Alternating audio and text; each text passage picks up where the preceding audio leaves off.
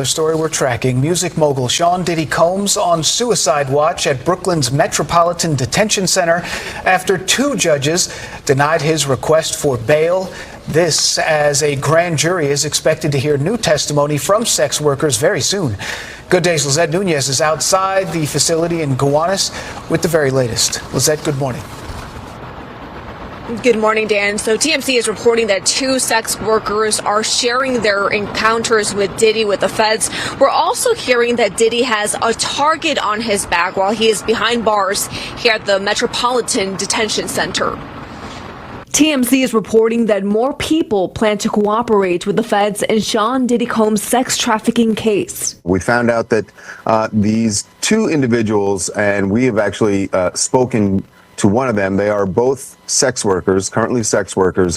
One of them says that they had an interaction with Diddy in 2014, and they are willing to tell the feds what they know about that interaction. Jeremy Saland, a criminal defense attorney, weighing in.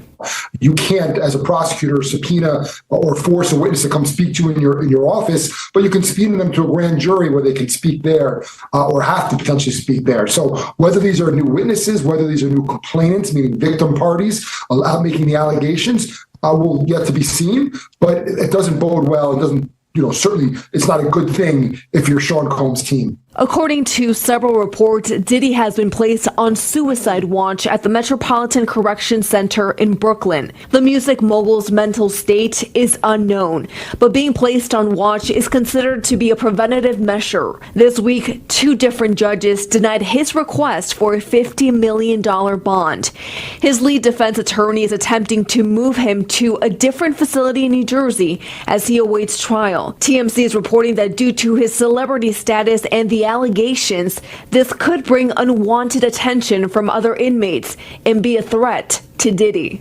What we've been told by a former warden is he's a target. That's the fact of the matter, and that's why they have him in a solitary part of the jail, because they don't, he becomes a target because it's like what we've been told, it's like a badge of honor that if you were able to inflict some violence on Diddy, that gets you score points with other inmates. So that's the situation that obviously the jail officials do not want to happen. Hey, yo, want to inflict some violence. What type of violence are we talking about, chat? What type of violence are we talking about? Shit, if Diddy like niggas, he's around niggas. It might be a different type of violence.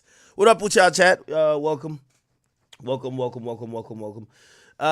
we're back in for a long one today. We're going to be doing some Diddy coverage, of course. But 100%, absolutely, we got to get to some regular rap coverage as well. So buckle in, man. Today's Good Friday. Or it's not Good Friday, but it's a Good Friday, I would hope, for you. Maybe not for Diddy, but we'll see. Anyway, we got a bunch of just... this thing in the media sense, when you have somebody as high profile as Diddy that gets incarcerated, like, unfortunately, and I gotta admit this, the media is kind of like vultures, right? Like, it's like that's the carcass and everybody's finna eat off of it. You're gonna hear everything till next Tuesday about Diddy. You're gonna hear a nigga try to stab him in jail, because these are all headlines, right? These are all headlines. Be like, oh shit, they found a shank in the person next to Diddy's cell. They might have tried. They're going to milk every story, because when I first seen the Diddy's on suicide watch, I don't think Diddy's actually really trying to kill himself yet. And also, we also got to think about Epstein angle. We'll get into that later. Immediately when I said, I'm like, yo, this is just another way to like get more clicks as media. I know, because I'm in media, right? I'm telling you, you're going to hear everything about Diddy, okay? Tomorrow you're going to hear the shower conditions. You're going to hear that there was a lockdown because one fucking CO missed some security protocol. So the whole jail went into lockdown. It jeopardized his freedom. New motions coming out. They're already saying they want to move him to a different jail. You're going to see so many headlines. Again, this is going to be like a 2-year process. And at least for the first 3 months, you get what I mean? There's probably going to be a superseding indictment. We hear about more victims. We'll get into that too. There's going to be so many things that are going to come out. And half of them, I got to be honest with you, just me being on the media side of things, bro, I know how this shit goes.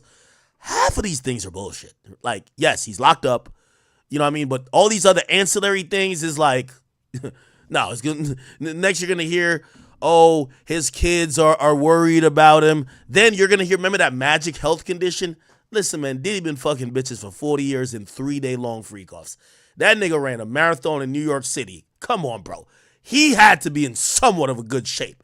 And every time he did a freak off, the nigga had motherfucking baby oil pouring through his veins through them IVs in the morning. So my nigga he got to be in good shape. But now you're going to hear that his health is in a deteriorating. How much I want to bet we're going to hear talks of a possible terminal illness that he never disclosed, but he's been managing. We're going to hear all of this. The media is going to love it. It's just bigger and more headlines. Unfortunately, that's just really what it is. You know what I mean? Again, it's the biggest story. Obviously, the story that's in rap, so we cover it generally. But, ancillary media that usually covers politics, they might be like, all right, for 3 days, okay, we'll stop being on Donald Trump's D and just cover, who's been on Diddy's D, pause, or whose D he been on. So anyway, I do have to give a little bit of warning on some of the stuff we might see here. It not everything is true, and I'm saying this from the media perspective. Like right now, if you're a company, if I'm Daily Mail, if I'm TMZ, every day you're gonna see a Diddy headline. It's not making it up. We're gonna reach for it. You get what I'm saying? Yo, like the whole suicide watch thing. It's protocol. Like actually, a lot of times when people go into protective custody, due to the nature of it being protective custody, where they're deprived of certain, human, needs, like interaction, like, being out of their cell a little bit more often. They worry about the person's mind state. And that is usually a protocol that is, in line. I don't know if it's just called suicide watch, but it's in line with what people would consider suicide watch. You get what I'm saying? But, it's Diddy. Like, we're all thinking, we all got this play scripted out like a motherfucker already. They're either going to kill him, right? And when we're thinking we're like the same people who killed Jeffrey Epstein, right? They're either going to kill him or he's going to do the Aaron Hernandez, realize like he got life and he going to kill himself. Or a nigga going to try him in jail. Or maybe do the freak offs in jail. Who knows? So anyways, it's unfortunately, And this is why I'm trying to also add some empathy to the situation, not necessarily on Diddy's side, but for everybody involved. Because I think for us, we're kind of detached so much that we're looking at this shit like characters, right? Like, what's new in the Diddy news? Not knowing that he got multiple kids, new baby, like shit, he has a baby that probably can't even talk yet. Didn't he have just baby love like a year ago or something like that? So, we're still dealing with someone's life and freedom, and they have a lot of people who care about them. So we try to respect that. But of course, we're going to respect the victims as well, right? Or potential alleged victims as well. All right. Let me see where we should start. By the way, for all my people on Twitch, we do have, and as soon as I say that, like, I give the disclaimer that we got to be a little bit serious, have some empathy. The fuckery in me never stops, yo. Listen, man. We need y'all niggas to sub up on Twitch. 1,000 subs is going to get us to buy the 1,000 bottles of baby oil that they found up in Diddy's crib. He ain't using them. We might have to, put them on wholesale somewhere. Amazon, eBay, something. So we trying to buy the batch from the feds. Every sub will go towards copping the 1,000 bottles of baby oil, KY jelly, and all type of lubricant. WD-40 that he found up in that bitch. But, again, I'll start off with the obvious. The news did come down that Diddy was on suicide watch, right? And, again, I think what's kind of fascinating about this whole entire story is not only that Diddy is getting pretty much taken down. It's like, for me and you who've never really experienced that level of luxury, right?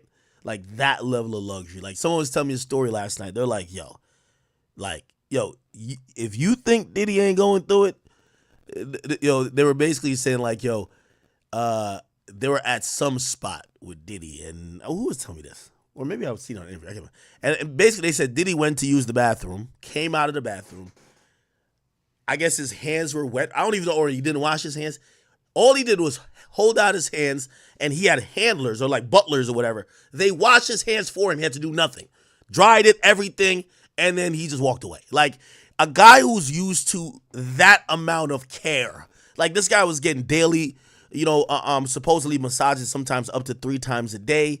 He had a doctor on call sometimes to revitalize him after these freak offs. This guy had drivers. This guy had butlers, personal assistants. Like this guy pretty much, he's not really used to doing a lot of number one hard labor, I would imagine, in the last couple of years, and not used to not having someone that he could call to do things.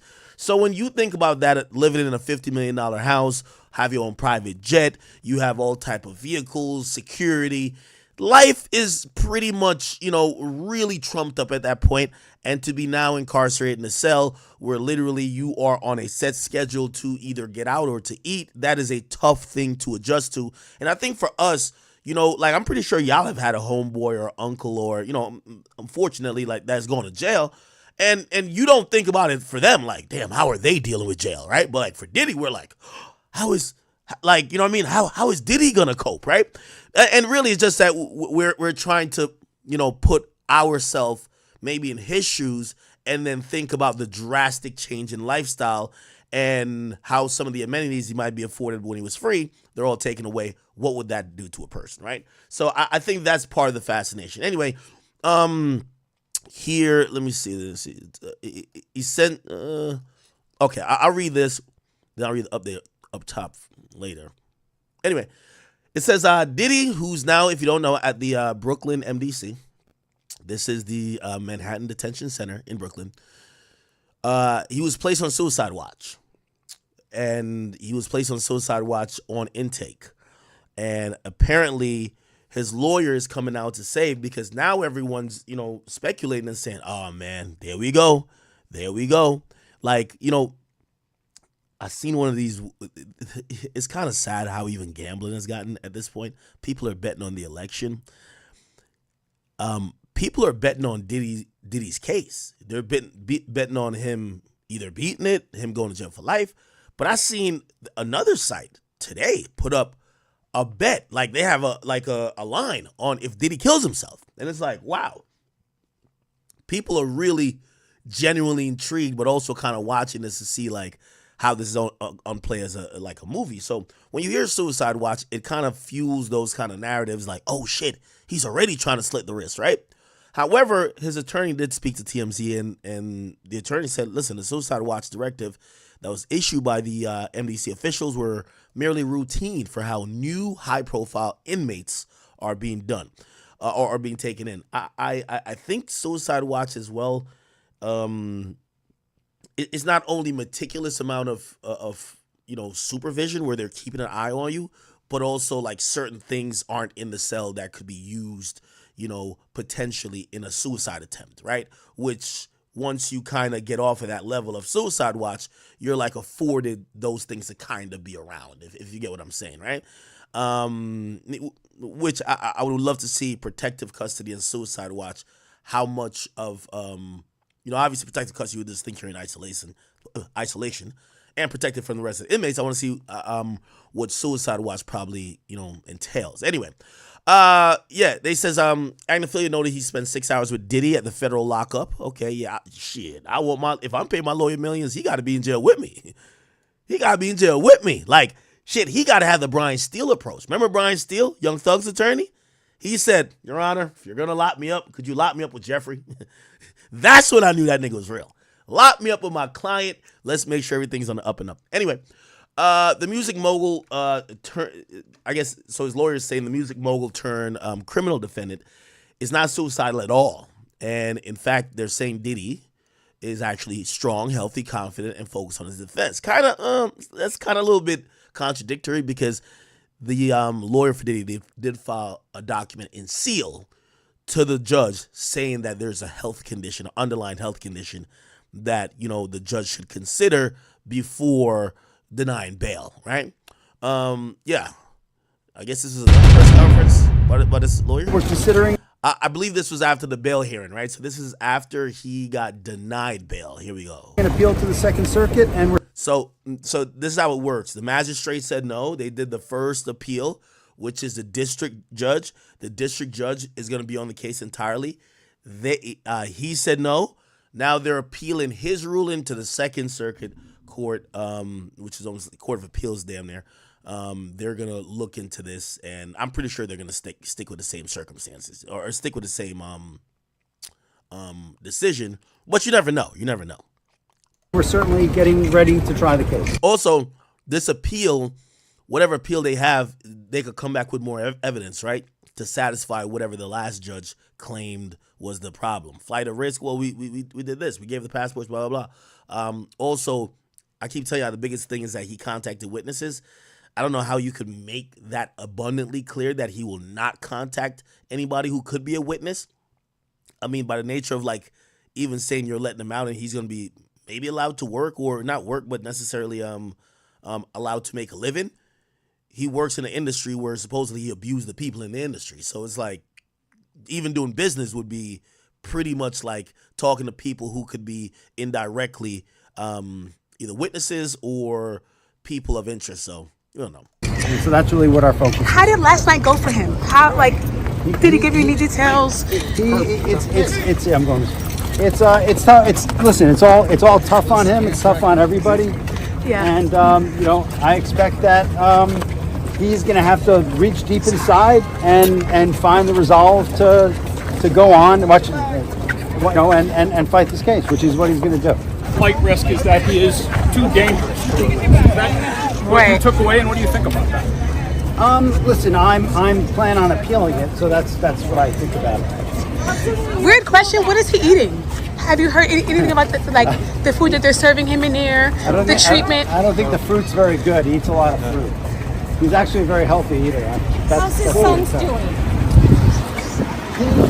They're doing okay. I think they're disappointed. Right. Do you think there's some bias with his bail getting denied, but Donald Trump has been convicted of numerous felonies, but Trump is running for president and he's free? Do you think there's some bias there? Be honest. My honest answer is 20-something felonies. I think 3 I hear you. I hear you. Loud and clear. versus 3. Has anyone? This guy offered up $50 million in bail. I'm with you. Has anyone actually sat down and kind of explained to the twins what's going on? Are they fully aware of Yes. Okay. They're fully aware. Watch out. Sir, can you address one more time why you requested Essex County? Yeah. It's better for the person who's being housed there. It's a little less difficult. MDC is famously, I'll just put it, difficult to be there. You mean conditions-wise? Conditions-wise. Yeah. Maybe with the other inmates and maybe the way that the COs are, or It's just MDC has historically had tremendous problems, and the problems aren't resolved. okay. Essex would be better, you think, How is he feeling right now? for him? I think Essex would be better. He's focused on his defense. He's focused on his Best as he defense. can be in this bad situation. That's true. What did he say to you when this happened? Did he say anything to you? Did he give you make any emotions to you after he found out that it was denied again? He's disappointed. He's disappointed that it was denied, and he's a tough guy, in the real sense, not he's been through a lot, and he is resolved to keep defending himself. He's not broken. Mark, can I ask you a quick question? Are you planning on filing any motions immediately to try and raise this issue again and getting We are. That's under serious consideration, and we're going to talk to him about that probably tomorrow, and that should be a possibility. And how soon could that happen? It could happen in a matter of days or a week or 2 weeks at the most. Okay, cool. By the way, we're gonna get Myron on here for a second. He has some information to kind of help our reporting go along. He could help us. Oh, here we go. I'm gonna call him. He could help us kind of understand the angle of the suicide watch part, and also what I did want to ask him too. I'm pretty sure he's gonna get in the call. I'm calling him right now. If you probably can't hear it ringing. He'll probably add some additional. Yo, Myron, what up, bro? Yo, what's up, bro? Can you hear me? Yeah. Chat. Let me just make sure your levels are good. Add some additional. Yo, Myron, what up, bro? What up, man? We're hearing the feedback. My bad. I was watching your stream. I just muted it. Okay. Great. Hear me now? Yeah. I'm gonna just turn your voice up a little bit more. I'll bring the mic closer to me too. All right, cool. Yeah, chat. We're here with my guy Myron Gaines. You guys know him from multiple different things at this point. Obviously, he has a very successful channel called Fresh and Fit, but he does do Fed Reacts. If you don't know, and I feel like I've explained this a bunch, he's a former HSI federal agent that worked at the southern border, I believe, for the majority of his time there, and he worked meticulously with all of these elements that we're talking about. And he formulated multiple cases, testified against multiple people for convictions. And I think there's no one better to get on here to give us like an insight, especially when we have questions about high profile people, how they got the video just leaked, and we'll go over that after we get past the suicide watch part. The video came out of how he got arrested. And again, we're glad to have you here because you could give us a lot of insight on everything. Anyway, what's up with you though? Yo, chillin', man. For those that aren't aware, I was HSI special agent for 7 years. I started my career in Laredo, Texas. Then I transferred to the Miami field office. The agency that actually arrested Diddy is our New York field office, so I'm very familiar with that office and how they do things in the Southern District of New York. So, I mean, this is literally right in my wheelhouse, bro. I used to work for this agency. I know it in and out. I'm very familiar with the case. I've done these cases before. So, yeah, bro, whatever questions you got, I'd be happy to answer them. I know some of your audience might not be familiar with me, but this is something that I also do commentary, and I don't just yell at bitches all the time. Hey, well, I felt like I asked you this before, but I'll ask you again because while we were seeing a lot of this unfold, and I remember I made a joke out of it, but I said, yo, when you have Homeland Security, because what the normal person is going to think of the word Homeland Security is like, you're locking up terrorists. I'm like, yo, Diddy must got a weapon of mass destruction in his pants if they're going after this man like this. Why Homeland Security getting that Diddy? And obviously they were very intricately involved in bringing this to the U.S. Attorney. Yeah, that's a great question because when people hear the term Homeland Security, they automatically assume terrorism, spies, all this other stuff. So, I could see why people would be confused. But the real reason why is, I'll kind of give the historical thing here. So, after 9/11 happened, the United States government pretty much restructured thanks to something called the Homeland Security Act, right, where we created the Department of Homeland Security. And what ended up happening was agencies like the FBI that had been, the main agencies doing organized crime, they started focusing more on counterintelligence, terrorism, etc. What that did was open the door for other agencies to come in and kind of take over organized crime, right? And HSI was one of those agencies that came in as the second biggest agency after the FBI, and they kind of took over a lot of these organized crime types investigations. Now, with that said, HSI investigates a multitude of different crimes: human trafficking, human smuggling, money laundering, drug trafficking, weapons smuggling, anything that has to do with crimes occurring, going into the United States, having international nexus or interstate nexus, like in his Diddy case, transporting minors around, deals with HSI. So one of the big programmatic areas that HSI focuses on is human trafficking, not to be confused with human smuggling. I'd be happy to distinguish between the two if you want me to, but that's kind of a nutshell of why they're focusing on this. Human trafficking is a programmatic area that HSI focuses on because it's so intimately tied to human smuggling. Okay. I'm glad you gave us some context on that. Okay, so two things. Diddy's taken into custody. Again, we're going to go over TMZ put out, and obviously they probably just hit the hotel with some money, which, by the way, I'm still shocked the hotel would, this is a 5-star. I was looking at the average prices. Diddy's probably sitting at the top of the suites, $10,000 a night. We calculated it. If he stayed here for 12 days, $120,000, my boy was spending, okay? 5-star hotel, but I'm guessing TMZ either got their source, somebody got paid off, but I'm sure the hotel isn't just giving this up because this is where the really rich and famous people stay if we're talking about 10 grand a night. You get what I'm saying? However, so we have that to discuss, but he's incarcerated, and after being incarcerated, we figured he'd be having some type of protective custody or whatever, but then the news comes out that he's on suicide watch. From your experience in law enforcement and dealing with, many people who you've, helped done the investigation to get arrested, what does that mean to you? So, and that's actually one of the main reasons I want to jump on you. I actually have a source. Jump on here, pause. No Diddy. Yeah, I actually have a source, pause. I actually have a source that works that. So one of my good friends that I work with on the border, he used to work for the U.S. Bureau of Prisons, right? Who's responsible for the jailing of federal inmates. And his buddy works at that detention center in Brooklyn. And he told them that Diddy actually isn't on suicide watch. They're just watching him very closely and making sure that he's segregated, et cetera, because he's obviously a celebrity, et cetera. But he's not necessarily on suicide watch. He's more in like protective custody. Okay. And by the way, this wouldn't be voluntarily, right? Like, you know, I don't think he gets the choice. You know, this guy, if anything happens to him, by the way, I've looked up MDC. It's been known, like just in July, footage came out of an MS-13 gang member stabbing somebody 44 times in Brooklyn, MDC, before one correctional officer intervened, right?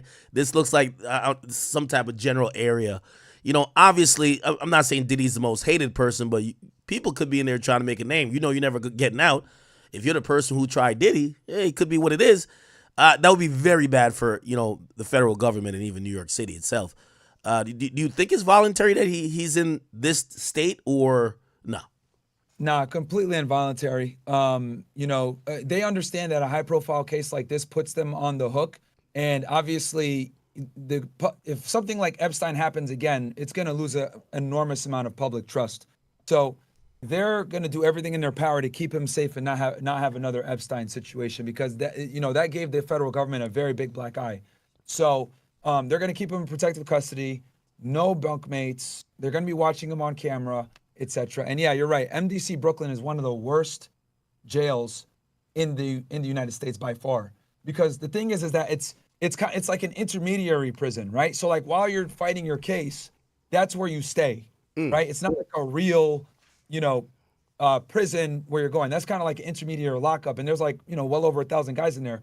So definitely involuntary just on who he is, and if anything happens to him, it would really look bad on them, especially after the Epstein situation. Yeah, speaking about Epstein, I don't know how you say his name, but speaking about that situation where it was said and announced that he committed suicide, even though he was supposedly on watch, right?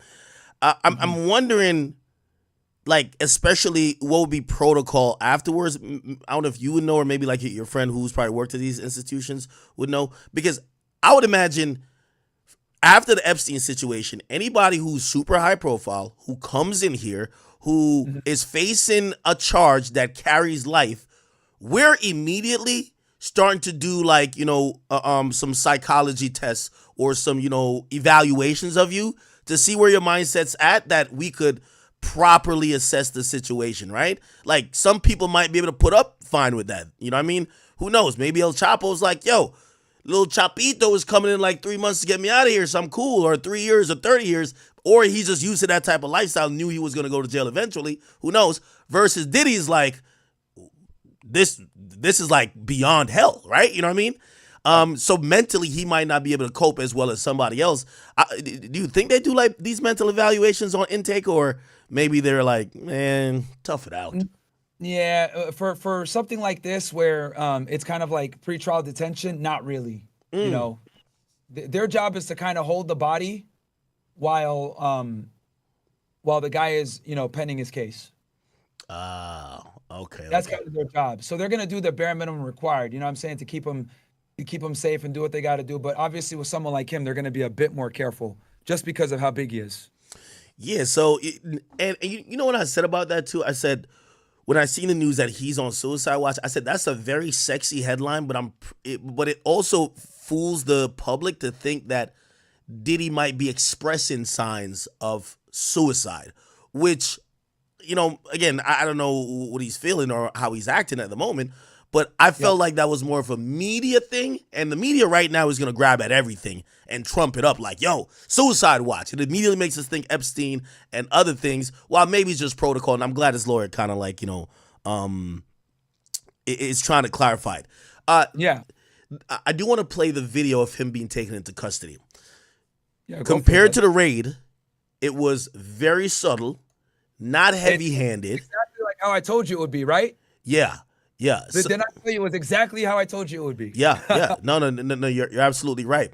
Chat, if you guys haven't seen the video, this is on the front page of TMZ. It appears, by the way, I've talked to several people who were with Diddy as he was strolling down Manhattan and going to various places. Looks like as soon as he got back into his hotel, they quickly just separated him from the group of people he was with. And they actually did this in a very, it wasn't like, hey, put your hands up, like slam him. None of that. I'll play the video if you guys haven't seen it real quick. It's a minute long. Diddy walks in with his people. Ooh, and quickly, I think these are federal agents. They step immediately. It's like they probably had somebody flanking him behind because they knew exactly when it was coming in. Yeah, no hesitation. They separate him. They separate him from everyone else. By the way, they're not wearing uniforms. It look like someone has a badge or something, but they're not wearing, uniforms that say like police or whatever. Don't even have to see a jacket. They walk with him alone. His people smartly don't follow and stay back. Yep. And I'm surprised there's only 2 agents. Like, Diddy was rolling around with an entourage of like 20 people. And it appears that they're joined by another officer who now. All these guys are HSI special agents and task force officers. Oh, wow. It's a lot of them now. Okay. Yeah. And now they're bringing Diddy out, and it appears that, his hand is behind his back. His hand is behind his back. And look like they stop him in that little area to probably like clear the walkway and make sure, they're probably trying to still keep it discreet, even though, it's an arrest and it's an arrest. And they're making sure the car is up front or whatever wagon they're going to put him in. Yep. Yeah, they're holding him. Yeah. And then they bring him out. Wow. Yep. Yeah, crazy stuff, man. Yeah, and this is him. This is him being walked. Walked quickly. Looked like quickly to a vehicle that's awaiting. We don't know what vehicle, if it's marked or unmarked, but I'm guessing by how they pulled up, probably unmarked, right? So unmarked.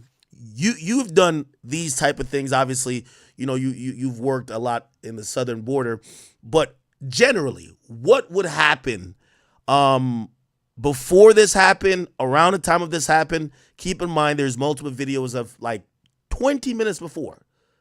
He's walking around taking pictures. Apparently, he was even in Central Park early that day. What do you think was happening the entire day? From the agent's perspective? Yep. Okay, I'll take you through. So what more than likely happened was they had eyes on him. They were watching him the whole time, and they said, okay, when's the most opportune time to get this guy? They probably wanted to pick him up in a way where there weren't going to be a lot of people around him, besides, obviously his entourage. And as you can see, they did it pretty respectfully, right? They went ahead, just like I had predicted, and arrested him in a fashion where it wouldn't cause great public embarrassment. I'm sure TMZ had to work their asses off to get this footage. The agents probably didn't furnish it to them, etc. So when you pick somebody up like this, right, you want to pick them up in a way where it's cooperative, it's respectful. You don't want to embarrass them. And the reason for that is because you want this guy to cooperate. So you understand, you get more bees with honey than vinegar. So that's why they went with that softer approach. Because at the end of the day, this is a conspiracy case. Keep in mind, this is a racketeering case. Racketeering means that there's always going to be other conspirators involved. So they want his cooperation to get anyone else. And that's why I'm pretty confident that they went this route. Yeah, it felt like they try to save his dignity to some extent. And we've seen a lot of times in New York City, like, for example, these are more local cases. But if anyone knows, and by the way, I give a shout out to Lisa Evers. She's one of the most amazing people in terms of, diligently working on news. She's a news reporter, but also in hip hop as well. She's covered these joints that usually the police will give her a ride along to the bust. And there's a lot of they just busted something called Slattery Gang. And the perp walk is crazy. There's mad cameras out there. They're letting the press know, like, yo, we're getting these guys. You're going to come watch us while we parade them out of the precinct to the holding area. It's almost set up for the media. Here, it looks like it was super discreet. They didn't rob him of his dignity. Is that always the case federally? Yeah, the feds are way more fucking professional when it comes to arrests. And I'm not just saying this because I'm biased, but 9 out of 10 times, feds are way more professional when they go about the arrest. And the reason for why they do that is because typically when feds are investigating, they're doing more complex cases that encompass a bigger organization. and they want to go ahead and get cooperation. Now, with that said, I want to be very clear about this. If they're doing a roundup and they're arresting a bunch of different dudes on the same day, then yeah, they'll do that perp walk. But something like this, right? If NYPD was arresting Diddy, they would make sure they did a perp walk. The feds, they're not going to do that because they want to get their cooperation. Okay. All right. Now, on a logistics side of things, right? A logistics side of things. I remember everyone criticizing how they went into his houses. They looked like it was a militarized approach. Shit, I told people, I'm like, hey, listen, I could say the same game. They executed a search warrant at my house before they kicked my door down. You get what I'm saying? They came in with like a SWAT-looking vehicle. When I really asked them why, I'm like, what the fuck? They were like, listen, you have 50 guns at your house. Like, we don't know if you're going to just be willing. How do you think logistic-wise in making this arrest, they don't know Diddy's rolling with 20 people, right? Like, maybe he's cool to go, but somebody might have a gun. Yeah. How did they think it was going to be so smooth? We didn't see any type of force. Do you think they were kind of watching the individuals he was with? You never know. Security might not understand the situation, even though they should, because this was imminent, right? There was pretty much almost a plan. Diddy knew that he was going to get arrested. How did they know they were going to face no resistance? Because this was no resistance. He was cooperative. They were soft-handed. Pause. It worked out perfectly. Yeah, I think it comes down to them doing their due diligence, watching him on surveillance, identifying everyone that's in his entourage that walks with him. They're obviously going to run every single person. Because here's the thing. When you're watching someone on surveillance like that, you're going to identify all the people that they're rolling with. And when you're someone like a Diddy, you're going to roll around with the same people every single time, whether it's your security guard, your publicist, etc. You're going to start to surround yourself by the same people everywhere you go. So the feds absolutely identified who these individuals were. They ran them through, ATF, see who has guns, who doesn't. They ran their driver's licenses. They got them fully identified and, ran criminal histories on them. So you can rest assured the fact that they went ahead and approached Diddy in this manner, they absolutely knew who everyone was in that entourage and made the decision to go about it that way and kind of arrest them. And I'm sure they probably still did it, what's called an operation plan, which I'd be happy to explain that if you want me to. Yeah, but, absolutely. Go ahead.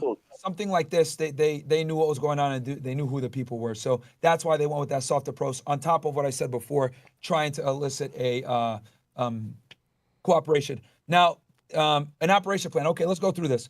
So an operation plan, guys, every single time you do an enforcement action in law enforcement, whether it's serving a search warrant, an arrest warrant, you're doing a knock and talk, you're doing anything that can lead to some type of enforcement action where use of force can potentially come, even something like this, which is, consider what I would consider a soft arrest, you should do something called an where you have to do something called an operation plan, even for something like this. And the reason for that is because the operation plan not only covers what the objective is, it tells you who's going to be on the operation plan. If there's any informants, it's going to show who that informant is. If there's any undercovers, it's going to show who the undercover is. It's going to show which agents are in what position, the perimeter guys, the entry guys, the search team, etc. The arrest teams, the teams that take the prisoners back to the processing station, depending on how complex the takedown is. So, and then what vehicle every agent is using, the radio frequencies that they're going to use, etc. It details the entire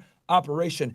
And actually, this is one of the things I was extremely critical of when Trump was almost assassinated back in July. The number one thing I said when I went on a bunch of different podcasts explaining this, because I had done Secret Service details as well, and I know how they operate, is you need to go and look at the operation plan and see who the lead agent was and the supervisory special agent that signed off on it. Right. And I can go into ranking of agents and that too if you want me to, but I'll stay focused on this operation plan thing. So the operation plan details everything. And the reason why it's so important, let's say there's a shooting and someone gets killed. The first thing internal affairs is going to do is go look at the operation plan and make sure the agent that was involved in that shooting was on that operation plan. He uses authorized weapon. Then they get into, was the shooting clean? So the operation plan is kind of like a CYA and, a little bit of protection when you do your enforcement action. Perfect. I do. So I have a couple of questions. I wrote them down as you were speaking. It appears that the men who stepped, obviously they're in plain clothes. The officers, the agents. We're in the time and the land of body cam. Yeah. Would they have a body cam on? It don't seem like they would, but wouldn't that be important even on a for the case, if Diddy says something, you know what I mean? Like, these are important. So I wanted to ask about the body cam generally, especially in this situation because it looked like plain clothes. Second of all, they brought him upstairs, right? Clearly, because when it goes to the next clip, you see them hitting the elevator rather than just taking him directly back outside. Obviously, we subsequently realized they searched his room. Why do you think that they took him into custody, brought him somewhere still within the hotel rather than immediately just bringing him out of the hotel to maybe a vehicle and then getting him out of there? So what they probably did was they probably executed something called like a consent search, and they said, "Hey, look, Diddy, we got a warrant for you." This is, you know what? Matter of fact, let's go ahead and play through this, right? They gave him paper. That's what I was going to ask you too. It looked like they were serving him papers. That's the first thing they walk at him with, right here, right here. This is what they walk at him with a paper in hand, and you could probably tell me what they're probably saying, and I'm like, usually with local law enforcement, they're not gonna be like, here's the arrest warrant. They just say, "Come here, motherfucker, you in cuffs," right? So what do you think that is, and why do you think they? Go ahead. Yeah, so I'll tell you exactly what they did. They probably walked up, "Mr. Combs, we got a warrant for your arrest. It's been signed by a magistrate. Let's just do this nice and smooth. We're gonna walk you to your room, get any belongings that you might need, because we're gonna be taking you to the marshals. And we're not gonna cuff you right now, but we're gonna have to cuff you later. And at that point, and that's kind of smart for them to do that because what they're basically doing is, look, do you need anything that you need to get out of your room? And what that basically does is allows them to follow him up to his room, because once you tell him that he's under arrest and you serve him with that paperwork, he is your problem now. He's officially like your prisoner, and he's under your auspice. So now you can't leave him out of your sight, right? He's no longer free to go. So they take him upstairs to get whatever, but there's something in the legal system called right to see, right to be. So they lawfully have him, and they're taking him up to his room, right? Hey, do you want anything out of your room? Yeah, I need to get some things. Cool. That's effectively consent. Now, if you really want to be safe, you have them sign a consent form when you go in there, right, to be extra safe. Hey, do you ever give us the permission to consent to search? Or they could go in, see something that might demonstrate that there's criminal activity going on. Maybe they see some coke on the counter, whatever it may be. They could secure the room, go get a search warrant, and come back and search it after the fact because they were legally there and saw the cocaine. And now they have probable cause to search the rest of the hotel. So this is actually a very intelligent way to kind of get yourself in the room, to snoop around and see if you could collect more evidence, while simultaneously masking it as a humanitarian effort where you're allowing them to get their personal belongings before they go to jail. Does that make sense? No, absolutely. So it's a possibility that maybe they didn't have a warrant for the room. I also do want to ask, but that's a good way to be like, hey, you need to grab anything. They walk in. They're not going to just let him just, waddle in. Well, I guess he was not cuffed then. Oh, just go in the room and do what you want. We'll wait outside. They're going to walk in with him. Now they're looking around. If they see something illicit, they're like, all right, well, that's PC for us to keep searching and find even more stuff. Let me ask you a question. Do you think that maybe they were also set up somewhere else in that hotel? Maybe other agents, kind of monitored maybe not only his room. And what do you think that their interaction with the hotel was? You think they got to tell the hotel like, hey, we're here to do a police operation on one of your guests, or they're just thugging it? They're just in there. Yeah. So when I would do operations, I wouldn't tell the hotel shit. I would just be sitting there. Obviously, special agents are plain clothes, as you guys can see here. So I would just be sitting there chilling and wait for him to come in. Obviously, I got agents that were following him the whole time, and they're telling me, hey, he's about to walk in right now, blah, blah, blah. And then that's when I, make the approach like these guys did. I mean, this is, textbook, soft approach, arrest, get them to cooperate, etc. You don't tell the hotel nothing. You kind of do this surreptitiously, especially when you have someone famous like that. Typically celebrities like this have a connection and or a contact at the hotel. Yeah. So you don't want to notify the hotel because they might go ahead and tell Diddy, yo, just so you know, bro, there's some federal agents here asking questions. Do you think Diddy knew he was probably being followed or being surveilled? Maybe the whole time he was in New York, but definitely that day. I know that the security for 6ix9ine, he said like the 2 days before the feds he really came in. It was very obvious. It was like super obvious. Like the block is just filled with different cars. It's just clear they were under surveillance, and he was able to spot that out. Do you think that maybe Diddy, who was primarily walking around, probably start noticing, I know he's famous, so like you might just think his fans, but start noticing a couple things different because this is an operation to follow him to make sure, he's. Yeah, I mean, I'm sure he might have noticed it, but the thing is that he's been at least Diddy has been on notice that he's been under investigation as soon as they hit his houses back earlier this year and they did the search warrants. So at some point, at first he was probably really, freaking out, like, am I being followed, whatever. But then it starts to kind of, that level of paranoia just naturally goes down. You're under investigation. You know what's coming. You know you're going to get arrested at some point, and you kind of chill. And, like, at this point, you can see he's very calm when they come up to him. It's almost like he knew it was going to come at some point, just waiting for the day. Mm-hmm. And it came, and he was smooth about it, and he knew. So it's a whole different thing when you know that you're going to be arrested versus when you get suddenly arrested. Do you think, this might sound crazy, but do you think potentially he might be a little bit relieved because getting up every day, knowing that it's any day now, right? And you're like, will it be today? I'm getting locked up. Am I going to get locked up in front of my kids? Am I getting locked up in front of, like, while I'm doing a shout out video with fans? Like, how embarrassing is this going to be? Do you think he's a little bit at least relieved? Because he again, pretty much knew it was coming, right? And this was a pretty much low key gig. Yeah, no, absolutely. I'll tell you a funny story. Anytime I'm going after someone, especially with drug traffickers, because drug traffickers are like the most paranoid criminals, because for them to facilitate their crime, they have to do their crime pretty often to make the money that they make, right? They always got to be dealing with product, dealing with money, dealing with weird individuals that they got to sell to, dealing with a connect here. So drug dealers are some of the most paranoid criminals that you deal with. And anytime I caught a drug dealer, right, on the ride to the jail, they would fall asleep. And the reason why is because they can finally fucking relax. So the first night that you get caught is actually some of the best sleep that they get, ironically enough. Oh, wow. Okay, yeah. Because I mean, at that point, you can't do anything. It's kind of over. Wow. They've been on edge. It's something that not many people know unless you've been a federal agent and arrested high-profile criminals. Yeah. They literally fall asleep the first time you get them. Let me also ask you, so in this process, and I think, damn, I feel like we're like a hip hop legal channel at this point because we've been covering so many like cases and stuff. But a lot of people who are watching, they're familiar with like Miranda rights, and that's being informed of your rights that anything you say or do afterwards could be used in that particular or any subsequent criminal case against you, and it's called Miranda rights. So it's like you have the right to remain silent. Now, do you think they do that immediately, or they wait till he gets to downtown, and we're saying downtown as whatever precinct it is, before they either, I don't know if they would try to talk to him again, if they haven't done an interview with him before, or as soon as they're putting the cuffs on him, they give him the Miranda rights? All right, so that's a fantastic question.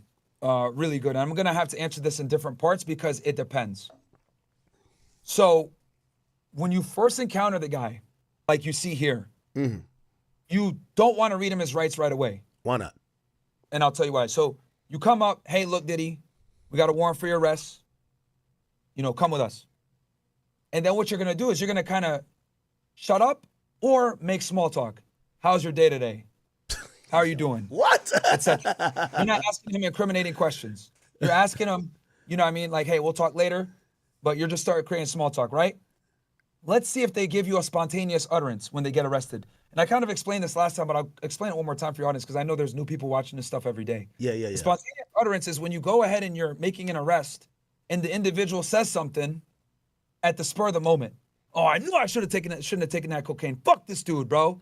Damn it, Rico. Well, or they say like, so-and-so snitched on me. Must have. Yeah, okay. Exactly. Or like, bro, I knew this was a setup from Rico or some shit like that, right? That is considered a spontaneous utterance, and even though you didn't Mirandize him, that comes in because he just said it, right? So the Miranda kicks in really when there's two things present. When the person isn't free to leave and you're asking questions about their criminal activity, right? Yeah. So, and this is kind of where you dance. This is what separates good agents from bad agents, right? This is actually what we're talking about right now. And I'm kind of getting in the weeds here, but I really want to give this detail to your audience. Like, they're going to get the sauce today. The good agents make the small talk, don't talk about the criminal shit, build rapport, bond with the dude, pause, right? And they do it totally naturally. Like, he's talking to you as if he's your buddy, and you don't even think he's a criminal investigator. hey, how you doing? Blah, blah, blah. Look, man, I know this shit sucks. Let's just go get your shit. We don't want nobody seeing this. I'm gonna cuff you in the front. You know, I got some guys outside. They're gonna tell me when the coast is clear, we're gonna bring you outside. We're gonna make sure we wave off the paparazzi. They're not gonna get no pics, right? We're gonna take care of you in this situation. I know this sucks, bro, but we're gonna, you know, we're gonna handle it. Boom, take him upstairs. You're still talking to him, soften him up, etc. And a lot of the times when criminals are getting arrested, they'll partake in the small talk with you. They will, right? So, because it's a very awkward situation, but they also kind of want to, you know, feel that they're talking to a human, you know, depending on the individual. Hardened criminals will just shut the fuck up. Dudes that have been arrested a million times, they won't say nothing. But somebody like a Diddy who's never really been like arrested for real and spent time behind bars, they're going to be more apt to talk, right? So you're going to go ahead and build rapport with your guy. Then you're going to take him to the station. Once you get him in the station, you're going to put him in a room. And you're going to say, look, you hungry, you thirsty, you need anything? Yeah, you know, I'll get some water, whatever. All right, cool. Hey, we're about to order food from this spot. You want anything? Oh, really? Blah, blah, blah. Okay, cool. I'm going to order some food. I'll come back. Go strategize with your partner, what questions you're going to ask, how you're going to run it, get your recording equipment ready, blah, blah, blah. Come back in, give him his food, make some more small talk with him. You know, hey, you need to make any phone calls? You need to call any family, anything like that? You know, I'm not supposed to let you do this, but, you know, you need to make any phone calls? You want to call your lawyer? Oh, you started playing the game. I'm not supposed to let you do this. Yeah, so. Nah. Yeah, so you know what I'm saying? Like, dude, I'm telling you, I used to really do this shit, man. Like, I got a director's award for a fucking reason, bro. Like, and by the way, I'm watching this video, and I just noticed something else. When he walks in the hotel, there's an agent. So, Chad, if you're looking on the screen, there's an agent who's in that second corridor, or it's almost like a walk up to the front of the hotel. He comes in right when Diddy walks in. He cuts off the rest of the crowd. If you notice, the crowd stops. He clearly says something to them like, yo, all y'all back up. And then he walks in front, and then you'll see him in the next frame. I'm going to show you, Chad. So these two go after Diddy, and then there's a bunch of people here, and I think he says something to them. He's right here. You see this guy stop? Everybody kind of stops at the door. They don't keep walking in. Then this is the guy right here. He's going to cut them off and join these two agents. Yep. You see him right here, bald-headed guy? He cuts these guys off, right? He kind of walks through the crowd, right? And then you're going to see him, not in this one, but I'm going to show you the same guy again, which obviously they kind of, yeah, he's right here. They kind of knew what was gonna happen. They knew he was with probably like 10 dudes. They're like, all right, cool. He's kind of in the front of the entourage. As soon as I don't know how they're communicating, but as soon as he goes in, you then. They see two white dudes come at him. They know what time it is, man. Like, you know, there's no reason 3 white dudes are coming up to me, you know, with fucking tactical shoes on, trying to talk to Diddy. But let me just finish the Miranda thing. Oh yeah, go ahead. So you put him in the interview room, etc. You're talking, making small talk. At this point, it's maybe been 45 minutes to an hour, right? Then you come in, you're like, all right, look, bro, we gotta talk real quick. I just got some questions, but before we get into that conversation, I gotta read your rights. Boom, you read him his rights, right? And also, I forgot to mention this. Before you read him his rights, you gather biographical information, name, age, date of birth, all the shit stuff. You still think they got to do that for Diddy, or you think they already got the paperwork there? They already got it, but you're going to ask him these questions to build rapport, because when you ask him where he's from or how all that, it generates conversation. So you're doing the small talk, getting his personal biographical information, even though you already got it, right? And then you tell him, hey, look, bro, I just got to ask you some questions. I'm read your rights real quick. You got the right to marry and silent, blah, blah, blah. And then they're going to give him the Miranda form to sign. And you're going to tell him, look, you don't got to sign it, but, you know, it's just to let you know that I read it. And can I ask you some questions? And then a lot of the times after you've built that rapport, they'll say, okay, go ahead. And then that's when you can start asking your questions, and everything that you get is clear. So I hate to cut you off, but I do want to ask this one question. Yeah, so okay, cool. You read the Miranda rights, and now the guy says when you say, if you sign it, we could talk. If not, you know, your lawyer or whatever, right? The guy says, yeah, I'll talk to you only if it's a possibility of me getting out of here today. Could you blatantly lie to him about that? Like, because you got to realize, someone who would want to talk at that point, if they would want to talk, if they're like, hey, you know, if I could clear something up for you that I could walk out of here, cool. But you know, it's kind of conditional at times. What would you say to that person? Okay, so I'm gonna give your chat some sauce right now if they ever find themselves in police custody. This is what they're gonna say 99% of the time for all of you guys, right? Anytime you're the subject of investigation. They're gonna say, I can't make no promises. Oh man. Let me call the AUSA, aka the prosecutor. Let me talk to my supervisor. Let me make a phone call. They're gonna say that. What they're gonna do is they're gonna defer that decision to somebody else and say, let me talk to them. That's what they're always gonna say every single time. Because at the end of the day, like, and I kind of explained this on the last one, but I'll do it. Like, I really want to give your audience the insight here. Federal agents don't really have as much power as people think they do. It's really the AUSAs, aka the federal prosecutors, that make the shots, that call the shots. Like, your job is to do the investigation, arrest them. But once you got him under arrest and you're starting to gather evidence on him there and then, now the AUSA kind of has a lot of leeway into what happens. So, wait, let me ask about that. I think you may have cleared it up last time, but I'll ask again. Maybe you could do it again.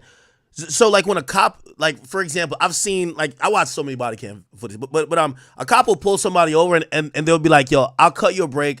Bro, I'm not going to charge you for this little ounce of weed, but suspended driving, the kilos of coke, I'm definitely charging for. And that seemed like officer discretion on what is going to be the charges that person's getting. So is there no discretion for the agents who are doing these investigations, arresting the guy? Okay, we're not going to, all right, come on, of course you had a little pink cocaine in your room. We're not gonna hit you with charges for that, though. Yeah, well, if it's a little pink cocaine, a lot of times it's not going to reach federal threshold for them to even warrant a prosecution. But to answer your question more fully, the state and locals have way more latitude to make probable cause arrests than the feds do. And the reason for that is because federal cases tend to be more complex, and AUSAs are very picky, and AUSAs don't want to lose their cases. So the agents got to work with the AUSA for a period of time before they can get the indictment to actually go pick the guy up. Whereas if you get stopped by a local police officer, he catches you with dope, he can make the arrest right then and there. But the feds aren't like that. You're not going to go to federal prison for having an ounce of cocaine. No AUSA is going to take that. That's street level shit state. They're not going to take that unless the person's like a violent criminal. You know, there's some other extenuating circumstances. So the feds don't have as much jurisdiction to make probable cause arrests as the state does. Now, with that said, let's say you have them in your custody. Let's say, okay, let's go through a hypothetical here, right? Mm-hmm. Let's say they bring Diddy back, right? And Diddy's like, look, I'll crap with y'all. I'll give y'all somebody big, right? And he provides information that is good. The agent can go ahead and make a phone call to the AUSA and say, look, we need this guy out on bond, right? We're going to continue on because obviously we got the arrest warrant. We got to bring him in front of the magistrate. But we need this dude out on bond, all right? And this is a rare situation because typically when they're indicted and shit like that, it's been public or whatever. But there are certain situations where you could get the guy out on bond after the fact to cooperate. Okay. That is when agents could kind of come in and throw their weight around a little bit because what they're going to say is like, yo, we want to further the investigation. I need this guy out. And then if the AUSA is like, all right, you want to further the investigation, and they kind of agree, then they'll talk to their team, and then they're going to go ahead and not object to bail. Interesting. By the way, another question, not exactly a follow-up to that, but one that I thought of in terms of like just agent rapport with maybe a potential defendant. A lot of people in hip-hop have thought or has, assumed, like actually I believe one of his bodyguard has even said that based on certain communication they've seen before that seemed odd with Diddy and law enforcement, they actually believe that Diddy was a working CI at a point for maybe the feds. Okay, how would this work if you've had a CI? And by the way, we don't know if Diddy's a CI, so we're going off an assumption here, but I just want to set the scenario that we could get a realistic answer. If one of the CIs, right, ends up being a subject of a major arrest, how much of because I'm wondering, let's say Diddy was a CI at one point, could he be like, yo, listen, I was giving you guys information, like you guys can't come back and charge me with certain shit, like I was help setting up other people for y'all, like could that be a thing, or would they make sure that the lines are very clear on, hey, if you were going to participate in criminal behavior, we would make sure we clear you for that, but there's no way you're just a CI? Because I don't know if you've seen this movie on anybody seen this? One in the chat if you've seen this. It's called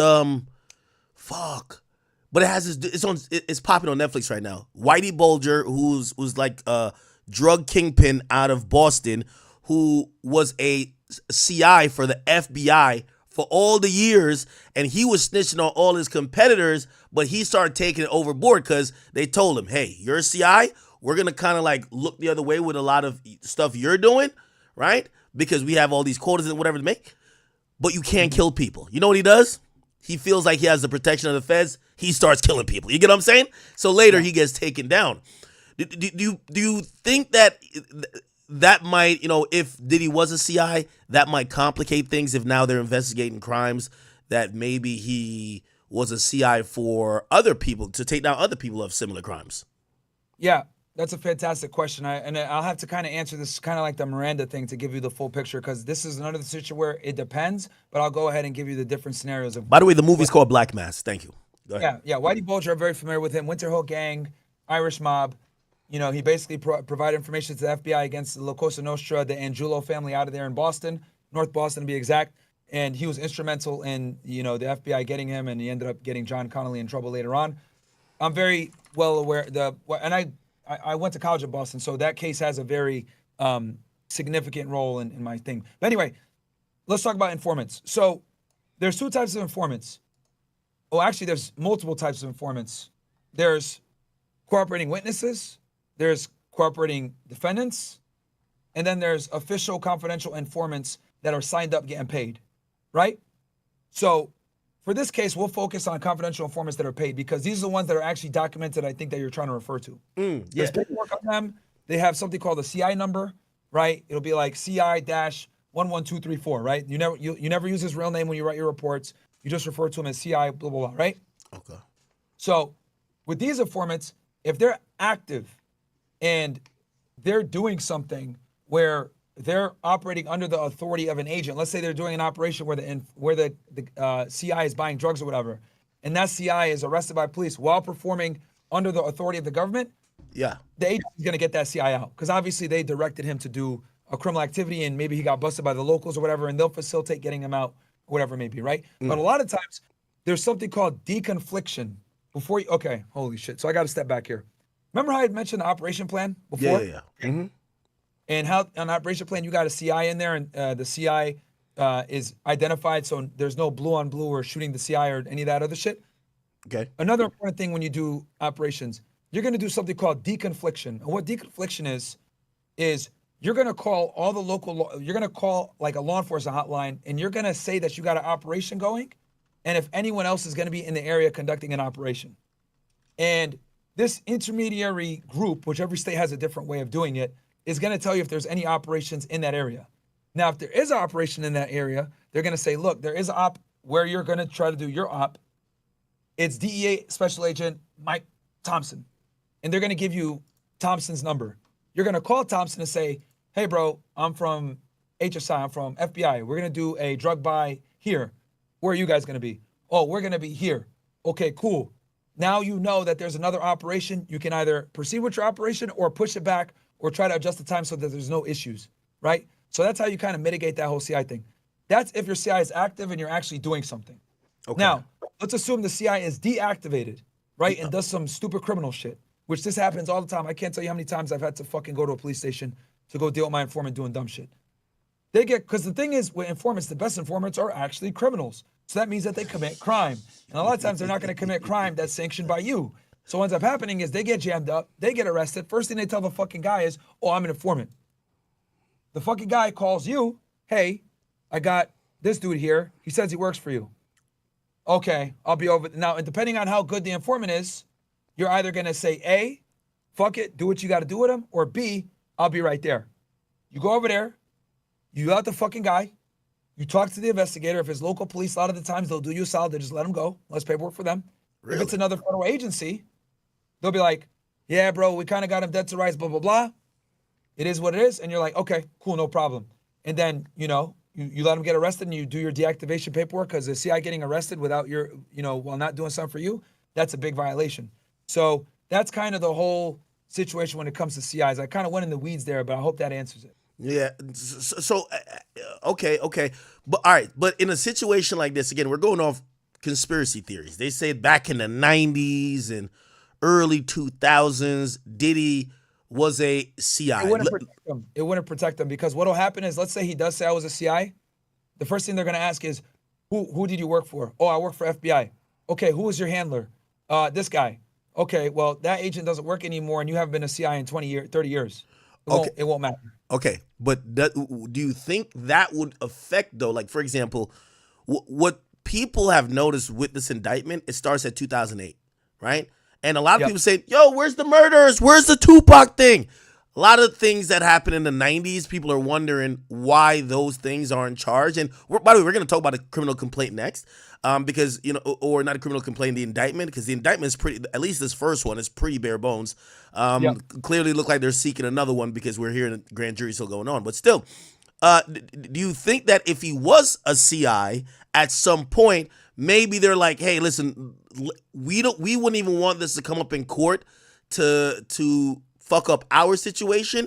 If we have a continual path of criminal behavior, let's start from the years that he clearly had zero association with the feds. You think they might do that, or they're like, nah, fuck it, we're putting everything in, even if he was a working CI at that point or not? Yeah, I mean, if it's a working CI, it'll give him a little bit more protection. But if you're doing fuck shit, bro, especially a serious crime like this, it's not going to protect you being a CI at all. Yeah. Okay. The indictment.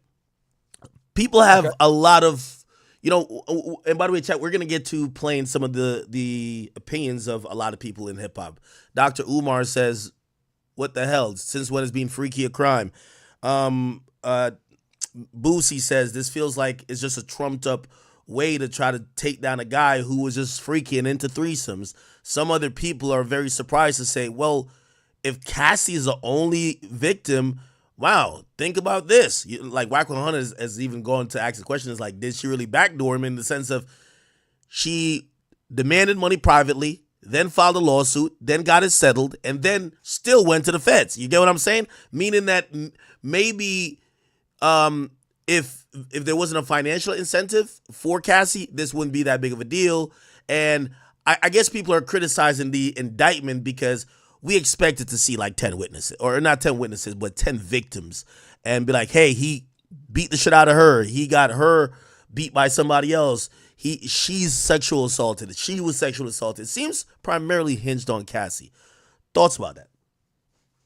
Yeah, I mean, I'm not surprised that they kind of got out a bare bone indictment in the beginning. They're probably they're going after someone that is obviously very affluent, has the ability to fight this case. So they're going to go with what they know. They got him dead to rights, right? So, and then also obviously the investigation is pending. They're trying to flip people. They're trying to get more witnesses, etc. So I definitely foresee that there's going to be a superseding indictment. I mean, hell, they found an AR-15 with scratched off serial numbers at one of his houses. They could charge him with that all day, 18 U.S.C. 922K, right? So that's a federal charge right there that carries five years just off of the serial number. So I do predict that they can go ahead and get a superseding indictment, but I think that they're trying to elicit some cooperation and, not play all their cards yet, especially given since this guy has the ability to fight this case. Hey, also as well, in the indictment paperwork, they provided some notice that there could be matters or assets that could be forfeited under, I forgot what the statute is. Is that normal? We usually hear about forfeiture in drug cases, but a forfeiture in a freak-off case kind of seems crazy. Sorry about that. The forfeiture in a freak-off case, you said? Yeah. Like usually when people hear about forfeiture, it's like, yo, you've been transporting drugs in your Rolls Royce, and you've been using this house as a stash house, For sure. And you've damaged the community. You've there's a lot of damages from all the activity you had going on that was criminal. We need to, make people whole, and we're going to seize these assets under the forfeiture law to kind of make that happen. But in this case, it's sex trafficking, obviously clearly a crime, but why would forfeiture even be on the table? Yeah, so if you have a structure or a piece of property that was used to facilitate a crime, that asset or whatever it is can now be forfeitable. So I'll give you an example. Let's say I'm a drug trafficker, right? And I got 3 bank accounts.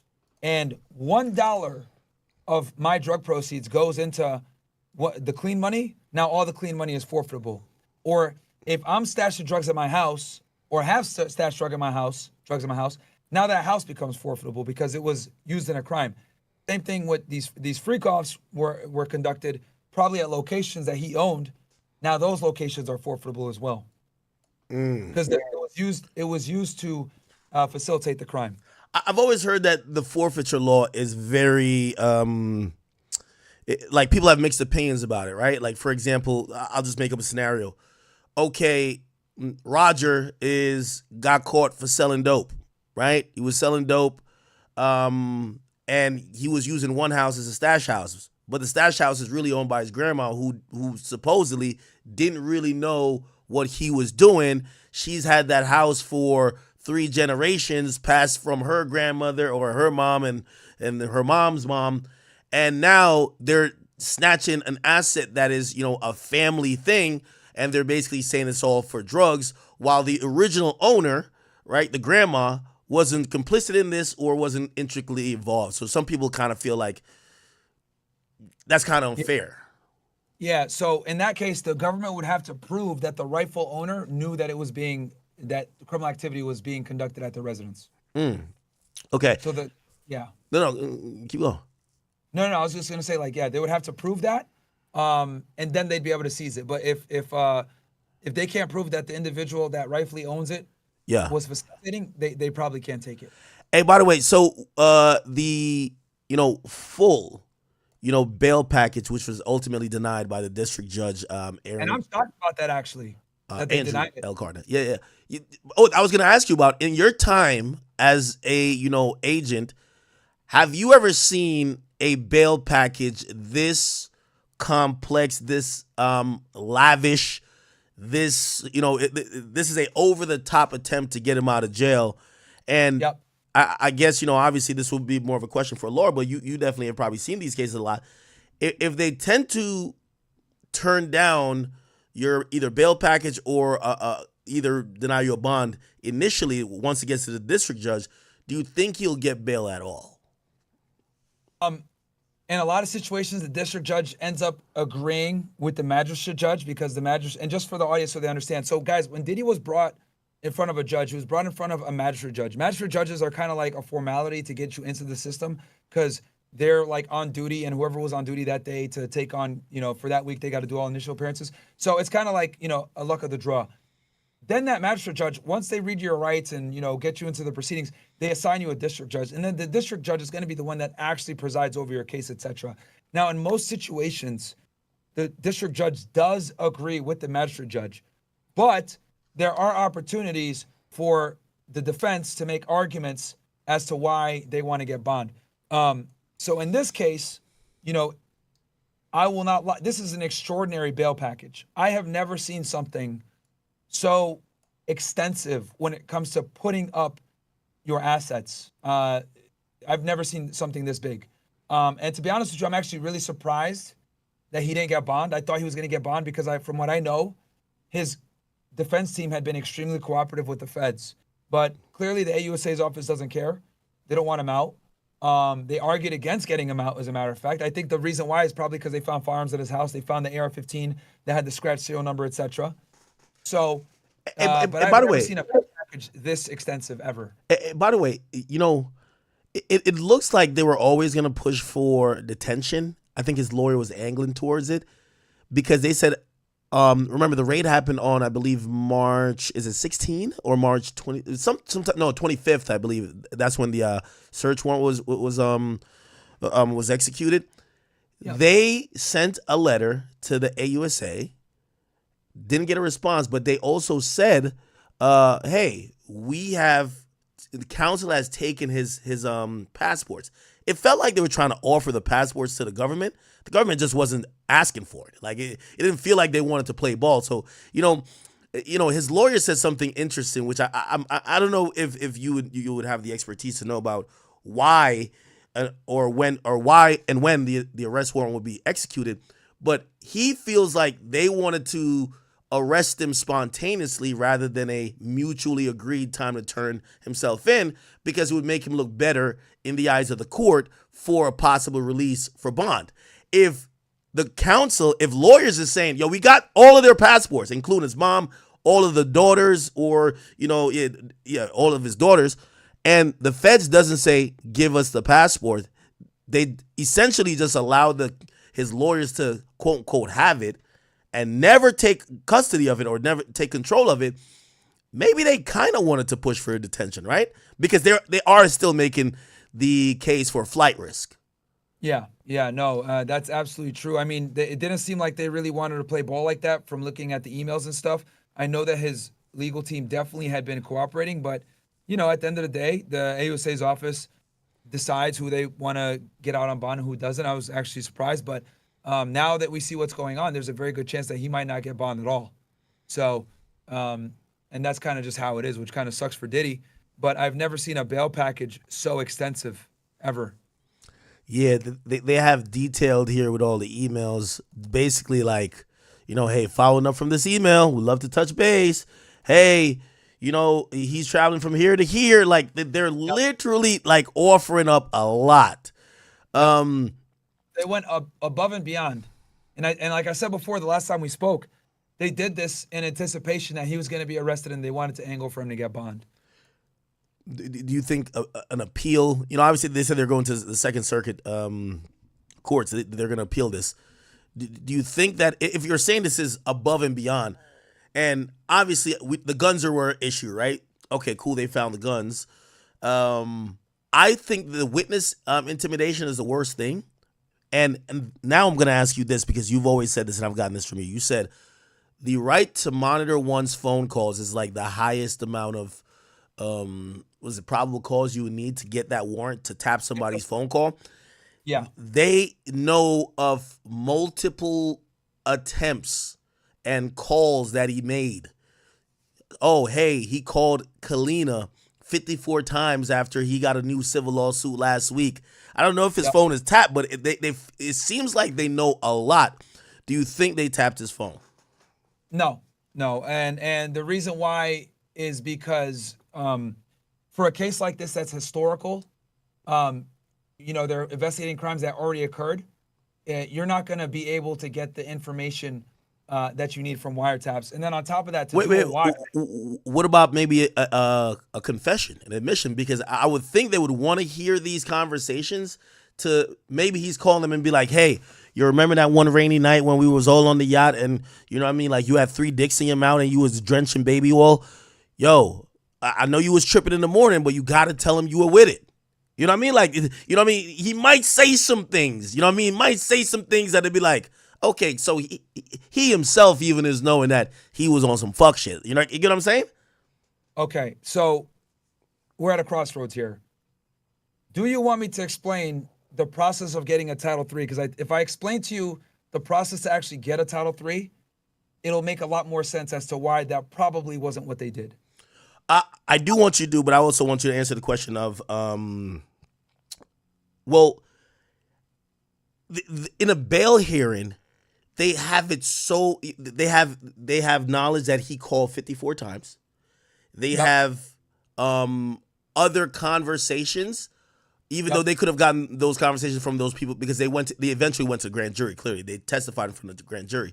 But they know a lot of his phone conversations. They even cite him directly saying at one point, hey, I can't talk on the phone. My phone tapped. Obviously, they're not going to admit right now that they ever tapped the phones. But how do you think they're getting these information? They're not tapping the phones. And then, of course, you'll explain on Title III. Go ahead. Okay, because the things that you're mentioning, which you're referring to phone frequency and contact, that can simply be done through a subpoena. You can just do a subpoena to AT&T or whoever his phone carrier is, and they'll give you all the tolls. And you can see that he called these individuals on these days this many times, or a pen register like before. So the things that you're saying that they're collecting, these are things that don't rise to the level of a Title III. Okay. All right, that makes sense. That does make sense. Okay. I can do a full thing on how, from A to Z, what it takes to actually wiretap someone's phone if you want me to, but No. Well, maybe you could do a little bit of a hybrid. So you're back in your agent shoes. You're doing an investigation. A guy kind of like feels like the feds are closing in a bit, so he's trying to tie up his loose ends.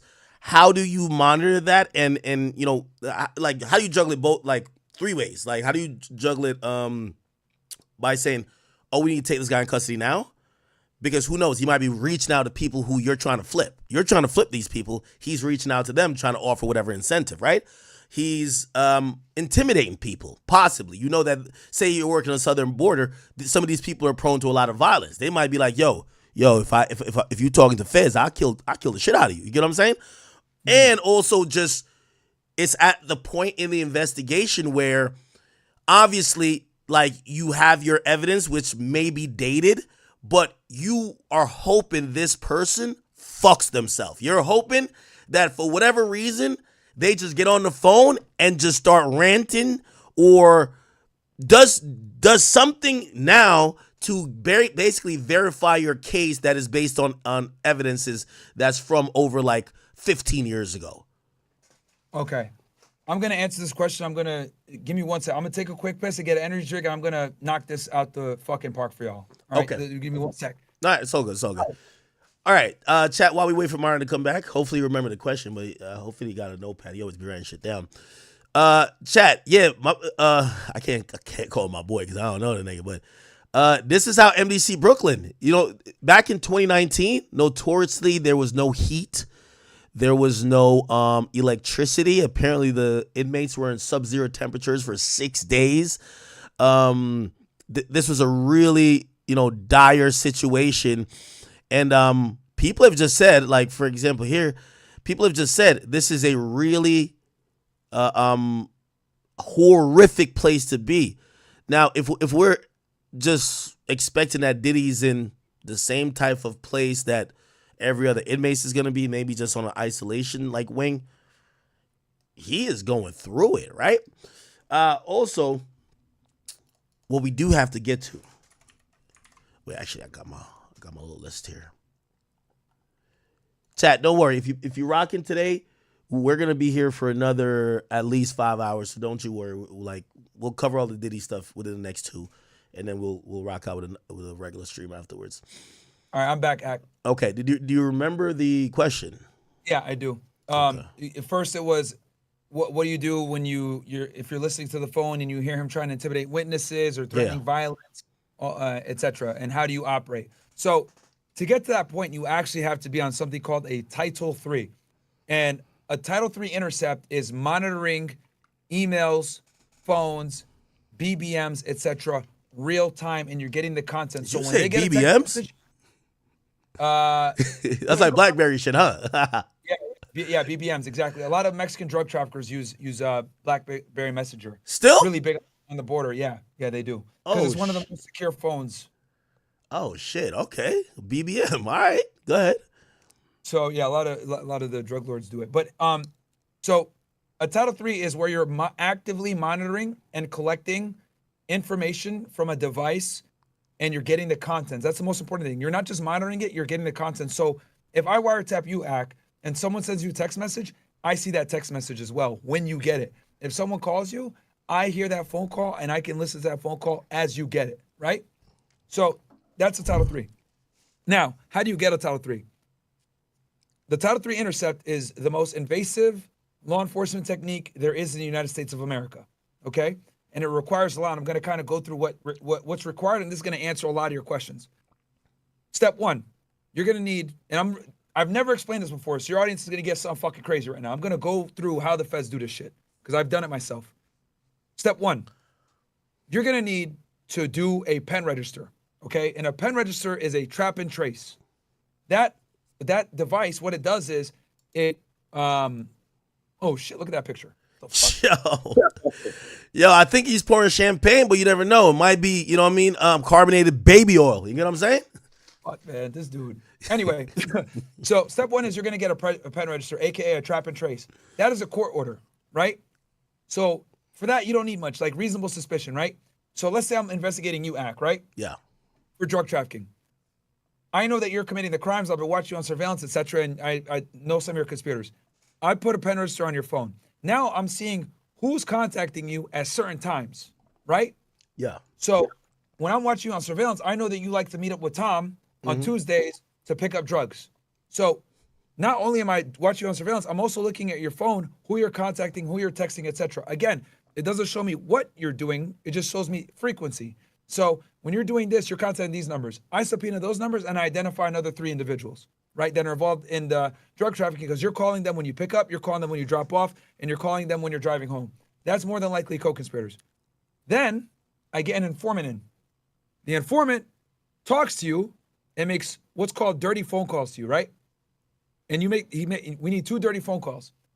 Now, what we've effectively done Wait. Hold on. What would constitute a quote unquote dirty phone call? That is a phone call where the informant calls you and you guys are talking about criminal activity, whether it's drug trafficking, money laundering, etc. So, and the reason why I do that is because I'm making the phone dirty, so now I can start writing paper on it. So now I've established that your device is used to facilitate criminal activity. Now, I got my pen register, I got my dirty calls, and I got my informant proving that the calls are dirty, right? Because I have the monitor phone calls where you guys are talking about criminal activity. Now I start writing up my Title III affidavit, right? And that affidavit has to go from my supervisor all the way to the United States Attorney's Office, and it's got to go through something called OEO, right? And the Department of Justice. Then it comes back, and I got to take it to a district judge. This is a whole bunch of fucking work, right? Then after I get my Title III signed, I got to go and get interpreters to listen to the phone lines, and it's going to cost me about $50,000 to listen to one phone for 30 days. Now, that's a lot of work. And on top of that, the reason why I know that more than likely they didn't do a Title III in Diddy's case is because to listen to a phone, you need active criminal activity right then and there to be able to hear what they're talking about. Now, let's go into a dream scenario and let's assume that they were listening to Diddy's phone, right? Now that we know that it's highly improbable that he had the Title III, let's go into, let's say they did have the Title III and they caught him intimidating witnesses on the phone. They'll be able to use that as a separate crime, that he's calling individuals, threatening them. Now, if he actually makes a real threat where, I'm going to kill you if you fucking talk, blah, blah, blah, you have to go tell that individual, right? Or let's say he threatens to kill somebody but with someone else on the phone. You have to go talk to the person whose life is in danger and tell him, look, we can't tell you how, but we know that your life's in danger. You might want to leave town, right? That's what they did with 6ix9ine. When they brought 6ix9ine in after the Jim Jones call, we're going to super violate. I was just about to say that. As you're mentioning this, yeah, it is eerily. Yo, chat. I'll give y'all a real quick story. By the way, please save where you're at in your explanation. I just want to give this real quick story about the 6ix9ine thing. So, 6ix9ine goes to, I think, like Dubai, and he didn't come back for a long time. And I remember like people were like saying like he fired his team, something he was falling out with Shotty. And I remember I talked to him and he's like, yo, bro, shit has just changed. And he said, I'm gonna tell you something, and shit is crazy. I said, what do you mean? What's going on? Because I was also advocating. I'm gonna tell you why. I was advocating for his driver. His driver was a very nice guy. His driver was always the person when I went to a party, 6ix9ine be like, yo, so-and-so is coming to get you at the front. Like he always, the driver was almost like the runner. So when the driver got fired, the driver called me. And it was basically one of those calls to be like, yeah, I don't know, 6ix9ine, he's changed up on me. I know you're friends with him. Like, could you like, and basically was kind of asking me to like talk to 6ix9ine to get him rehired. And I was just like, yeah, I'm a good guy. Like, you've been pretty good to me. I talk to 6ix9ine. If he's tripping out, let me tell this nigga to calm down. I call him and I say, bro, why you fire your fucking driver? He said, that guy's an informant. And I remember, I think I got like probably pale because everything I remember talking to the driver about, by the way, the driver was an informant. The driver was the one who had the car bugged. The driver was indeed an informant. The driver called me, and I remember talking to him. Everything he was saying to me. Hold on. Yeah. When he bugged the car, that was a Title III, bro. Yeah, well, that's what I'm trying to say. So yeah. I don't know how 6ix9ine found out, but he stopped working with him during the investigation. And I guarantee that call, the feds got that call somewhere where the driver calls me and is telling me a version of the story for me to go hit 6ix9ine up to bring him back into the fold. 6ix9ine tells me he's an informant. I'm like, yo, bro, you're bugging the fuck. Like, when 6ix9ine told me, I thought it was lying. I'm like, yo, you're bugging out, but at least, I'm like, feds? He's like, you know, that guy's an informant. And wait, let me ask you a question real quick, because I want to make sure I'm accurate about this. Did the car belong to him? The car belonged to the driver.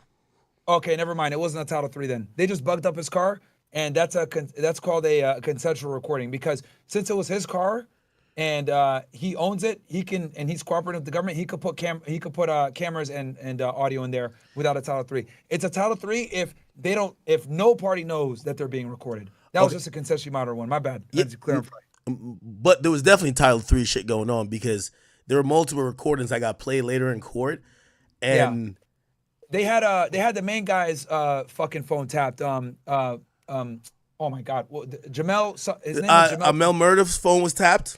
Yes, they had him. I believe a bunch of 6ix9ine phones were probably tapped too, because I ain't gonna lie, 6ix9ine was pretty hot at that time. When I mean hot, like, yo, he's the type of nigga, like, I mean, he wouldn't say it to me, but he's the type of nigga get on the phone and be like, yo, wait, what Trippy say online? Man, shoot that nigga. Like, he's that type of nigga. Like, he would just say it. You know what I mean? He's not the coded guy. Like, he's like, yo, we'll boom at that nigga. Like, you know, like, he's that type of nigga, right? So, like, I could imagine they were licking their chops listening to 6ix9ine on the phone. Like, that nigga was just on the phone wilding. You know what I mean? So definitely there was Title III. There was a guy that used to work for TMZ. I don't know if he does anymore. He used to call me. 6ix9ine used to leak shit to him to TMZ. And he told me, and he said, yo, they got word from like the TMZ sources that there was like this investigation. And I remember he said to me, he said, yo, Ak, I'm gonna be honest with you, from what I've heard, Danny's definitely on some wiretaps, and I know you talked to him, and I talked to him. Like, well, obviously we don't talk to him about crime, but it's like, yo, I guarantee we're on some wiretaps somewhere. And I was like, oh shit. I ain't gonna lie, I've never been happier that I don't talk about crime or do crime. You know what I mean? But yeah, all right, go back to your story.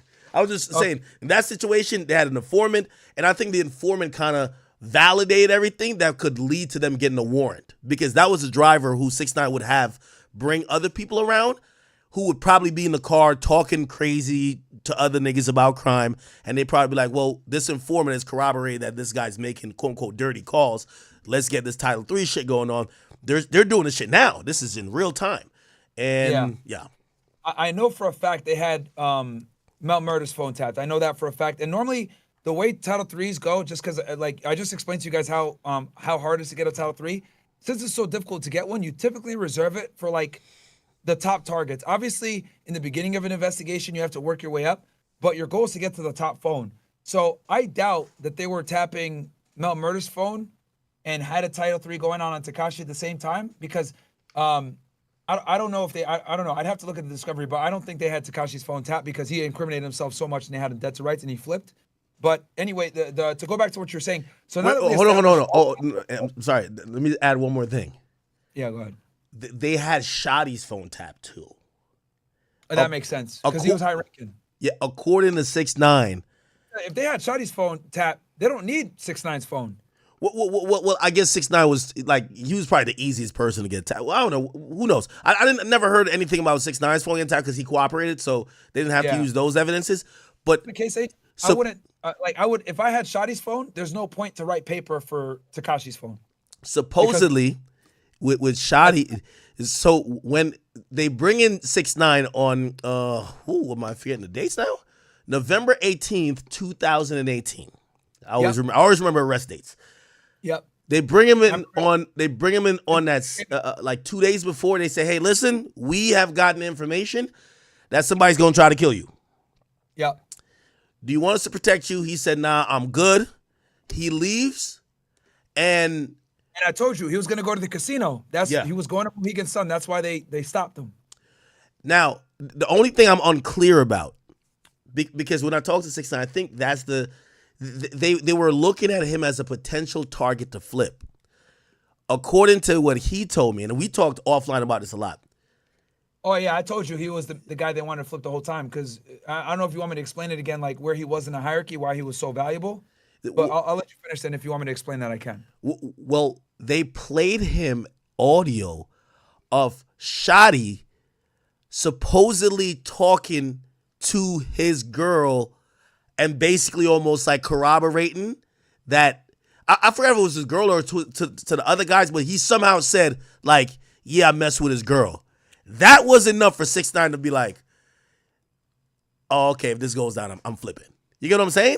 So, like, that's a dirty game. And by the way, obviously, that's not what wiretaps are for. It's supposed to be criminal activity. But throughout the mix of whatever they recorded legally or kept legally, they had enough to play for him and say, hey, listen, just to let you know, these are the guys who are your brothers.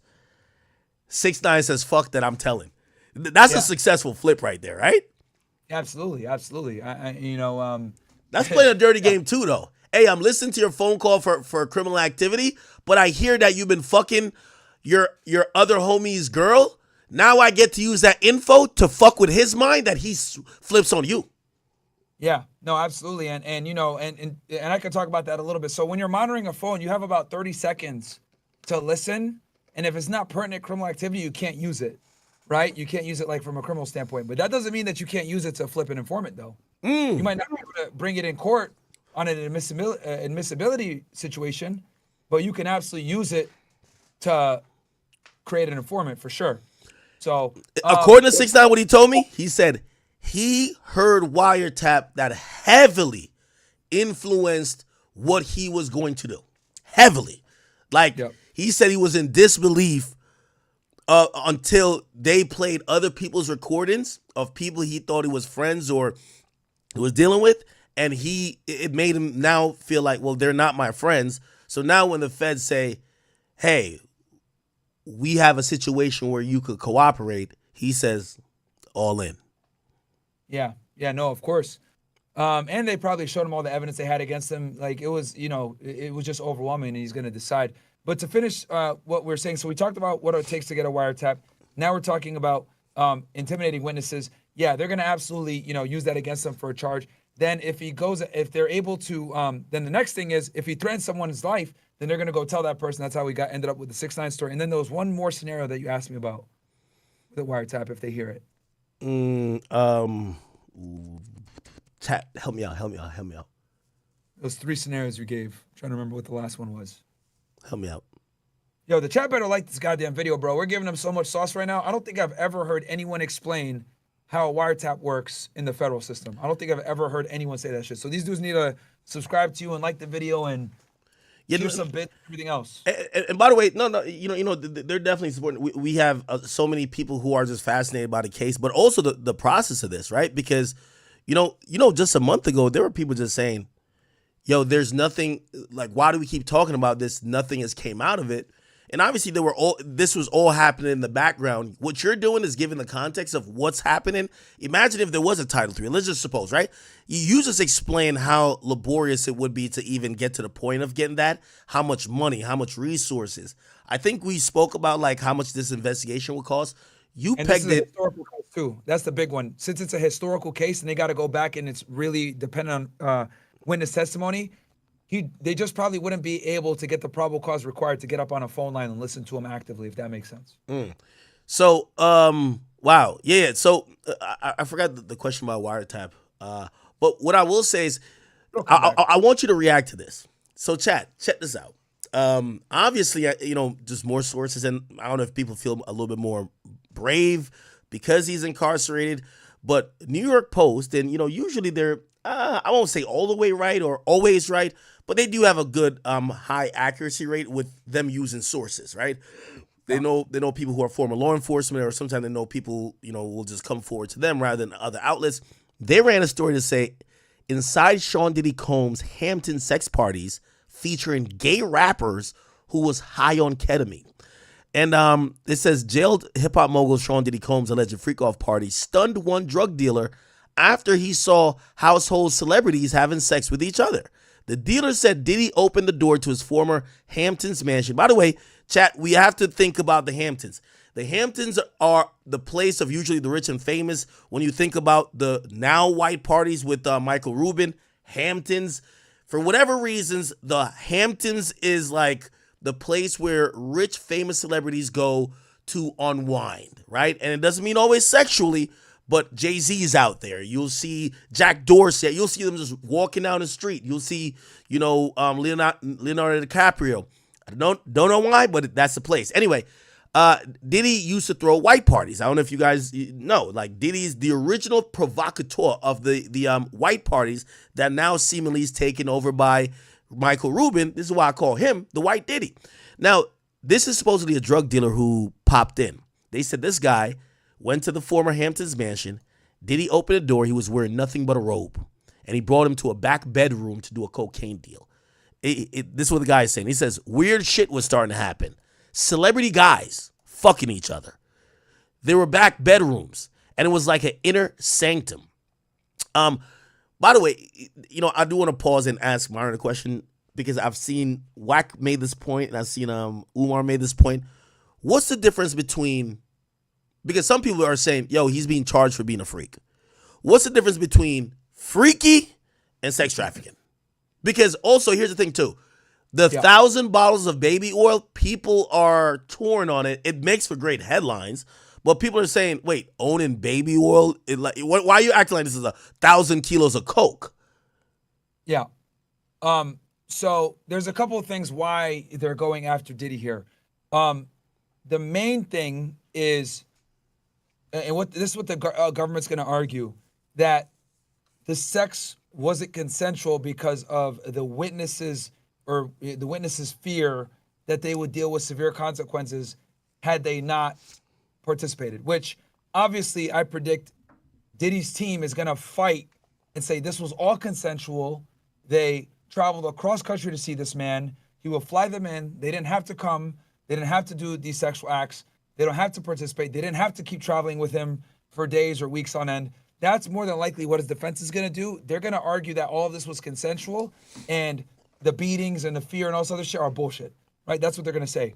But where the government is going to get him is that some of these girls, I don't know how many victims they have here, were underage, which in that case is game over. It doesn't matter if it was consensual. Okay, so that's what people also pointed out. And by the way, his lawyer's been using that. His lawyer says there isn't any, at least, I guess he hasn't gotten discovery yet, but he says at least in the initial indictment, there isn't any indication that there's underage women. And he actually took offense to Diddy's case being related to R. Kelly's case and, of course, Jeffrey Epstein's case, both in which there were underage victims who are unable to give consent, so automatically any sexual activity and transporting them from state to state just initially falls into sex trafficking. If you're an agent investigating this case and you're starting to see, you're dealing with a celebrity, right? So put your your agent hat on again.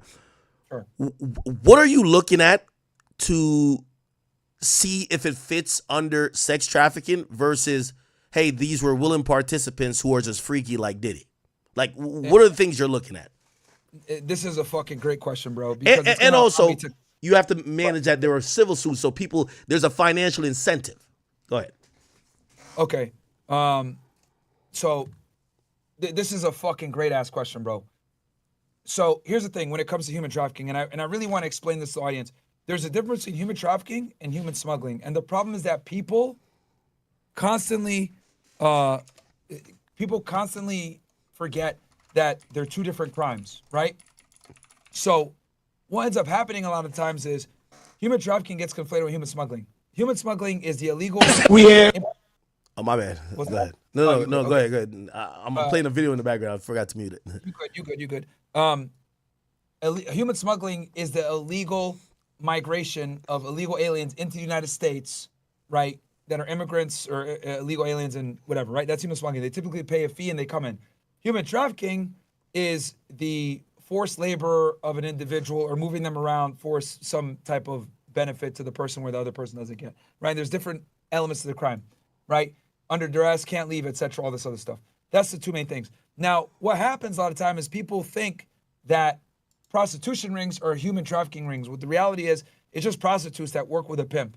and they got mad at their pimp and said, I'm being human trafficked. Then when the feds actually show up and ask questions, they're like, no, I was just mad at him. It wasn't really human trafficking. He didn't pay me and I was pissed off. It's not human trafficking, right? Because they were doing it electively.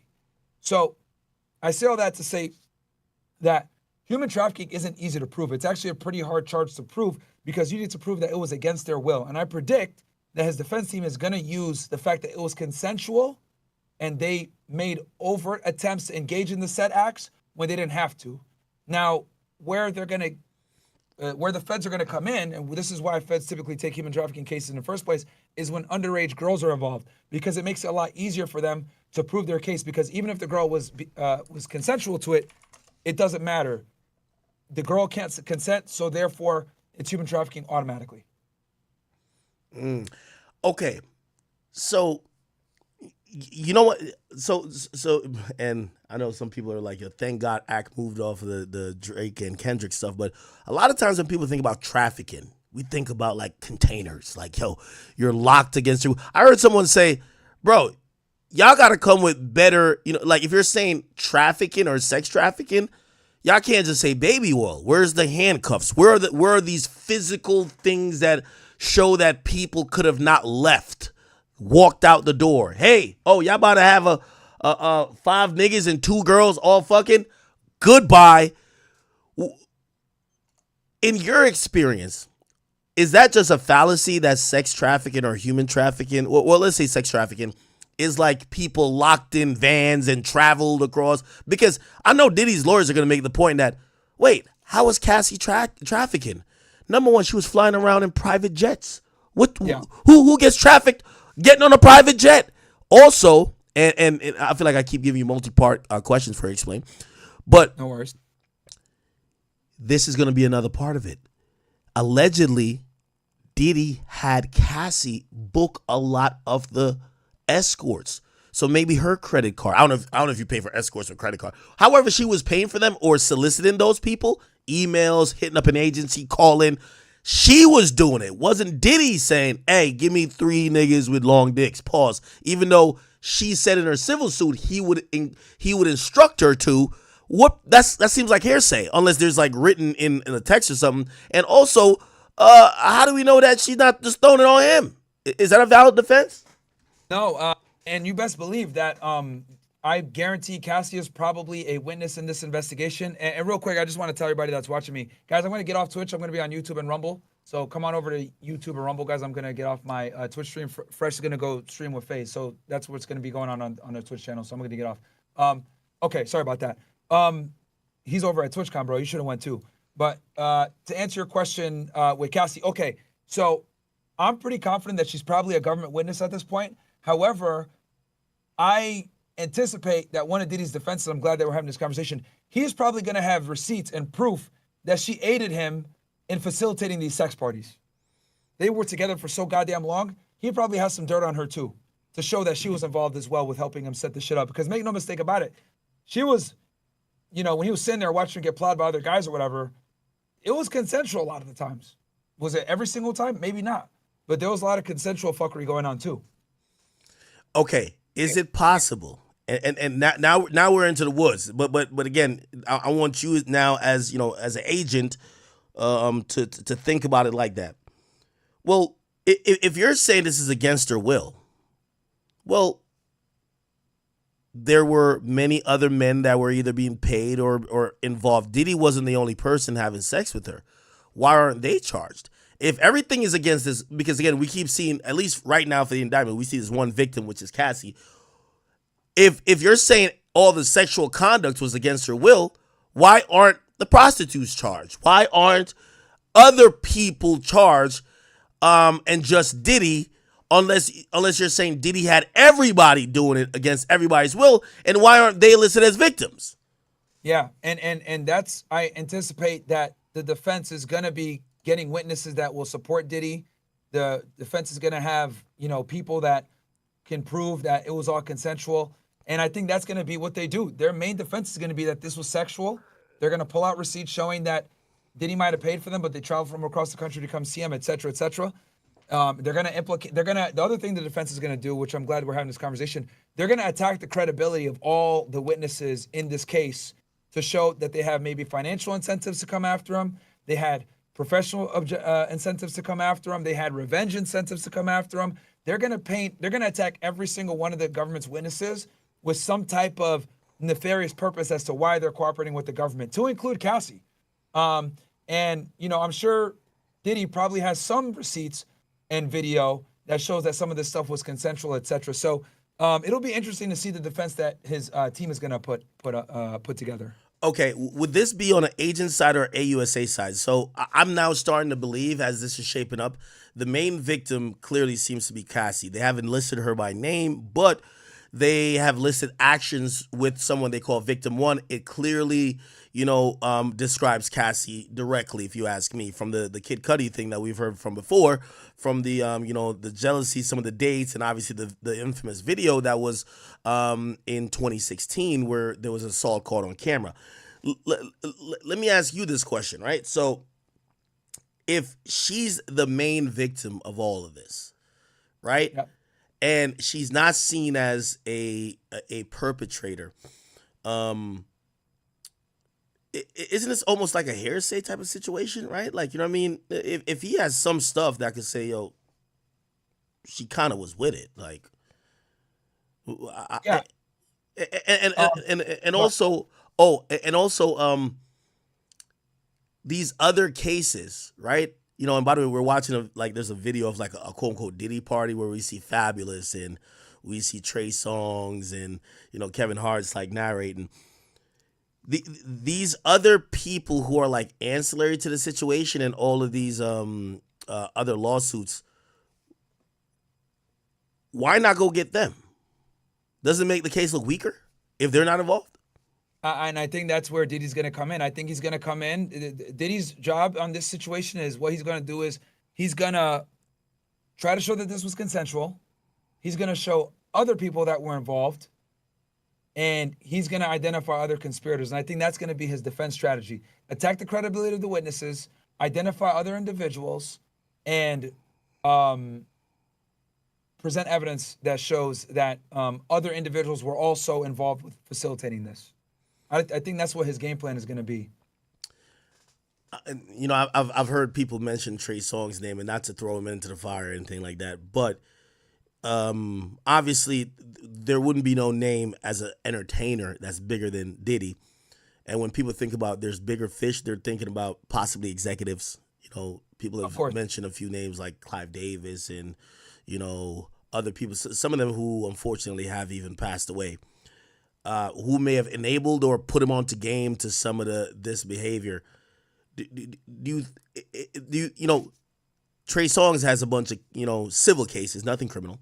Do you think maybe they look at Diddy and be like, yo, if you could corroborate or help us get an investigation on this nigga going on, we might give you a little bit? Yeah. No, I think it's possible. If he can give them other names of big individuals that would bring the United States Attorney's Office some positive press, I think they can do it. They can give them a proffer, right? And or a 5K letter, safety valve, whatever you want to call it. They're all basically the same thing, king for a day, queen for a day, and he can provide some information with his lawyer there and not be prosecuted for it. And if he provides substantial assistance that leads to an arrest or, advancement of the investigation, they'll definitely give him some time off. Okay. How would you play it if, or all right, say you're the agent. Would you have talked to Young Miami?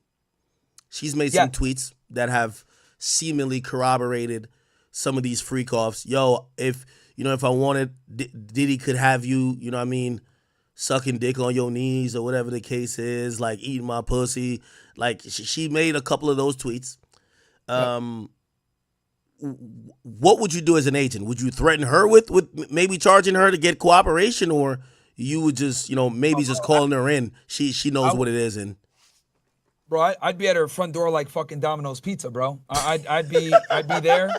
I'd go and talk to her, let her know, look, we got some questions. We don't want you to get wrapped up in this. We want to hear your side, blah, blah, blah.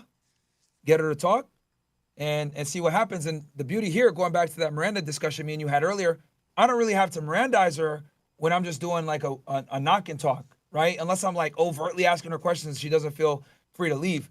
Like I don't really have to Mirandize her in that situation, right? So I would definitely be talking to her. Another person I would talk to, I'll go talk to 50 Cent. I'll go like Really? if there's people that I know that like don't like Diddy, even though that this might be biased, I'll go talk to them too. Why? Right? Just so I can see. If I'm trying to build a case, like a lot of the times enemies have the best evidence, right? But the thing is, when you deal with someone that's biased like that, right? Let's say I go talk to 50 Cent and he tells me XYZ. I'm like, all right, cool.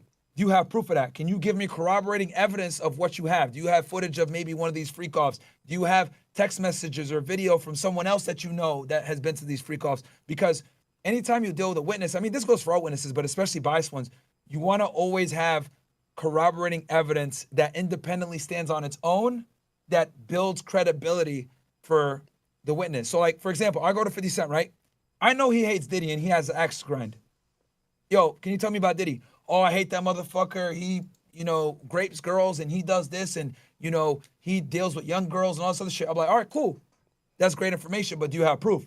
Yeah, let me show you this text message thread I got here. Let me show you this video, blah, blah, blah. Bam. Now everything that he told me, he is a credible witness now because he gave me independent evidence that proves what he's saying is true, and it's not just an axe to grind, if that makes sense. Yeah. How dirty could this get? Because, for example, what people have pointed out is this mad niggas quiet, right? Like, yo, listen. I mean, I heard Fab on a recent song, but Fab ain't saying nothing. Meek Mill right now, the only thing he's saying is he's just trying to, like, shoring up his sexuality. He's like, I'm from the trenches, find a video of me doing gay stuff. But he's not speaking on someone who, think about these celebrities that attended the party. If you're an agent, do you play this dirty game? Even if maybe some people might know information but never really participate, do you almost pull up on them and say, hey, listen, we might be looking to charge you as well based on what we know. Just feed them false information that it could be truthful. And hey, your name might be in that indictment with Diddy as a defendant, unless just tell me everything you know. Tell me the worst things you ever seen about him. And that could probably aim us in the right direction. Or maybe if you have a video or incriminating video or whatever, that could really help us really do our thing. Yeah, no, you can absolutely do that. I think it's very important that I let your audience know this for their own protection too. Guys, the police can lie to you, okay?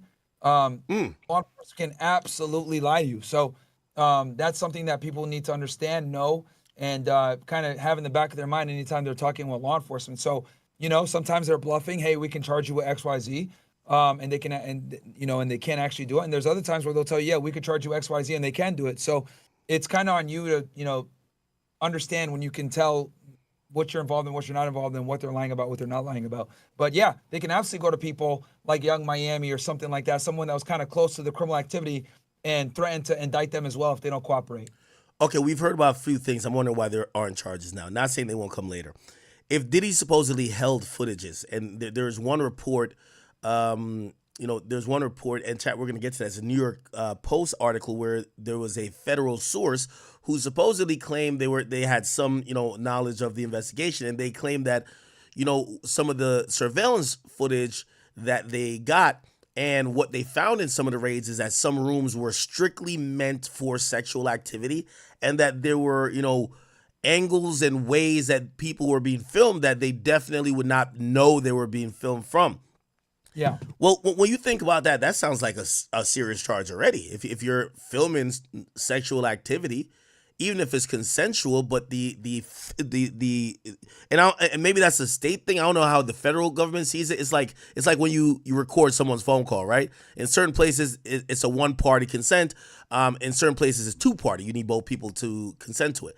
But yeah, again, I'm pretty sure filming someone sexually, but that also might be a little bit different because if it's within his residence, what I've learned is that supposedly, as long as you're not using it for blackmail or you're not putting it out, that might not be illegal. How do you treat that situation? Because we keep hearing about there might be video proof of the freak off, but we're not seeing charges that essentially charge this guy with filming supposed non-consensual sexual activity. Yeah, no, that's a good question. And I think the reason why you're not seeing federal charges or child porn, like if they're minors, right? Because child porn is usually that's the one that, you know what I mean? Yeah. So if they're underage, that's a different game. Now the feds can come in. But if it's adults, consensual sex between two adults, it's gonna pretty much go to the state. You know, hell, even if it's gonna more than likely go to the state. But that's probably why they're not charging. And the other thing too is, you know, Diddy can make the claim that everyone that came into my house knows that I record everything. A lot of these artists, a lot of these, you know, wealthy people, they make these women sign NDAs when they show up. So in the NDA, it might say, hey, I have a right to record every single part of the house, and you're going to be under surveillance. So, you know, that's another way to kind of get around it. But I think the reason why it's not being raised to a federal issue is because typically voyeurism or recording people during sexual acts is like a state thing, because some states are one party, some states are two party, etc. It's not really a federal issue unless like children are involved. Yeah, chat. This was one of the infamous Diddy parties from 6 years ago. I can't. This might have been his 50th birthday, right? Like, if this is, what year is this? This is 2018. Yeah, this is 2018. How old is He's like 59, right? Yeah, Diddy's he's 54. He was born in 1969, so he's turning 55 this year. So that would have been like his 49th birthday, or maybe that would have been like his 49th or 50th birthday. Yeah. Wow. Again, obviously, and I think, you know, a lot of people are misinformed about his freak off shit. Like, these aren't the freak offs. This is just a regular over the top party that's sponsored by Ciroc. The freak off is like, you know, yo, it's like Baby Oil Central. If niggas ain't like, you know, you ever slip down a bowling aisle? If it ain't going like that, 1,000 bottles, come on. Hey, by the way, on this, we don't know if, you know, again, this is New York Post. I did want to point this one part out, and we still haven't seen this in the indictment. This is what the source said, right? The source said that and I'm reading it, you see two people you wouldn't think of be hooking up, rappers. That was what shocked me, the dealer told the Post. I won't say names, but they were rappers that I immediately lost respect for and could not take them serious ever again. The people, the drug peddler added that many people at the party, which included a mix of female rappers and hookers, were already high on ketamine and GHB. This is a very interesting point that I've heard many people repeat, but how do you prove this 20 years later? They're saying Diddy had these parties and he drugged drinks. Now, if there's no toxicology report, or there's no, like, is that hearsay? Like, how can we prove that Diddy was spiking drinks? Yeah, that's going to be a piece of evidence that, and that's a great thing that you pose, right? And this is also where his defense can kind of come in and fight this. A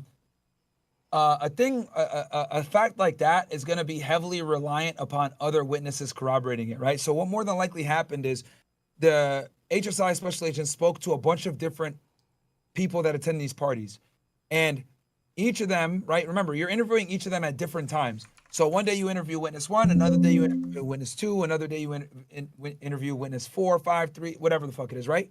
And if all of them say, yo, when I was there, this dude had GHB and cocaine, etc., and they all corroborate it independently, right? Because again, they don't know that the fact that you spoke to the other individual, they're just telling you what they saw, then that adds credence and credibility to each witness because they've all independently corroborated the same facts. So that's how you kind of get around the whole, was he in possession of drugs or not? Because you got a bunch of witnesses saying that the same exact drugs were there. By the way, also, this article leads with the headline that says featuring gay rappers, but we're not hearing men. I mean, there's some guys, like obviously Lil Rod is saying he was sexually assaulted, but like he never said he got penetrated. We're not hearing men saying that they were, you know, like penetrated by Diddy. And I'm not shooting him no bail, but we just like, we've always heard the rumors of gay shit with Diddy. We're not seeing it though. Like, honestly, we're not seeing the men, and it might be the men are just not making the allegations, right? Like, even or they're hiding and they don't want to go public yet because it's so embarrassing. That's another option too. They might have testified at the grand jury, right? But they're not like going public, like, you know, public to the general public. But you know, when Diddy's defense attorneys, which I'm sure by now they probably have a majority of the discovery, Diddy's team is going to wait. Do you think they've gotten it already? They were supposed to have a pretrial conference on 24th. They probably have a significant amount of the discovery already guaranteed, because like I said before, when I'm going into the grand jury room to testify, my AUSA already has all the documents she needs or he needs for trial, pretty much. A lot of AUSAs don't like to indict until they got like damn near 80% of the stuff they need for trial. So they've probably already started the discovery process, and Diddy's defense team probably already has a significant amount of it. Hey, by the way, Chad, I'll read this other article, which again, New York Post. They have these sources. This one happens to be, it says, and let me read this. I want to hear your reaction to it. One of the Department of Homeland Security agents who helped to raid Diddy's Florida abode claimed the music mogul had rooms that were clearly dedicated to sex with all cameras around. So if you were in the sex party, this is a direct quote, you were being recorded from every possible angle, including angles you wouldn't even have known about, the source said.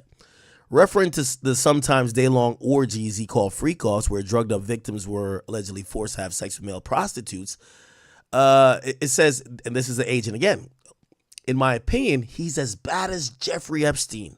The source added about the late pedophile who hung himself behind bars. It says, these women are young, either barely legal or barely illegal. Internally, officers said that they see a lot of similarities between Combs and Epstein, the well-connected financier who served time for trafficking dozens of girls in New York and Florida. Epstein was awaiting trial on additional charges, but he died in his jail cell in 2019. Yeah, what fucked Epstein up was that all the girls were underage. That's what fucked Epstein up. What do you think would have happened if maybe they weren't? Probably a very weak case. Really? Yeah, a very weak case. Yeah, because he was flying these chicks around to, like, keep in mind, he had plenty of homes. He had homes he had West Palm Beach. He had a huge place in New Mexico. He had obviously his infamous house in New York City. Like he had the island, etc. So he was flying these girls all around on his private jets and shit like that. So if they were adults, bro, he would have been able to have a pretty strong defense that it was consensual. But what fucked Epstein up is that he recruited young girls and kind of groomed them when they were young to, like, fuck his rich and powerful friends, and that's what got him jacked up, is dealing with the underage girls. And that's what gives the feds jurisdiction a lot of times, is the girls are underage and they're being transported interstate. But I got like a minute, bro, and then I got to get off because Fresh wants to stream and he's no, absolutely. Chat, any questions for Myron? By the way, definitely, anytime you hop on my stream when we're talking about shit like this, you always give so much valuable information. Absolutely, bro. I love it, man. Like I said, if it wasn't for, doing a podcast and shit like that, bro, I would have never left and resigned. It was literally one of the best jobs ever. It was fun. And I'm very passionate about it. I'm sure you guys can tell from the way I speak about it. But the reason why I know all this shit is because, like, I worked really hard when I was an agent. So, like, I got to learn all this shit through experience. Okay. One last question, still multi-parted. Sure. This question I have it written down that I'll eventually ask Bradford Cohen, a very notorious defense attorney, but I do want to hear your take on it.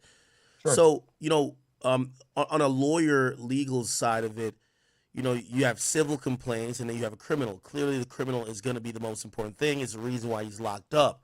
A civil case can be drawn out for years, or it could even be just waived because it's frivolous and just doesn't mean anything. Here's the interesting part, as he's the last thing he's gotten is not a civil case, it's a criminal case, which now, if we are in the belief that maybe this investigation was spurred off of a civil litigation, should Diddy almost try to drag the civil stuff out, or should he settle? Or, because here's the thing, if new people are jumping into the civil market, they all want money, but they're coming with additional investigation leads that the prosecutor could be like, oh, let's go talk to this person. We just read this new civil filing, or, oh shit, they know the person, or they have a video of this.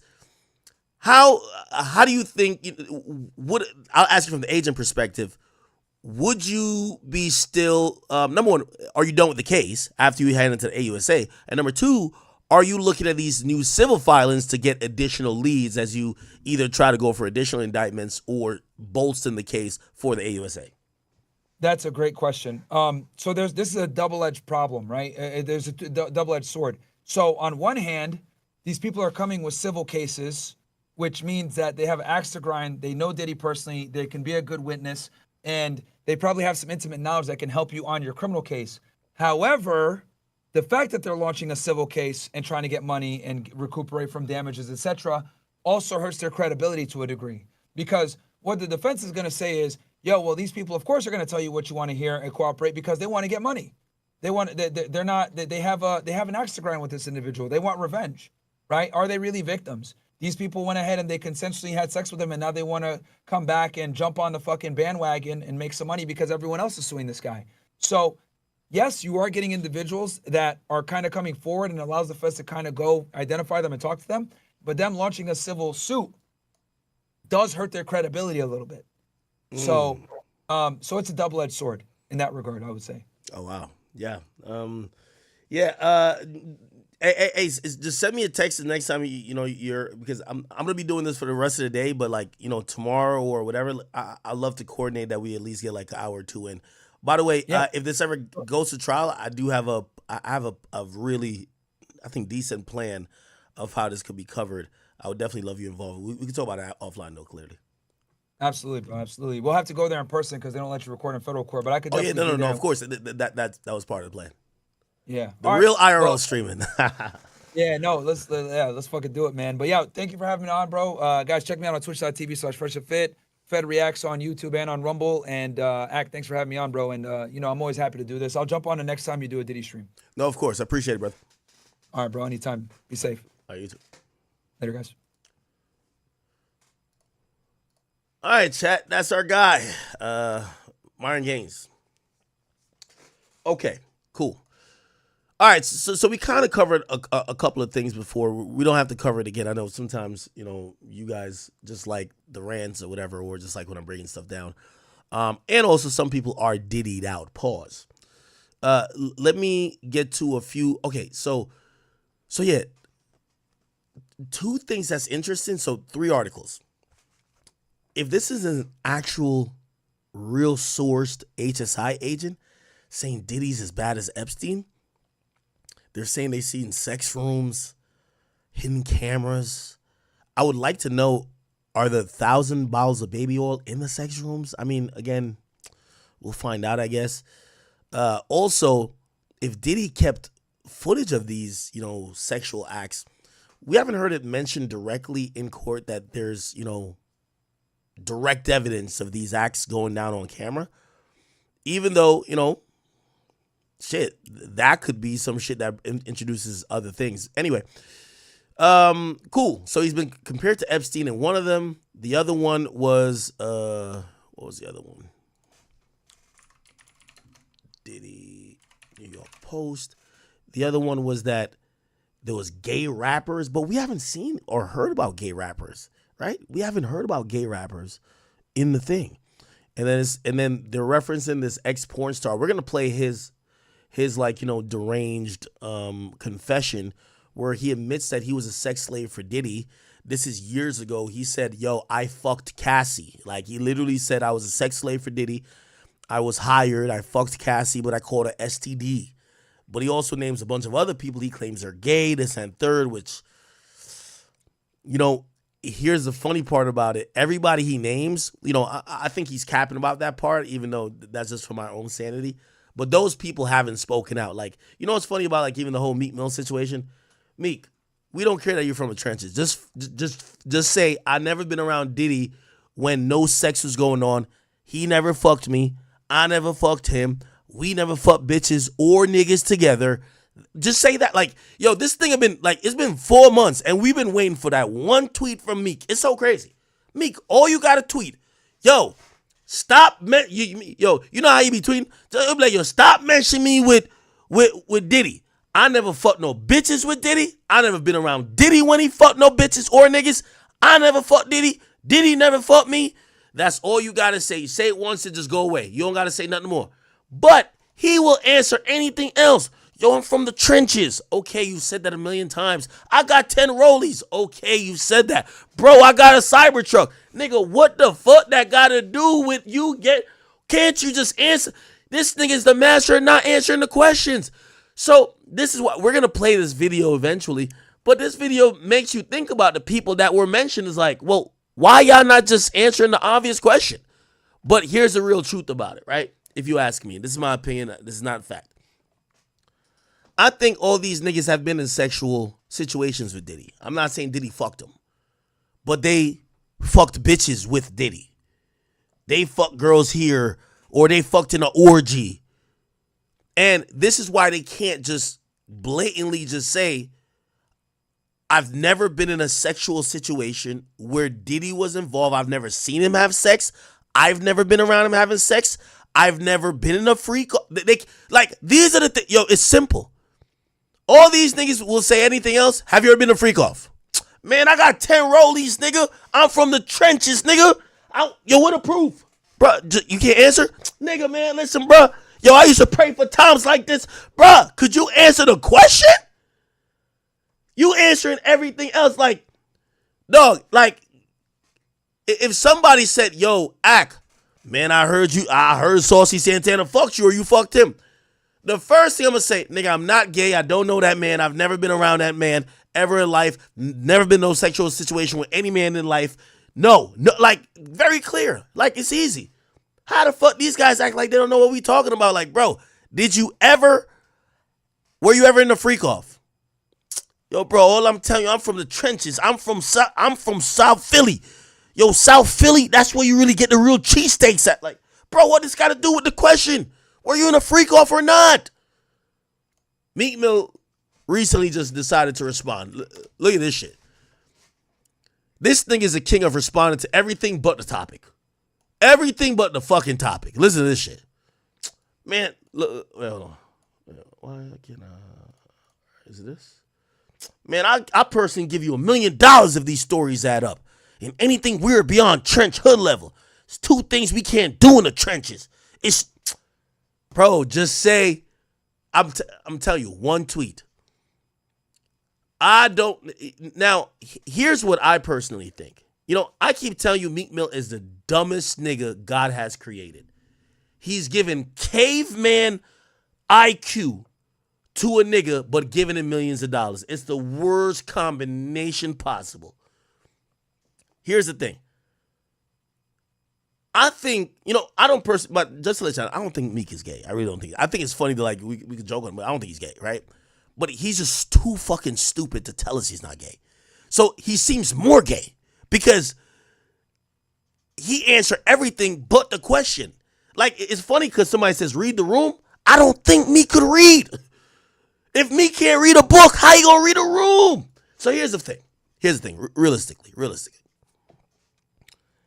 I think Meek is not gay. This is what I personally think. He's stupid, okay? I've never accused him of being gay. I accused him of being stupid.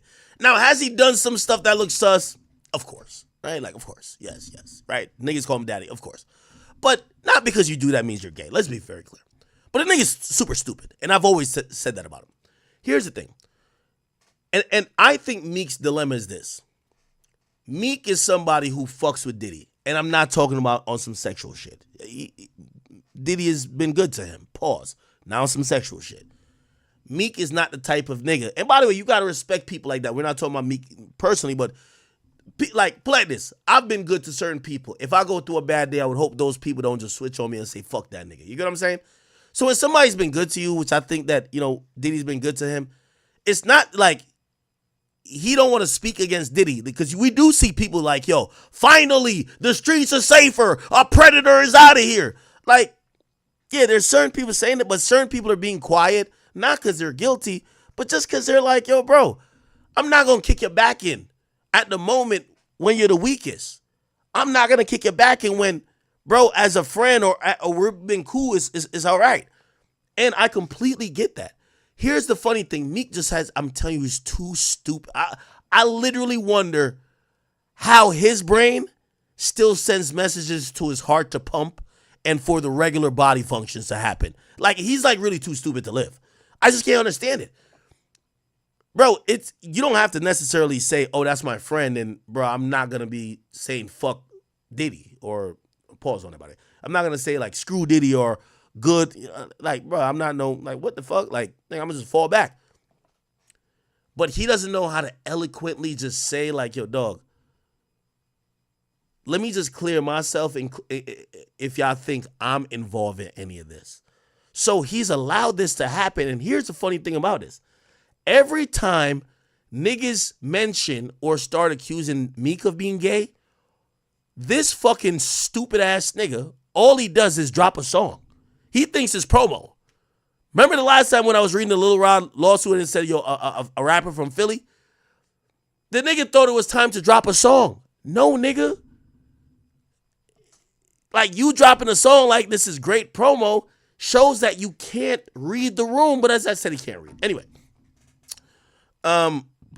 Sorry. Now, what I did want to play is, who is this? I got to play the Shine article. And by the way, where my boy AJ at? Y'all want to bring AJ on here?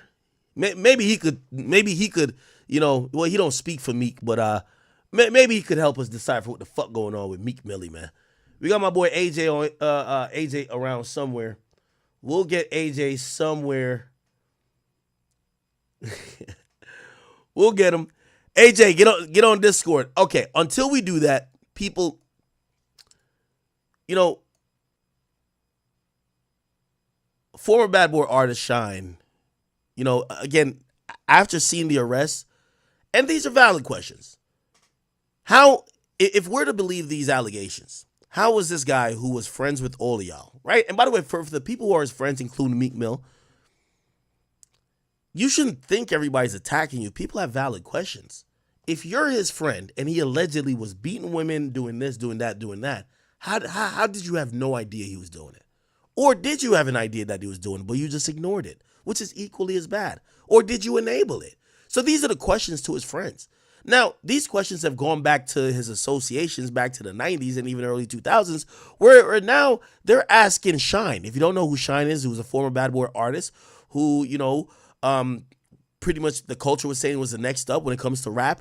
One fateful night in 1999, they were in a New York City nightclub. Apparently, there were some dudes that didn't like Diddy. There was some threatening stuff said, and apparently guns were pulled out, and there was shots fired. There was a young woman who was hit in the face with a bullet. Diddy fled the club with Jennifer Lopez, his girlfriend at the time, and was subsequently pulled over a couple blocks later. Eventually, he was charged with weapon possession, but the shooting was actually all laid and all, you know, taken accounted for by his artist, Shine. Shine has maintained that he did not do the shooting. He's maintained that because he was not rich and famous as Diddy, that the system just, you know, did him dirty. Also, he wasn't a U.S. resident. He was subsequently deported from the United States afterwards. He's now in Belize, his country of origin, and he's a politician. He's no longer in rap. Clearly, his aspirations of becoming a rap star got killed. He went to jail. He went back to his country, still got himself on his feet. He's a politician. They're asking him, even by saying, did you know he used to be doing freak-offs and doing all these things that we're now hearing? And he responded, but he was highly offended. And the reason why he was offended, because he was saying, you know why I'm here being a politician, right? Like, this guy took a lot from me too. Listen to what he said. When I was a 18-year-old kid, you know, just wanting to do nothing other than make my mother proud and make Belize proud and do what all of us want to do, be recognized for our talent and take over the world. I was defending him, and he turned around and called witnesses to testify against me, and he contributed. He pretty much sent me to prison. So that is the context by which you must always describe that relationship. Yes, I forgave, I moved on, but let us not pretend as if I was in Miami for Thanksgiving and Christmas. Well, I saw and you that spent a birthday with him once. I saw a birthday cake. I went again to do a charity event for impoverished youth. Now, what they're asking him, so they're grilling him in Belize to say, well, look like you and Diddy was still in cahoots even after you went to jail. And I don't know if you've seen Diddy, Shine, Charity. They were seen together when he last returned back to the States. Here we go. Where is the video of them kind of being around each other? Diddy and Shine, right here.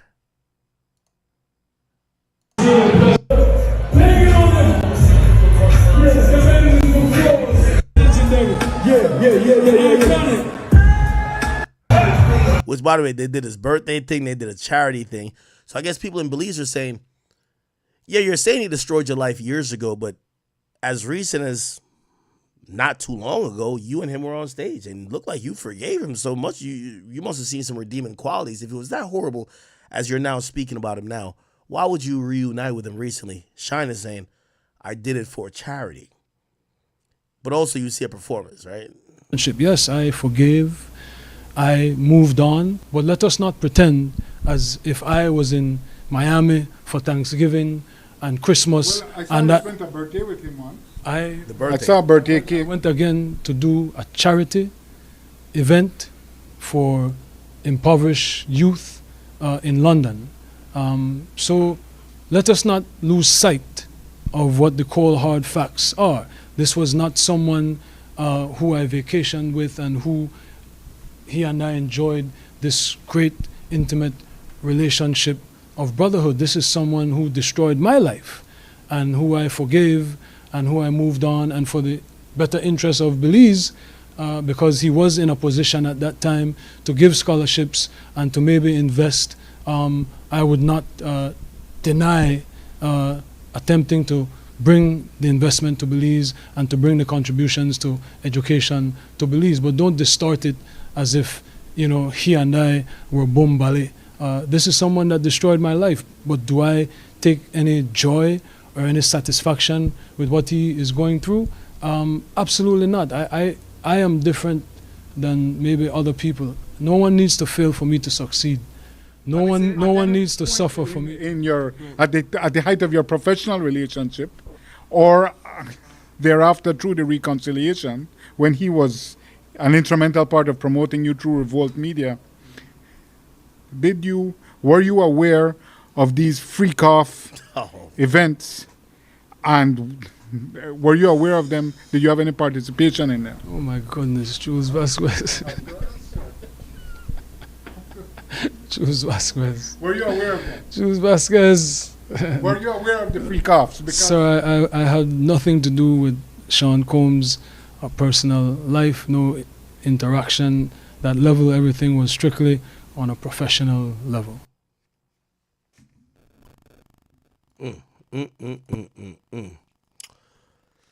This is Clear point of view. So this was said back then, I believe. Natanya Rubin, she was the one who was shot in the face during that day. She denied that it was Shine who did it. She said she saw the gun in Diddy's hand. She said she told investigators, but it did not matter. Now, it's interesting to see Diddy charged in the way he has. You have a witness who's literally saying what she said then. She said Diddy shot her, but Shine took the blame for that, or got the penalty for that. She's saying this to this day.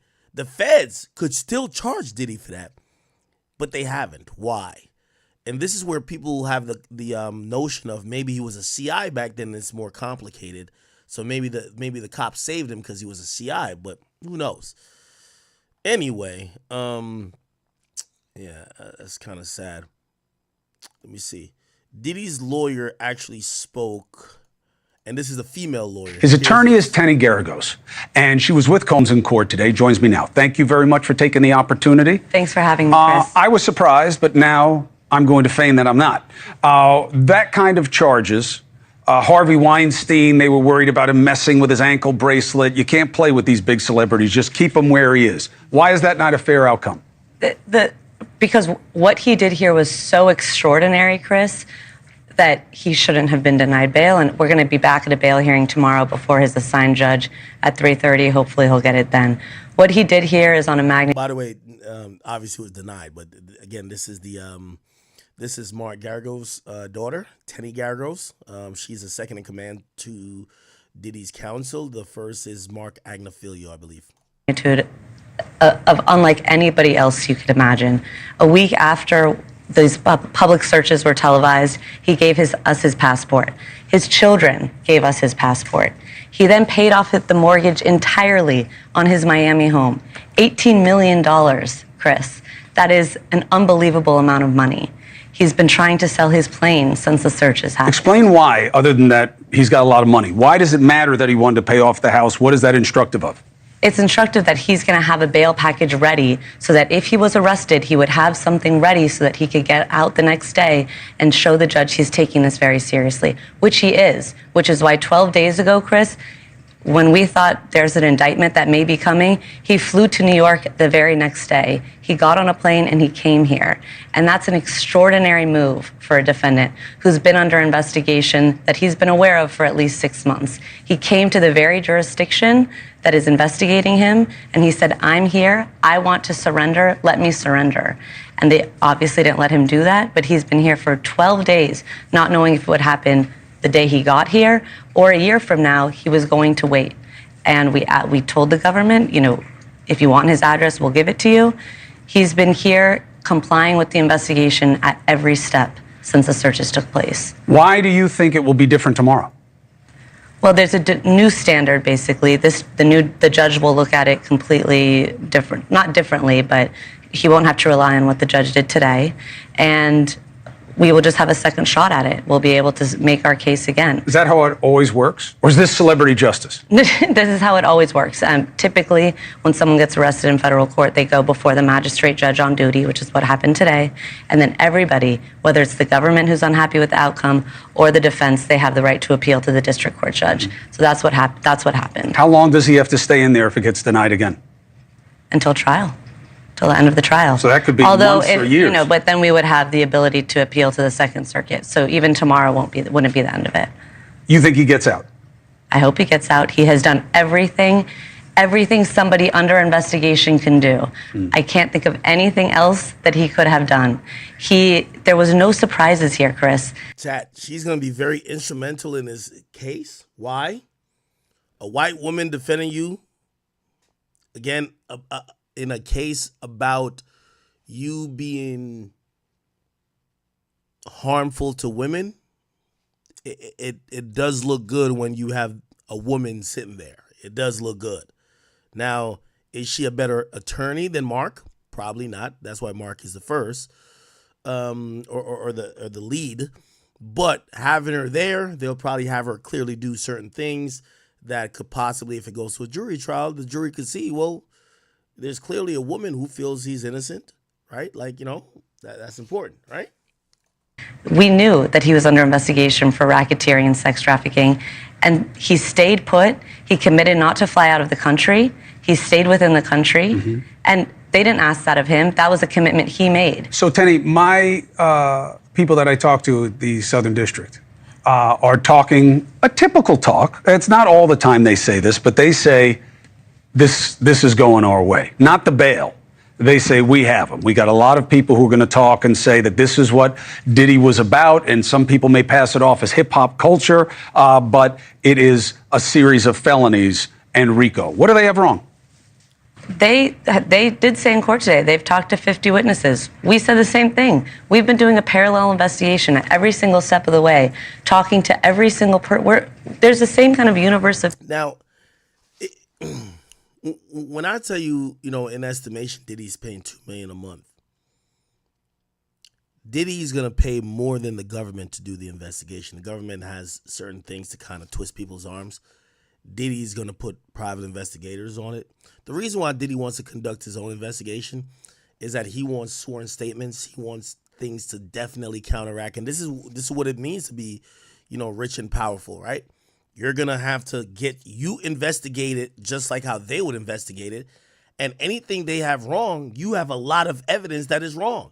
So this is why usually the government is usually careful when they're dealing with people who got money, right? Because if somebody that don't got money and you bring forth A, B, C, and D as allegedly your facts or your allegations, yeah, the other person don't really got the time, energy, and money to put into to get, oh, okay, there was this person that y'all don't know the name of, but this was a witness that was in the corner, but they saw, and they live in, I don't know, they live in London now. The private investigator is going to go to London. Let's go talk to her. All right, hey, this is going to be a recorded interview for the purpose of, I'm a, registered private investigator with whatever state or whatever precinct, and they're going to get their facts. They're going to get sworn statements. So when you have sworn statements, they got sworn statements. So like when you playing versus somebody like Diddy, if the state interviewed, or not state, the feds interviewed 50 witnesses, Diddy's people interviewed 50 witnesses. You get what I'm saying? So now Diddy might be like, well, we have video recording and audio recording and signed statements by these people that could potentially counteract what you're going to do. And at that point, the government might be like, well, this is going to make our cases look untrustworthy, even if it's the same person just saying two different things to both different parties. Said one thing to Diddy, A, said the other thing to, or Diddy's investigators, and said B to the cops. So again, these things matter. It looks like Diddy has done his research. We don't know who he's, gave some money to be on the side, or just gotten statements legitimately from that really agree with his version of stories. People here that he's been around. We're talking to people to show that we have a case. He's fighting. He's innocent, and he's going to be able to show it. Innocent means he didn't do any of the wrong things. Not guilty means they can't make the case. He's right? innocent. So you think he did none of these things? He was never present in any of these activities? This wasn't his lifestyle? But a lifestyle and being present in activities doesn't mean he committed a crime. Unless those activities and that lifestyle are criminal. But those activities and the lifestyle is not criminal. What was notable today, what my partner Mark said in court, is they never once said that these women didn't consent to what happened. Not once. Can they all have consented, or were they minors and therefore the consent doesn't apply? No charges relating to minors. None. The difference here between R. Kelly, between Epstein, no charges relating to minors. So this is all adult consensual activity. People can judge it morally, but legally, you believe he committed no crime. Maybe it's not what someone here would do in the bedroom, but that doesn't mean that what he did was a crime.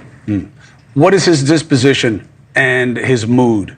He's okay. He's ready to fight. He came here ready to fight, and he's okay, and we're going to fight again tomorrow. Tenny, you have an open audience here at all steps of this process to say what you believe from your client's perspective. We'll cover it fairly throughout. And hey, thanks for watching. Okay. All right. So yeah, I mean, I think that sounded a little bit better from hearing it from a woman. And this is why when it comes to a case like this, we rarely see women being charged with sex trafficking or sexual assault or whatever. Obviously you'll see like a Ghislaine Maxwell, but she's not the head person involved. She's the madame, the assistant, the person who's facilitating rather than the beneficiary in terms of, sexual gratification. So for Diddy, I think it's important that he had her, he should send her out to talk about the case, not the dude. Let the dude work in court. Send the girl out. A white woman talking about how you're a good person. Yeah, you might be freaky, but that ain't a crime. Okay. Now, in terms of that, and by the way, again, on Puffy, real quick, for everybody on Twitch, we got the Diddy Baby Oil Fund going on. We're trying to get to 1,000 subs in 5 days.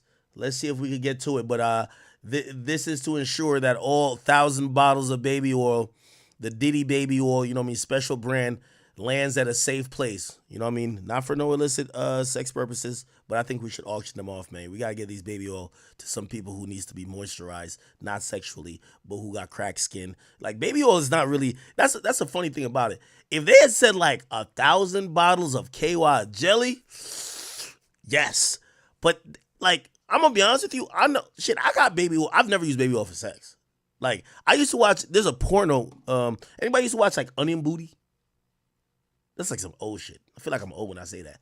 There used to be some pornos, it was these big ass, like these chicks with some gigantic asses, and they're rubbing it up with baby oil. And I never got the allure of that. What the fuck are we oiling up a girl's booty like cheeks for? I don't get what that does. Like, have I ever used some baby oil or something? I think I have, but it makes shit sticky. Like once like skin and baby oils in between, it's like sticky. Like, what the fuck are we doing? So like, I don't really look at if I go into your house and I see baby oil, I don't think sex. I think dry skin. You get what I'm saying? That's what I think, right? I think I might associate like,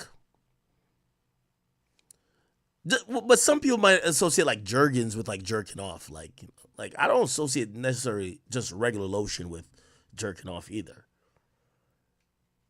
Bro, people would just buy KY jelly, bro. Am I wrong on that? Bro, I'm gonna be honest with you. Yo, wait. Okay, let me do just an informal poll. Y'all don't even got to make a poll in the chat, but let me pull up the. Here we go. I just want to see what y'all say. One in the chat if you frequently use baby oil in sex. Like, that's not. I don't. Or maybe I shouldn't ask that question. One in the chat if you go in a stranger's house and you see baby oil, you think of sex. I don't. Now, granted, the amount, 1,000, you might be like, what the fuck? I get that. And I get how you could connect that to sex. But if you go in someone's house and say you're in the bathroom, you're taking a piss, and you see a bottle of baby oil, one bottle. We're not talking about 1,000, one bottle. Do you instantly think, freaky ass nigga need a... Do you think that? Like, oh, this is a freaky ass nigga. Or do you think nothing of it? I wouldn't think nothing of it if it's just baby oil. I really don't think of...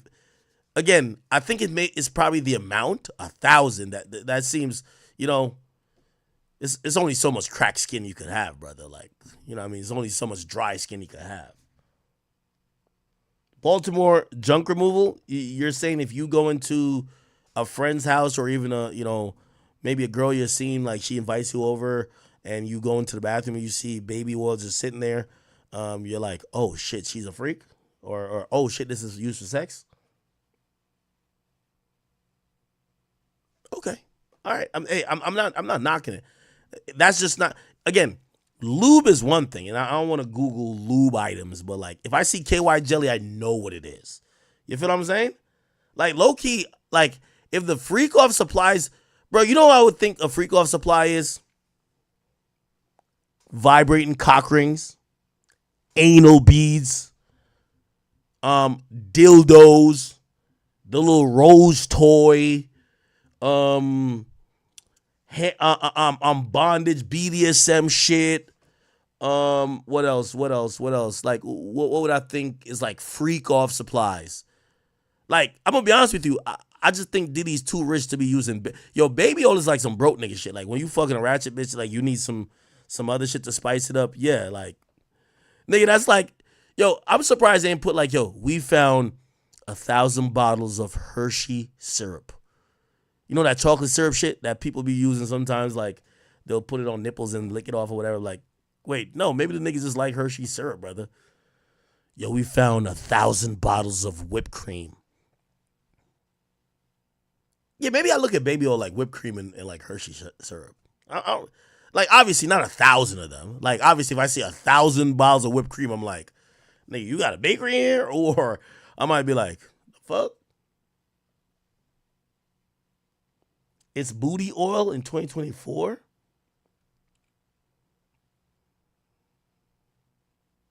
Somebody said these motherfuckers doing whippets. Okay. Oh, shoot.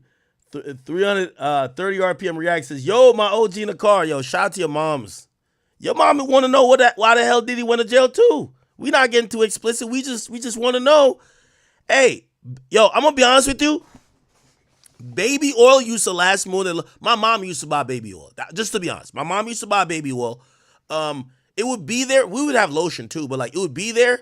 And like if you're really like you had dry skin, a smaller quantity of baby oil could like really like it'll have you shining, like you'd be glistening. But I never really thought of it as a sexual item. I might be just tweaked out then.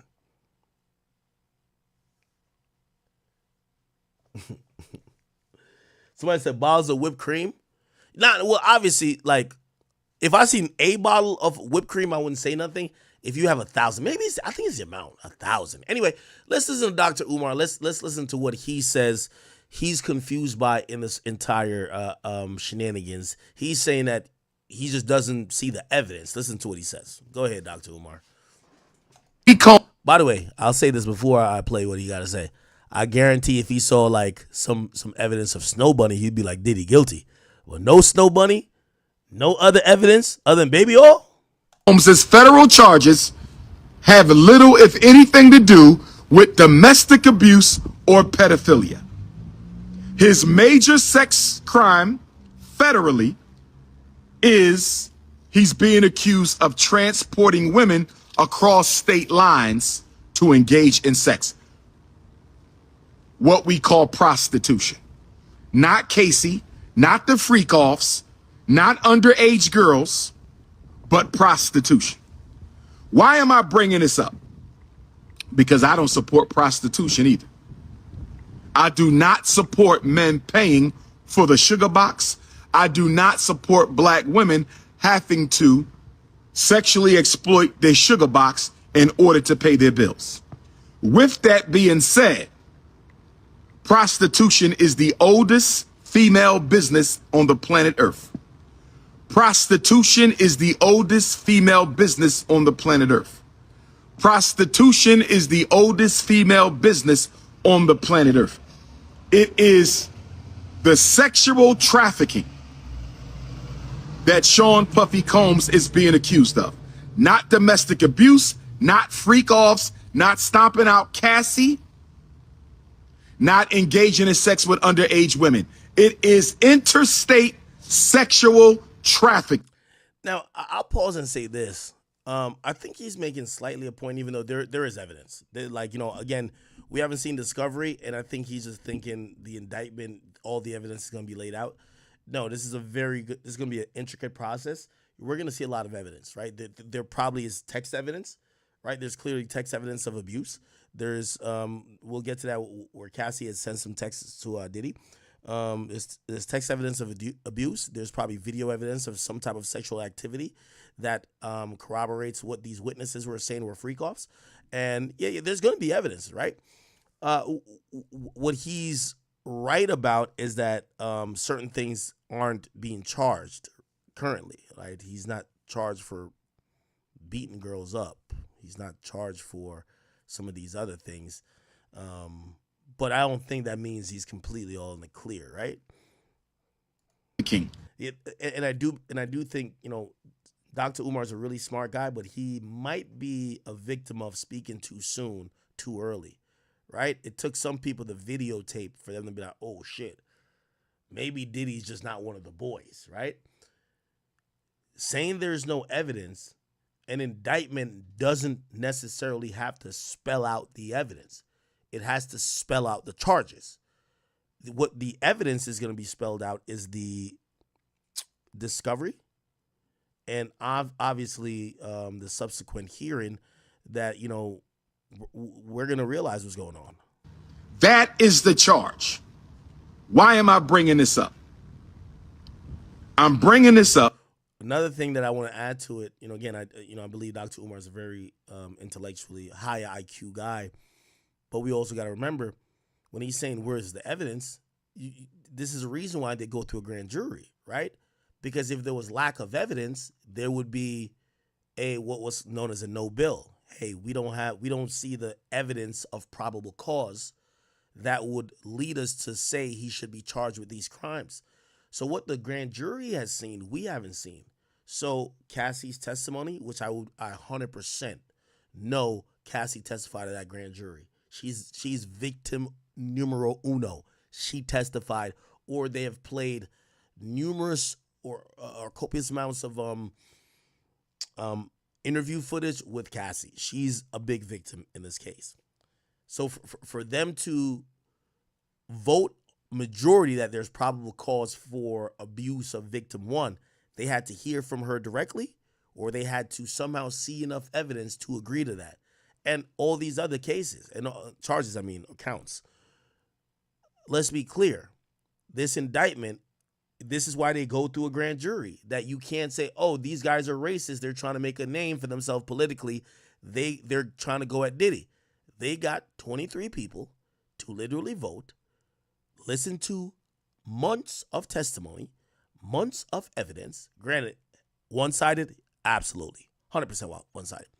But they got that person to go through a lot to essentially get to this conclusion. So they seen something. Peace, God. Because when I listen to the news, they're not talking about the evidence against Sean Puffy Combs. When I listen to the news, they're not talking about the evidence of Sean Puffy Combs. When I listen to the news, I have yet to hear anybody give me a specific piece of interstate sex trafficking evidence against Sean Puffy Combs. I'm going to say it again. I'm going to say it for the low political IQ Negroes. I'm going to say it for the average political IQ Negroes. My bad. Is my mic still low? Mic check, mic check. My mic still low? Just let me know if my mic is still low, people. I'm sorry. Let me get a little bit more. Turn that bit up. We should be good, correct? And I'm going to say it for the high IQ Negroes. I haven't seen or heard a single piece of evidence against Sean Puffy Combs. I ain't read it in the New York Times. I ain't read it in the Philadelphia Inquirer. I ain't heard it on CNN. I ain't seen it on headline news. Where is the evidence that Sean Puffy Combs engaged in interstate sex trafficking? I keep hearing about Cassie when I turn on the news. Why are we hearing about Cassie when Cassie has nothing to do with the federal indictment? I don't think any black man should have a Yeah, he's grossly incorrect. And for someone who I think is so smart, Cassie is the heart of the federal indictment. There's a whole count. We could go back to let me pull up the indictment once again. The indictment lists Cassie as he has a whole count from the Cassie indictment. Give me 1 second. I'll pull it up for you guys. That's not it. Oh my God. Where is it? Diddy. Pause. That's not it. Where is it? That's the detention memo. Is this the indictment? Yes, this is the indictment.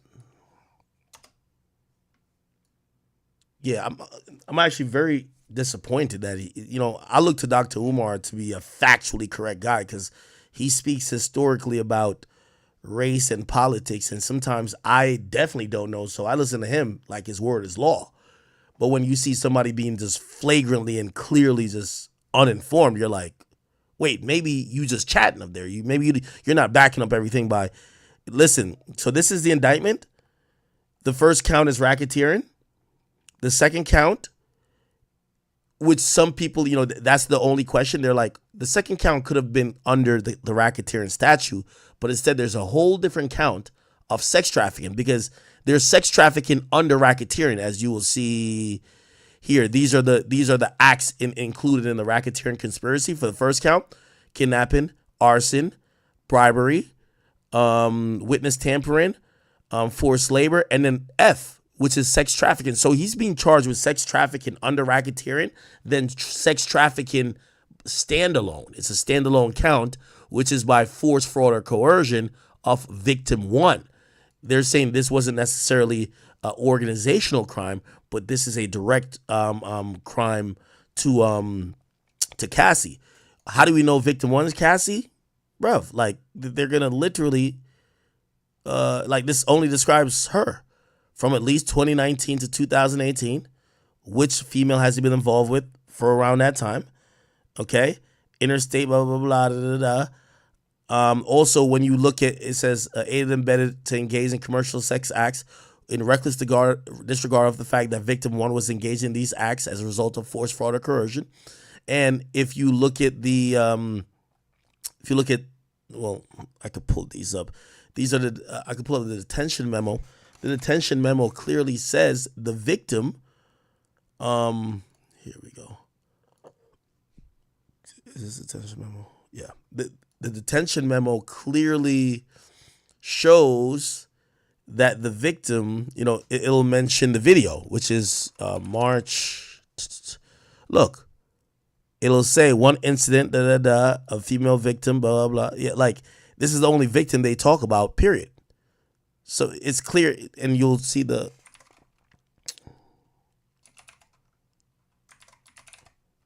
Oh, yeah.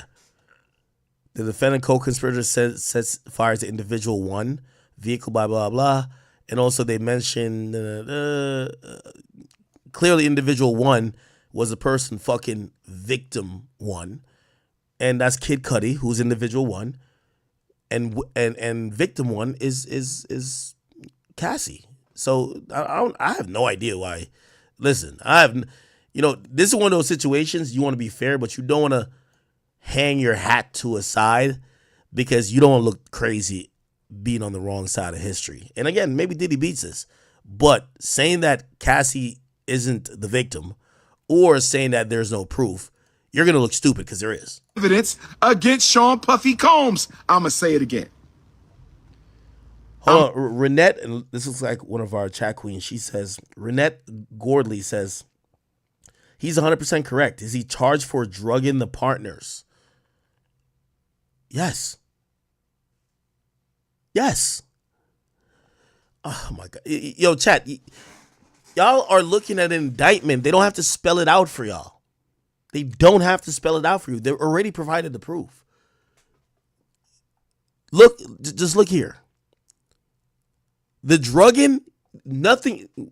Look, sex trafficking by force, fraud, or coercion. This isn't fraud. Move that out of the way. So is sex trafficking by what?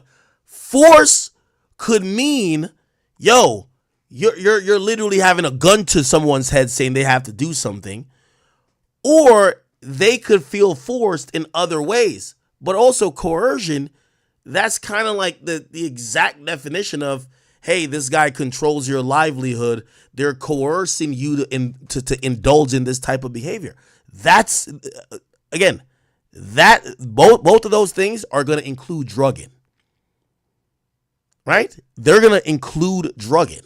So again, y'all are looking for, this isn't, and I don't want to call that, that lawyer who was filing all them lawsuits was putting crazy salacious acts in the first complaint. This is the feds. They don't have to do that. They got an indictment. You're going to hear about these things, right? They're going to have to prove, how do you know, and Diddy, we already seen Diddy's lawyer say, hey, we interviewed the sex workers who gave a statement and say they didn't think anyone was intoxicated. The feds are going to have to prove that. They clearly had some proof of it that these people were either under duress, which I think that's clear to say. If he controlled all her financial aspects, where she lives, vehicles she drove, he had people watching her, at least alleged, according to her complaint. Yeah, he controlled financially. That's the thing. Yo, if you're dead broke and you're going to be fucking homeless without me, I could use that as leverage to get you to do some shit I want. Like that's kind of like, yeah, you guys understand what I'm saying, right? Anyway. I'm going to say it for the low political IQ Negroes. I'm going to say it for the average political IQ Negroes. And I'm going to say it for the high IQ Negroes. I haven't seen or heard a single piece of evidence against Sean Puffy Combs. I ain't read it in the New York Times.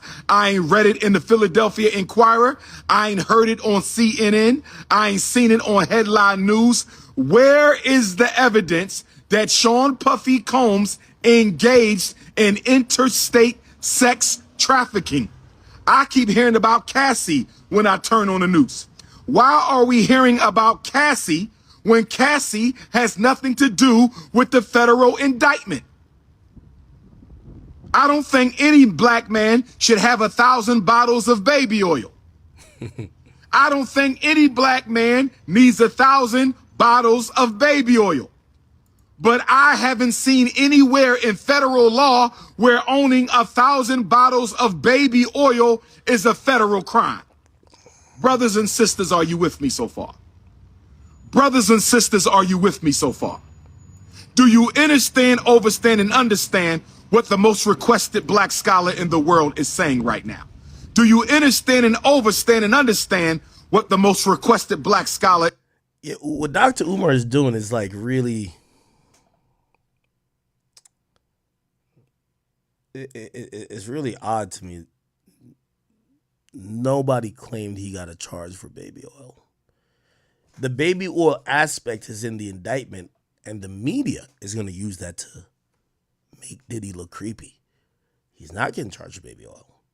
They do call the baby oil freak off supplies. And I guess it's open to interpretation what, we just discussed, what could be used for a freak off or a sexual activity. But he's never charged with baby oil. That's not part of the charges at all. So again, it looks like Dr. Umar is arguing against the media portrayal. The real, we don't know too much about the case, even with the indictment. So the salaciousness is the 1,000 bottles of baby oil, but we really don't know too much about the case. So what Dr. Umar is arguing about, he's arguing about the media portrayal of Diddy. In the world is saying right now. Do you understand, overstand, and understand what the premier Pan-Africanist on the planet is saying to you right now? Baby oil is not a federal crime. Stomping out Cassie, he was not charged with a crime. The freak-offs are not crimes. So why do we keep hearing about Cassie? Why do we keep hearing about baby oil? Why do we keep hearing about freak-offs? Where are the federal charges? Dr. Umar, brother, they're right here. And the reason we keep hearing about Cassie, because she's involved in all 3 counts of these initial charges. The men who fucked her, they're saying that Diddy's transportation to engage in prostitution of these escorts is a count of transport to engage in prostitution, or transportation to engage in prostitution. Okay? Count 2 is all about Cassie. Count 1, the racketeering situation, they actually started in the year or a year after Cassie dated this guy. This is, I'm going to be honest with you, and I want to be very careful about how, actually I won't even say it. If Cassie doesn't exist, it would be way more difficult to indict Diddy. Now, we don't know what's going to come later, but this whole indictment is Cassie. Cassie's the only witness. This is only because of Cassie. Again, you could read through the indictment, and if you have somewhat of a mind, you could realize Cassie gave them information, corroborated, gave them proof that Diddy had a whole system, a whole bunch of employees. Hey, when I used to leave, he used to have people follow. She marked out what could be a racketeering, what could be a racket, or it could be a conspiracy, or some type of organization, criminal organization in her lawsuit. He had his workers that would hide me from the public to hide my bruises. He had his workers who would do A, B, C, and D to make sure that I cooperated with the freak off. Yeah, this is the Cassie loss. Cassie's the reason why he got indicted, at least on this one. Now, granted, I think by the time they're done with this, they're throwing the book at this guy so much, they're going to come with way more witnesses. But right now, this first indictment is all about Cassie. And why are the charges being sealed? Why did the feds seal the charges against Sean Puffy Combs? I've never heard Dr. Umar sound this stupid. It's a high-profile guy that, yes, charges were only sealed until his arraignment. That's kind of how it works when they take in someone like Diddy, who they've been investigating for a while, who there's been a grand jury and panel for. I'm going to tell you one reason why the feds sealed the charges against Sean Puffy Combs. One of the biggest reasons they sealed the charges against Sean Puffy Combs is because the evidence is probably weak. It's unsealed. Oh my God. Yeah, I've never heard. I don't know when this video was recorded though, so I want to give him a little bit of grace. They only sealed it from when he got picked up the day before to when it was unsealed in court. They filed it. They have a arrest warrant. They arrested him. The media's going crazy. This is kind of like normal. They're going to unseal an indictment when you get to court.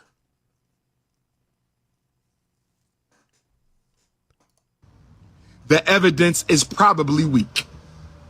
And because And once again, an indictment does not give evidence. It gives allegations, which they don't have to substantiate because they already got an indictment by a grand jury where they provided evidence. And the evidence that they're going to have to turn over is, at least initially, is going to be provided to the defense attorney in discovery.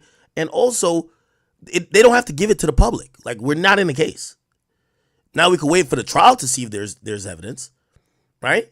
But clearly a grand jury believed that it was. the evidence is probably weak that he is guilty of interstate sex trafficking, and because the evidence is probably weak that he is guilty of interstate sex trafficking, they had to seal the charges. They had to hide the charges from you and I. They had to hide the charges from you and I long enough for the public execution to be carried out. Yeah, Dr. Umar losing it, bro. I ain't gonna lie to you. I think Boosie sounds more sane than Dr. Umar right there. Dr. Umar looked like he was losing it, bro. Boosie did make a point. Boosie said, yo, I feel like Diddy's in jail for doing what every other famous entertainer has done. Flew bitches out for threesomes. He just freakier. We actually go call women prostitutes who fly out willingly and willingly to be with their partners for sex. If that's the case, if you've been flued out and had sex, you should be labeled a prostitute. If that's the case, 80% of women reading this and trafficking is in trafficking. Hell nah. You're a celebrity. You gotta fly pussy. So you gotta fly out pussy. How else you gonna get to the pussy? You're never in one place. When I saw that video, I was pissed off at this nigga. Like, he really got a problem. But facing life in prison for doing what basically so many people, so many other entertainers has done, I disagree. Now, to Boosie's point, I think we should do some clarification. I know I've allowed Wack to spew that fuckery and nonsense here. But simply flying out a woman and having sex with her does not mean you're a sex trafficker. It doesn't mean that you've engaged in sex trafficking. It might be an instance, but also sex trafficking usually is something that is habitual. And again, when you think about sex trafficking, what's usually important is two things: the interstate transport of an individual for a commercial sex act, usually done by force, fraud, or coercion. That's really how it reads, even on a local level, even though sex trafficking, mostly feds pick it up. They'll do prostitution if it's like state. Here's the thing about sex trafficking. Yeah, if you fly out a girl and you tell her, if your method is you're flying out women and you tell them, if you don't fuck me, you're not going back. If you don't fuck me, or like, let's say for whatever reason, y'all had an agreement that she was going to get $5,000 for coming to hang out with you. You tell her, if you don't fuck me, you not getting this bread. Yeah, you're kind of getting close to sex trafficking. Like, it's crazy that people like, if you willingly fly out a girl, she has sex with you, and she goes home, everything is cool. Now, granted, if she said, oh, I want to fuck him, but he fucked me, okay, that might be sexual assault, but that's not sex trafficking. That's not sex trafficking necessarily, even though, by the way, sometimes sexual assault could fall underneath it, but still. Sex trafficking is usually, you have lied to people or you're forcing them somehow to come out to perform. And again, it's important what people seem to just skip over, a commercial sex act. Now, I don't want. Let me see if I can find a good definition of commercial sex acts. Commercial sex, without it being too crazy. Okay. Let's go here. Commercial sex act. Okay. A commercial sex act means any sex on account of which anything of value is received, given or received by a person. Yeah. So if you tell a girl, come fuck me for $5,000, and I ain't gonna lie, to be honest, if that's how you flying out girls, yeah, nigga, you are sex trafficking, the fuck? Just like how she's a sex worker, you're sex trafficking. Yes. If you've been talking to a girl and she's coming to link you, I don't think that, well, it's not even I don't think, that doesn't constitute what they're saying is sex trafficking. Now, if you're saying, I want you to come here to, now granted, here's a fine line, right? Usually when men are talking to women to fly them out, you're hoping it results in sex. The thing is, you just can't make no agreement about it. Like, if you're making an agreement that you're coming here to fuck me for, that she has for A, B, C, or D, yeah, you're kind of sex trafficking. That's kind of how it goes, right? But usually the aspect of sex isn't something that's a commercial act that's done for either favor, at least cognizantly. It's not done under contract for favors, or it's not done for money, like in any type of official format, right? Now, do you spend money on her? Probably you do. Do you? Yeah, probably, but that's not sex trafficking. If a chick say, I'm coming to suck your dick, put me on a plane, just after I suck your dick, give me $1,000, yeah, you're sex trafficking. And especially if you then don't give the money, right? If you don't give the money, yeah, I get what it is, right? That's my understanding. Let me get a lawyer to explain this shit. Every time I give a definition, I'm like, let me just get a lawyer. Sex trafficking explained law. Let's get the legal guys on this. Why am I in full screen mode? All right, here we go. No, not Diddy-esque. International, no. Not human trafficking. I just want to see lawyer. Okay, here we go. Just ask you, and this is something that I feel like if I were a lawyer, I would understand it better, but maybe specifically in conjunction with this case, you can explain it in a way that'll make me understand it and our viewers. What is the difference here in terms of prostitution versus sex trafficking? And in terms of the allegations here and what Congressman Gates is being investigated for, are some of these things that would potentially be legal if the woman involved was of age, but they would be illegal if it was a girl involved, somebody under the age of 18? So we'll start with prostitution. That is a state crime. It's not a federal crime. So to the extent that investigators could prove that the women had sex with okay, so that helps us on this case. So prostitution is not a federal crime. So essentially, if Diddy's hiring prostitutes, right? Again, if you go to a town and you just try to pay for sex and they're soliciting sex, they're advertising sexual services and you pay for it, you're indulging in prostitution. You usually get locked up, right? Like, for example, I believe prostitution is legal in Nevada everywhere but Clark County, where I believe, is it Clark County or Harris County? I can't remember which one it is. Whatever in Nevada, wherever Las Vegas is at in Nevada, that county, it's not legal in, right? So they'll arrest people. Like, if you sell pussy outside of that county, you're good. But if you sell pussy at the casino in that county, which is at Vegas, you're going to jail.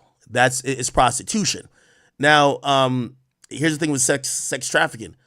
obviously it's easier to understand sex trafficking when you're thinking about federal, because you're like, oh, state to state, that means sex trafficking. But why couldn't it be sex trafficking if you're going from county to county or town to town? Say you see a fucking ad, you're in Vegas, and you see an ad that a bitch is gonna drive 3 towns over. Is that sex trafficking or is that prostitution?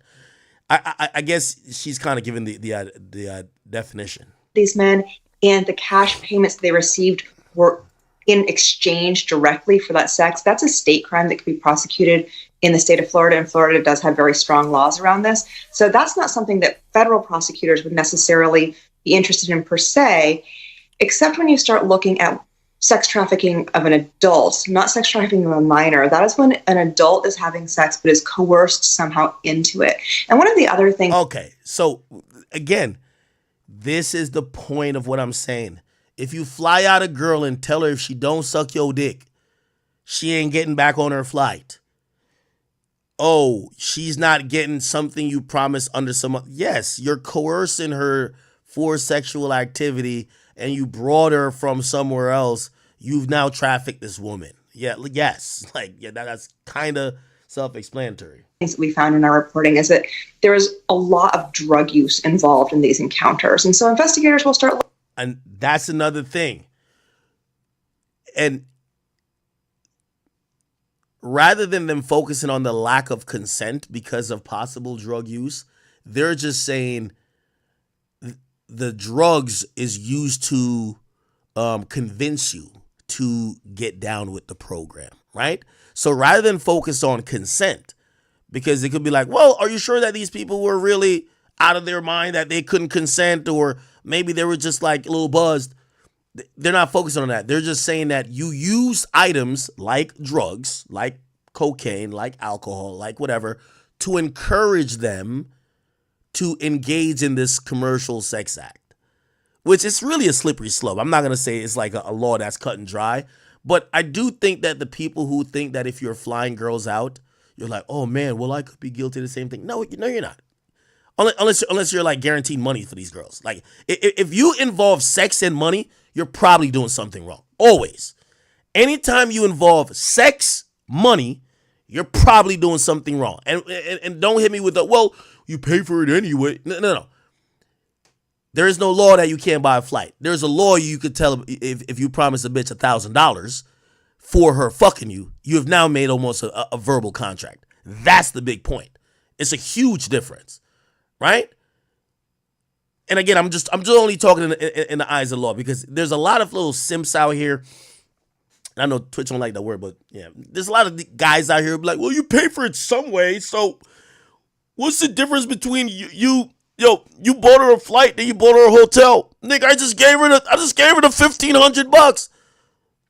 Okay, well, did you just gift her money, or was there an agreement? By the way, it's also fine to give her money if you want. If you just gift her money and there's no agreement, or she did not expect that, cool. But if she's like, I'm coming to fuck this nigga for $1,000, yes, now it's almost like a contract that normally, could be, in certain cases interpreted as prostitution, but it's now turned to trafficking beyond state lines. And obviously, if there's a coercive element, hey, I'm not booking your flight back if you don't give me this pussy. Hey, I'm not giving you this money unless you give me this pussy. You're coercing this person to get down with the now commercial sex act. It's very clear. So for all my brothers who fly girls out, y'all are safe. Just don't, let me tell you this, end the conversation with any scallywag the fucking moment she says, hey, so, and by the way, I think most like escorts are like, they're, this is how I realize, and I've flown out many girls. I usually recognize a girl as an escort when she starts using certain words, because they talk around the transactional part of it. They'll be like, you gonna take care of me? And I'm like, what do you mean take care of you? Like, bitch, what, you think I'm not, like, you think like I'm gonna put you in danger? They're like, nah, well, I gotta get a babysitter, my dog sitter, rent due, I gotta take off work, it's $1,500. You gotta just be like, all right, I'm gonna catch you. I think you should stay at work and stay with your kid and your dog, and I'm a good. But like that's like escorts You know the difference between what's a prostitute. You know the escorts try to act like they something different. An escort's a prostitute. They just do it differently. Oh, you're not paying me for sex. You're paying me for my time. But we have a wink, wink, head nod understanding that when I spend time with you, I fuck you. You get what I'm saying? Like you're just like a prostitute, right? You're a prostitute. So like you have the expert girls who know how to talk around it. But for dudes who don't indulge in none of that, generally, if women talk about money and you're talking about seeing them hanging out and sex and they bring up money, just stay away from it, brother. Like, just stay away from it. You get what I mean? Any type of, and here's where the element of sex trafficking comes in, right? Because it's alleged in Cassie's situation that Diddy used to bribe her with gifts for some of these encounters. Yes, you're doing something wrong if you tell your girl, I'll buy you a bag if you let my homie fuck you. Yes, that's a transaction at that point. Yes, you're also intuitively, you're doing something wrong and it's going to lead towards sex trafficking when you're paying sex workers to come in. It's automatically, whatever you're doing, it's a commercial sex act. You're paying sex workers to come in. You're paying for this. This is transactional. This is not just like you seen a girl on the gram, start liking a couple pictures, start saucing her up, start talking to her, you fly her out, you're hoping to fuck, you do fuck or whatever, and let's say, I don't know, you bring her out to dinner, you're not sex trafficking, my nigga. That's not sex trafficking. We got to make a very clear distinction. Looking and saying, well, was the drug use a form of coercion? You know, we've seen cases where Rico Barlow says that's why you say you're giving them a donation. Okay, well, I mean, if that's your way of getting around that type of thing, but, you know, again, you know, women are going to be very forward. Yo, I need to be compensated. Or, you know what I mean? Like, again, I think a woman who don't ask, you shouldn't even have to talk about money with, because, you know, if you do want to give her money, that's on you. But she's trying to come link you because she either likes you or maybe she's playing a long game. Who gives a fuck why? You run into problems when you're like, yo, hey, tell this escort, this black dude that's 6'3", I want him to come fuck Cassie. We're gonna give him $8,000. He comes to the joint. Not only is he gonna get $8,000, you give him a shit ton of drugs. You give Cassie a shit ton of drugs. You then tell Cassie, yo, because you did this freak off, I'm about to, and by the way, this is the coercive part for Cassie. Cassie's whole demeanor is, if I don't do the freak offs, my career ends. It stalls. My entire livelihood relies on this guy making him happy. I have to do the freak off. So really, you know, the only thing here, actually not the only thing, these male escorts could be as well seen as victims. What I'm thinking is probably happening is that they could be seen as victims or someone who's participating. Because escorts in that capacity, if it was known that you were coming to fuck, that's illegal. And escort technically is supposed to be for your time, not for the fucking. I guarantee all them talking to the feds are getting immunity, because the feds' job here is not to kill escorting and prostitution. They know that's always existed. It'll continue to exist, and they didn't spend that money to try to end prostitution or escorting. Their job is trying to stop Diddy, who they think is a powerful force, who's manipulating that world to then manipulate and fuck with other people. So I'm pretty sure they're going to bring the escorts in. They're going to say, hey, listen, we don't want you. We'll give you this motherfucking, we're going to give you this immunity, right? We want Diddy. You get what I'm saying? Because you got to realize these escorts talking to these people. If the escorts are talking to the feds allegedly eventually this month, and by the way, that is here. I'll post it and show you. According to TMZ, they said, let me just type in escort. According to TMZ, here we go. They said that there's 2 escorts that's about to talk to 2 escorts that's about to talk to the feds this month. I'm pretty sure they're talking to the escorts and saying, we don't want you. We're not looking at you as a co-conspirator. Just give us what we want, right? Yeah, that's clearly what's probably going on. On Puffy. Because if the escort tells, like, if I'm an escort, I wouldn't want to sit with the cops. Why? If me, then number one, you can't lie to a federal law enforcement who's conducting an investigation. That's a crime as well. So you got to get interviewed by these people, and they're going to ask you, hey, was it part of the contract that when you came that you had to have sex? If you say no, and they find that there was a leaked call or a recorded call or email somewhere where you kind of admitted that you're showing up to fuck, right? Or, you know, or it's on one of Diddy's tape to say, yo, Diddy, nah, if you give me another $1,000, I'll fuck her for another hour. Yeah, you're admitting that you're doing a crime. So I'm pretty sure they're getting immunity, and then they're gonna sing like a bird on Diddy. You know, the only thing that is probably very important, which Diddy's own lawyers said that they try to interview the escorts too, is if the escorts are gonna say this was a completely out of, you know, to quote Quando Rondo, out of body experience. We were all drunk and all high. There is no, like, consent isn't a thing. Like, everybody's drunk beyond belief. Every time I've seen Cassie, she's incoherent, passed out. Like, that puts a different tint on it. But I'm almost certain that they probably wouldn't say that because they were the people supposedly penetrating Cassie, right? Anyway, let's finish. Where people are given drugs because they're addicts, and then they are asked to have sex, and they say yes because they really need the drugs, and so that has been considered coercion in some cases in the past. So that's when investigators will start saying, okay, well, if there was, you know, something that we would think of as prostitution, was there a coercive element? Were these women being passed around between men? Was it completely, you know, with their consent, and what else was going on? They'll want to look at a lot of elements, and these are crimes that can be difficult to prove. Now, so again, remember I told you, honestly, it would be an easier job to defend. Like, this is going to sound crazy. A sexual assault charge is easier to defend than a sex trafficking charge.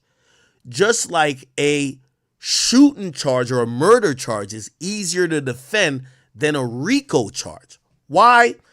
It's because it takes into the latter takes into account the nuances that exist that doesn't make shit black and white. Right? Because if it's sexual assault, I'm pretty sure a lot of these things, Diddy does not even have sex with Cassie. He sits there and whacks off. And if he's charged with sexual assault, there's going to be so many defenses. Well, the actual guy who penetrated her, why isn't he charged? Diddy never touched her. Diddy's in the corner with his baby oil. Like, he's sitting in a baby oil bath just whacking off. How do you charge him? Right? There's more of a defense for Diddy with that, right? Like, no, like, shit. Also, if it's his freak off we're hearing, every time Diddy may have penetrated her, if he ever did, on these freak offs or in these tapes, it's caught on video. There's also a witness, which is the male prostitutes or whoever else is watching. So it's kind of harder to charge Diddy with sexual assault. Way easier to say sex trafficking, because sex trafficking could just take in all the little minute details. Well, even though she wasn't kicking and screaming and saying she ain't want to do it, even though she ain't never say stop, she kind of felt pressured because you control her livelihood. She kind of felt pressured because she wanted her album out. She kind of felt pressured because historically, every time she take a hit off that cocaina, she get loose, right? So, you know, like, you gave her drugs, you're holding shit over her head. She felt like so really, you know, when you think about sexual assault, you think about non-consensual sex. Sex trafficking, it could look consensual, but there's these mitigating factors. Well, her career was in limbo. Well, this, well, that. She felt that she was being coerced. She was being pressured. She felt by being in that room and everybody's fucking, let's say it's an orgy, everybody's fucking, she felt she had to join in, or, you know, maybe get bullied or get ridiculed, or, you know, she feared that somebody might put hands on her if she didn't part. You know, like, these things could go all in the sex trafficking statute when you say under force or coercion, right? So, yeah. All right. All right. Okay. Sex trafficking of a minor is a little bit different. Oh, yeah, we don't got to talk about that. That's not applicable in this case until we really see a charge about a minor, and then pretty much is just, did you fuck the minor or not? You don't need coercion. See? It is a hard stop on the age. It is simply somebody under the age of 18 who's given literally anything of value. It could be. And that's the interesting part of, if, Dr. Umar was going to make that point. We heard that there was a 17-year-old that Diddy fucked and flew on a private jet. And supposedly they claimed they were given substances to take. Again, it don't even matter if they were given substances to take. If you're under 18 and a nigga flew you from one state to the other state, that's the definition of sex trafficking. It's open and shut. That's Jeffrey Epstein. That's R. Kelly. It's over, right? With this Diddy case, I'm wondering why they didn't use that 17-year-old who filed the charge. You know what I'm talking about, right? The 17-year-old who filed the charge. 17, or she was 17 then. She's not 17 now, clearly. 17-year-old Diddy. This woman right here, like, she would be the person to say, like, this would be the strongest case. If Diddy fucked her, remember she was 17 at the time, flew her in a jet, they're gonna have proof of the manifest. Okay, you flew here. Like, even just having a witness to say, oh yeah, I seen her go into the bathroom and take some drugs. It was alleged that she supposedly sucked off his president of Bad Boy at that time, Harv Peer, before she got on the jet. But yeah, if there's even a witness, I think that's an easy charge. Like, I'm wondering why she's not listed in there. Granted, this is this happened in what do you call it again? 1993, I believe. Is this 1993?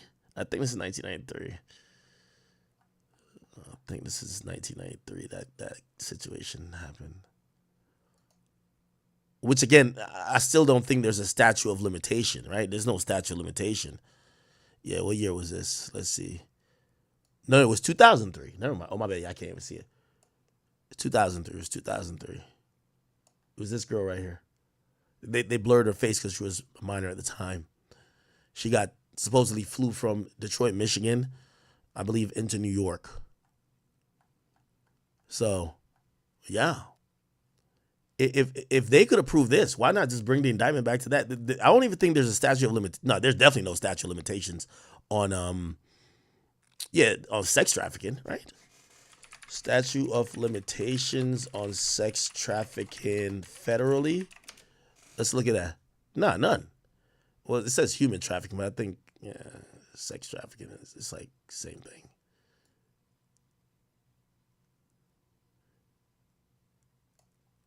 Yeah, especially when there's a minor. Yeah, definitely when there's a minor. There's no, so I'm wondering why that's not charged. And she's clearly still alive. She filed a lawsuit. She's alive. So maybe that's the thing that comes in the next lawsuit. Because if they come with this, it's over, right? Right now Diddy has a case to say, oh, we were all with it. Nah, this was consensual. Oh, cool. If you want to say I paid some prostitutes, fine. But that's not federally sex trafficking. That doesn't have a 15-year mandatory minimum, which is the mandatory minimum he's facing up to life. So that's going to be his case. I'm pretty sure he might have some videos of Cassie saying, like, and here's the thing.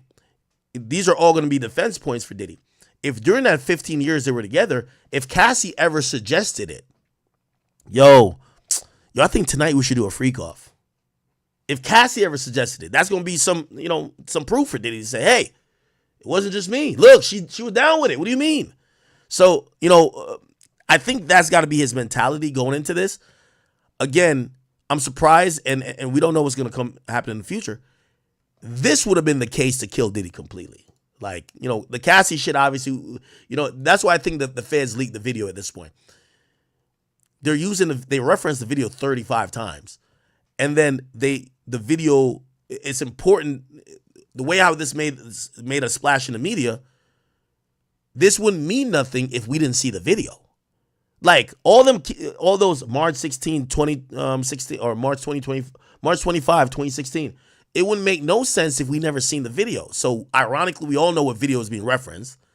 So it does hit hard at this point. Pause. But if we never seen the video, it would have been like, where's the video, right? So this is why I'm wondering why this one is in there. If this one's in there, it's like you can't really beat that. Even though you probably could say, well, this is before really technology was really popping, but there's photographs. There's photographs of her at the crib. Maybe there's no proof of them having sex, but there's definitely, obviously there's no like kit, to our kit to validate that sexual activity was what happened. But we'll see, man. We'll see. Anyway, what's kind of, chat, I ain't gonna lie, man. Diddy's kids is something else, bro. They said this was last night, bro. They said last night, Diddy's son out with his girlfriend, which is Ian Connor's ex-girlfriend. I think her name is Raven. She posted a caption, y'all know I love my man. I love my man. I love my man. Don't fucking play with me. And again, obviously, there's nothing wrong with what he's doing. But obviously, his family's under the spotlight, so to see him partying it up. And obviously, apparently, it was her event and he was supporting. But I'm going to be honest with you. I want my kids looking sad as shit and off the grid. I want my kids off the grid and looking sad. If I'm Christian Combs, I'll be like, yo, bro, wrong time to post this right now. Like, please. Like, half of what my dad's case is or application for bail or bail appeal is to say, I have these kids, they need me. This doesn't scream that. This scream, life goes on. Bad boy, take that. Let's Harlem shake it up. Like, yeah, this don't scream that. I want my kids to be crying, watery-eyed, just like when they see, like, breaking down. I want that. Yeah, let's get me out. Yeah. I don't want to see. It's not time to see you partying right now. I'm going to be honest with you. Just bad timing. Now I know y'all going to be like, the sins of the father shouldn't also be inherited by the son, but also we're going to have to be clear. Granted, this is definitely a civil suit, and I want to be very clear about this. Christian Combs has a civil suit, not a criminal suit. He has a civil suit, and obviously that would mean nothing, but your father just got indicted. You know what I'm saying? For similar shit. Your father just got indicted literally 4 days ago. I would say just chill right now. You can chill right now. Just chill. Like, you want to have a good time with your girlfriend? Go to an island. Go spend time with her. Don't be in a New York City club. If you get caught with a paparazzi with one of them shits that could see from a mile, fuck it. But not a New York City club. Looking like, you know what I mean? Looking like you looking at her like a bottle of baby oil. Like, no. Just wrong time. And obviously, I want to have some grace for the kids as well, because I'm saying kids, they're grown men. Like, this is a grown ass man. But when I mean kids, his kids, because they're not charged with any crime. Even if they're mentioned civil, it's civil. We all know that shit could be all cap. They're not charged with any crime. They're also, because of who their father is, they're thrusted in the limelight. Are they just supposed to mope around? Could they not, have a life? Do they have to then put on a facade of sadness? Obviously, I would say, yeah, I do. But, they might also be saying, damn, like, what the fuck? What are we supposed to do, right? Anyway.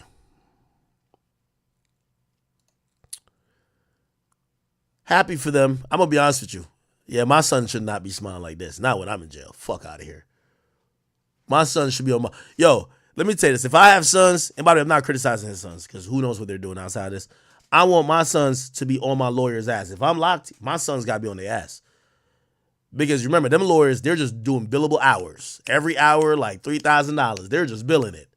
Billing it. Oh yeah, we're doing this research. We stayed on the phone. They're just billing it. Oh, we have to go on CNN. They're just billing you hours. They're just like hitting that bank account. You feel what I'm saying? You need your sons to hold it down and make sure the lawyers don't just drain you dry. Pause. No Diddy. All pun intended. But yeah, I don't want my son in the club at this time. No more clubs. Fuck that. Like, I would have called my sons and said, listen here, King. You was never gonna make it as a rapper anyway. I pushed you at some nepotism shit. No disrespect. I need you now to be on my lawyer's ass. No Diddy. I mean, no me. No whatever. Anyway, I need you to make sure everything is going good, because the only like the you know, with all due respect to the daughters that he has, you know, you got to let them be right now. Let them be protected. Hopefully outside the media eye. Your sons, you need to have them as soldiers that's holding it down. You get what I'm saying? Right now, only people you could trust if you're Diddy, your mama.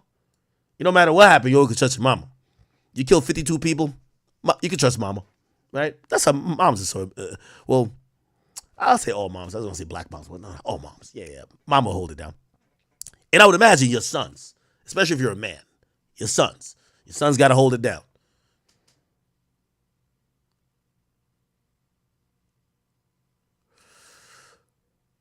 Yeah, mama and your sons. You let mama handle, like, just oversee the finances, right?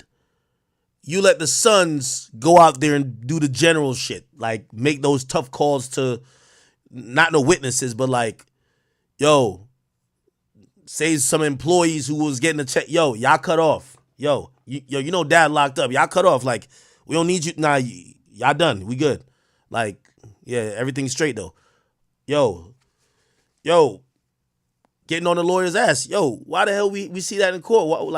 How's this some new shit that just popped up? Like, bro, we paying you millions of dollars. Like, you got to be on their ass. Like, Diddy he's locked up now. He only gets so much time with his lawyer. So his son's got to be on top of that. Again, I'm just talking about family unit. I'm not saying nobody's innocent or guilty, but just how you would probably want to move, right? But yeah, look like my man is enjoying his time with his queen, right? Okay. They have said that the daughters, Diddy daughters, have been supposedly, and these are Kim Porter daughters,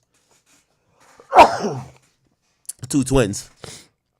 They're saying that they've been living with a friend of Kim Porter.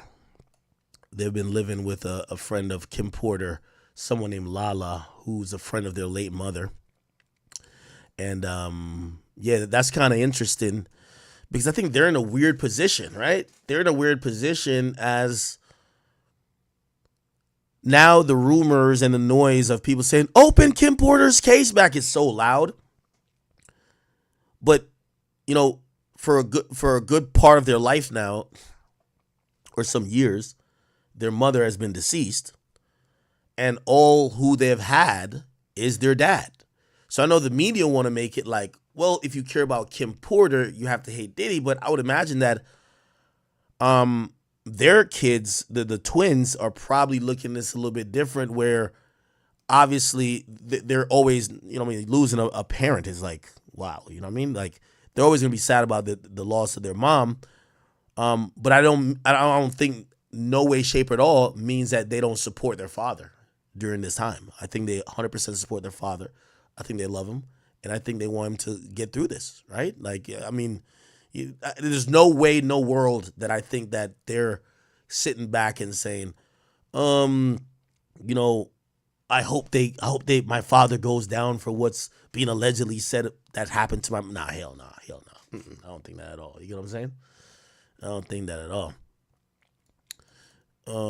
Apparently they were born in 2006. I guess they're about like 17 now. They're about 17, I believe. Yeah, because it's 18 years ago, but not 18 yet because it's not December 21st. Just 5 months after he welcomed his daughter Chance with Sarah Chapman. Okay. Obviously, we're not going to find out where the babies are. You know what I mean? Well, not babies. I mean, the baby, which is Love Combs, right? Yeah. Okay. So I would look into the story much to say, oh, because they're living with their late mother's friend. I would imagine they would be close to Kim Porter's side of the family, or friends that used to be cool with them. I'm not sure if all of Diddy's kids look up to, like, say, Misa Hilton as like a motherly figure. Obviously, that's Justin Combs' mom. So I don't see a problem with, or I don't see this being a signal that they're not supporting their dad if they're hanging with a friend of their late mom. Yeah, I don't think so at all. Okay.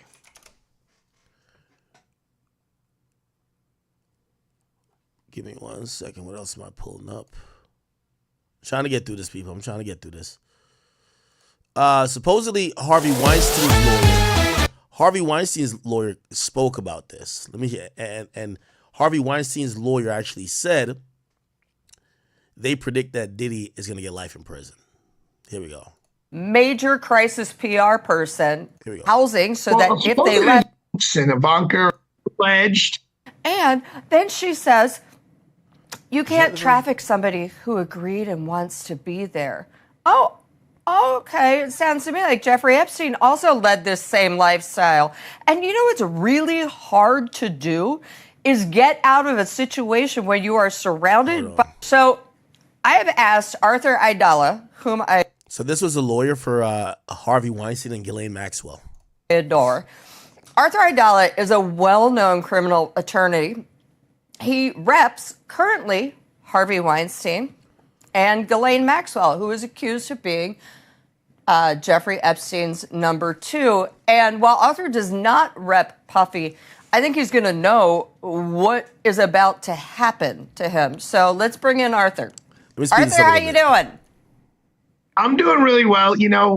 I'm listening to everything you just said, and of course that's all alleged. It's all alleged. Alleged. Right? Alleged, and maybe the baby Actually, it's oil. not alleged. I'm sorry. No, they found 1,000 bottles of lube and baby oil. That's not alleged. They found AK-47s. They found all this stuff. How is that alleged? You don't know the baby oil. Okay, could be old school when you want to go get a suntan. Remember when we were kids, we'd put baby oil on instead of suntan lotion? So it could have been used for that. Wait, they and didn't find no iodine, though, because back in the 80s, it was baby oil and iodine. And you know who used that? Really white chicks like me.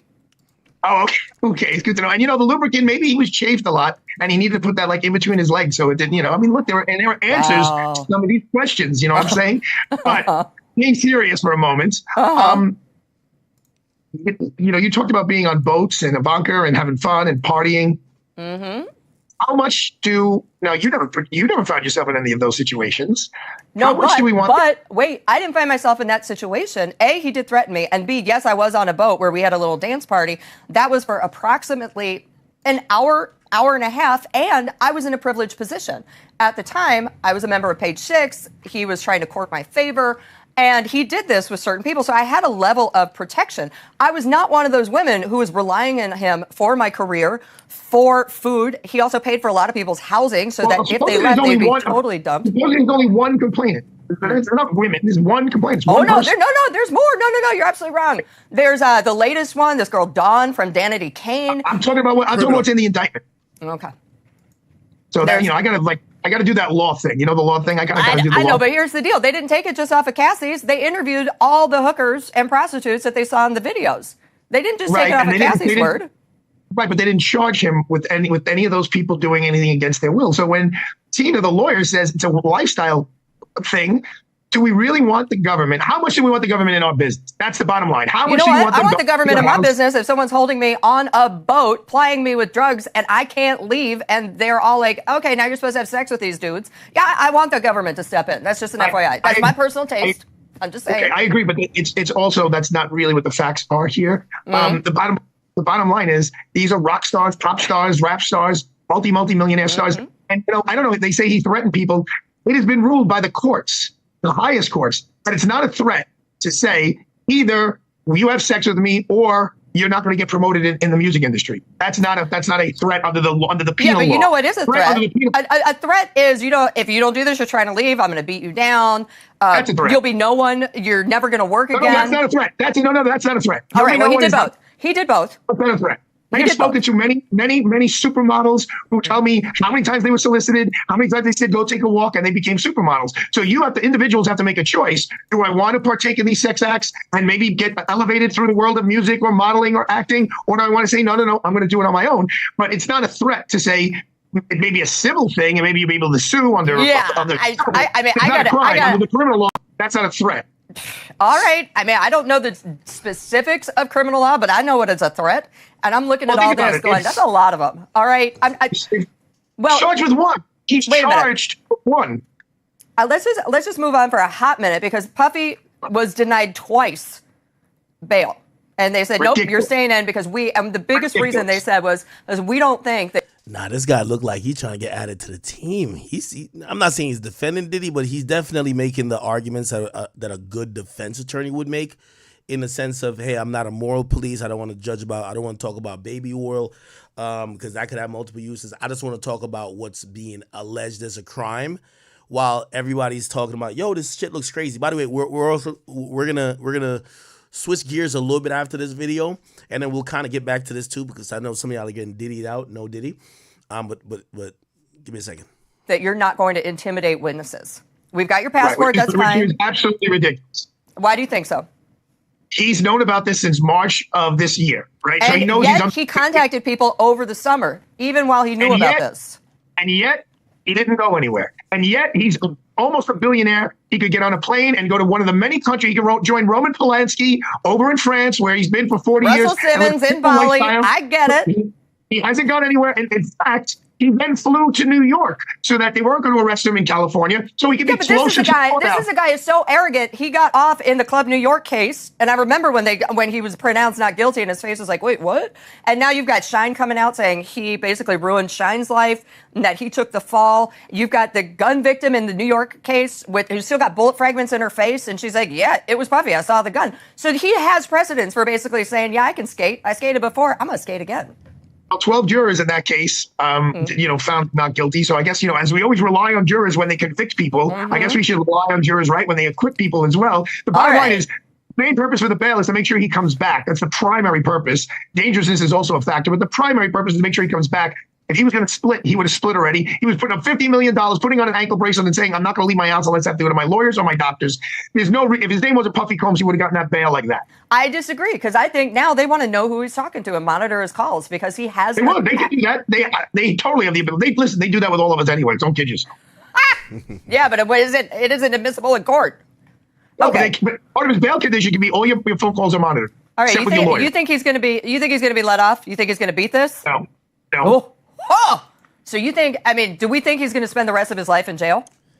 I think there's a high probability. Damn. Despite he just basically agreed that Diddy should get bail. He just said that the indictment didn't really show much, and he just now is saying, nah, Diddy's finished. Wow. By the way, again, this is the attorney. His name is Arthur Idala. He's represented Ghislaine Maxwell and, of course, infamously Harvey Weinstein. Ability of it, and I'm only basing that on statistics. The Southern District of New York's conviction rate is over 90%. So if you're doing the Las Vegas odds, they win over 90% of their cases that go to trial. They have excellent lawyers. Mark Agnifilo is excellent. Tina is excellent. They have a guy named Zach behind them, who's a former big U.S. attorney. He has a great team. Well, all right. So quickly, because we got to wrap. Update on Ghislaine Maxwell. Her appeal got denied, but you also called it. You said it was going to get denied. What happens next? Okay. We're going to see if 4 of the 9 justices on the United States Supreme Court say, you know what, we need to hear this because we think that there was basically in human terms. Oh, okay. So they're talking about Ghislaine Maxwell. Question for you: do his kids visit him? Has he much life Harvey's got left? PR person long gone. His assistants are way long gone. So it's there are no books. There is no little computer I have a quickie question for you. Do his kids visit him? Has he seen his children at all? Always talks to them every single day. Okay. That's about I think Harvey. All right. Wow. So this defense attorney, even though was even on this interview making a couple cases for in the favor of Diddy, he's just going by statistics. Again, the Southern District of New York has the strongest prosecution in the entire federal government system where they are vigorous, relentless. They use the most resources. Keep in mind, they did multiple searches in California, or they did searches in California and Florida, but the cases in Florida, in New York. Why? They're the big dogs in all of this. You know, this isn't like, you know, the District of Louisiana somewhere. This is the Southern District of New York. When you get indicted here, and by the way, I think they bring the El Chapos. They usually, even when the government starts something for an overseas criminal, they want to bring him to Southern District of New York. Those are the big dogs. They spank people. Like, they don't, and it's not only about getting a guilty verdict. They give out football years. So they want to get the 20, 30-year life imprisonments. They go for the big joints, okay? All right. Real quick, we're not leaving the conversation of sex trafficking, but I got to show y'all this, bro. Chat, I can't believe. I am now under the assumption, and I'm going to bring my man on from the 6 to tell me if I'm wrong or right. The sex selling capital, other than obviously Vegas, of the Western Hemisphere, got to be Toronto, bro. Let me tell you this. Toronto artists or Toronto women, I don't care if you think they're rapping, they're selling vagina. I don't care if you think they're modeling, they're selling vagina. I've never seen a place where so many women who you think would be, you know, they look attractive and you think they would be above it, they're all selling vagina. Trust me, I've heard about so many, like even behind the scenes. And unfortunately, because Toronto is my favorite city, I keep saying that. But if you see an attractive woman in Toronto, she's selling that box, or she sold it before. She might not sell it to you, but she sold that junk before, okay? Somebody done bought it for the 2-for-1 special. Somebody just bought it for the Black Friday discount. Somebody just bought it on the Telly-Ting, you know what I mean, discount. And essentially a woman who I thought she was like, you know, upcoming, you know, maybe potential artist. She just got taken down in some sex trafficking, human trafficking ring. This woman has appeared on a few podcasts, including No Jumper. There was a time that I was about to have her on my platform because of my love and fascination with Toronto. And you guys remember that from, I've covered Toronto so much. But it was strictly off the fact that I thought that, hey, this person is kind of moving and shaking in like media and a little bit of music. And essentially, the reason why I didn't interview her was because she had a story which turned out to be fictional, that she was saying that she set up some guy. And I was just like I'm not interviewing nobody for no viral clout stories at this point. So I'm like, I don't want that. I don't want to be sitting here for you to, like, you know how I feel about women who set men up or who lie on men. I think it wasn't set men up. I think she lied on a dude. I think she had said she lied on like an ex that he got his kids taken away. And I was just like, I'm a guy. Of course I don't have kids, but like, why would I platform that? And for that media run she was having, that's all she was like talking about. And I was like, I don't want to talk to her now. Maybe another time when that's not the topic. Anyway, it says she has been incarcerated.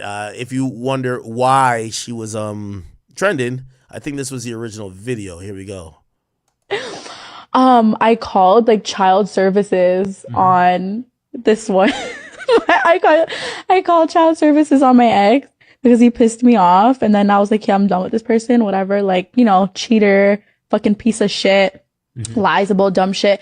He had kids. I called child services on his ass and I like fabricated everything and like said certain things, and they like went to the door and like there was a whole process. Like, I don't even know if the children's aid worker still visits them, but she probably does, because what I said, like the way I AI'd that shit, you know, like real AI shit, like fake bruises type shit.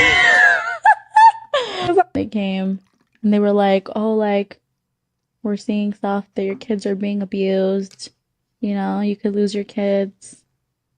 And I was just like, That sucks. But Okay. Um, Who's this person here? Anyway, she's basically bragging that she got a guy who she was mad at. She almost got his kids taken away from him, but it got social services involved because she lied about it. And you know, it went viral, but I just wasn't fascinated by that story. You know, it's just too many untalented women who just have stories about them having a wet back and a bruised tonsil just coming out and saying anything and then, you know, just fucking selling OnlyFans afterwards because of the clout. I was just like, I'm good. However, she does do some music. Anyway, long story short, who's this? Who's this person they keep putting up? Anyway, long story short, it came out that police has arrested Toronto rapper Lady SB, that's her name, for human trafficking and weapons charges. She's supposedly Chroma's arch nemesis, but if you hear what they say about Chroma's, she's again, a Toronto baddie is selling the pussy. Like that's Toronto people. I love y'all to death, man. But anytime I've heard about, talked to any of y'all bad chicks up there, somebody else tell me that vagina is for sale or has been for sale. Okay. Anyway. The ironic part about it is that she had an interview with somebody we had on here before, and let me hop on Discord because I'm gonna try to get him in here. My man Friday, where we at with it? Let me get in Discord. But my man Friday had an interview with Shorty, and remember she's like a rapper now, you know. So listen to Friday talk to her. By the way, let me give you a definition. It says, are you a telly-ting? That's the caption. A telly-ting is a woman who works inside hotels as a prostitute. Like, she's telly-ting. Makes sense, right? She works in hotels. Men pay, come to the hotels, have sex with her, and repeat cycle, rinse and repeat constantly. So dudes just come to the hotel, have sex with this one woman. Could be dozens of men a night. Could be one or two. Who knows? But that's their job, to provide sexual relief to men from the comfort of a hotel room.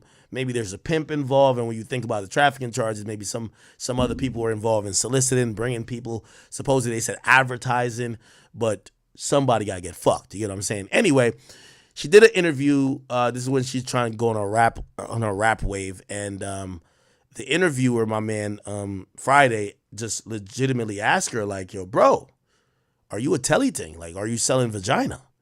And this was the interaction. Now, I'm just going to straight off top ask. Is any of that stuff true about By the way, the reason why he got to even ask this, chat, I'm telling you, it's a pandemic in Toronto. Any girl that's attractive that got some surgery, they're selling the vagina at the rapid rate. It's like Amazon Prime. It's like eBay. I'm telling you, it's like OfferUp. Trust me.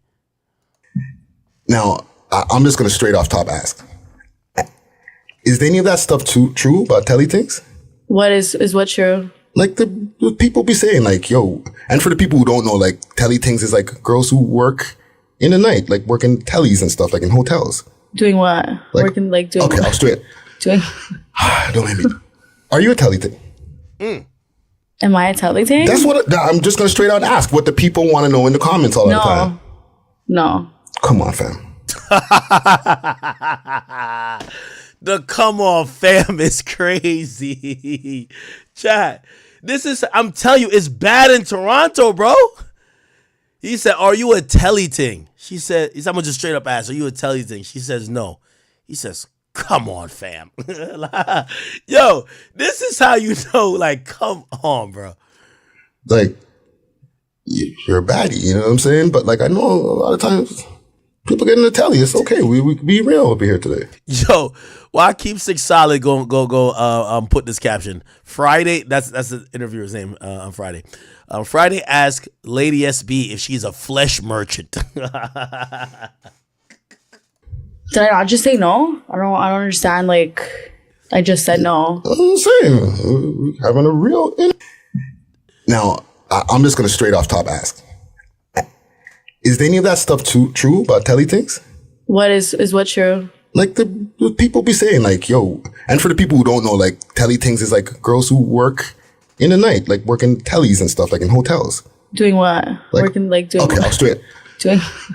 Don't make me. Are you a telly thing? Am I a telly thing? That's what I'm just gonna straight out ask what the people want to know in the comments all the time. No. Come on, fam. Like, you're a baddie, you know what I'm saying? But like, I know a lot of times people get in the telly. It's okay. We can be real over here today. Did I not just say no? I don't understand. Like, I just said no. I'm saying, we're having a real. Now, I'm just gonna straight up. Yo, come on, fam. Yo, Friday, what's going on, my brother? What's poppin', man? Hey, you know what's crazy? This is the first topic we're doing after talking about the dealer for like 4 hours. But I had to keep it. That's why I hit you, bro. I was like, she might be the female Diddy. Man, yo, all right. So here's the thing, and I'm glad I got you on here. And everybody know Toronto. That's my favorite city in the world. Really, I went there. I got showed so much love. I love the culture that comes from there. I love the people. I love the energy from Toronto, right? And you know, one thing I've kind of realized, man, I'm gonna be honest with you. Like, I've learned a little bit the hard way at times. Yo, there's a lot of like attractive women from the 6 that's just selling that vagina like it's going out of style. You know what I mean? And I've seen it. And maybe it's just the girls on Instagram. If I see an attractive girl from Toronto right now from Instagram, I think she's selling vagina. Am I tripping? Yeah. And you know what? You ain't tripping. It's kind of crazy because I started realizing this the more years that I was doing the podcast. The more ladies that I had in who are rappers out here, and this is not all the rappers, but a bunch of them were either sliding on the pole or doing a little bit more. And then you find out cases like this, or, you know, salute to Chromas, everything that we found out what happened with Chromas and the OF. And then I'm just like, hey, I'm gonna be honest with you. You remember when I used to have Chromas on here? Like, there was a couple of people who were trying to expose it, saying that, yo, she was in the massage parlors giving it up. I don't know if that was true, but I heard like put it like this, and because I said that last night to somebody, and they said, nah, hell nah, right? Like, obviously we're not saying this, like Toronto's like Vegas and nothing like that. Like, Vegas is wild, and it's more like just like prostitutes walking around. But like in America, we don't expect. Like, if we found out that Ice Spice used to sell the box, it's crazy. Like, what? Like, if we found out that Meg was sucking, like, yeah, people know Meg being a freak and all that shit, but if Meg was selling the box in Houston or wherever she's from, that would be crazy. Like, even Sexy Red, like, maybe people might expect it from her, but that would be like, yo, I feel like almost in America, if you used to be just selling vagina, like, not even on some, like, a stripper shit, because strippers sell vagina too, because, like, say Cardi B was a stripper. But if you were just a telly ting, right? Like, you're just straight up, hey, come to the hotel to fuck me and give me some money. I don't think that would be flying. Like, I don't think people could get that out their memory if you became a rapper later in America. Like, if Glorilla used to just be sucking niggas off on the corner, I think niggas would bring that up all the time. Maybe I'm wrong. What about Eve? Was Eve like Eve used to be a stripper. And there was pictures that came out of her butt naked in her stripping days.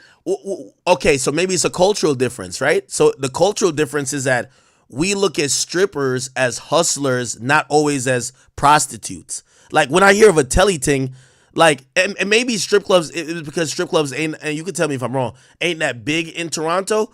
Like, we don't look at a stripper, even though we kind of assume they probably, you know, get a little money for fucking. We look at them still above the girl that you hit up off, like, you know, when Backpage was existing, or you hit her and she gives you a price and you show up to a place and just fuck her.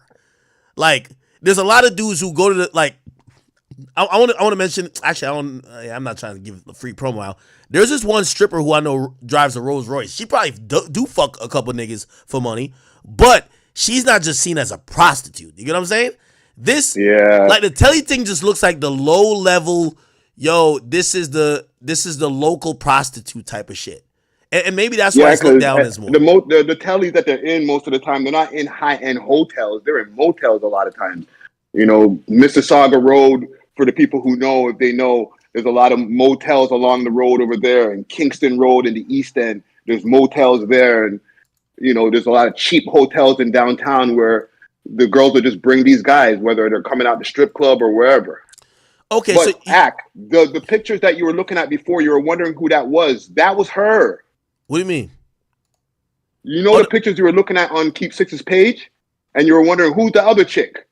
Oh, I got one up right now. Did she snitch on the other girl? No. Scroll back up to the other where there was a picture of a young girl that was right there. That's her, dog, before the plastic surgery. Oh, the one on the right? Yes, with the black. That's her before plastic surgery. Wait, you talking about the one on the left? Yes. Nigga, that's not her, nigga. Stop it. That's her. No, it's not. No, it's not. That's a whole different person. Fillers, that's before the titty job and all of that shit. You're lying. This is why they're posting the side by side. Wait, how'd she do that? I'm telling you, dog. Nigga, her surgeons could make Diddy look like Rod Wave then. What the fuck? Wait, how? Nigga, she looked more tanned. Like, obviously, the breasts and titties came in. But, bro, like, her face looks different. That can't be just makeup. It's magic, bro. The doctors can do magic these days. Okay, so explain it. So I'm looking at this arrest thing right here, right? And it looked like they got 5 people. How would this normally work? Like, is it like I'm gonna be honest with you. Oh, I hate to tell a story. Oh, I'm gonna sound like a sucker. Should I tell a story, chat? Chat, y'all gotta tell the story. And I want you to react to the story if I tell it. Chat, should I tell a story? Now okay. I want to hear the story. All right. I'm gonna keep it a bean. Okay. So, all right. I got to give you out a year. This is nothing. This is the year. Like, I definitely had a little whole phase during my 1 year, like being fully single. This is like 2020, like the year I bought my house. Okay, I flew out 2 things from. They weren't even from Toronto though. They were from. Oh, I'm about to give up too much.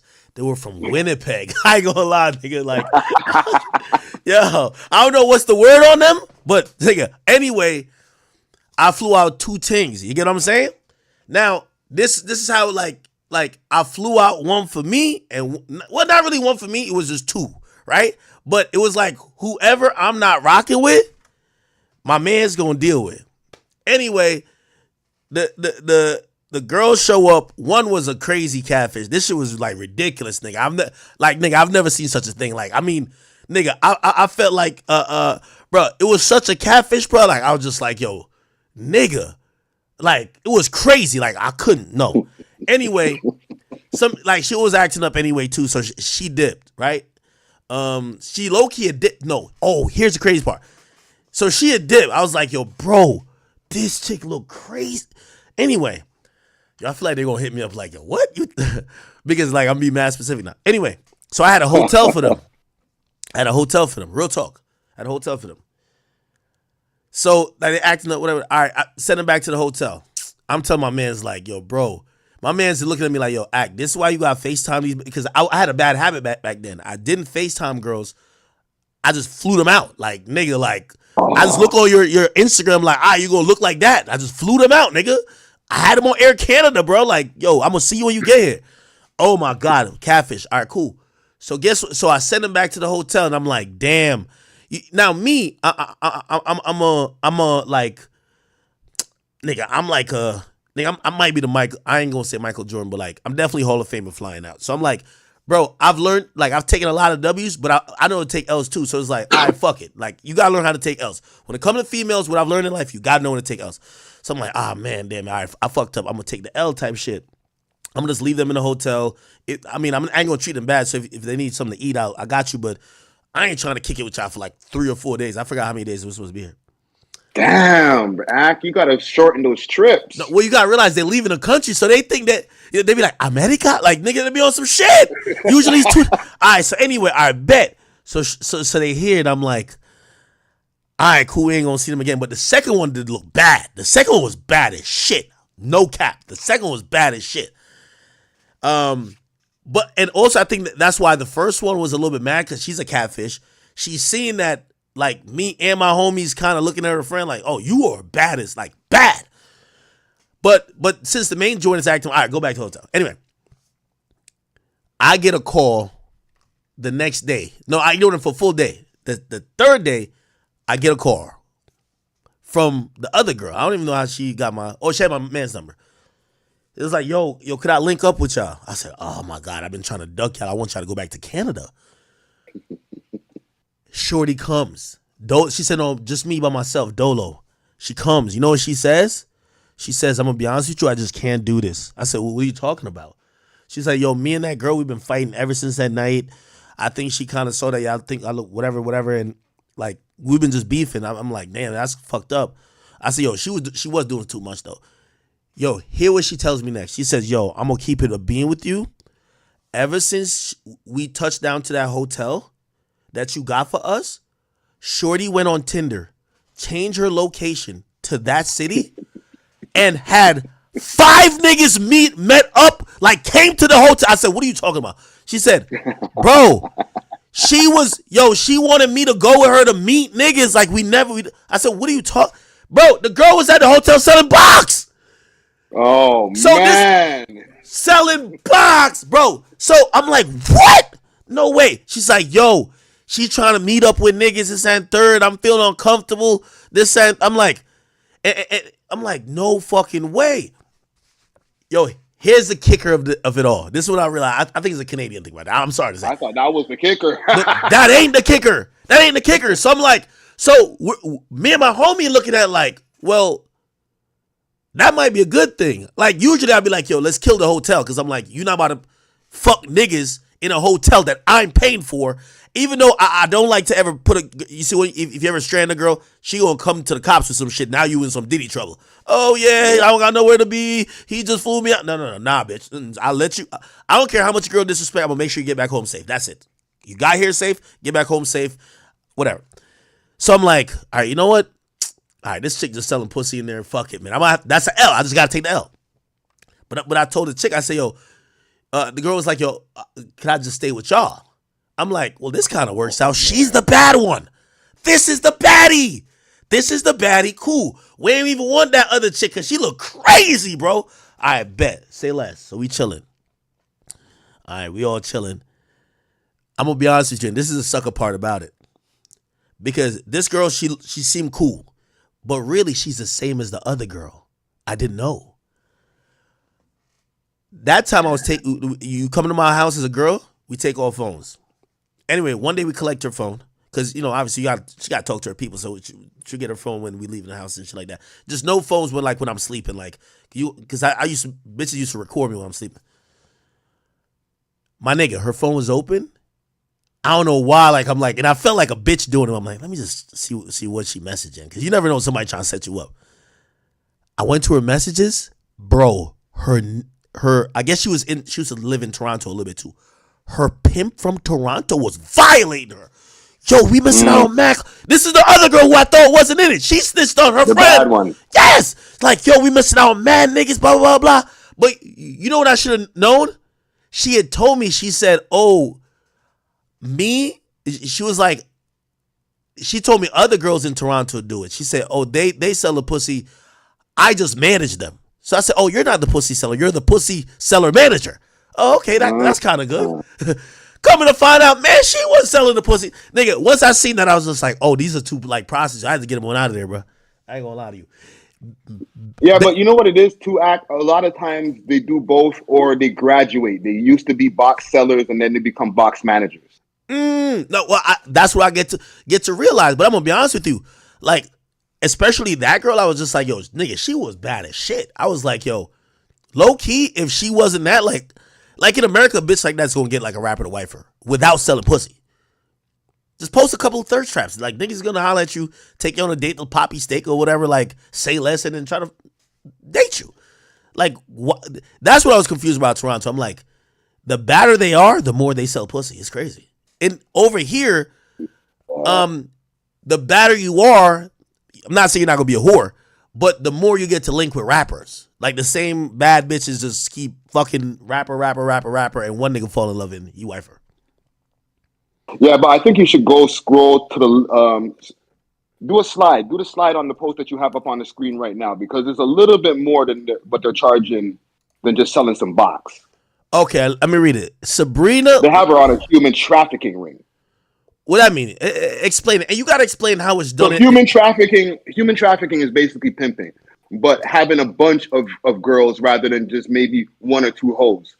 You know what I mean? So they might have got a bunch of girls from different small towns, bought them to Toronto, took their passports, and this is all allegedly, right? Took their passports. Oh, they doing that? Are holding them against their will. And now they have them working at different tellies and, you know, maybe having them working in strip clubs in different places. They could have them in the form of doing OnlyFans content, whatever it is. They have a stable of bitches. Oh, I see somebody in the comments said she should have stuck. She sounded like the girl that I was saying a little bad in the situation with me. I said, somebody in the comments said she should have stuck to selling her front. She tried to be a real P, and look what happened. So she was trying to sell other girls. That's what she's being charged with. Her and the other five individuals. Oh. And two of those guys were at the interview. That you had posted on that you just posted just now. Yeah. Oh. They were in attendance at the interview. So when I saw that news story go up, I was like, damn, I saw all of them niggas. Maybe the light-skinned dude next to her, he was there, and if I'm not mistaken, the dude right underneath her to the left.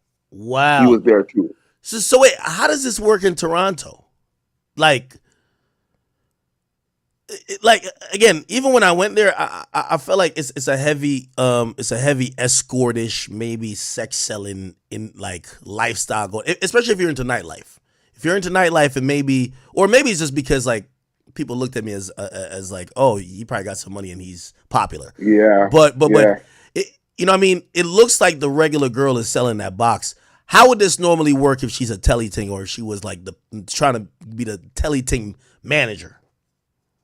Well, and listen, I'm just going from my way back in the days past the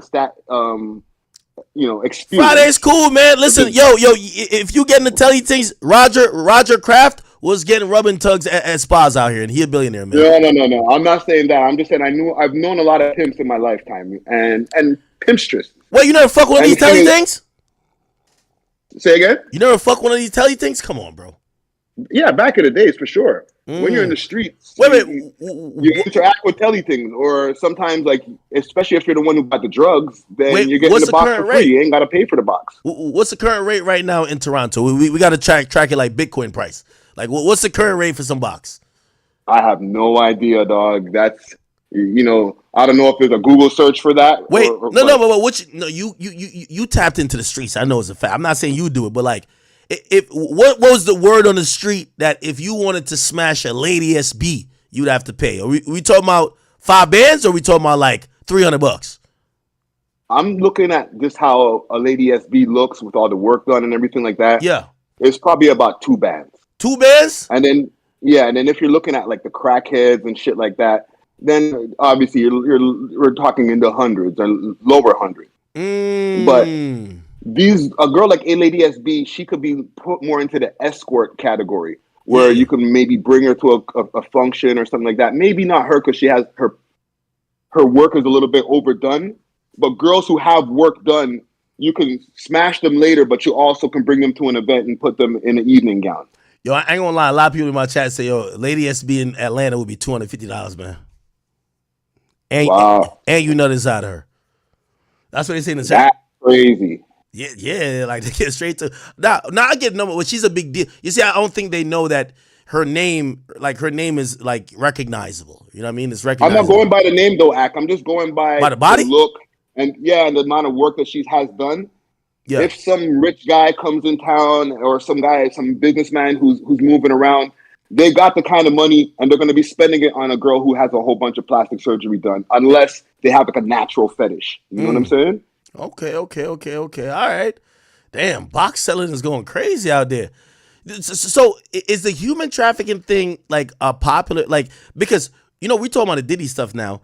People, when we think of human trafficking, we literally think of you get an illegal, or you get somebody who's an immigrant, you take their passport, you kind of almost have some incentive, like that seems to be pretty much heavy-handed, that they have to go either strip, OnlyFans, cam, or be a telly thing, I guess.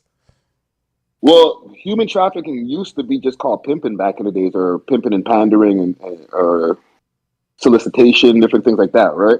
But now they slap that human trafficking on it, and it's technically just getting girls mostly from out of town and then bringing them over to the city or wherever city that you want to pimp them, and taking their passports from them, taking their ID, and you're keeping them in hotels where they don't even know where they are. First of all, if they're coming from a small town and now they're in a big city, they don't know where they are. So they're already at your mercy.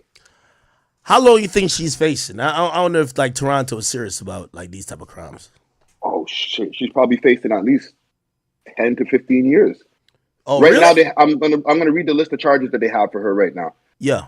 Trafficking in persons, receive material benefits from trafficking in persons, receive material benefits from commission of purchasing offense, procuring an excessive control, knowingly advertise sexual services, withhold or destroy identity documents, assault with a weapon, possession of prohibited or restricted firearm, breach of firearm regulations, and possession of property obtained by crime. That's just for Lady SB herself. God damn. So you think she facing? So it's time to snitch. It's time to tell. Come on now, right? Well, I did a reaction to it because like when this shit happened, because of that interview that I did with her, yeah, a lot of people started getting at me. And when I reacted to it, a lot of people in the chat were like, "Yo, she's gonna snitch. She's gonna snitch. She's gonna snitch." Yeah, she got to. So I mean, like the man them got to be like really like worried. Like she probably gonna bring down the whole operation. Who knows? A lot of the man them snitch too. Oh, really? Wait, is snitching popular in Canada?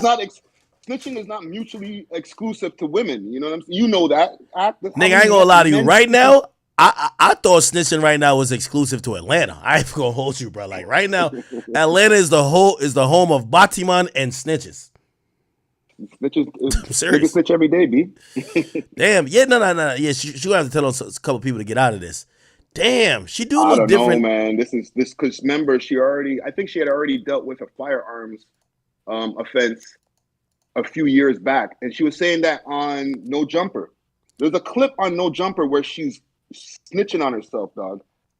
How much money did, like, again, just guesstimation, like, is this even profitable though? Like, bro, like when I see influencers, and I look at her as somewhat of an influencer, when I see influencers get caught up in this, I'm like, bro, like, do you think she was even making 10 bands a month from this shit? Like, come on. Yeah. Really? If you have multiple girls, yeah. If you just have one chick, then you might be able to make almost 10 bands off of one chick, probably. But if they have multiple girls, then they probably made multiple tens of bands per month. You got to remember also the lifestyle that you're seeing these people portray a lot of it is on the gram, but they're at nice dinners, holding up stacks, Rolex watches, all that type shit. That's not coming from rap. We all know that. Yeah. No, that's true. That's true. That's true. Damn. Well, hopefully she don't snitch too aggressively, you know what I mean? Only snitch on, maybe the people on the case, not nobody else.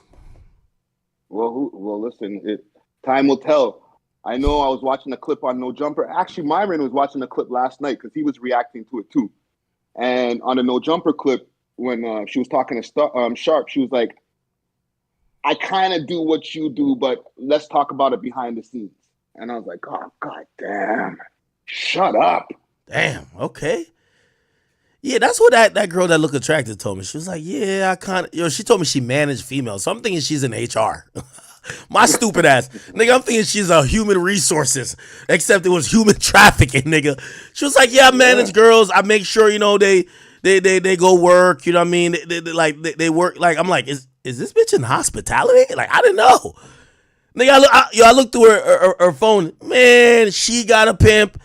They're talking about bitches to go here, there, and here. Like, I ain't gonna lie. Like, I feel like a hoe going through her phone so much. But I was going to, at one point, it was just like, yo, so and so, our top girl. Like everybody wants her, and I'm like, God damn, what type of? Anyway, yo, speaking of which, hold on, quick, fast. Even with this, innocent until proven guilty. Oh yeah. They said in the article about this, there was an investigation that's been going on since September of 2019 until now. So they've been investigating them. 2019 till now. Yeah, September of 2019 all the way until now. Oh shit! God damn. Yeah, that's crazy. Yeah. So I don't know. They've been on them. Hey, by the way, I wonder what's the package called where they could turn a white girl into like a Spanish looking girl, give her like a nice tint. I'm serious. I don't know, man. That's the platinum blackfish package right there. By the way, while we got you on here, man, I want you to react to some. I want you to react to some. There's some Toronto business right here. Well, I think it is. Well, not really. Did you see the video of? Hold on, chat. Let me bring it up. The video of Playboy Cardi getting a Maybach from Cash XO, and everybody started thinking about the lines. Yo, Cash spending and tricking on niggas. Shit we do for bitches. He doing for niggas. Yeah. I wasn't necessarily thinking about Playboy Cardi. I was actually thinking about, because I know a couple of street dudes who, if you look from the outside looking in, it look like extortion. I can't tell what it is. So I'm thinking maybe they're just getting a check for whatever. But the fans are talking about it in this sense. They're like, yo, Cash XO bought Cardi a Maybach. But I think he's managed by XO, though. I'm not going to lie. What do you think about that? And what's the Toronto street saying? Because Cash is from Toronto, ain't he? He's not from Toronto, but I think he's from Palestine, and then he moved here for a while. What do you mean Palestine? Like Palestine? Yeah. Like Middle East Palestine? Right? Yeah. Oh, I know. Yeah. And then they moved over here. I know Belly is from Ottawa, so they had linked up with Belly before, so they might have moved from Ottawa with Belly, came over to Toronto for a little while, and then after when they blew up, they left to the States. But I think it's a message, because remember, Playboy Cardi was taken off of No Face. That is true. Isn't that odd? Yo, you know what's crazy? If you ask me, they take Playboy Cardi off of No Face, and now Cash posts this post over here to show he with us. Yo, honestly, I think there's some very interesting shit going. It's like politics. It's like a passive aggressive, almost political beef that's happening. The Weeknd also, ironically, just posted Pharrell, who we all know. Yeah, it's on his Instagram right now. He just posted Pharrell, with a crown on his head and then a hat, almost like giving him the ultimate credit. We know Drake been dissing him. It appears that, and by the way, then he posted Playboy Cardi and Pharrell. I don't know, man. Yeah, you see why everybody's focusing on Kendrick and Drake? The side beef is what's really happening. The Weeknd and Drake, or XO versus OVO. Which, by the way, what's also interesting? I see Nicki Minaj give credit to The Weeknd, and I'm like, yo, somebody from Drake team got to tell Nicki that he don't fuck with that nigga. Yo, it's because Nicki commented, I think she was just like, she was like, salute to The Weeknd for still having that sweet voice.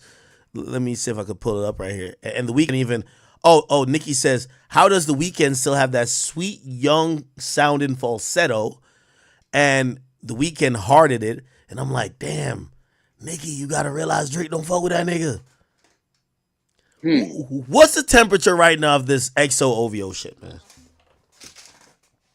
I don't know. The last time I checked in on it, I had an interview with a gentleman named Peter Adiwal, who's connected to the Hells Angels. And,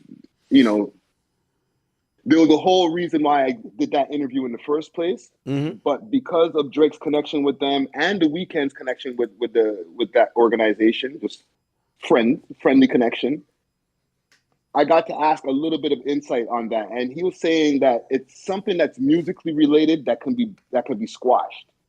But it's something that's musically related, and that's all he could tell me. Well, if we're hearing that's musically related, that would kind of just say that shooting at a Drake spot that had nothing to do with XO. Then it probably clears that, right? Yeah, I would imagine. But the music relation or musical related part about it is not. I don't think him not signing to Drake back in the days or signing to OVO back in the days. I think something else happened. And to be honest, I think it's beyond that. Nah, you fucked that nigga girl. That's what happened, bro. You fucked the nigga girl. Speculating. I think somebody got their ass whooped. And I've been saying this on my own podcast. Really? I think somebody got their ass whooped, and sometimes it's hard to get over an ass whooping. Wait. Okay, no. Let's go down this trail. Again, we're speculating, but it's great. Listen, it's always great content when you speculate something new. Nice. The best. Okay. Not one of the main guys, for sure. But maybe somebody who's, influential or important enough, right? Because I can't see the Weeknd getting his ass whipped. Like, no. I don't know. But it could be him. It could be Abel himself, or it could be somebody, like you said, who's important enough to the camp where it's like, nah, man, we can't let that down, B. Like, there's not. Wait. You think somebody got their ass whipped on EXO's side? What about Drake's side? Maybe they gave Chubbs a wedgie. I don't know. I just can't see it. I'm not saying that nobody could take an L on their side, but I just can't see it. Yeah, Chubbs is like that. Niggas ain't. I ain't hear Chubbs take no L. And just the way that Drake talks about the Weeknd and his crew, he sounds like he's bullying them in push-ups or in Family Matters. He just sounds like it's not a problem to deal with them if things got physical. Yo, I agree with you, but I always just took it as just him almost saying that, yo, you're a singing pop dude. Like, I'm a rap rugged, gritty type of guy. You know what I mean? Like, yo, your album cover got you glassy eyed, look like you finna cry. Like, I'm out here in the trenches. You know what I mean? Yeah, and there's also a member from OVO's camp that is actually over on the EXO side of things. Is it Hawk? Named P Rain's brother. Sticks? Named Gilla. Oh, Gilla. Oh, he's listed in the diss. Yeah, and he's in EXO. He says Gilla the only shooter on Family Matters. I don't know how that ties in. Yes. Did you see the whole breakdown that What's the Dirt did? No. We about to play it later, but yo, bro, like you know the Toronto streets though, bro. I'm not saying this is playing out in the Toronto streets necessarily, but like put it like this, bro. The major players are there, like, you know what I mean, like, whatever Drake is thinking, Pressa and them gonna be thinking. You have, like, there's a lot of parties that's involved that. You're going to know the demeanor of the main guys by just how they're moving too, right? Yeah. I don't know, man. There's tension that's never been resolved there. And he says, realest shooter in your gang, that's P's brother. Y'all ain't getting shit shot, nigga. Right? And in the end of the day, okay, not signing a contract with OVO is going to have you guys having beef for 10 years almost now. Nah, Drake tried to fuck his girl. Everybody fucks each other's girls, dog. Bro, niggas take it serious. Some niggas take it serious, bro. I think, I swear to my core that I think Drake is looking at it, because I think Drake even rapped about it.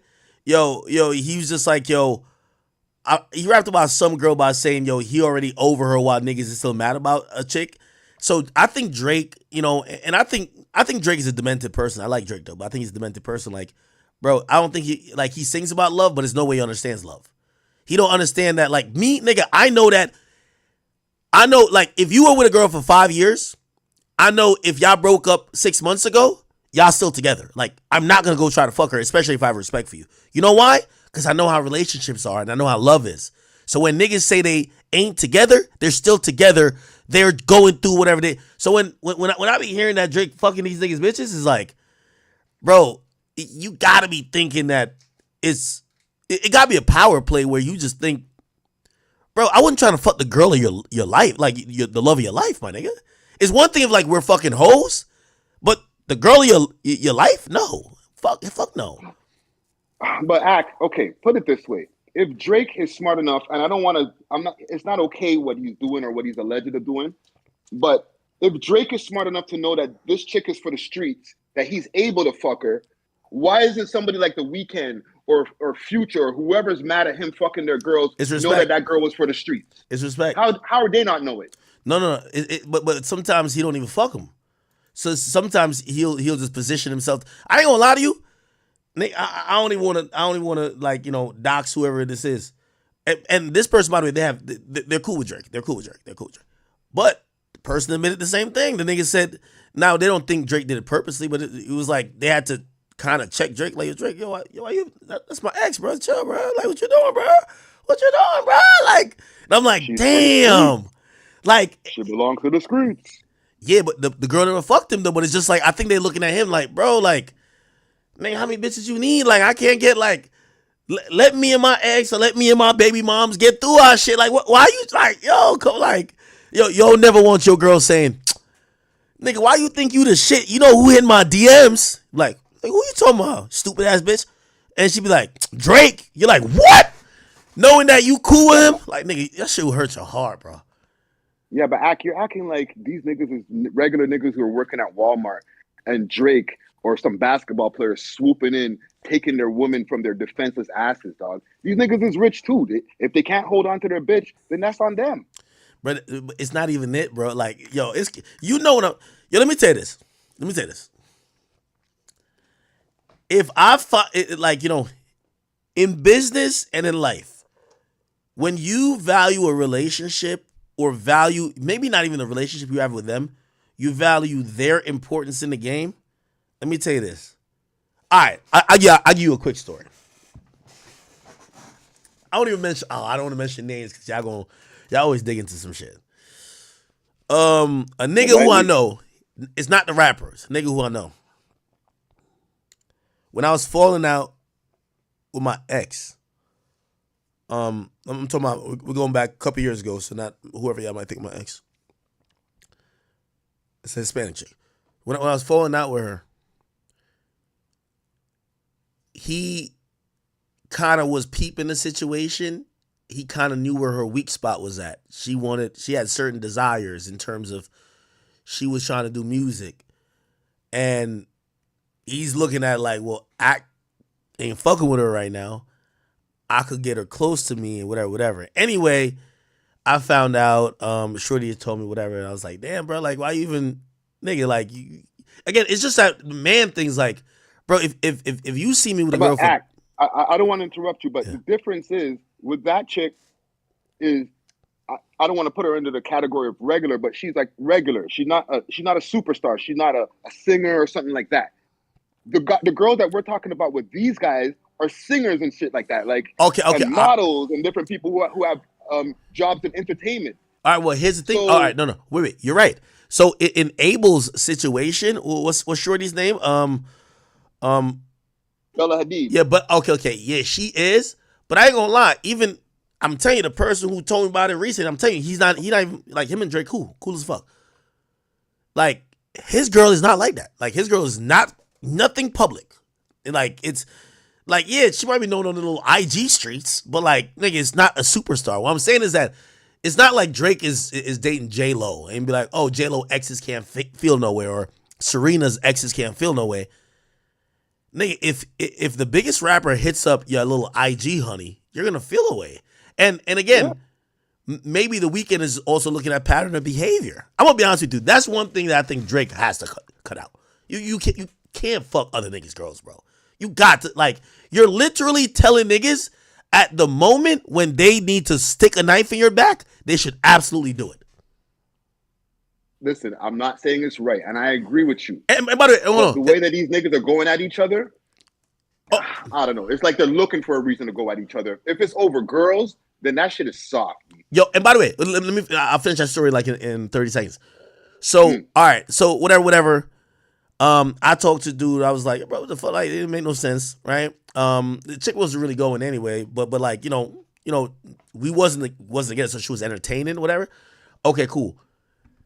That person's man's is a rapper that I work with, like a rapper who needs me. You feel what I'm saying? And when I mean needs me, I'm not trying to like be big headed, but it's like, bro, we're working in closed circles. Like everybody's playing their role. Like he's playing his role. I need him too, right? Later down the line, me and that person had a conversation, and they were wondering, like, yo, you ain't mad at me. I don't know what it was. I think they probably thought I wasn't fucking with them as much. And I'm like, nah. And instantly came to their mind. That's why I said I know that they have that respect.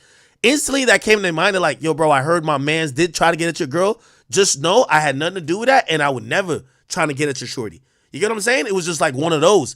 And I'm like, again, that had nothing to do with like our thing, but for me, it was just like that dude gets it, right? Like you never try to go fuck up a nigga's home, or I don't know, maybe the industry is different, but I do know niggas crash out over it. That's the point I'm trying to say. Like the reason why that dude said that to me, the dude said that to me is like, I know niggas who, if they got a girl and niggas try to get whatever, they might, you call it tender dick all you want, but niggas will crash out. I could imagine the Weeknd probably feel away. Like, even though Bella Hadid is because also, here's the thing. Imagine if the Weeknd thinks that Drake only fuck with her to fuck with him. Pause. Right. It's like, why would you do it? Because they got beef. And also, it's passive aggressive. It's passive aggressive. When it comes to wartime, we leave out women and children. Nigga, pull up and bust a move rather than, I'm gonna try to sleep with your girl. You know what I mean? Like that seems passive. I don't think the beef is to the point where these guys want to fight each other. I think you don't think so? They just want to hurt each other's feelings. They just want to mess each other up in some kind of way. Not even eat at each other's pockets, because I think they both want to see each other win. But I'm gonna just get at you right now, just because this is an easy way to get at you. Me fuck your bitch. Yo, I think The Weeknd is having a time of his life watching Drake go through anything right now. He's having a time of his life. Yo, did I ever tell you? I wanted to say before, I was saying that that's the side beef, but I think that's the main beef. No, yeah, it is. Kendrick Lamar is just a pawn. Of course. Yo, by the way, listen, the only time I've ever talked to The Weeknd, everybody know I love The Weeknd's music. I think he's so talented, right?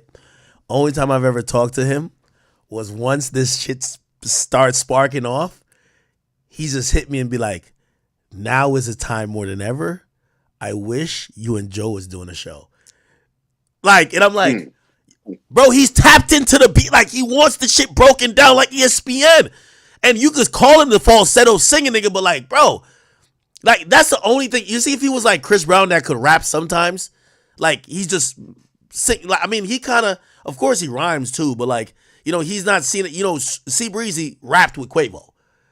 That's the only thing. So I think he just has to almost puppeteer the beef. So he got to be like, unfortunately, I know some of y'all Kendrick fans gonna be tight. Got to puppeteer that. Him and Cash, yo, come on, bring your midget ass on over here, Kendrick. Get your diss off, cause we know he don't fuck with you neither.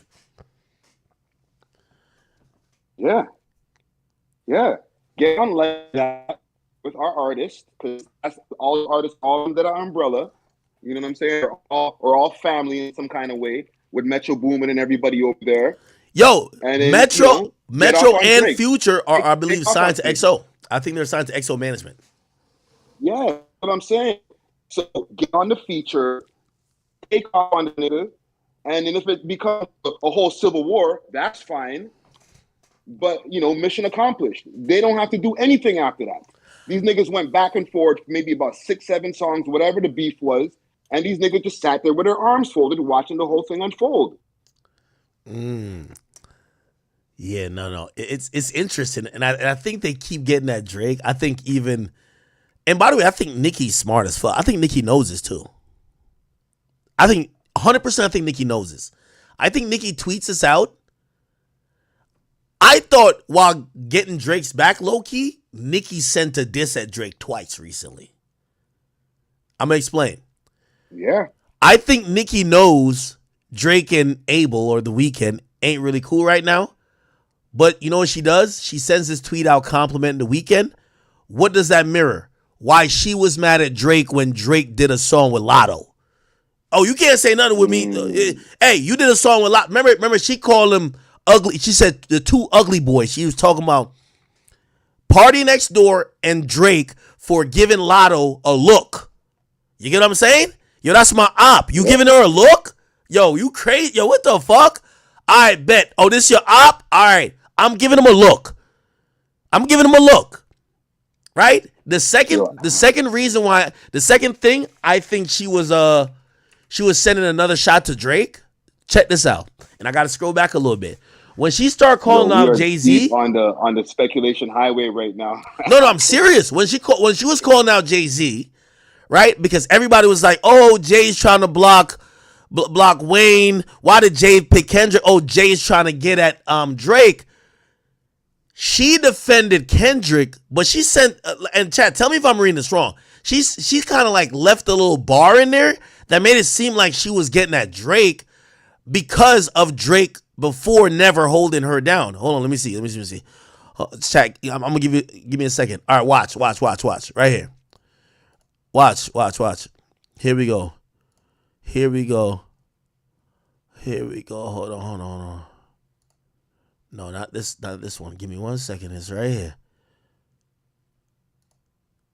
No, it's Boosie. I think this is it. No,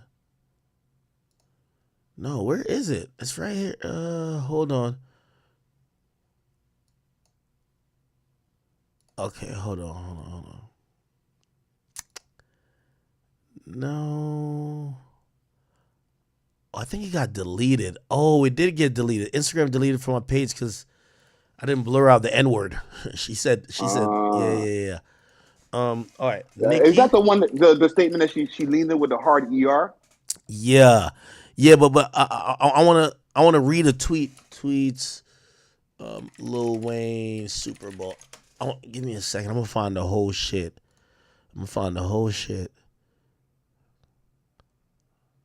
Where she was getting at Desiree Perez. No, yeah, there's one getting at Desiree Perez too. But hold on, let me see. It's coming up, chat. She said something about loyalty, and I thought that was going at Drake more than it was going at anything. Oh, here it is. Denying a young black man what he rightfully put into this game for no other reason but your ego, your hatred for Birdman. Drake, Nicki, and Wayne. Birdman. Drake and Nicki got you punishing Wayne. Lil Wayne, the GOAT. Nola was good. Eminem stood firm on having 50 Cent come out. A white man. Shit sad. That's the important part, right? Then it says house N-word things, but good for them. No loyalty? Welp, them niggas will keep sunning you. I felt that was talking to Drake when it came to Jay-Z. Saying that Drake has... am I reaching here? It felt like she was saying to Drake... She's saying to Drake like, yo, that's a way... Like, basically almost saying, nigga, it's really us versus everybody.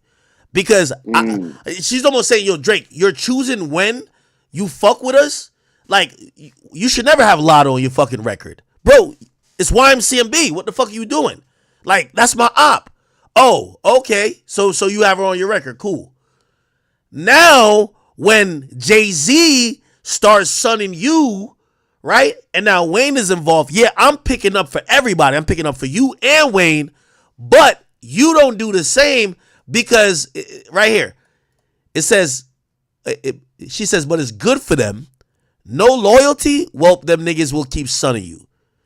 And it's almost like she's saying, this, I'm just showing you that this industry is going to keep sunning you unless you pick a side. I could be wrong about that. Yeah, I don't know. That might be a slight reach right over there. It might be a reach. You never know. But as far as the whole thing with Playboy Cardi bringing us back full circle, that's a definitely a shot.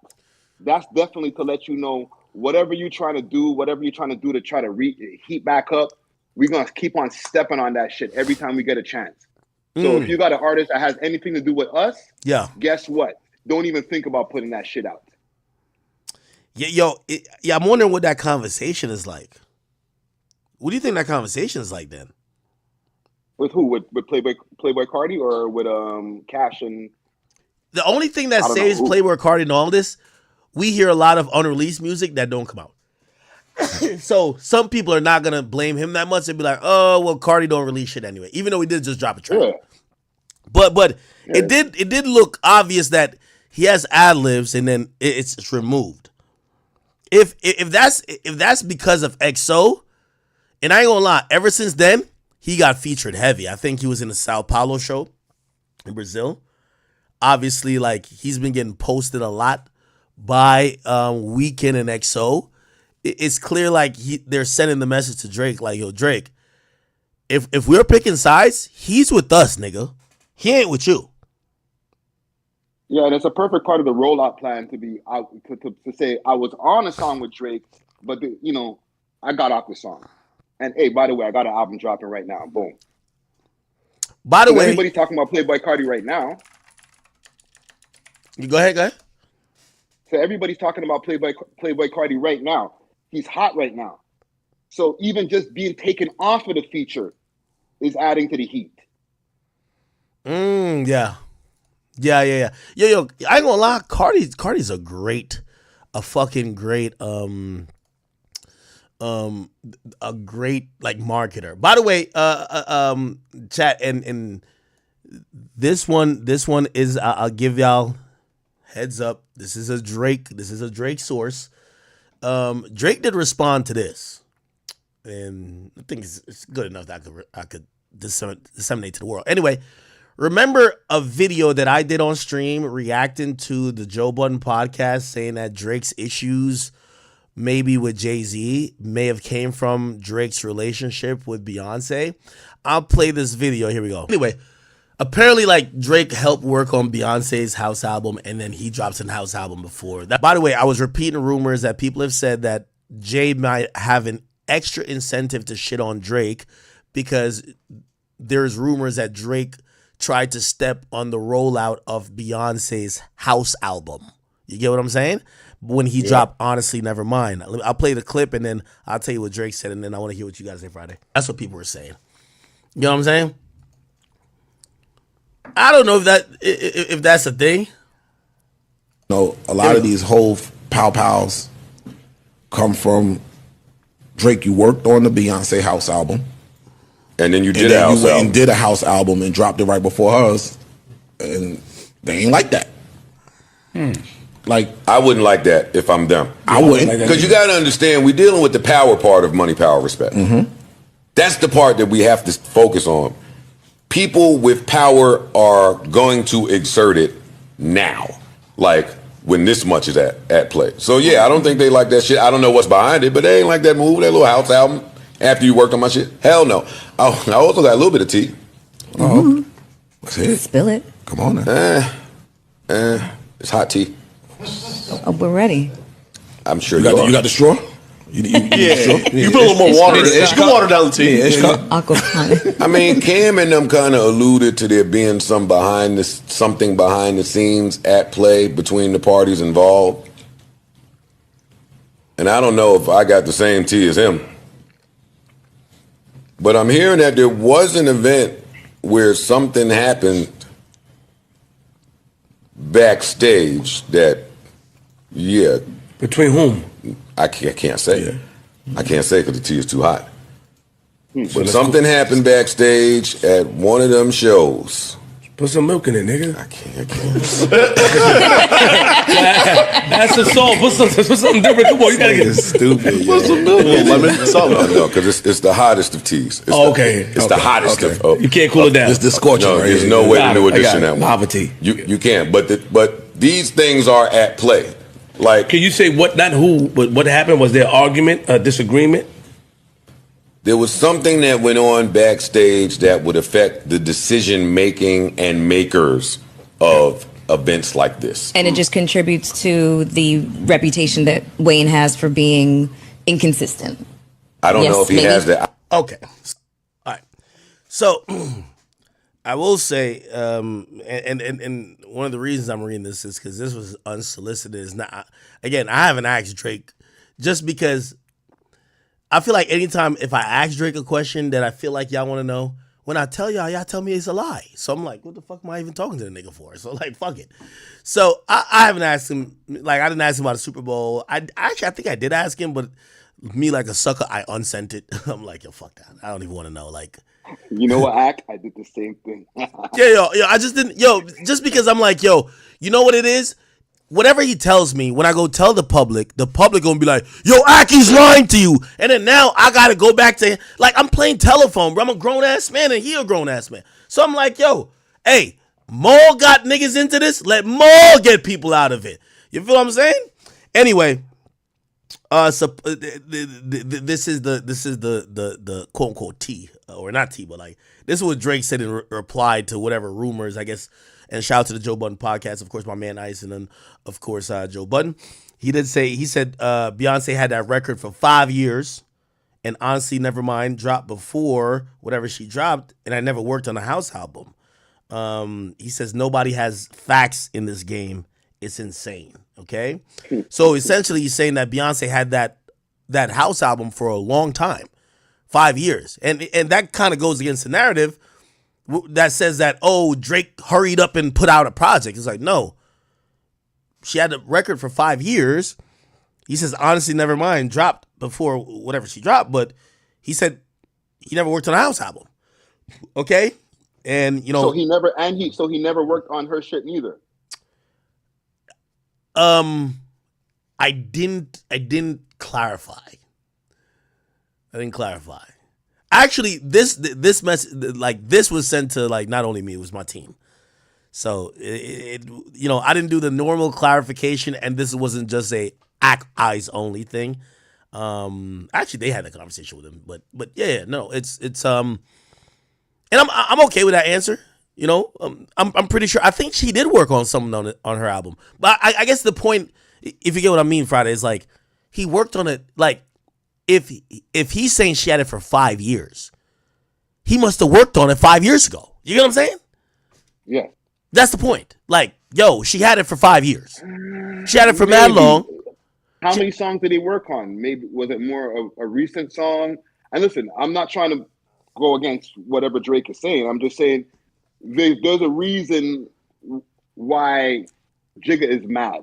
But this is a new reason because they've been going at each other. You think it's a new reason? A little bit, for years. And the Beyonce house album was what? And his album was last year. 2 years I don't ago? even remember the Beyonce house album. What's the album called? Beyonce. I'm looking it up right now. Renaissance. Oh, okay. Right, I think it was Act 1 or Renaissance Act 2. It was.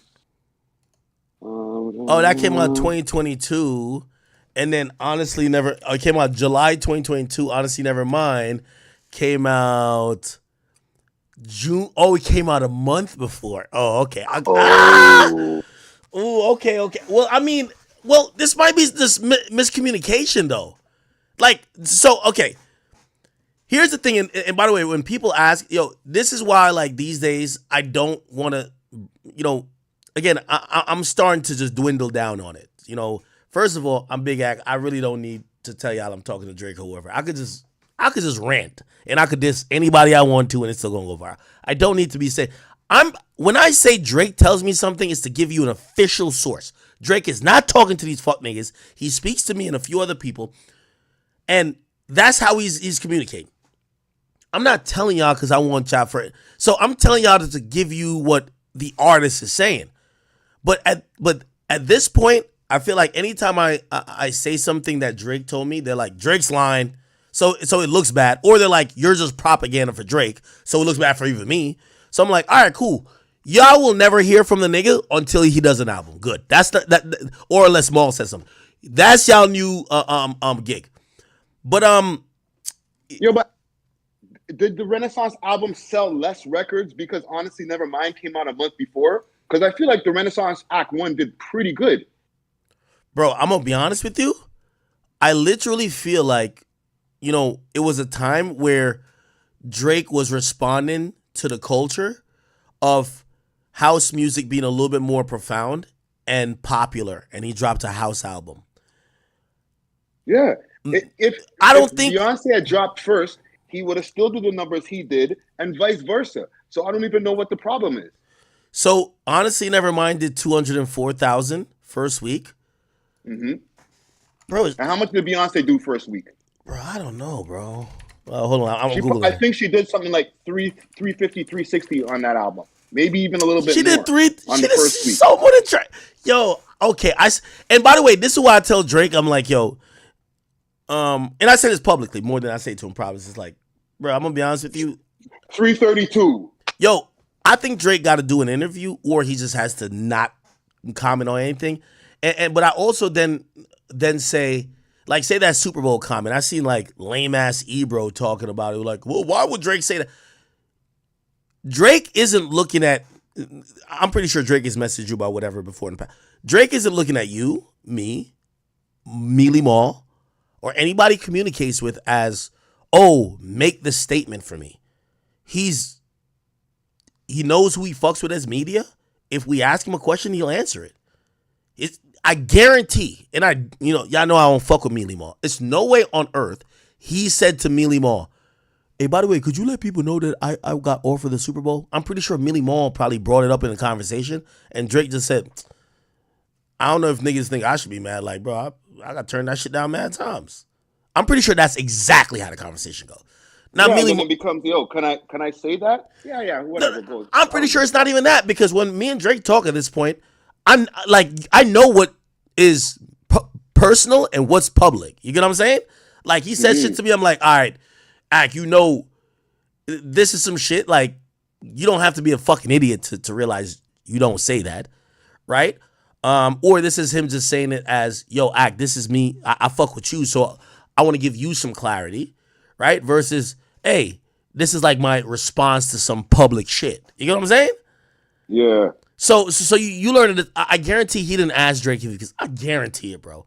Bro, half of the things at this point with Drake, I don't ask that nigga if I can say it. The fuck? I just tell y'all. But usually he'll and I haven't said anything that he really never wanted nobody to know, because I could tell. Like, bro, if he's telling me something personal about, yo, Ak, let me tell you the story that happened with this artist. Bro, why the fuck would I get on here and be like, yo, so Drake told me that, yo, the last time he ran into so-and-so, it went, no, I could tell, like, that's just, yo, Ak, I just want to get you, just for your understanding, because, like, all right, cool, you're a huge media personality, but you're also a fan, but, like, you probably also are questioning. Like, just to let you know, this is for you to understand me, right? Not thinking I'm some fake-ass nigga, blah, blah. Okay, this is what happened, right? Like, I don't want to mention no story in particular, but people from the outside, they don't realize that when we talk to a lot of these people behind the scenes, the reason that they feel comfortable to talk to us is because we're not blabbermouths. It's because we don't go tell everything that they told us. Yo, when I always tell people when me and Drake first started like communicating, bro, he used to be unsending everything. Like, he was, you could tell he was just like, yo, bro, you're the feds. Real talk. Yeah. Now at this point, bro, a lot of even the things I discuss on air, like, I know why certain guys don't like him. Like, for real. I know what their, at least his side, their interaction was, but he didn't say, Ak, go tell the world. Now, I'm not going to call nobody's name, like, but I know half of these niggas who have either sneak dissed him or they've fell apart. Like, he's explained most times voluntarily, just like, yo, bro, and so I seen you talk about that, or because Drake watches everything. It's like, I see you talk about that. That guy is blah blah blah blah blah blah blah. I'm not gonna get on stream and be like, well, Drake told me. You get what I'm saying?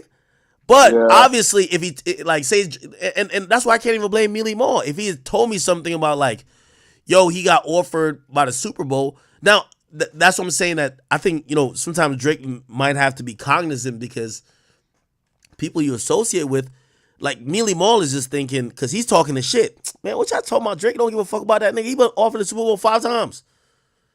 Oh, we didn't know it was that. Oh, shit. Oh, my bad. I shouldn't have said that.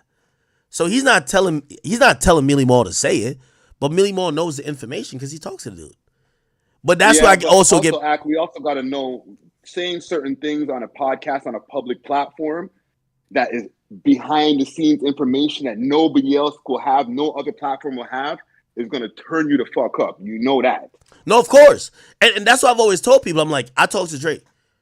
Like, bro, he's told me things that if I ever wanted to fucking like just be like, yo, we're going super duper viral. We're super duper viral. But you learn, well, I learned to like, all right, bet. So if like for example, like, okay, when he was dropping Family Matters, bro, he knows I'm asking him in the context of, yo, I'm out right now. Should I stream tonight? Like, is we popping off tonight? Like, that's what's happening. Mm-hmm. He was even guarded with that info until he was just like, yo, bro, just hop on stream in 30 minutes, yo. It's gonna be a good night. I'm like, all right, bet, I get it. Because you know what? He knows when Kai Cenat calls me, and he didn't talk to Kai that night. Kai Cenat calls me because the clip went viral quickly. I tell Kai, yo, Kai, stay on stream. Right? That's not like a PR thing. That's just him, bro, he don't talk to many people. But this is why I also get to the point of, and I wonder what you think about this. I do think that he's going to have to speak through either an interview or just get on your live or your radio show and just speak, because what's happening now is that everything that is involved with you, they take it the wrong way. Like, the question is, well, why would Drake want to send somebody go say that he got offered the Super Bowl? He must be really mad that Kendrick got. No, that's not what it was. Nigga asked him about Kendrick. You know what I'm saying? So I do think that, ultimately I benefit from that, right? Like, if Drake don't talk to most of these niggas, but he talk to me, I benefit from it. But I also understand how it hurts him. So, like, that's why even now I encourage him to speak for himself. Like, yo, bro, just hop on your music or your radio show, and even if it's 10 minutes, like, speak from your own words. On the We Love Hip Hop podcast. Yeah, or shit, hop on with, I don't care where it's at. You know what I mean? Because what happens is a lot of times people get info, like, for example, right? I just said this Beyonce shit, which is like, Drake didn't tell me to go tell y'all, but like, I don't think that's like some private conversation. I'm gonna be honest with you. That's me making that decision, right? Like, first of all, he messaged an account that he knows other eyes see. He knows this is our new, like, he knows how to just talk to me if it's just me. And I'm like, yo, he's just clarifying something to us. And I guarantee, I get it. Okay, so that clarification, I'm talking to Friday, the most lit Canadian media member out right now. Cool, we're talking about Drake, we're talking about The Weeknd. Beyonce comes up, oh, let me just clarify this that Drake said. Did Drake say it now? Fuck no. You know what I'm saying? He'd probably be cool. He never said ever say something publicly. He'd probably be cool with me not saying nothing at all. But me understanding, but here's the thing.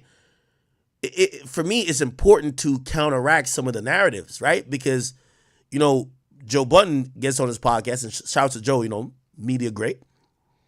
He hears something, Ice hears something. Well, the direct artist tells me something else. The other way of him doing it is him just getting on his social media and just throwing it up on a story like, yo, just posting a clip and be like, cap. You know what I mean? But that's just not. That looks defensive. That looks very defensive to do something like that, though.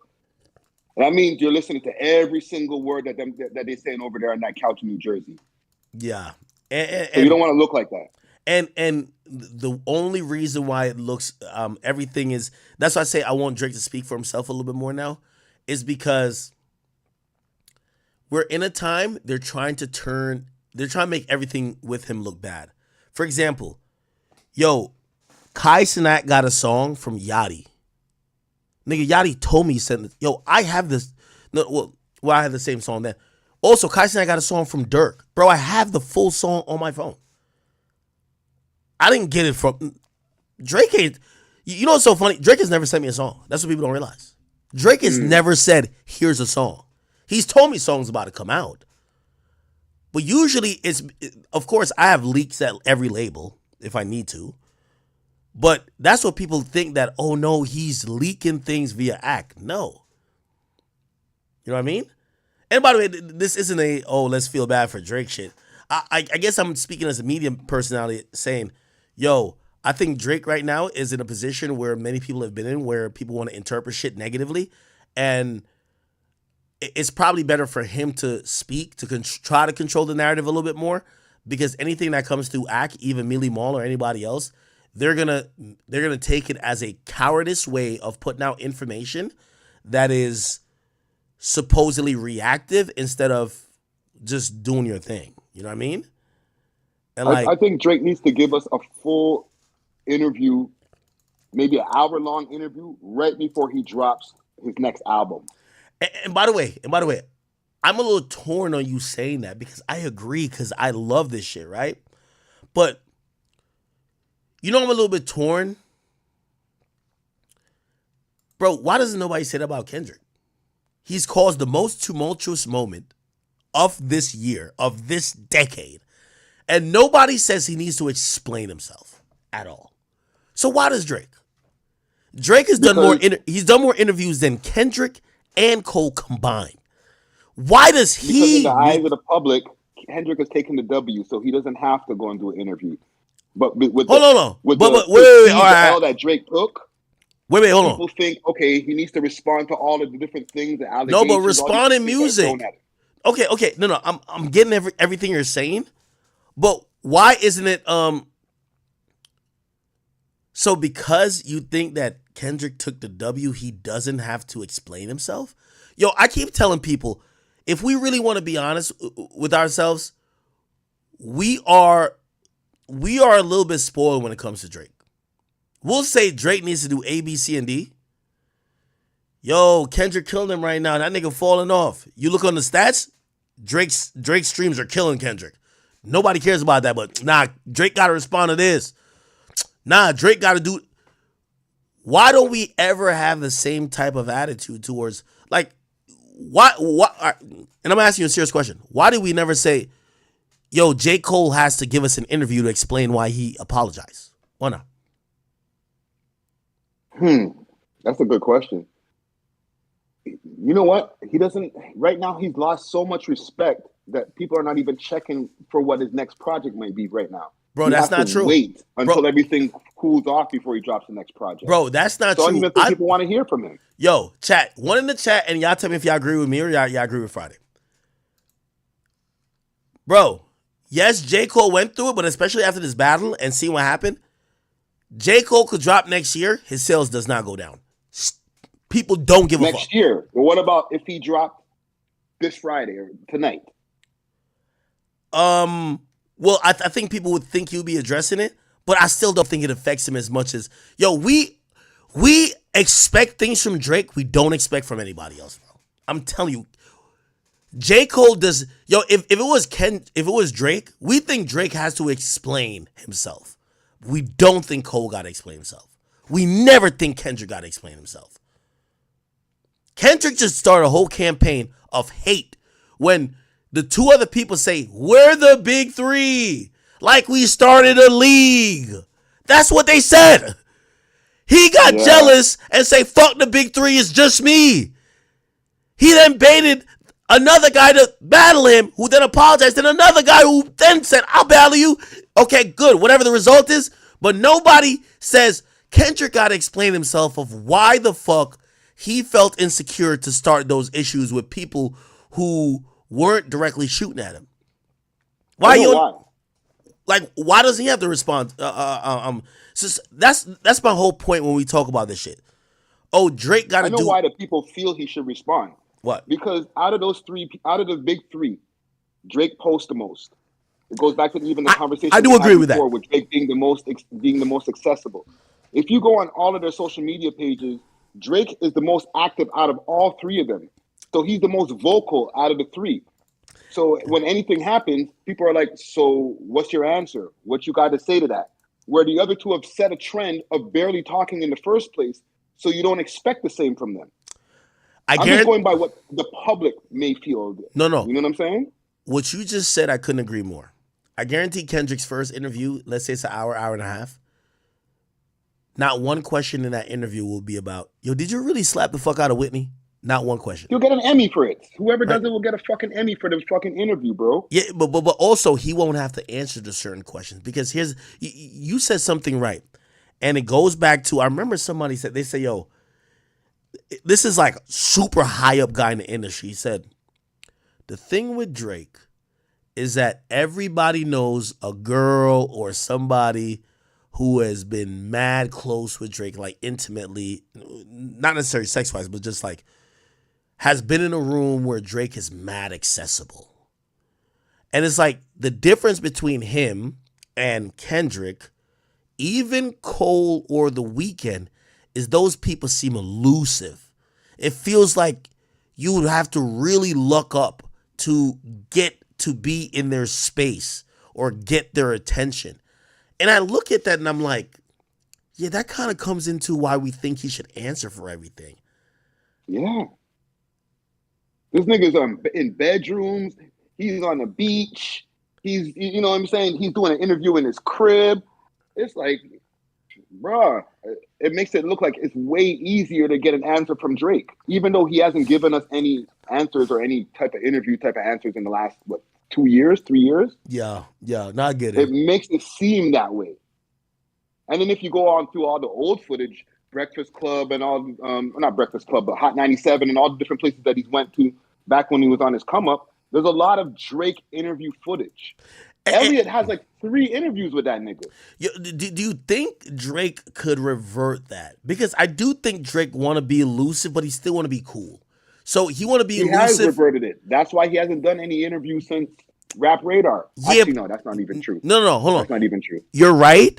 Since Bobby Alto, you're right. But like, people still expect if some crazy shit that happened by Kendrick, like say Kendrick does some crazy shit today, you expect that in the next 2 to 3 days, Drake is gonna post a story subliminally responding. Yes. And do you think it's his use of social media? Because Kendrick doesn't post. Like, you don't even know where you would go to find Kendrick's response to something. Like, what's his demeanor? Is he happy or sad? Is he feeling depressed? Is he feeling like, oh shit, I'm under pressure? We have no idea. J. Cole, you gotta find that nigga. And then he disappeared. Yeah, J. Cole, you gotta find him on a bike trail. Yeah. Do you think that Drake could do you think that Drake could almost restore that mystique in a sense? And how does he do it? Does he just stop posting on the gram? I was thinking about, I'm like, yo, if after he dropped the Hard Part 6, he never posted anything more till now. Let's say now. So remember that happened in May. That's 4 months till now, right? Let's say Drake just pops out right now, either with No Face or Circadian Rhythm. Do we look at those songs and be like, oh shit, like fuck the beef, what is he on now? Or, does that not work for him in terms of? I don't know. I think people would still be, the beef would still be looming at this point right now. Maybe in a year from now. Whoa, right? yeah, But the thing is with Drake, he's also contractually obligated to like for companies like Stakes, where I'm sure he has to do a certain amount of posts per month. And it's hard to just disappear when it comes to social media for him. Yeah, but that's not true, bro. I'm saying, like, he'd have to fuck off the bag. Or no, yeah, that's not true. I've talked to young boys people before, and maybe I shouldn't say this, but I'll say it anyway. They told me their demeanor to certain deals is like, yo, listen. They're like, yo, when we do a deal, we make sure we put in there that we're always going to complete the deal. But at times, because you're dealing with an artist, things might come up that he can't commit to doing. Like, obviously, Youngboy never ever agreed to this. So I'm making this up. He can't agree to doing a once a week podcast every year because he might be in a position where he has to go on tour or he has to do this or he might be going through A, B, C, or D. And what we could do is we could agree to you getting 52 episodes. We don't know if it could be every time y'all want it. like an academics could do, right? Because that's academics' job. He's an artist. So I do think that Drake's deal and the leverage he has is malleable enough where he says, yo, cool, I'm still going to give you a radio show where I appear on for 17 times out of whatever period. But also, if I need to go disappear to keep my aura, my mystique up, I could disappear for 7 months without me torpedoed in these deals. Like, you think that if Drake missed 1 week of Steak promotion is over, or 1 month? I think Drake could, they're going to, if he says to them, hey, we're going to put this deal on pause, I'm going dark for the next 6-7 months. They're going to be like, all right, we'll pick it up in 6-7 months. It's Drake. You don't think so? Well, maybe it goes back to, the conversation that we were having a while back. Maybe that's what he needs to do. He might need to go dark. Put the black screen up on his Instagram and be like, I'm off this, guys. I'll see y'all in 6 months. This is what he wanted to do originally, Ak. He was saying he wanted to go on a vacation. When is this vacation happening? Yo, I feel so bad for Drake because he's been working like a dog, bro. Oh, my God. Doesn't he have a stomach issue, dog? Didn't the man say, yo, I got a stomach issue I got to tend to. Yo. I'm going to go on vacay for a little while. I'll see y'all soon. Yo. And then all of a sudden, boom. Yo, let me tell you this. And some of the conversations, see, these conversations I can't or won't bring on to just, for public consumption. But me and Drake have talked about how laborious this has been in terms of all the work he did before, dropping all them albums, going on tour, then doing an extra leg tour, and he was about to take a break, and then this beef comes, and he's so dialed in, and I'm telling you, it's one of those. It's one of those. Yo, he had to really lock in, and here's the thing, cool. It's still not. Oh, all right. Well, the battle is over. Let me go on a vacation. That nigga's still at it. Bro hasn't really. Oh, okay. All right. I'm up $1 billion. I'm about to. I'll see y'all niggas in a while. He's still at it, dog. The dude is still in the studio cranking it out. He's still writing every day, and yo, I'll tell you one of the This is a sincere conversation, and it was me really talking to Drake as more of a man than anything else.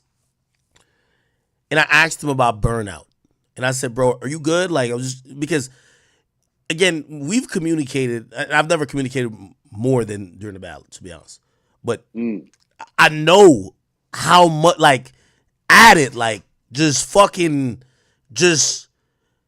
in there putting in work, ready for whatever, strategizing, and I remember I said to him, I said, bro, how are you feeling? Are you feeling burnt out? Bro, you need a break. Almost, and me as a fan, and I'm also speaking to him as a fan, so I'm not saying I want to speak to him like his best friend. I'm like, yo, bro, I remember us talking about that break you were going to take. You need a break, bro. He's like, nah, bro, I'm feeling good. He's like, I'm still feeling good. I'm feeling ready. And I'm like, in my mind, I'm like, yo, this nigga got to be burnt out. And even now I'm looking at him like, yo. Man, tired, Bridget. Bro, you got to take a break. The nigga been literally on, going. I guarantee, we haven't heard from Drake in a week and a half. But I guarantee you got 5 more songs ready. Yo, I'm about 100 gigs more. Nigga got to chill. You know what I mean? He needs a break. Honestly, just me personally. It'd be one thing if he didn't say it. He said it to us. He publicly put that out to the public. Yo, I'm gonna take a break. It'd be we're not in speculation land anymore. We've seen the statement. Yeah, bro. I'm gonna be honest. You know what though? But that's what I do admire about him. From a fan level, it's bro. If I'm in my 15th year, and I'm a legend, I'm literally I'm gonna be on the. I'm going to be on one hand when you talk about the top 5 rappers of all time and top 5 successful rappers of all time. They did a stat that his discography based on his success is greater than ever. Well, actually streaming success. So I guess it's in post because streaming really started after 2014. but his catalog outstreams an entire decade. You know, like again, he's going to be listen. I think it's the 80s, like outstreams everybody in the 80s combined, right? And I think about that. I'm like, yo, he's you know, the guy is rich as fuck. Like we're hearing these deals, 400 million. The next one he's trying to get 600, 700. He got a $200 million deal with Stake. He has money's just like dropping everywhere for this guy, right? Yo, to see him still give a fuck that much, like, and this is why even when I discuss, and you know, I'll share this part, but like, this is why even when I discuss like him battling, bro, literally told me, he said, yo, bro, he's like, I really don't give a fuck about it. I battled that nigga for my fans. Like, bro, I'm not ducking no face from none of these guys. I don't give a fuck. Like, that's just not who I am. I'm a hip hop nigga. Like, I'm always gonna take the. It's like, yo, my fans are never gonna say no rapper got nothing against me. I'm here to squabble. I don't care if you've been working on a song for 10 years. And nigga, I ain't gonna lie to you, that impressed me. That, like, I felt like I was like, I'm rocking with the GOAT. Like, the GOAT doesn't get rich and fall off. Or it doesn't say, oh, okay, I got the jumbo jet. I don't care. The guy gets $1 billion and says, nigga, I'm still down to do the shit, the elementary shit, the rudimentary, fundamental shit that got me here. And I was just like, bro, I respect it. I'm gonna be honest with you, I respect it a lot. You know what I'm saying? You know what's crazy?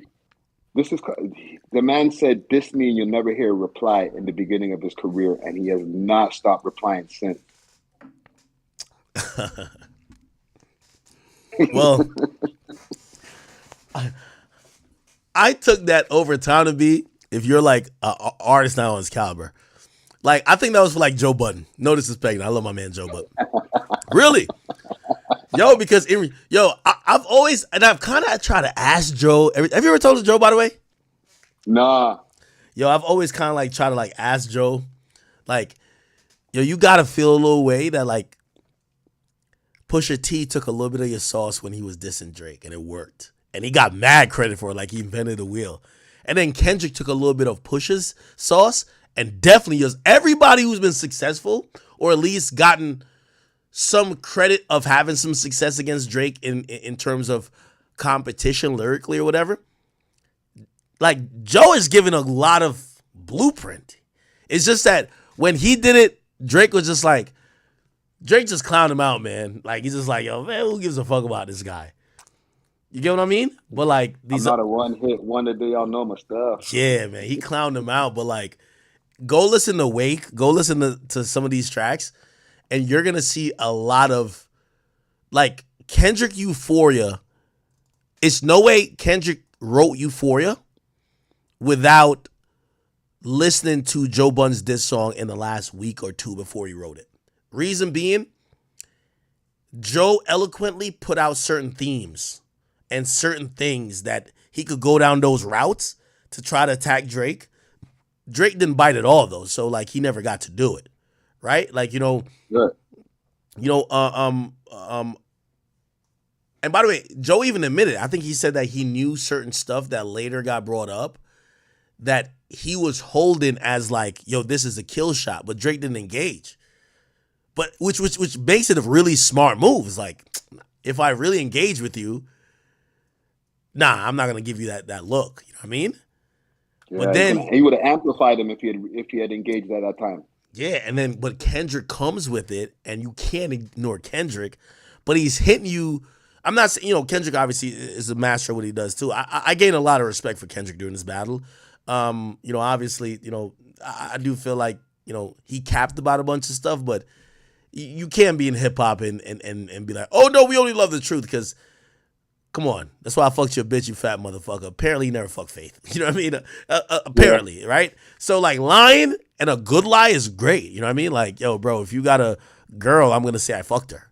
Right? If you you know what I mean, if your chain got snatched, I'm gonna say my man's did it. Right? So, what did Charlamagne say? Nobody cares about the truth if the lie is more entertaining. Yeah, and I think that's why I kind of look at it and I'm like, Kendrick was a great strategist during this battle. I gotta give it to him. I gave it to him too. You know what I mean? You know what? I just had an epiphany about somebody said 36 in a karate class. Bro, I actually got the picture of Jay-Z being 36 in a karate class. Y'all want me to put it up now? Like that was true. That was not cap. Jay-Z was Really? in. Yeah, I got a picture right now. I know he was doing something with the Billy Blanks guy, who did the Tybo thing. Nah, Chad, I'm trolling. I'm trolling. I I'm was about to trolling. say, holy Right? I'll be shit. like his hip hop history. Yo, they did say Nas's lines were like, yo, like a lot of cap. Because it was like, when you was getting chased through your building, calling my phone, and I ain't even give you my number. What I did was give you a style that you could run with, smiling in my face, glad to break breads with a guard.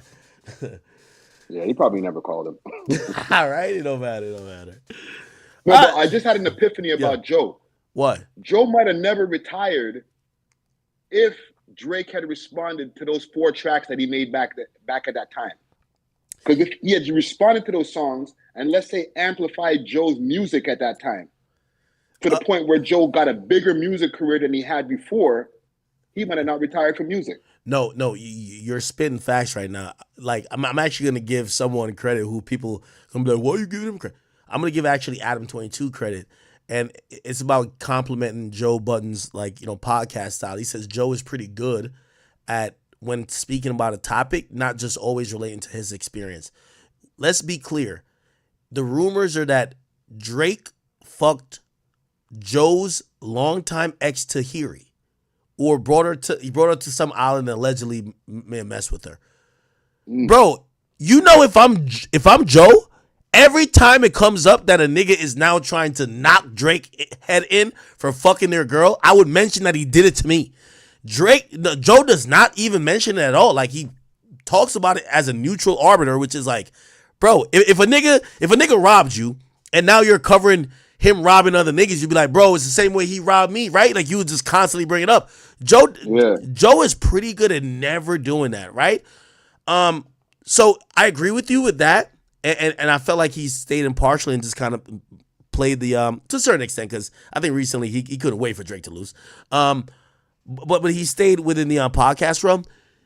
Not only that, I think ironically, I think there's so much irony in Joe's career, because I think the other half of the reason why he retired, I think, is Jay. Honestly. Tell me why. So, Jay, Def Jam, his impact on the game, and just how the trajectory of like major labels and even somebody like Jay-Z pushed it, I believe that was very influential for Joe to realize, like, yo, this game isn't meant for somebody like you. You get what I'm saying? Remember, Joe's a guy who infamously said his biggest song, Pump It Up, he hates performing and he hates the song, right? He wants to do mood music. He wants to do songs that are just not commercial.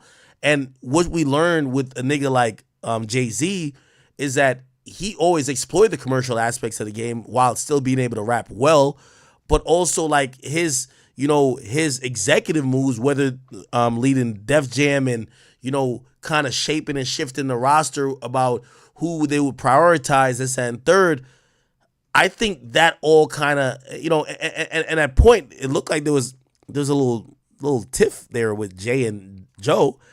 It kind of felt like it might have, I'm not saying directly, but kind of help edge him out the game. Like, yo, rap isn't a profitable thing for you. You get what I'm saying?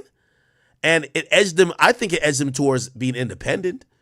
And then once being independent, I think obviously one of the last Hail Marys was this and Drake that didn't work. So I think it's both of them. So I think Joe is, when I was at his birthday party, bro, my man's smiling from ear to ear. He's having such a great time being a podcaster. And do I think that Joe think any of these niggas, including Drake, is nicer to him? Fuck no. But I think he realized that the game was maybe never stacked in his favor, or he didn't have the proper tools to take advantage at that point. So now he looks at it and it's all irony. You know why? The poppin' rappers want a podcast. There's a time that Nicki Minaj shitted on the fact that he had a podcast, and then she went and got a radio show, right? He's also watching some of these artists who, remember him and Joe, and he always thought that he was a guy that was just independent and people could, kind of bully him around. He's watching that happen with Jay-Z and Drake, because that's what's happening. So he's kind of watching from this is poetry in motion right here. Like he's watching Jay and Drake kind of have some little tussling, but also watch a guy who's super more industry than another guy who might have the talent and obviously the cachet right now, but maybe not as industry and hanging out with Jack Dorsey type of shit. And he's watching people go through the same shit he has, because no matter what you might think, yeah, we have streaming going on, but the music industry hasn't changed that much. We're just seeing the same things happen to new artists in different ways. Yeah, the stars aligned for Joe. He stopped rapping and he got into the podcast game at the right time, and he was ahead of the game as far as just even documenting everything on YouTube and the Joe Button TV and everything. So yeah. I can't even see Joe playing ball as far as what needs to be done to become a big rapper in the music industry. You know what's so funny? He was always going to be an underground rapper. You know what's so funny? I think people think that like he has some regrets about his rap career. I think when he started Everyday Struggle, that's why I say that Everyday Struggle would never be the same. When he started Everyday Struggle, he did. These days, Joe has made so much money. Joe has made more money as a podcaster than he's ever made as a rapper. He's just way more in a position of leverage that I think he looks at him being a rapper as great. Yes, he does have one of the most respected skills or top respected skills ever when it comes to that. But he realizes that as a businessman and his leverage, he would never have that in rap what he has in podcasting. So I don't think he misses at all. You know what I mean? It's like it's like saying, hey, yo, you used to work at McDonald's and you used to be really good at doing whatever, but you're getting $9 an hour. Now, motherfucker, you run I don't know. You're the person. Well, I can't call this shit Arby's like it because his podcast is busted. You do something that people might think is less fun, but it's way more beneficial for you. Just way more beneficial, right? And also, I think he probably equates to fun at this point too. So I don't know. Yeah, a lot of rappers want to be podcasters because they're starting to see there's way more benefit in becoming a streamer or a podcaster. There's more money to be made. There's more, you can see that stream of income coming in right away, not worrying about how much money you're getting per stream. Cam's getting that bag, bro. Like, look at Cam and Mace. They're getting that bag. Chat, I wanted to play this real quick. This is going to get us on some conspiracy theory shit. And on Friday, you can definitely still hang out. Chat. I'm gonna make a move though. Oh, okay. You know what I'm saying? All right, bet. Yo, everybody, this is my man. Friday, please go check him out. Shout your socials that they could go check out you and your podcast and everything you got going on, brother. Look for We Love Hip Hop. We are on everything on YouTube as well as all listening platforms. We put out YouTube clips every single day. So We Love Hip Hop Network on everything. Exactly. Go check my man out, bro. Appreciate you for being on here, bro. Thank you, Salute. All right, definitely. All right, chat. I wanted to play this real quick.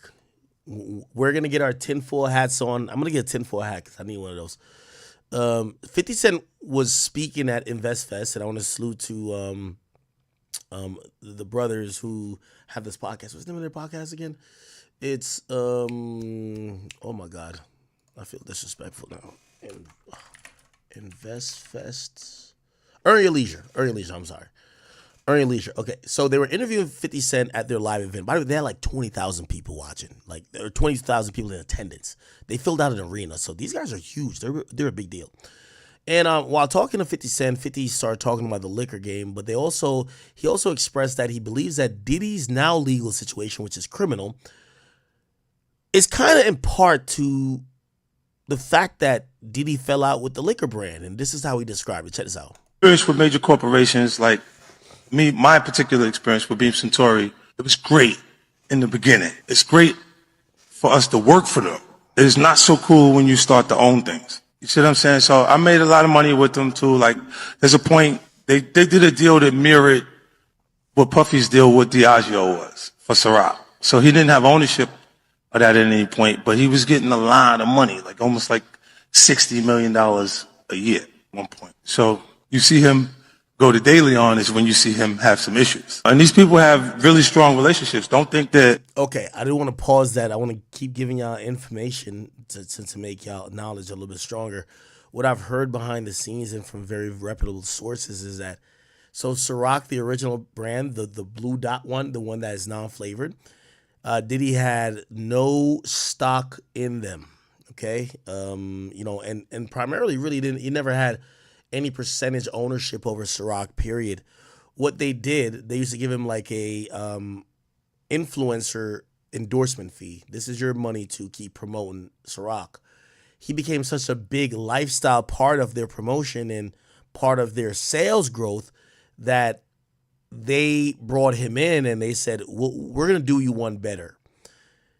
So other than the money you're just getting for promoting Ciroc, we're going to give flavored Ciroc to the market. You'll get paid a percentage, or actually, I think it was just a couple of, cents on the dollar or dollars on whatever the price was for every case of these flavored vodkas being sold. So what did it do? It didn't give him ownership of Ciroc, but it gave him an incentive to push the flavored vodkas. That's why he was like, Coco Loso, here's the peach. We got apple Ciroc. You realize at a point he kept doing flavored vodka because he was getting a few dollars or a percentage of each box that was being sold. Okay? Now, ultimately, what he wanted to get to was not keep introducing different flavor. Watermelon, grape, mango. He wanted to get percentage on the brand overall. That was never going to happen with Ciroc. Ciroc is in existence before him, and even though he did wonders for the brand, especially marketing it to a urban base, they're not going to give you something that's an already existing product. And also what they're going to say to you, what we paid you for the endorsement fee, your equity is already, like what you did for our brand is already done. So while we're not going to pay you in post for something you already did that we paid you for before. Now, sometimes that results in people be like, all right, well, cool. I'll tell people not to drink it now. And maybe sometimes you could leverage that. It could be like, yo, hey, I'll get off y'all brand and tell people not to drink it. Anyway, what they did do is that, tequila started popping up. So we get the Casamigos and, the Don Julios who start getting more popularity in urban communities. And they basically say to him, we will do a deal with you for this brand called De Leon. I believe De Leon is tequila, right? Is it? Let's see. De Leon. Yeah, tequila. It's a tequila. So what they said is, we're going to give you the deal that Jay-Z has. And this is how you have to realize it's like back to Sean John, who was distributed through Mark Echo. No, not Sean John. G-Unit Clothing that went through Mark Echo, I believe. These bigger brands that are already established have these bigger contracts already. They're like, okay, we'll partner with you, but we own 50%. And the same with Douce. Bacardi had owned part of Douce. And same with De Leon. Diageo had owned part of De Leon. Now, Diddy started feeling the type of way because he wants to transition from promoting Ciroc, which is smoothly sailing.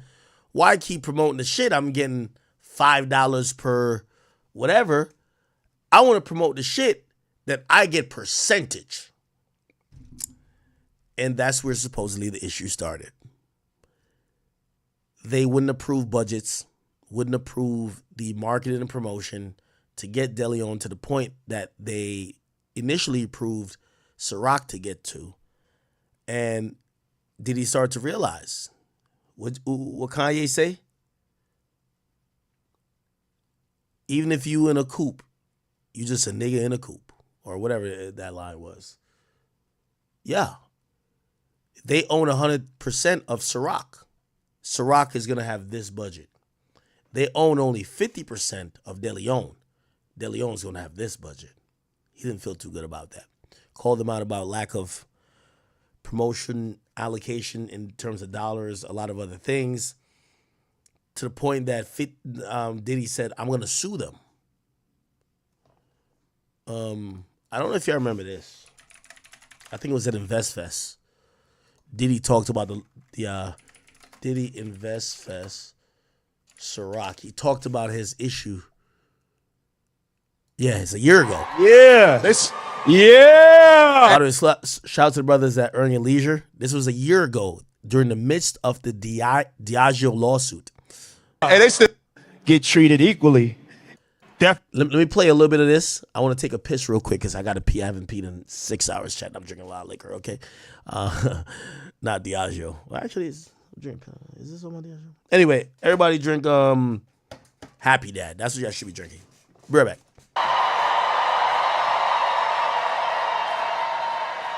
Hey, I just want to take a second to give my brothers their flowers. Earn Your Leisure, Rashad and Troy, what they have ignited in our community for financial literacy is something that is needed and something that's God sent. And this right here is the Hustlers Super Bowl. And so let's just make some noise for these two brothers right here for teaching us and showing us the way. Earn Your Leisure. Nah, that's crazy, man. That's crazy. Super Bowl. I like it. I like that. Let's get into it, man. We got a lot to talk about, but let's start at the beginning. So, yeah, I want to know, starting Bad Boy Records, right? To me, definitely top 2, top 3 labels ever when it comes to hip hop music, right? Inspired you to have that vision in the early 90s. It's trendy to have a record label now, but especially the way you did it as far as hiring the top producers, making sure you had the top in-house talent. You kind of navigated it very strategically. What was your thought process when you was 19 years old doing that? I would have to say, starting Bad Boy, I had to tap into the love, I fell in love with hip-hop the first day I heard, this battle mixtape of the Treacherous 3 versus the Funky 4+1. Y'all may not know about any of this. But it was like the upcoming rap groups that didn't have any other exposure until the Sugar Hill Gang came. And when the Sugar Hill Gang record dropped and I heard it played on the station WBLS, I knew that hip hop had arrived. And so I started looking at it as a possible career. But it really came to me when I was at the Fresh Fest in the late 80s, when I saw Run DMC in Madison Square Garden tell everybody to hold up their Adidas in 30. Okay, all right, we're going to get to the Diageo stuff. Get treated equally. And so for me, with the record company, I had to look bigger than hip. Okay, so he's talking about the record company. Let's get to the Diageo. Every decision I was making, I was like, that this is something that I have to change. I can't just come and get this check and not be changing the way the ecosystem is. So if you want to have a successful brand, you have to have, number one is you have to have the supply to meet the demand, and then you have to have the distribution. And so if people control your supply and control your distribution, they control your future. And so that's what I'm fighting for right now.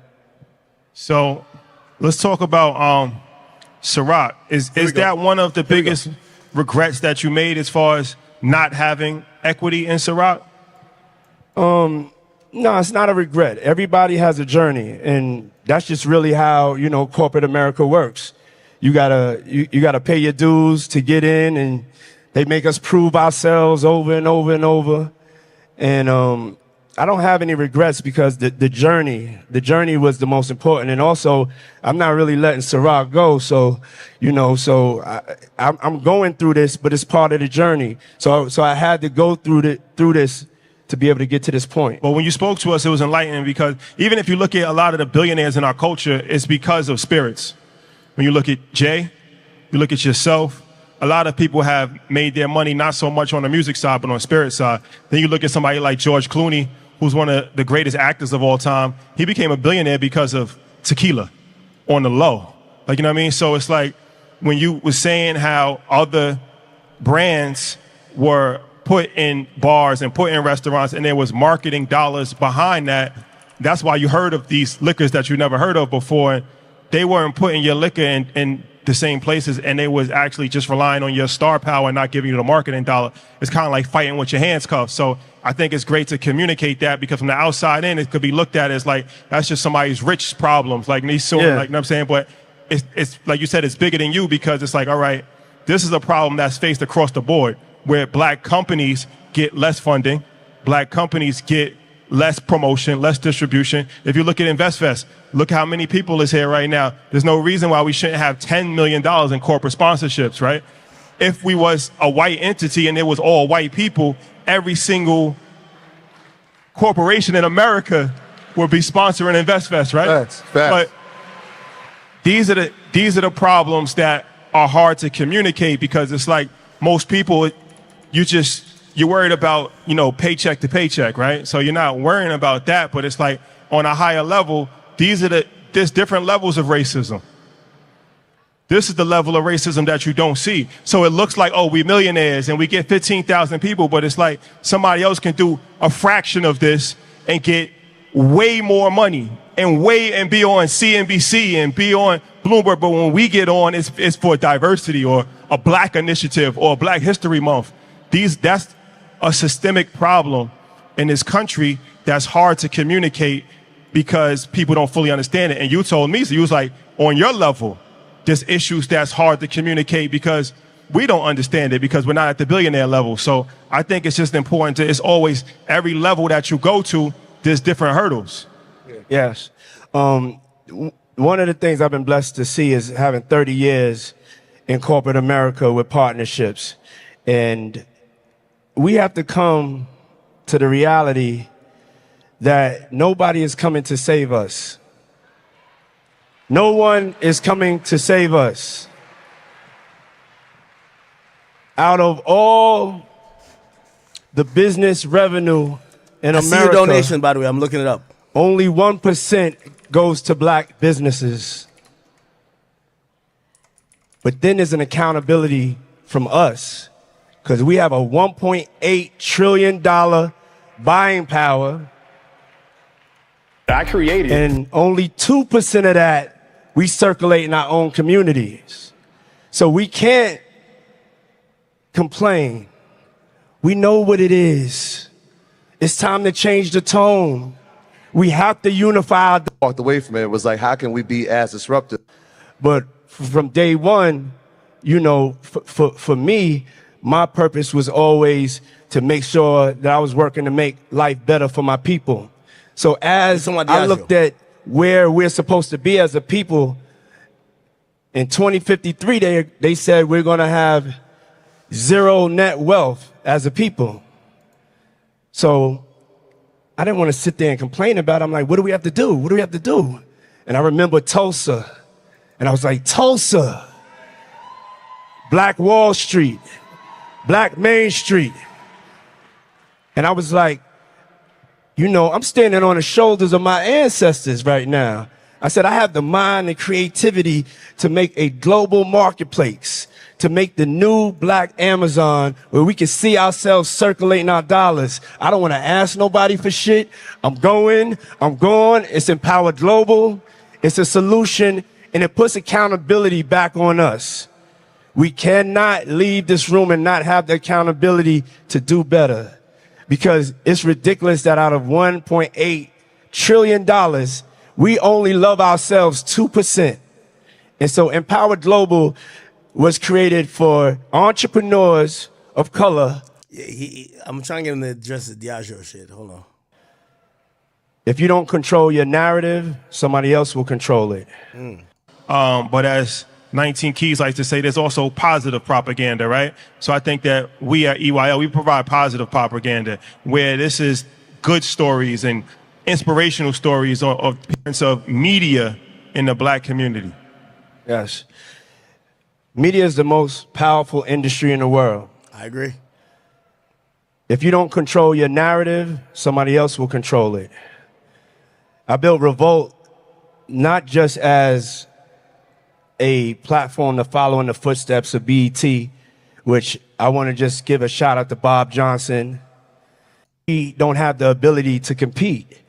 The money that you make, you put into your programming, you invest boy. Are you talking about TV? Opportunity is truly a blessing.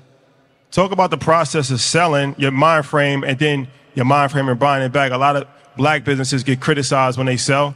I bet on black. That's Sean John. I bet on black culture. These throwback videos of that puff energy, and it's infectious, right? Here we go.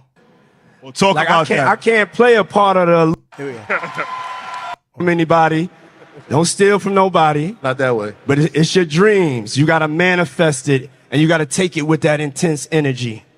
So as far as, I believe there's like 13 black billionaires in America. You're one of them.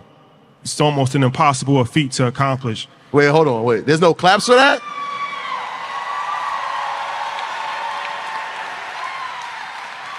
That should be standing to your feet. It's a black billionaire. You kidding me? Everybody should be up. Love. That's crazy. Man, it's a lot of people. You know where he's from? New York. Yo, we can never normalize being a billionaire. Not an everyday thing, man. By the way, we know almost all of them. Yeah. Also true. That's a fact. We'll have another one tomorrow. That's a fact. Finesses Two only. claps. Yeah. I wanna be careful with that, y'all. When they talk about us having money, and y'all look at us, it's truly an illusion of inclusion. Talk Like about that. I can't play a part of the illusion of inclusion. So you looking here at me like I'm totally included. No, I'm fighting for the same thing I was fighting for when I got into the game, but it's at another level. And so it's very important to understand this is the truth. Out of all the billionaires in the world got almost 9 billion people in it. There's only 16 black billionaires. So that's the illusion. So every time, it feels good for one of us to get in, two to get in, but we got to stop taking the crumbs. It's time for way more of us out of 9 billion. I want 2 billion to be billionaires. I don't want nothing less for myself or my people. That's why I was going to ask you, as far as being such in rare space, who do you talk to? Like, I know obviously it's you and Jay, a few other people, but seeing it from the mountain as a parent, you're going to hit these obstacles. There's this fear that have way bigger followings than me. To control of just like love. Talk about what you want to invest in and what you're doing. Damn, he gave him $1 million. Yeah, they were on Diddy's ass back there. Out. If we unify, but we got to truly, truly unify. We have to truly, truly start making decisions that support our communities. We can't think that there's a government grant that's going to come distribution. I can never. Okay, so it was kind of lightly talking about it. He never really fully talk about it. Do I have any other videos of him talking about it? I'll play the 50 Cent thing in full, and then I'll try to get back to it. This is a 50 Cent episode, I believe. Highest rated show on that particular network, so it gives you the cachet that kind of allowed me a little more leverage with the things. What'd you say? Yes. I think this is And then it worked out. And my audience, I like to say this, my core audience was in college during 2003. Right? Yes. They here right now. Yeah. 18? Yeah, I think this is it. And I love you. If you just made noise, I love you, because without you, I wouldn't be successful. See? By the way, he was their big guest this year. Last year was Diddy. Same podcast. Shout out to Earn Your Leisure. That chord, that noise that you heard from 03. Hold on. The things that go on, like they are conscious of finance now, Republicans. This is true. So he done made some money. He said, fuck that.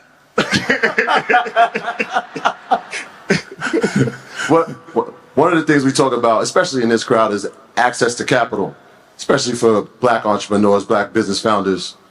In your space, money that comes from advertising. I wonder, do we face challenges the same way that entrepreneurs are facing when it comes to getting dollars from corporate? Well, initially, when I get into a new venture, I finance it.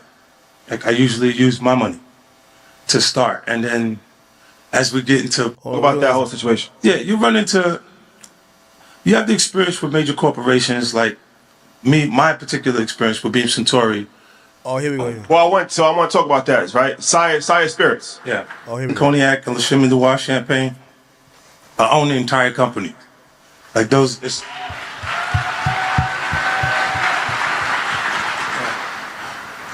That's completely black owned. Well, I want to talk about that, right? Sire Spirits. Yeah. So, all right, Sire Spirits, completely black owned, like you said, liquor company. Talk about that, 'cause I know you had challenges before that, right? So, talk about that whole situation. Yeah, you have the experience with major corporations like me. My particular experience with Beam Suntory, it was great in the beginning. It's great for us to work for them. It's not so cool when you start to own things. You see what I'm saying? So I made a lot of money with them too. Like there's a point they did a deal that mirrored what Puffy's deal with Diageo was for Ciroc. So he didn't have ownership of that at any point, but he was getting a lot of money, like almost like $60 million a year at one point. So when you see him go to De Leon is when you see him have some issues. And it gets bad. You know, and these people have really strong relationships. Don't think that the civil case doesn't turn into a criminal case faster because he's making them uncomfortable. That's a big part of it. You know what I mean? Like you look, when you go to the spirits businesses, it's not governed. They got a discus board that they created, right? If you got two companies that are I like to pause that and give some context. It's not the first time I've heard that, and I could pull up another interview if you want me to. I'll go through the time to find it and pull it up. And obviously, I think your initial reaction will be like, "Well, you're pulling up shitty people." Martin Shkreli said the same thing. Martin Shkreli said what happened was the way we were impacting this market started messing with a lot of people who had a lot of, financial stake in the game. And he said what usually happens is all these companies have the best law firms known to man. And if you know anything about law, a lot of times if you're a top company, your general counsel used to probably be working for the SEC or working for maybe some federal agency before they really got the bag in their private practice being your general counsel. And it's one of those things where if you're that big company and you say, yo, this guy Diddy or this guy Martin Shkreli is giving me hell, they say that to their general counsel who makes a call to the U.S. attorney who says, oh, we'll open up an investigation. And if you kind of realize at a point, if you got a lot of shit going on, we've heard all type of charges. They could find some charge to get you down on. And this kind of seems about to be what a thing, right? If we're believing 50, you start barking up the tree of Diageo, all of a sudden there's investigations that pop off. Now, we can't dismiss the Cassie thing, right? But still, you start barking up that tree, a lot of different things and investigations start falling down. So let me keep playing. $3 billion a year, and Beam Suntory and Diageo, the distribution level, it's very hard for you to get things to a point where you can do the numbers, the right numbers, the amount. So it's kind of like they incentivize the sales force by giving them box bonuses. And then when you sell a product, you get the bonuses off the boxes that's there. But you make that no matter what product you're selling. So if you sell Hennessy or Remy out the gate, they start to put downward pressure on the new companies. You see, I had a lawsuit with Remy. They said that because I had an oval-shaped bottle, that there was some sort of product confusion, and I'm like, where? It's a big B in the middle of the fucking bottle. Like you don't own the shape, the whole shape of the bottle. You know? And then we had went in there for a little while until it came, I started saying shit like, 1738, I bet they had slaves.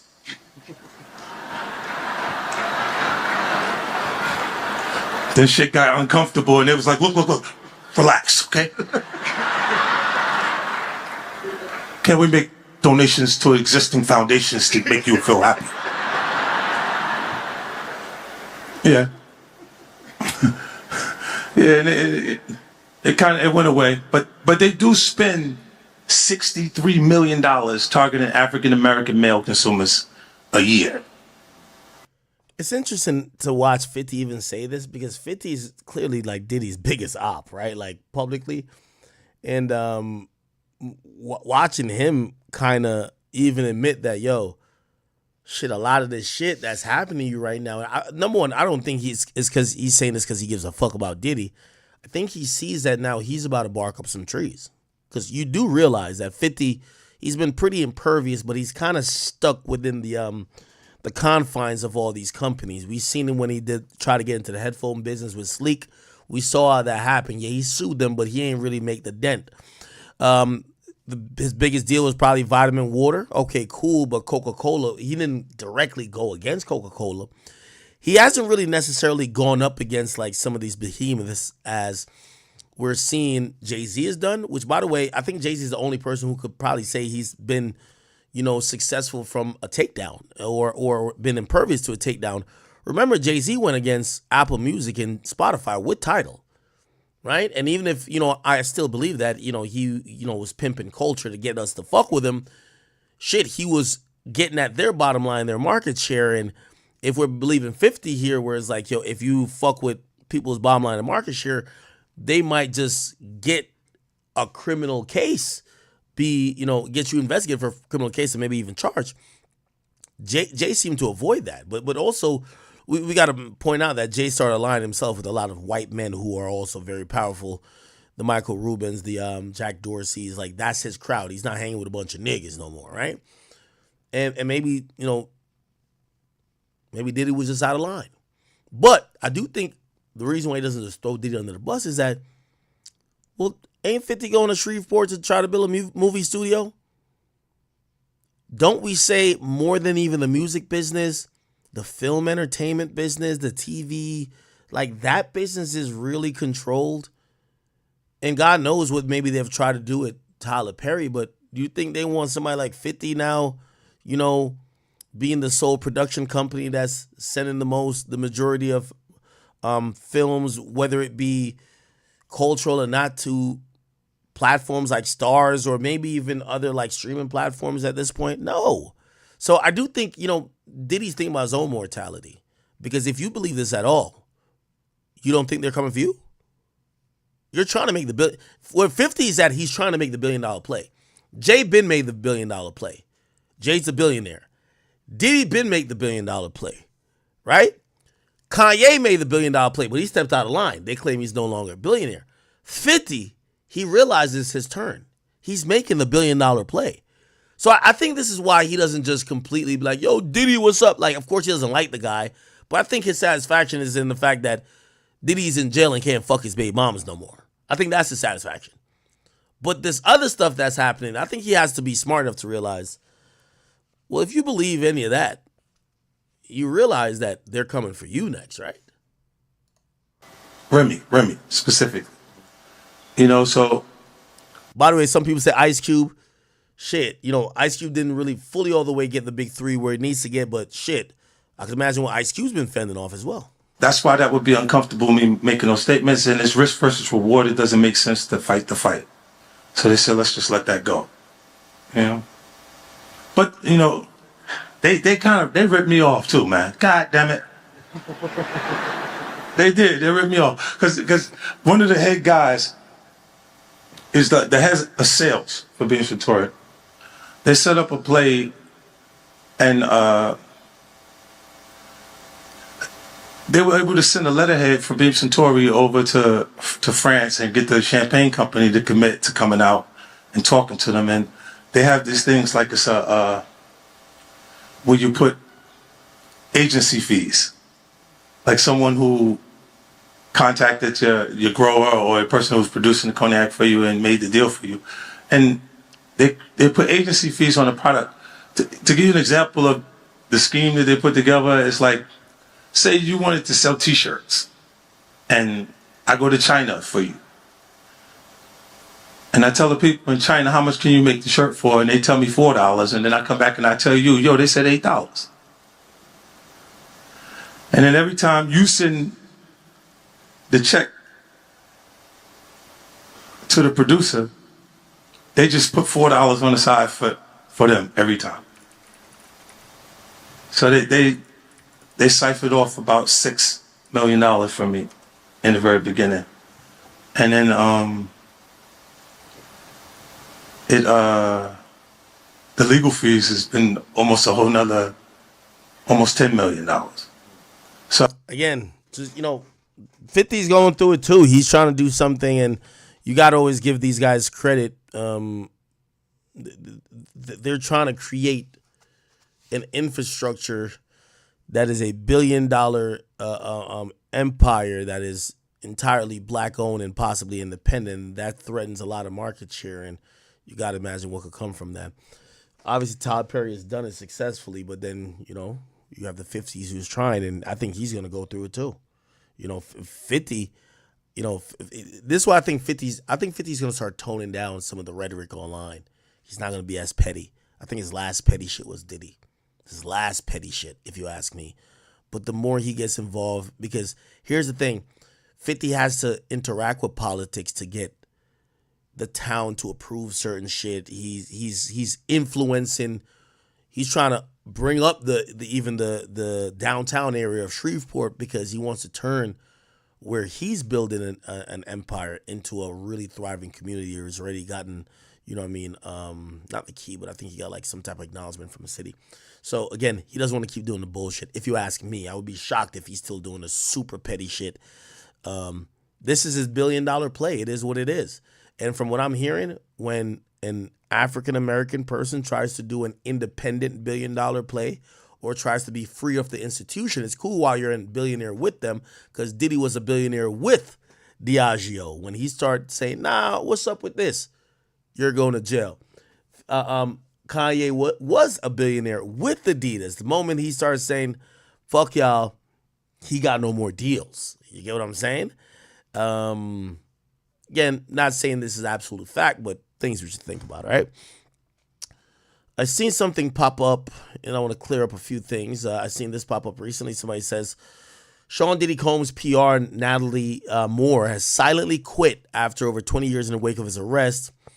I'll read the story. Says Natalie Moore, who's been the head of communications for Diddy Multimedia Empire, has reportedly quit amid the fallout from his arrest. Known for her loyalty, I can't read, and unwavering support, she has been a cornerstone of Diddy's brand transformation from a bad boy rapper to a polished entrepreneur. She manages PR for his ventures, including clone line, fragrance collections, and most recently was the voice behind the denials of serious allegations he now faces. Moore met Combs while wetting up.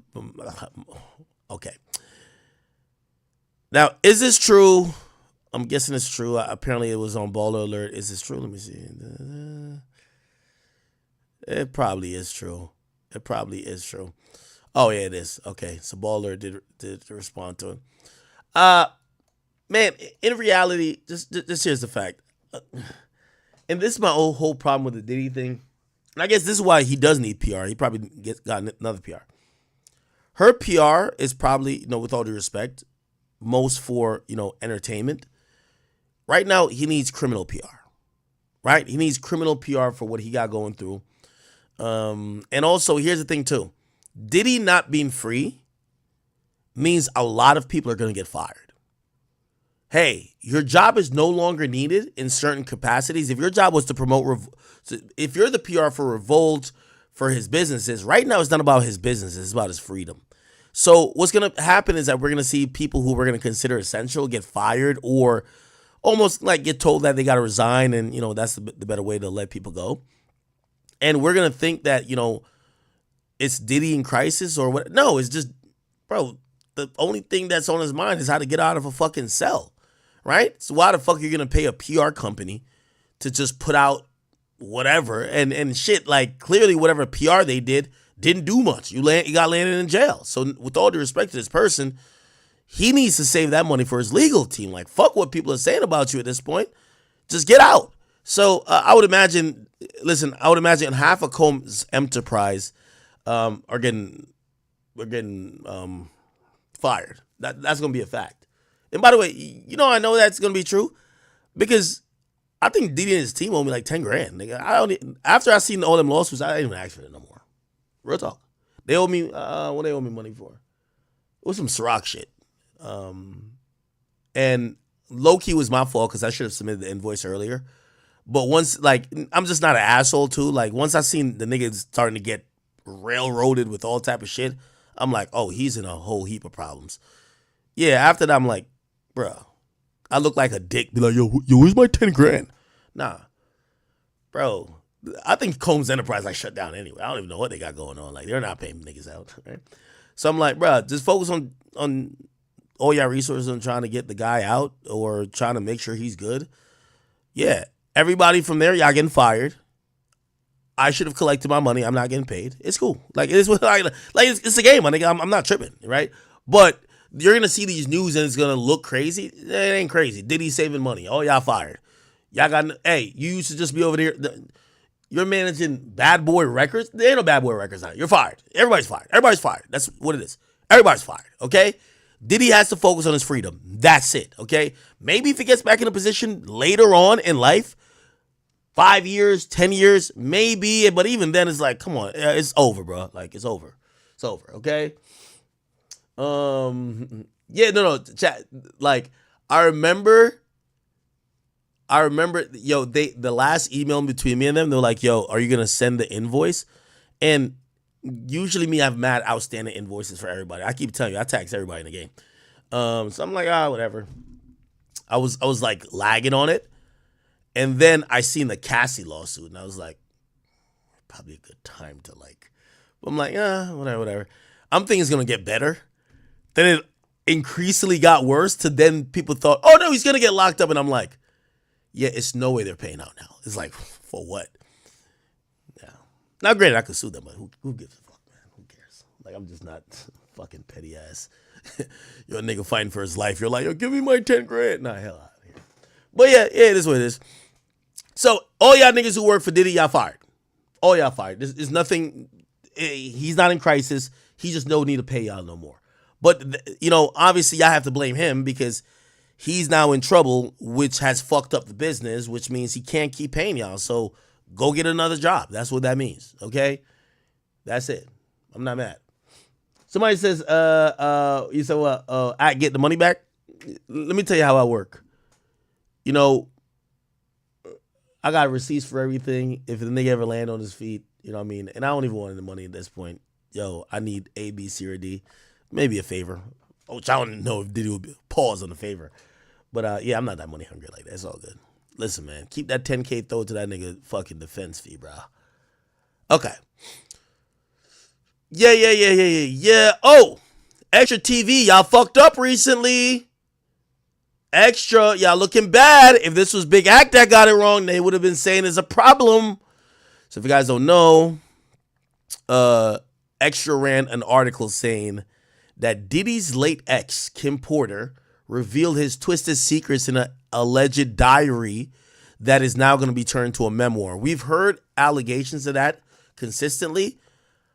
All informed parties have all said they have no proof that Diddy's late ex, Kim Porter, ever had a book that was already written, that was exposing him, or a memoir or a diary. So I seen Extra post it on their Instagram page. I seen I'll Be Sure later. Then I could show you. They deleted it, by the way. I'll Be Sure later, commented basically saying if there's smoke, there's fire. what I've realized, Diddy definitely still got some people, which is, I think it's a PR, well, not PR, but, probably his new PR, which is a criminal PR at this point.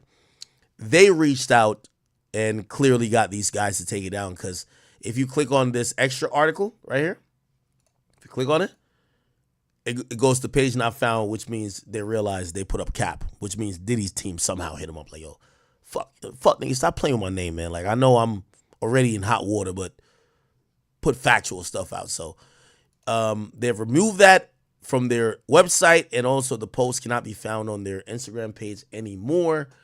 And yes, I'll Be Sure was under there, which ironically, you could tell I'll Be Sure been waiting to see the fall of Diddy, and hey, it is what it is. Okay. So that got deleted. So for people who wonder if there's a memoir for Kim Porter coming out, nah. There's just no proof that she had a hidden memoir somewhere that her friends or family had access to, and that's going to be still very important, okay? All right. Cool. We're not done. We're not done. By the way, we're far from being done. Where are we at right now? 6 hours and 23 minutes? Yeah, I think y'all can hang out with me for another like 2 hours or so, right? Yeah, we're not all Diddying out, so we just got to do these other topics, all right? Cool. Give me a second. All right. I do know you guys want to talk about these music executives stepping down. Actually, I might get into that next. Let me just see if... Oh, I did want to point this out. Hey, feds, man. Wait, is this... What the fuck? This got deleted? Why is everybody deleting shit? Give me 1 second, chat.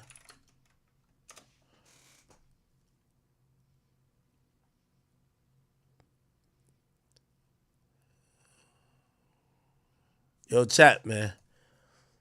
Everybody know I'm anti-snitching, but if y'all really want to know the real truth about Diddy, man, feds find this nigga, man. Y'all find him, y'all find the whole truth, bro. Ain't no way this nigga been that quiet. That nigga was holding umbrellas over Diddy's head while this shit was sunny as hell outside. Look how this nigga looking at him like, nigga, this nigga be doing too much. Exactly. This nigga should be witness numero uno, nigga, if you want to know the truth. He's seen everything, nigga. He looked like he was lathering them up with the baby oil gang. So if he not say nothing, yeah, anyway. All right. Remember that IV video? I found it off stream. Remember the video? This is actually an interesting video. This is a video of Diddy getting an IV. Why is this? No, all right. This is a video of Diddy getting an IV after a freak off. Ironically, who's he with, though? He's with his mom. So he was getting these IVs in front of his mama. Mom's is gorgeous. Let me... I think this is the IV pole right here. Should do shit out to my mom. Call Mom Dukes. Hi. So he's getting an IV and chilling with the mom. So you gotta imagine, you know niggas chill with their mom on Sundays. It's gotta be a Sunday. So it's a Saturday night freak off that he's kicking with his mom on a Sunday. You know what I mean? She's getting a drip with me. She's hydrating. Oh, never mind. Oh shit. He said mama was getting the IV as well. I wonder if his mom looks at him and be like, yo, son, why you be getting this shit?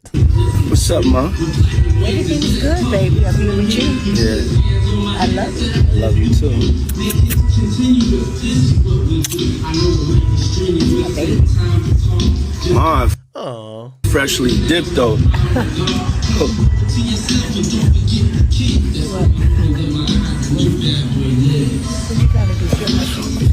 I was just trying to show you shoes.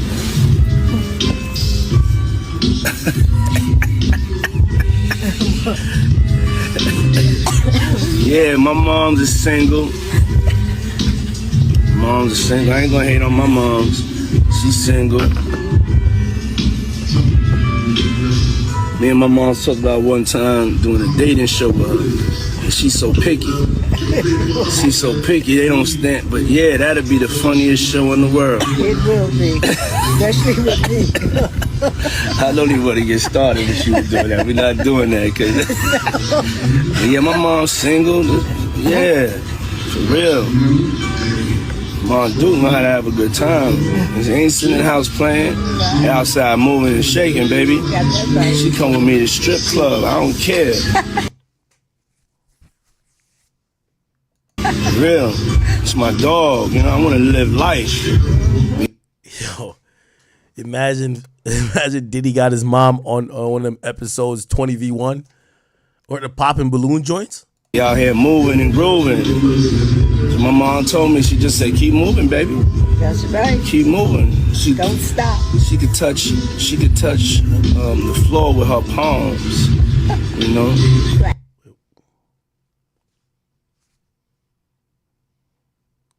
Wait, what? The floor with her palms. My mom told me, she just said, keep moving, baby. That's right. Keep moving. She don't stop. She could touch the floor with her palms. You know. Flat. Oh. Take pew pew pew.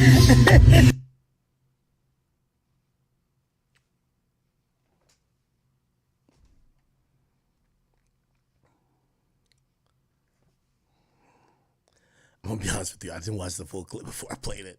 I was even trying to like make this anything. All right, moving on. Let's just move on. Yeah, let's move on. Okay, let's move on. God damn. All right. Cool. What did we want to get into? Hold on. We played that already. Give me 1 second. I'm just seeing. You know, the guards. That's all it is. Like, they stayed around, they played the game a little too long. And this is how God works. It's like hip hop is independent. You know, the music is independent. The owning of your masters is independent. It's a new changing of the guard. And all the old parasites is just falling off one by one. Because they never had talent. They just leashed on to the talent. Let me tell you what Puffy was, and what a lot of them is. They mediators. What they call them, mediators, right? Where you gotta go. They go betweens. So you got the Leos who scared to approach the thugs like that. But Diddy from that world, so I could intermediate. I could get percentages from negotiating and making this deal. But you got to give up that butt. Whoa! You got to give up that butt. Whoa! Wait, what? Wait, whoa. Nigga, what? Nah, stop. Wait, how'd that come into the negotiation? The thugs like that. But Diddy from that world, so I could intermediate. I could get percentages from negotiating and making this deal. But you got to give up that butt. You got to give up that butt and royalties. And I can change your family life.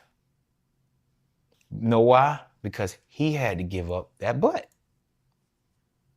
People don't understand. That's the reason. That's why it's the reason Puffy don't want to give nobody, any artist he deal with, he'll tell you, I'm make it hard for you. I had to do this. He wants you to endure it. He endured. And I felt bad in a sense because he was only trying to feed his family. You get what I'm saying? And he became a victim, and it turned him into a monster just trying to hide his own secrets and not living his truth. And now he in prison just from all this comes from one man not living his truth. I swear to God. Had Puffy just been who he is at heart, it might have been a few jokes. We joked about RuPaul. He's still a boss. You get what I'm saying? I feel bad for the people that got hurt trying to hide his secrets. All the people that have been victimized, all the people that have been put under the influence so they don't remember certain things because of who he is. And as long as you're under the influence, it ruins your credibility of speaking about anything. So I can understand why he probably kept drugs in the party. You get what I'm saying? All this behavior falls in line behind one thing, trying to hide secrets. So now you got to use this to cover that. And now this makes you cover for that. And it's just going to get worse and worse and worse and worse and worse and worse. It never stops. It's a cycle. Freddie P has been pretty consistent, but it looked like he's also going down a rabbit hole a little bit of he believes that Diddy's behaviors. And here's the only thing though, and I guess I would ask Freddie P this. I would actually interview him. Are you? I get it. He fucked over the band in the All Opinion. I interviewed Elliot Ness, even though I don't think he's that salty, but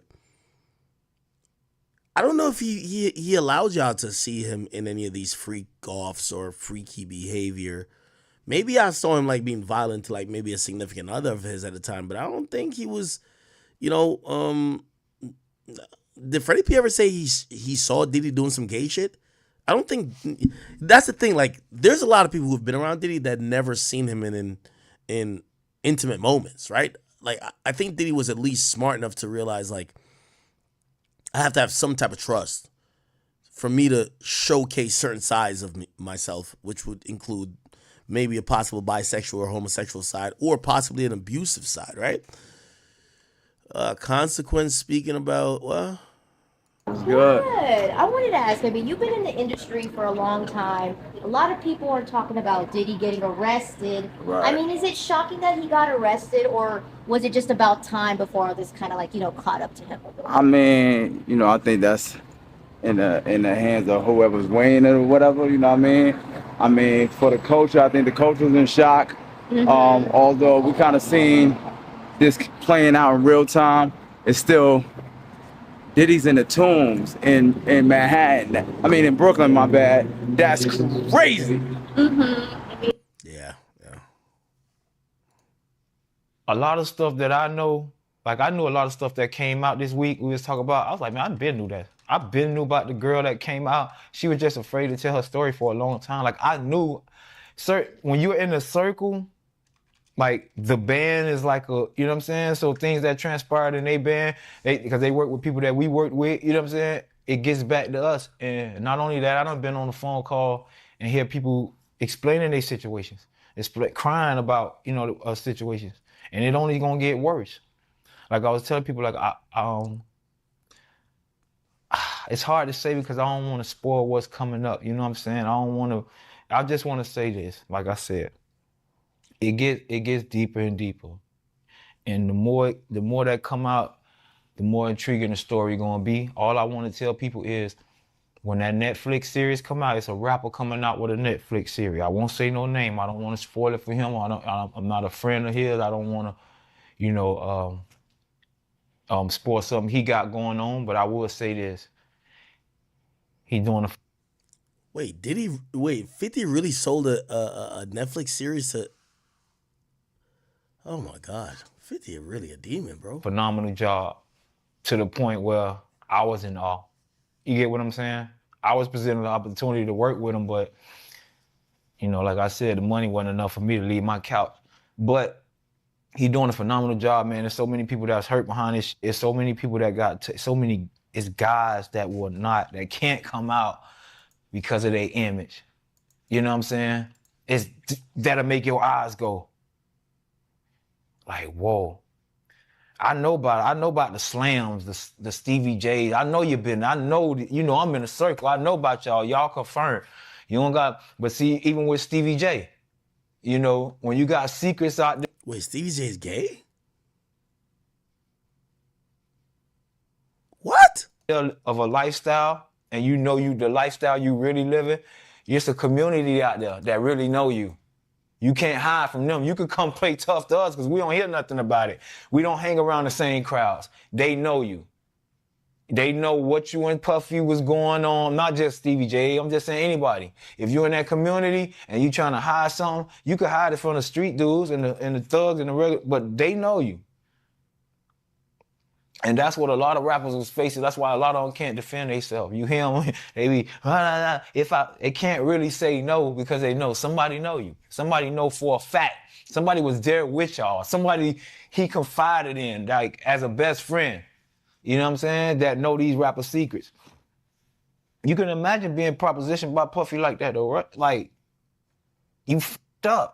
And if he could fly you to a private island and get rid of the security and give you wire you $1 million or 20, or make sure that you get this endorsement deal. That's how easy it is for him to gain leverage over people. Come on, man, you got 1,000 bottles waiting. What, 10,000, 5,000, some shit like that. My boy, that's a lot of back busting. You hear me? That's too much. I was like, wait, what? It's like you ran a chain of operation. You got an operation of just back busting. Like, what are y'all, like, it's not, bro, you 50. Can you even get up that much, bro? Like, you that turned on? Like, bro, baby oil? people use baby oil and shit. Well, see, that's a whole nother situation. That's a whole nother community. They got their own little. I was like, baby oil. I was like, what baby oil for? What even rubbing each other down, getting shiny and shit. Then it hit me. Oh, okay. Yeah. My boy was loose with it. Nah. All right. God damn, bro. God damn. All right. Let's find a non-Diddy story real quick. Yo, I'm going to be honest with you, bro. Let me see if I can find this story, how quickly I can find it. Ooh, wait, where is it? Scroll down. Shade Room posts 1 million times per day. We ain't gonna find it. I think this was on my list to talk about last stream, so it's gonna be a while for me to find it. Scroll. Tell me if y'all see it. Y'all don't even know what it is. Actually, it's here. All right, Drewski and Ruby Rose, man. Ruby Rose wanted to let niggas know that basically Drewski paid for it, okay? She said, I only give it up if I'm in love. I don't care how much money a nigga got. I'm rich as fuck. Now, this came after, there was multiple videos of them kissing, them doing all type of PDA. She says, he's funny and nice, though. And then she says, for the record, I never slept with that man. The nigga paid for PR, not the vagina. Now, I'm kind of torn on this whole situation. Ruby Rose, you got to come out and admit you a damn prostitute, nigga. Like, listen, prostitute, escort, same thing to me. But here's the thing, right? And here's the funny thing. Ruby, I hope you understand when you say he paid for PR, not the pussy. Like, it's like the nigga ain't paid for the full package. It's like, yo, it's like you ever go to the car wash and they're like, yo, do you want the deluxe 5-star super extreme package, or do you want like the presidential package? You're like, what's the difference? Well, this one you get this, and this, and then this one you get this. Exactly, right? Essentially, he's just saying, yo, Drewski paid for the package where he ain't checked the box of piping her down. Now, I'm gonna be honest with you. Let's be clear. I don't really mind Ruby saying this, and just keep it real. Like, Ruby at this point to me is a sex worker. Okay? Let me be very clear. I look at Ruby as a sex worker. Ruby doesn't pursue music anymore. There's no song we've known from her from years ago. She doesn't even try to be an influencer. Her influence is just sex appeal. Really, her primary income is OnlyFans, where she's promoting and teasing sexual activity and just nudity. She's a sex worker, right? Now, what you should expect from sex worker is meetups, escorting, prostitution, pay for play. These are things that I actually expect from sex workers. I'm not mad at her clarifying that the Drewski package didn't include having sex. The reason why I'm not mad at her for saying that is that I think she's exposing a very nasty side of the industry. The reality is, matter of fact, I ain't even gonna lie, I don't even want to admit that, because they just sent me some bread recently. There's a few people, I ain't even gonna lie, there's 2 different people, I can't they're trying to fake a relationship. It's fake as a motherfucker. I don't even know if I should. Let me protect my own back. Nah, I ain't saying nothing about that. Yeah. Anyway, I remember looking at this. I said this to a friend. I said, "Ain't this a bitch? They're paying me thousands to make them look like they're in a relationship." Okay, I don't give a fuck. But yeah, this is part of the game. I'm gonna be honest with you. I think Drewski honestly wanted to. I definitely believe this was fake, and I definitely believe he paid. Now I'm gonna be very clear. This is how the industry works. And if Drewski's watching, Drewski is, first of all, the last I heard about Drewski's situation, Drewski used to be like managed or like had some type of deal. Like he had a deal with like a record label dude, Johnny Shipes. Like, you know what I mean? There's money behind Drewski. So when I say Drewski paid, no, Drewski didn't pay out of his pocket. But there are people invested in Drewski and his rise that yes, they probably ran a PR campaign. Yes, Drewski's up the level where now he's selling out arena for Could Have Been Fest. That yes, you want to run plays to get him more popularity. What I think this was is Drewski needs to get more of a female audience. Now, granted, niggas and women, in my estimation, like Drewski, like he's a funny dude, like he goes viral all the time. But you want to bring him to the next level. It happens in rap. It happens even in Laney's. In you need to get him in a relationship to show that he's just not like, you know, some type of incel type of dude, some type of red pill type of nigga. He's a guy who's normal, who gets in relationships, who's loving, who whatever. Now, granted, here's the thing. No self-respecting woman would allow themselves to be in a pay-for-pay relationship where they have to kiss a guy, rub on him, and make it seem like they're looking like they're having sex, except for somebody like Ruby Rose, who's damn near, as I said, a sex worker. So, yes, you get Ruby Rose with Drewski. He's not paying out of his pocket. The company behind him, and by the way, go look. I could probably Google it now. Who reps him? Is it CAA? What agency reps Drewski? He's probably, he's on UTA. Matter of fact, I'm not going to say it's UTA because you know why? I'm on UTA. They don't probably got my face up there, do they? I don't know. Hopefully not. Anyway, they rep him all around. They repped me for only podcasts, okay? All the other deals, I'm like, nigga, I'm not cutting a motherfucking soul into that. But for podcasts, if you didn't know, UTA got me the deal for Spotify. Yeah. So, by the way, UTA got all these big ass deals. UTA got Call Her Daddy the deal. UTA is the #1 podcast place. Like, if you're a podcaster, get with UTA. They'll get you the bag if you want a bag. Okay, just give you the sauce. It's okay.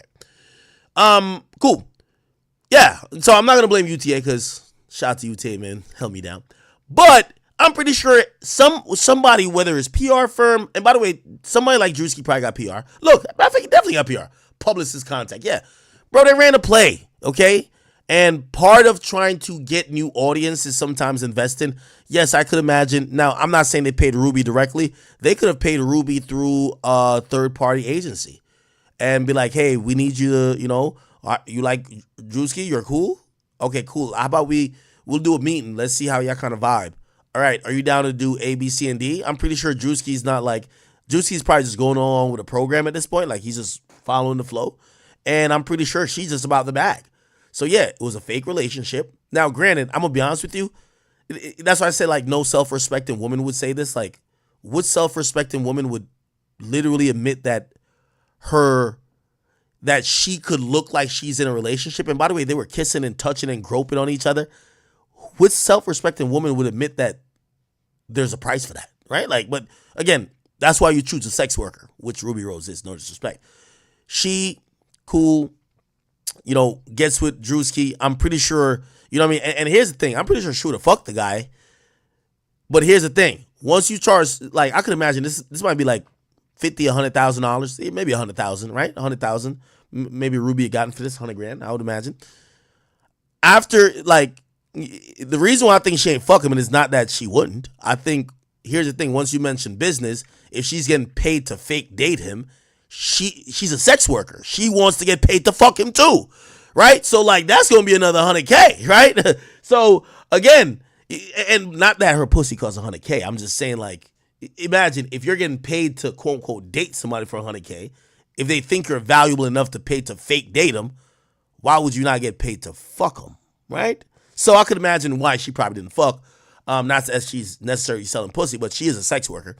Yeah, and yeah, I don't know why it came, you know, I think she clarifies this because most women who are sex workers don't like being portrayed as sex workers. So she's a sex worker, but when everybody's now calling her out for sex working behavior, which is fake relationships, fake romances, having sex randomly with rappers who lit for the moment, it gets to her. And no matter what a woman tells y'all, chat, like, oh, no, I'm getting my bag. Like, I think, she tries to qualify, I'm rich as fuck. Trust me, that doesn't make it easier for her when she considers how people view her as a sex worker. So I think that's why she clears it up. It's all good. This happens all the time in the industry, right? You know, it happens all the time. I think she probably just felt the need to clear this up because maybe she's about to do another play with another nigga, Or maybe she's actually finding love. And then that dude and other people's like, damn, why? Because that's what comes around to bite women like this, right? Cool. Let's say Ruby Rose goes up 10, 15, $20 million. Shit, just look at Bad Baby. Bad Baby made $53 million. And the nigga with her beating the brakes off of her. The nigga beating her to a bloody pulp, choke slamming her, DDTing her. She got to take it. You know what? I'm not saying she really got to take it, but like in her mind, she's probably saying like, damn, I can't get another guy like you to take me serious. And hey, it becomes their reality. So they end up kind of almost regretting it or trying to warp back some of the whole shit they did. And that's when they get online trying to clarify, oh, I didn't really fuck him. I was just like, look, this shit's, look, Ruby Rose kissing, like, come on, like, why would you even need to fucking clarify that you ain't fuck this guy? Like, even if you say you don't, the nigga's cupping one of your breasts, kissing you, we think he fucked you anyway, right? But I would imagine this will happen to these girls who, once they get the money, they want to then, like, delete their hoe. And it's like, oh, no, I didn't fuck him. No, remove that body. What? What are you talking about? Right? Like, come on. Like, you know what I mean? Like, what the fuck you got going on? And I truthfully actually believe she might have not fucked him. But you're not going to ever change people thinking that you did. Get over it. You chose to be a sex worker. We think you had sex with any guy you seem affectionate with. It's part of the gig. You get what I'm saying? It's over. It's cool. It might affect you getting a new boyfriend or maybe another rapper in the future taking you serious. But at least you could say, just like you said in that tweet, you're rich as fuck. You know? I've always said we could look at the Selena Powells. We could look at Bad Baby. For whatever reason, with women, I've never seen money make them like supremely happy when they're internationally known as not the type of woman you would wife, not the type of woman you would have a child with, not the type of woman you would settle down with.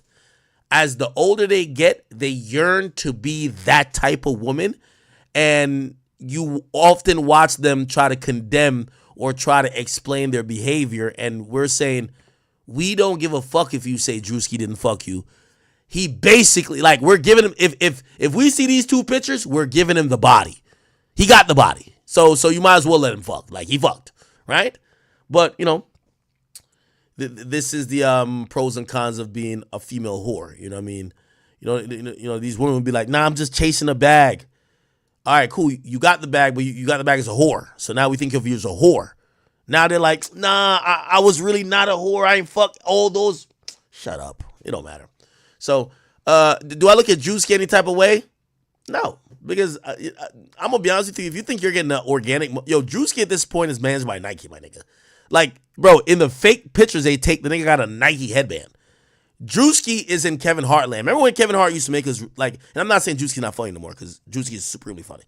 But remember when Kevin Hart like stopped being like nigga, like doing nigga shit, like him and Meek Mill roasting each other, and he was a nigga in every movie. That's where Drewski's at.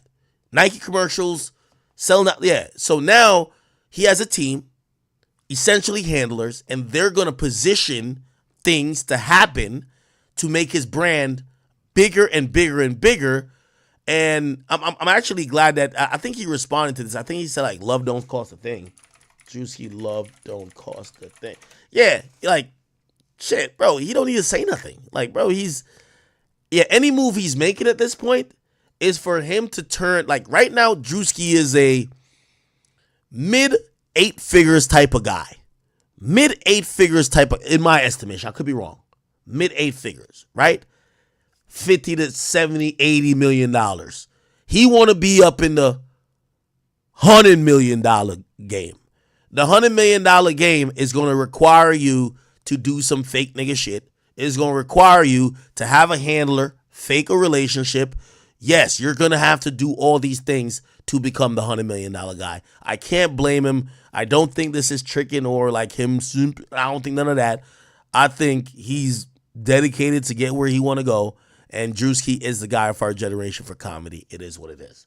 So, and by the way, if like all the real ones know, oh yeah, little messy girls who be knowing about everybody's relationship. Drewski had like 2-3 bad bitches that really was his girlfriends he been fucking. So, like, it's not like, you know what he got with Ruby Rose for, right? She's a sex worker, low self-esteem, low standards. She looks incredibly good. That's not like in the eyes of the unassuming fans who never seen him in a relationship.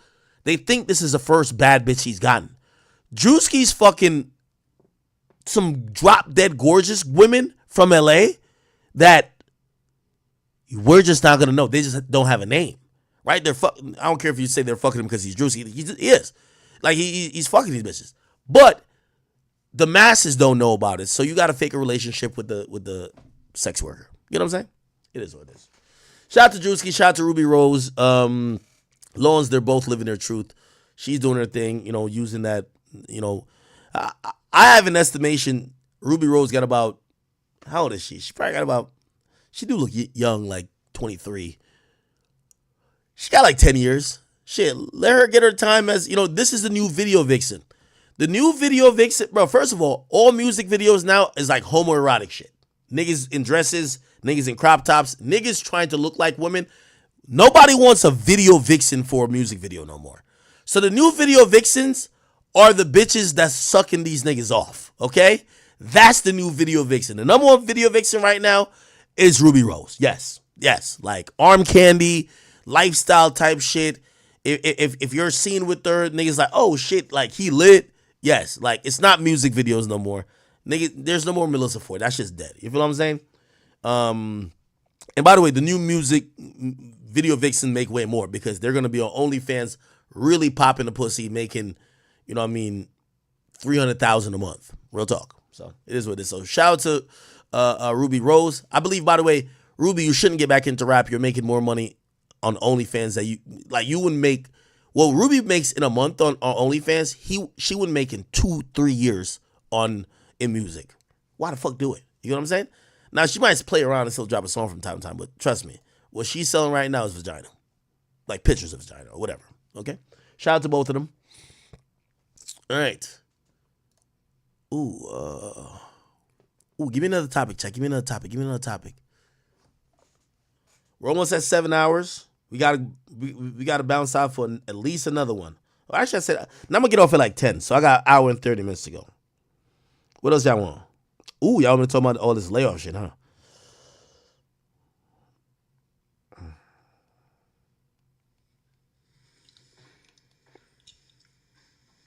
Six 9 posted a video. Yo, 6ix9ine got me these days. Pause.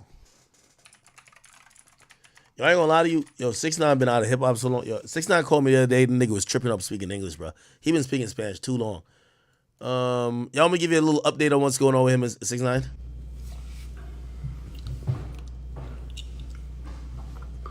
Para que se metan gente yo. Empiezo como en un minuto.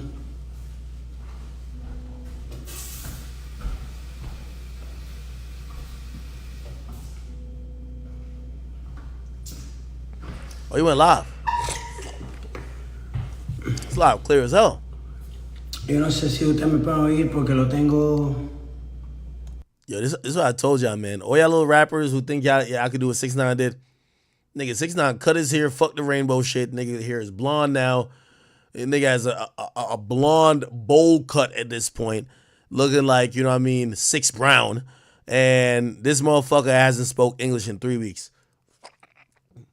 See, y'all African-American rappers just can't do that. That's why sometimes y'all got to realize he's a different type of nigga. You can't move like him. It's cool. You know what I mean? Hey, and, you know, it's pros and cons. I think because he could do this, it goes, like, I remember he told me, he said, I think I'm blackballed because I'm Spanish. Because look at Gunna. Like, he fucking snitched too. Like, well, they love Gunna. And I got to agree. They love Gunna. Why? So all the black snitches get love. So 6ix9ine is the only snitch I ain't get love. I think it's because he's Spanish. So I'm agreeing with him now. So, hey, okay, your advantage, you can speak Spanish and go over there with it. Their advantage is that they could snitch and still be lit. Fuck it. It's even. It's cool. Anyway, I'll give you the little rundown of what's going on. So 6ix9ine, you know, remember he broke up with his last girlfriend. Her name is Yailin La Mas Viral. She is known for, number one, you know, by the way, Lil TJ, I'm going to tell you this right now, Lil TJ. I've heard you with too many other niggas' girls. You need to stop. I heard you with Boston Richie girl too recently. Stop it, my brother. I'm gonna pull that up in a second. But here we go. So 6ix9ine's ex, this girl right here, essentially she's Anuel's baby mama, and she's Anuel's baby mama. 6ix9ine is Anuel's biggest op in the Spanish world, and she got a baby with Anuel, as I said.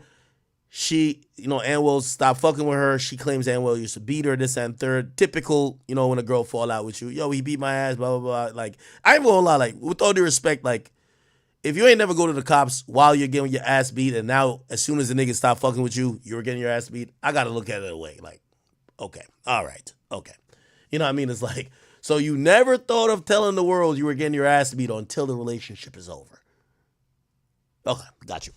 Anyway, she said Anuel used to beat her ass. 6ix9ine came in as a white knight. He was playing the father that stepped up with the kid this and third. We all saw the arrest footage where she was trying to beat his ass. Apparently, she found out that 6ix9ine was fucking other girls. Surprise, surprise. Okay, what ended up happening, 6ix9ine went to DR. They loved 6ix9ine to DR. Allegedly, she was like, hanging around some people that 6ix9ine thought she was fucking. 6ix9ine goes in with a couple of dudes, try to beat them up, caught a charge there. Later on, 6ix9ine getting into it with her. She gets 6ix9ine locked up for domestic violence, but she shows up to court, defends 6ix9ine, saying, yo, Danny never hit me. So she says 6ix9ine never hit her, basically saying that he shouldn't have been arrested, blah, blah. He finally gets let out of custody. Remember, then we see the video of, her getting arrested in Miami at 6ix9ine's house because she supposedly beat up 6ix9ine and broke his shit. It's been kind of like a toxic relationship. Eventually, they're separated, okay? 6ix9ine popped out with a video kind of taking advantage of the situation. Classic marketing scheme. I love it. Also, one of the reasons why they're beefing, the me of that world is a nigga named Alofoke. He's the most popular media personality out there and media company out there. 6ix9ine thinks he long dicked her. You know what I mean? And I keep telling you, niggas will get mad if they think you fucked their girl. And the reason why 6ix9ine thinks that, she has a tattoo of the nigga's name. If your girl got a tattoo of another nigga's name, you can reasonably think they fucked him. Well, here's the reality of it. She got the tattoo. Imagine like some random girl from a club that's looking good. I start promoting. She probably gonna tap my name even if I don't fuck, because I'm promoting her with my brand and I'm the biggest. It's a big act. It's the biggest. It's a chat, right? Cool. So apparently she had tatted his name early when she was coming up. I think she's saying she never fucked him. I think, based on the fact that she has a nigga name tatted, 6ix9ine was a little bit jealous. That guy doesn't like 6ix9ine either. The guy thinks 6ix9ine is a fake and a fraud in the sense of, everybody hates 6ix9ine over here. They love 6ix9ine. They think 6ix9ine is like damn near the Messiah in Dominican Republic. They think he's a victim. They think he's humble. They think he gives back to the poor. So they think he's like Robin Hood. This media guy is like, yo, this guy's a really nasty guy. He's evil. Look what he did over in America. He's doing it here. Most people don't want to buy that. They're like, 6ix9ine is her guy. Like, he's the best. 6ix9ine was playing stepfather. The best way to get women on your side is to show you don't care taking care. It's so odd. The best way to get women on your side is to show women you don't care about taking care of another man's seed, which is so odd to me. But you know what it is? Most women fuck up when they have kids. So they always have kids by a bum-ass nigga or a nigga who won't stick around. And obviously, Anuel's not a bum-ass nigga, but clearly they're not together. So other women who are baby mamas love seeing when they see a man say, I don't care that you have a kid. I'm stepping up. So everybody thinks 6ix9ine is an amazing person. They would, think about this. Really, it's kind of disgusting. Like, why the fuck does 6ix9ine has his op baby in his hand? What the fuck? Imagine, I can't use that example. Give me two ops. I need ops. Ops. Okay, imagine me having Meek Mill's baby in my hand because, I'm dating his baby moms. You would be like, what the fuck? Why would she do that shit, right? That's odd. Bro, why would you go link up with Meek's op? What the fuck? That's weird.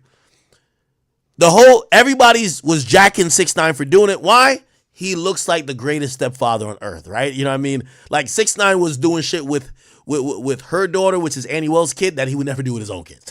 You know what I mean? And I was like, yo, 6ix9ine is great at marketing, man. This guy's doing an amazing job over in motherfucking DR. They love this guy. Trust me, they love him. He goes to court. They're storming the court. Everybody loves 6ix9ine. Cool. He starts falling out with her, blah, blah.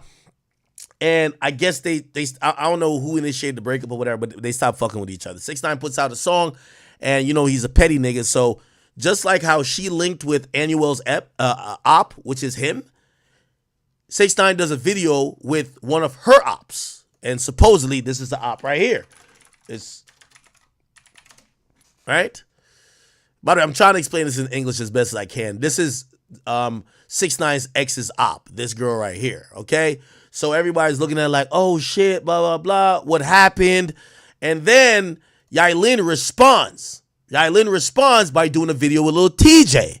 Now, Lil TJ is a guy who we all remember him being around 6ix9ine. By the way, chat, this is how much I know Spanish, bro. I be into everything, bro. Like, all this is happening in Spanish. So I can't even play you videos because, like, if you don't speak Spanish, you won't get it. So 6ix9ine, Lil TJ, Sarah Molina. Remember when 6ix9ine's baby mama, Sarah Molina, brought a crown and crowned Lil TJ as the king of New York, right? She crowned him. That's her. Crowned this nigga as the king of New York, and he performed that Rolling Loud. I think 6ix9ine might have been locked up. Yeah, it was 2019, so it was locked up. People was like, damn, yo, one of the niggas you used to beef with, if you don't know, 6ix9ine and Lil TJ used to get at each other. I'm like, damn, look what happened.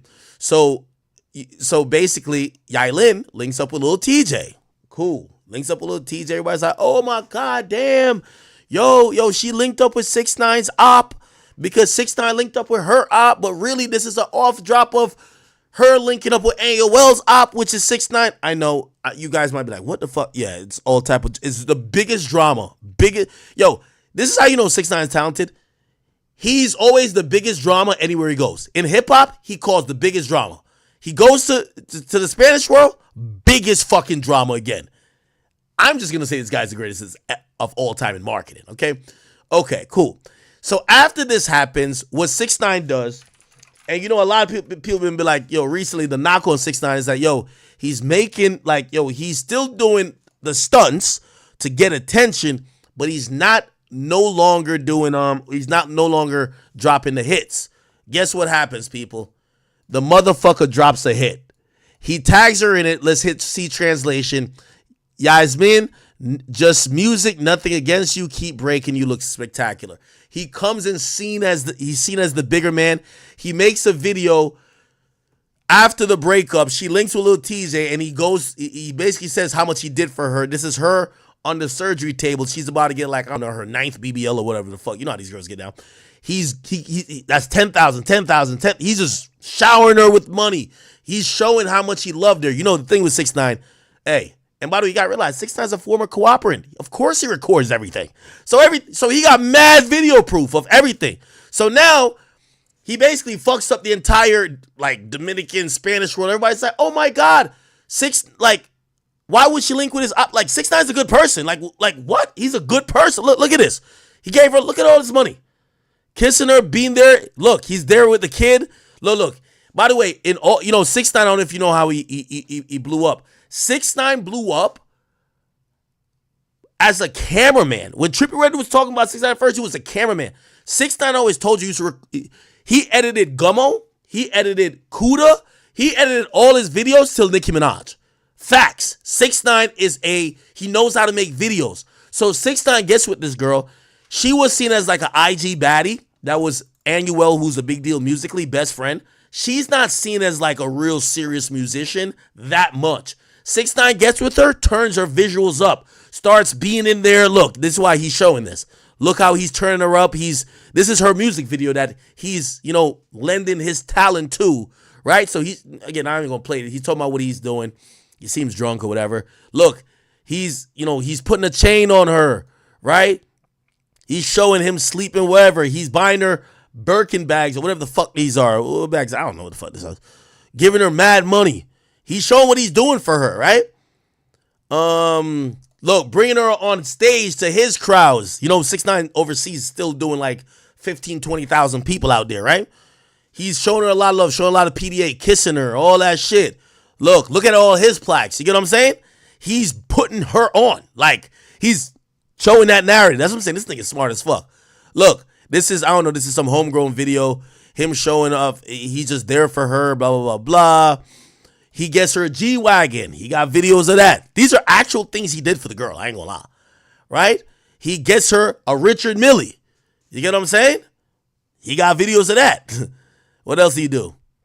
He's mad affectionate with her. I think he's going to show the kid, but he's going to blur the kid's face out for the very first time. He'd bring her on vacation. You know what I mean? So basically, he's just singing that, yo, I did everything I could do for you. I tried my best. I try to, like, make your life better, career better. Like, I tried. Like, that's the type of song this is. This is him and her.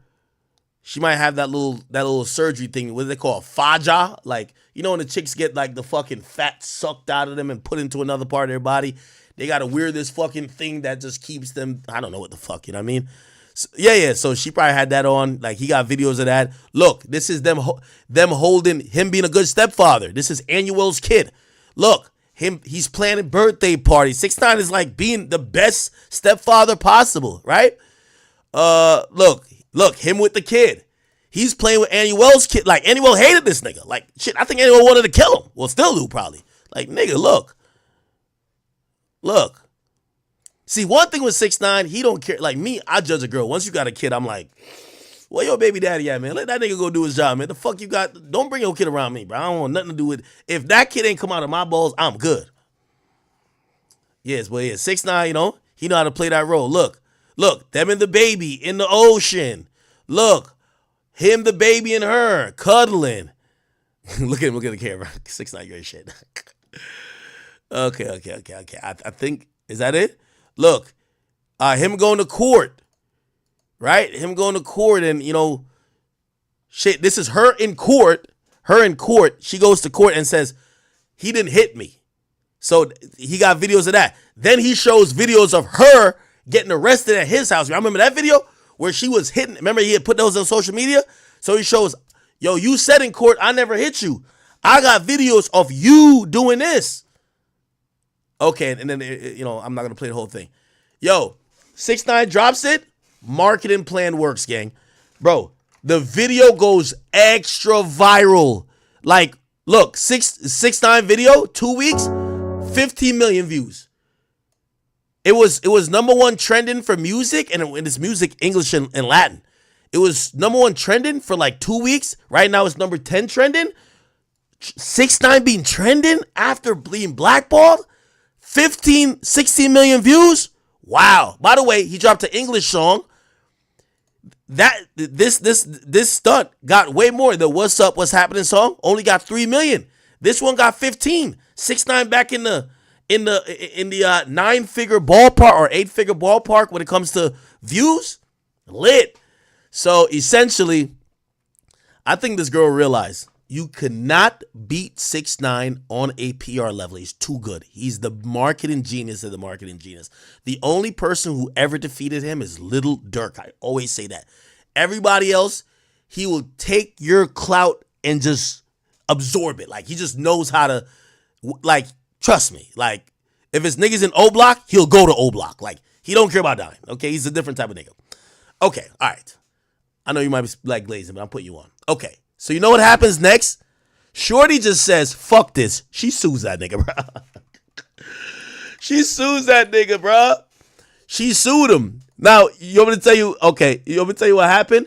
Also, what happened in the breakup, a video comes out of her sucking 6ix9ine off, allegedly. I ain't see it, maybe, because I don't know nobody mess with me. So a video comes out of him piping her out and her sucking him off type shit. Who knows? Maybe he got hacked.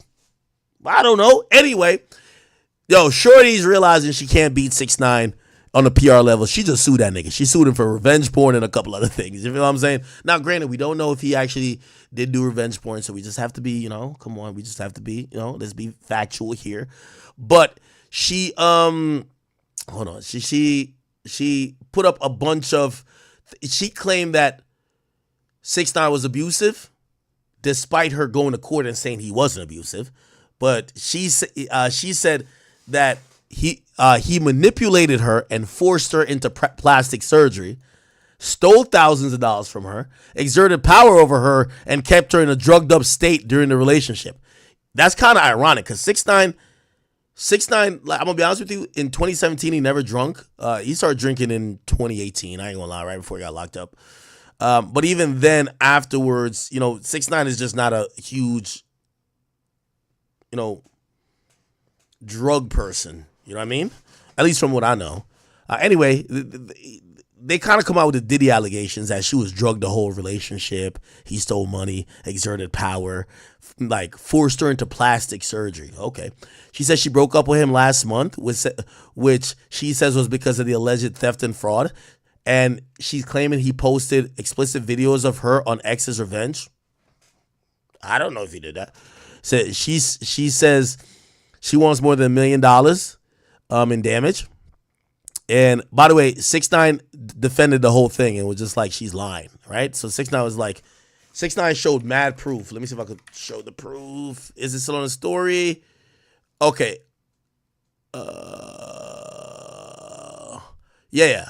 This is part of the story. This is 6ix9ine proving him wiring her mad money. She's like, yo, how did I steal money from you when the whole relationship, everybody and their mama saw me buy you cars, give you hundreds of thousands in cash. I was giving you money. How the fuck did I steal from you when I was giving to you? So let me see if I'll find it on YouTube probably. 6ix9ine shows receipts. 6ix9ine shows receipts. I'll find it here probably. Within the last week. Let's see.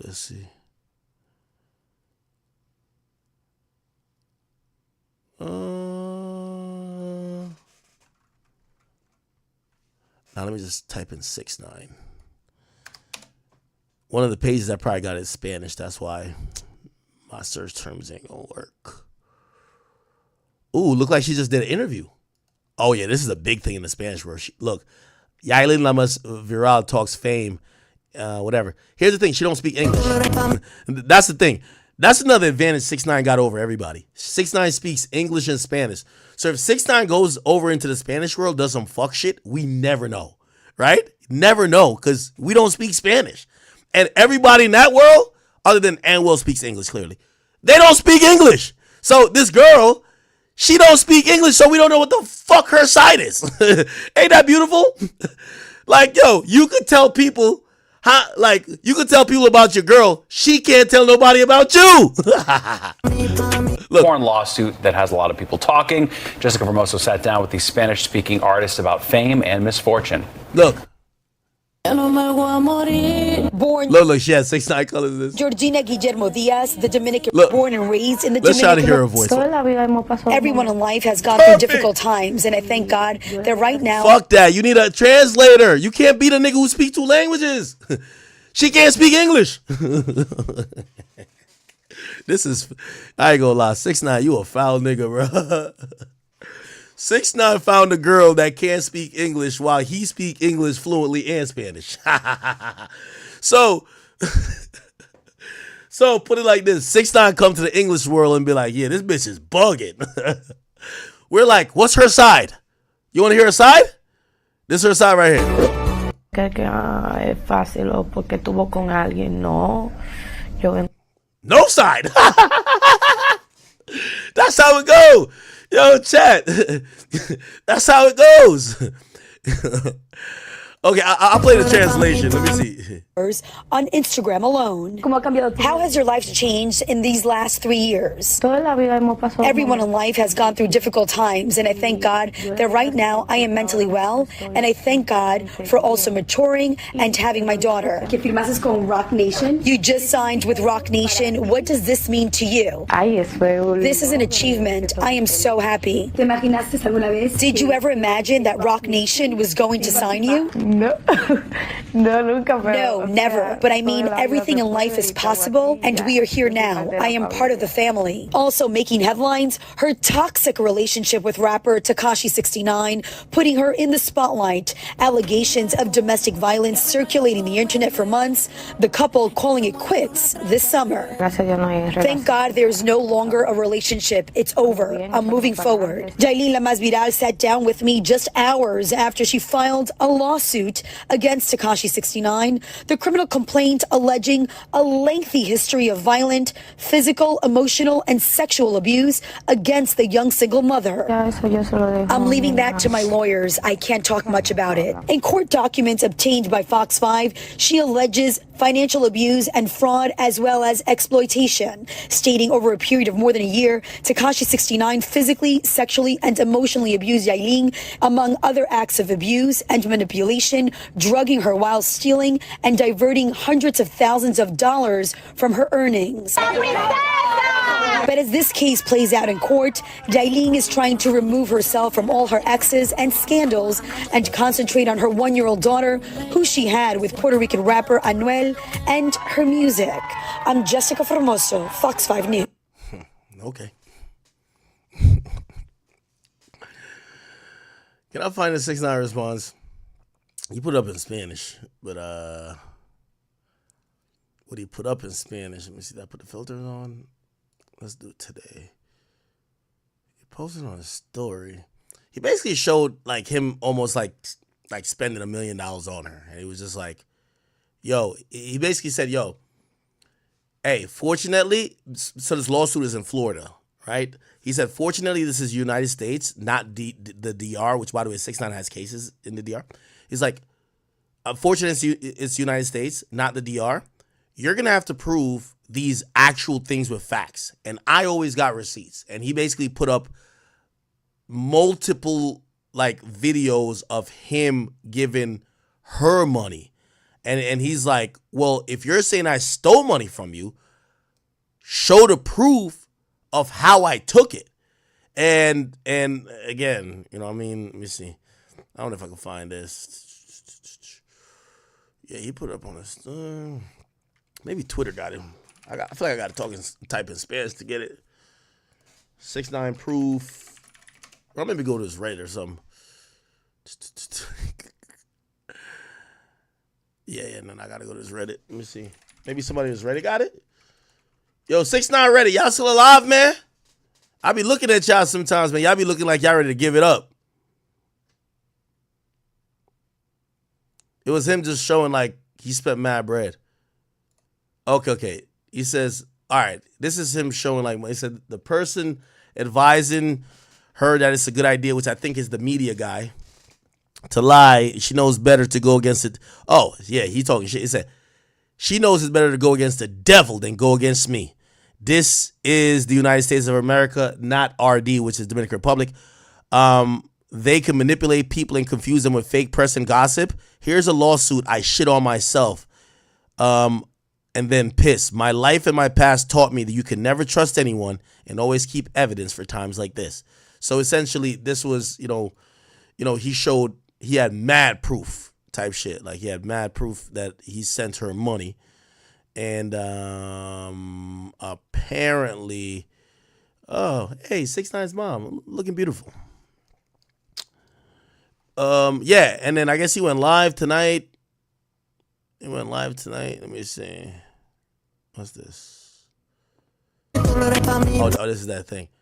And I guess he went live tonight. And this is the longer interview. Es que yo sí.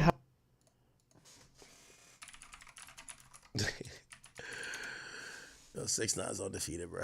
He went live and he talked for 18 minutes. Bruv, I'm gonna be honest with you, man. Somebody gotta dub these over in English, bro. I can't, bro. I can't. Yeah, I don't know what he said, but whatever. Let's look at the comments because we can hit translate. I feel like I didn't deserve it. What I mean.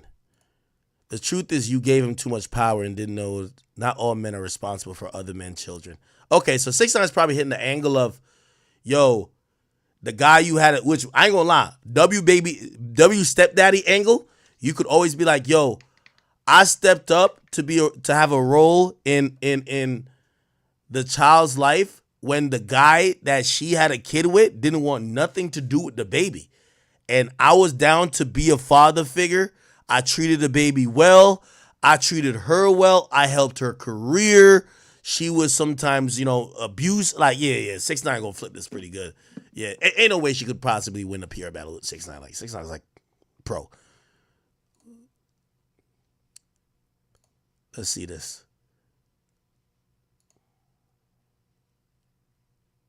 Look.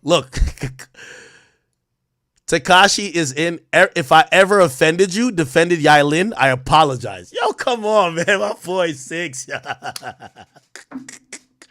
Yo, 6 is good, bro. Look. Yo, the thing with 6ix9ine I like, let me tell you the thing with 6ix9ine I like. He'll tug at your heartstrings because he'll never tell you he never did nothing. Like, you remember when he was talking about the whole thing with Sarah, like his baby moms, and he was explaining why he snitched. Nigga, he even admitted, he said, like, yeah, like I put hands on her. Like, yo, in the Shade Room interview, he says it. He says I put hands on her. But like, if you heard the whole story, you kind of like understood it and you empathize with him. You're like, damn, he got to be telling the truth because he's telling shit that don't make himself look good. So yeah, 6ix9ine is like a G, bro. Look, every action has a reaction. I guess he probably said some shit like, yo, she would constantly like provoke me or she would hit me and I hit her back. And I'm like, I don't know what she said. He said the only thing I saw wrong was showing the girl, I guess showing the daughter, but Danny is right. So I guess he's saying, I'm not even watching the video, but he probably saying like, oh, she got mad because I dropped that music video showing what I did for her, and she sued me. And this person said the only thing you did wrong was showing the daughter, but Danny, which is 6ix9ine, is right. Look at this, 2EP Diddy. Oh, somebody don't like him. What does it say? You and P Diddy don't get along. Let me see. What is this? Apollo full 6ix9ine. What the fuck that mean? Someone said, okay, and the bumps are set up. Hush. What? I don't know what the fuck. Okay, somebody on her side. He has a case of abuse in the past. The one who's advising her knows what he's doing. Gantel with you always. I don't know what the fuck that means.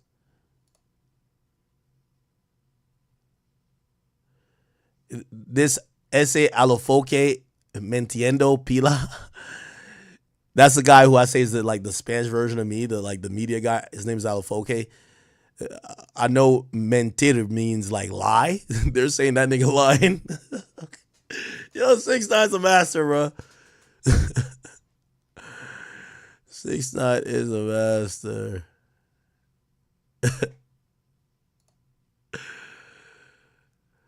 Yeah, so somebody says, all like a man with the truth up front.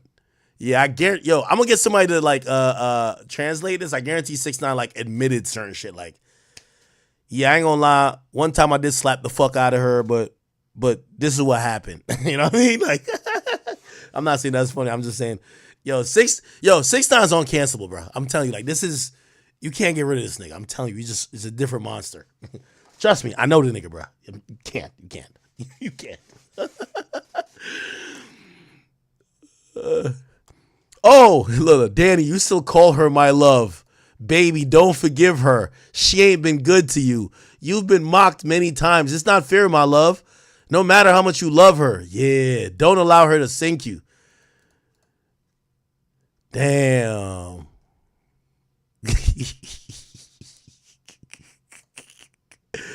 Look like 6ix9ine was hitting her with a reverse pity. He said, don't pity her. She doesn't have it with you. Oh, he probably expressing grace like, I know she's saying the worst things about me, but she's been controlled right now. Yailin, I still love you. I remember the moments. I think he had said some shit like, the worst part about all of this is that like I started building a rapport with your daughter, and your daughter was starting to call even me daddy, and I really love your child. And the fucked up part is that I'm not gonna get to be around her because I really enjoyed trying to do things and have fun with her. 6ix9ine's the greatest, bro. Look at this shit. I love Yaya, but she must stop depending on men. She messes with him, billing with her, with what she has, blah, blah, blah, blah, blah, blah. Okay, man.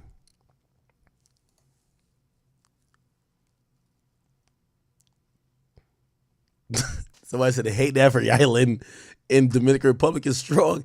It's unbelievable that many give the reason, or I guess give the, like, they're giving the benefit of the doubt to a person who had so much trouble with justice. They're saying, look at 6ix9ine's face. Yo, look at 6ix9ine's face, bro. Yo, I ain't gonna lie, man. Yo, 6, you the greatest, gang. Let me take a shot for my boy 6ix9ine, man. Oh, man. Cheers. All right. Y'all caught up on 6ix9ine, though. That's good. Yo, the engagement on this drama is crazy. Look. 114,000 comments. 50,000 comments. Him with her op, 143,000 comments. 49,000 comments. And I guarantee this is just going to get wild amount of comments. Let's look. It's at 4,000 since I last refreshed, 9,000 now. Yeah, this is going to go through the roof. 100,000 likes. Yeah, fuck it. That's why 6ix9ine be asking me, like, me and him, we going to kick it, like, in a week or so. But, yeah, he be like, yo, act, yo, I'm about to come back to hip-hop and fuck it up. And I said, for what? Like, nigga, hip-hop dead. You don't see this shit? All we do is covering court cases and Drake and Kendrick beef. Like, these niggas is scared to drop. There ain't nothing going on in hip-hop. Niggas, stay in Guala Guala land, nigga, and keep fighting with your girl. That drama is too lit.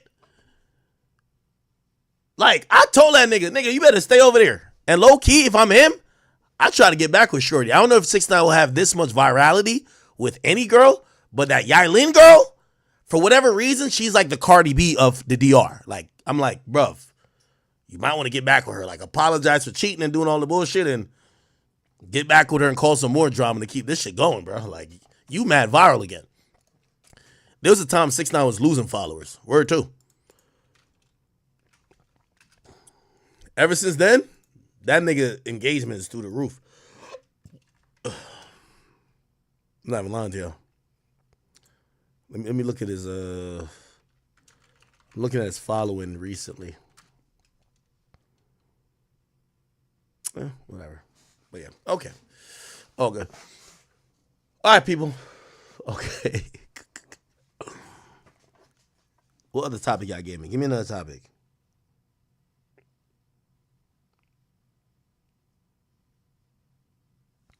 They say you got the okay. Yo, shout out to my boy Memes, man. If y'all know Memes Grand, they hold down this page of mine. Y'all all go watch it. It's my page, but they hold it down. You feel what I'm saying? DJ Academics TV. He said he posted the 6ix9ine shit with subtitles. I'm like, what? I'm like, nigga, you understand Spanish? Like, I got a multilingual nigga working for me. Holy. Let's see. Let's say this. For the people to get involved. Oh, for the people to join. Okay.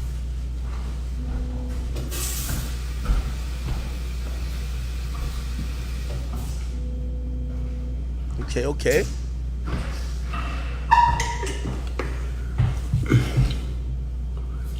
I don't know if you can hear me because I have it. Now I'm gonna just read the cell phone in there and blah blah. Okay, come on, let's get to the bullshit, bro. And it's okay. Come on, 6.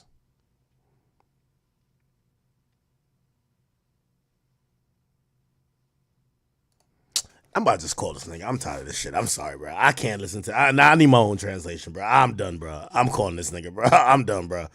I'm done, bro. I'm done, bro. Yeah, I'm done. I'm done. I'm done. Yeah, you ain't gonna speak just Spanish and leave me out of the drama. I want the drama too.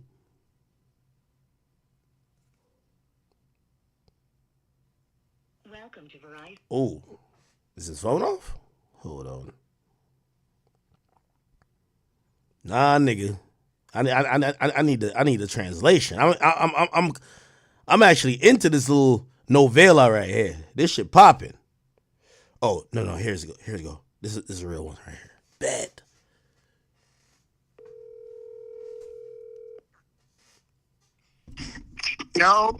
Yo, nigga. Yo, what up, bro?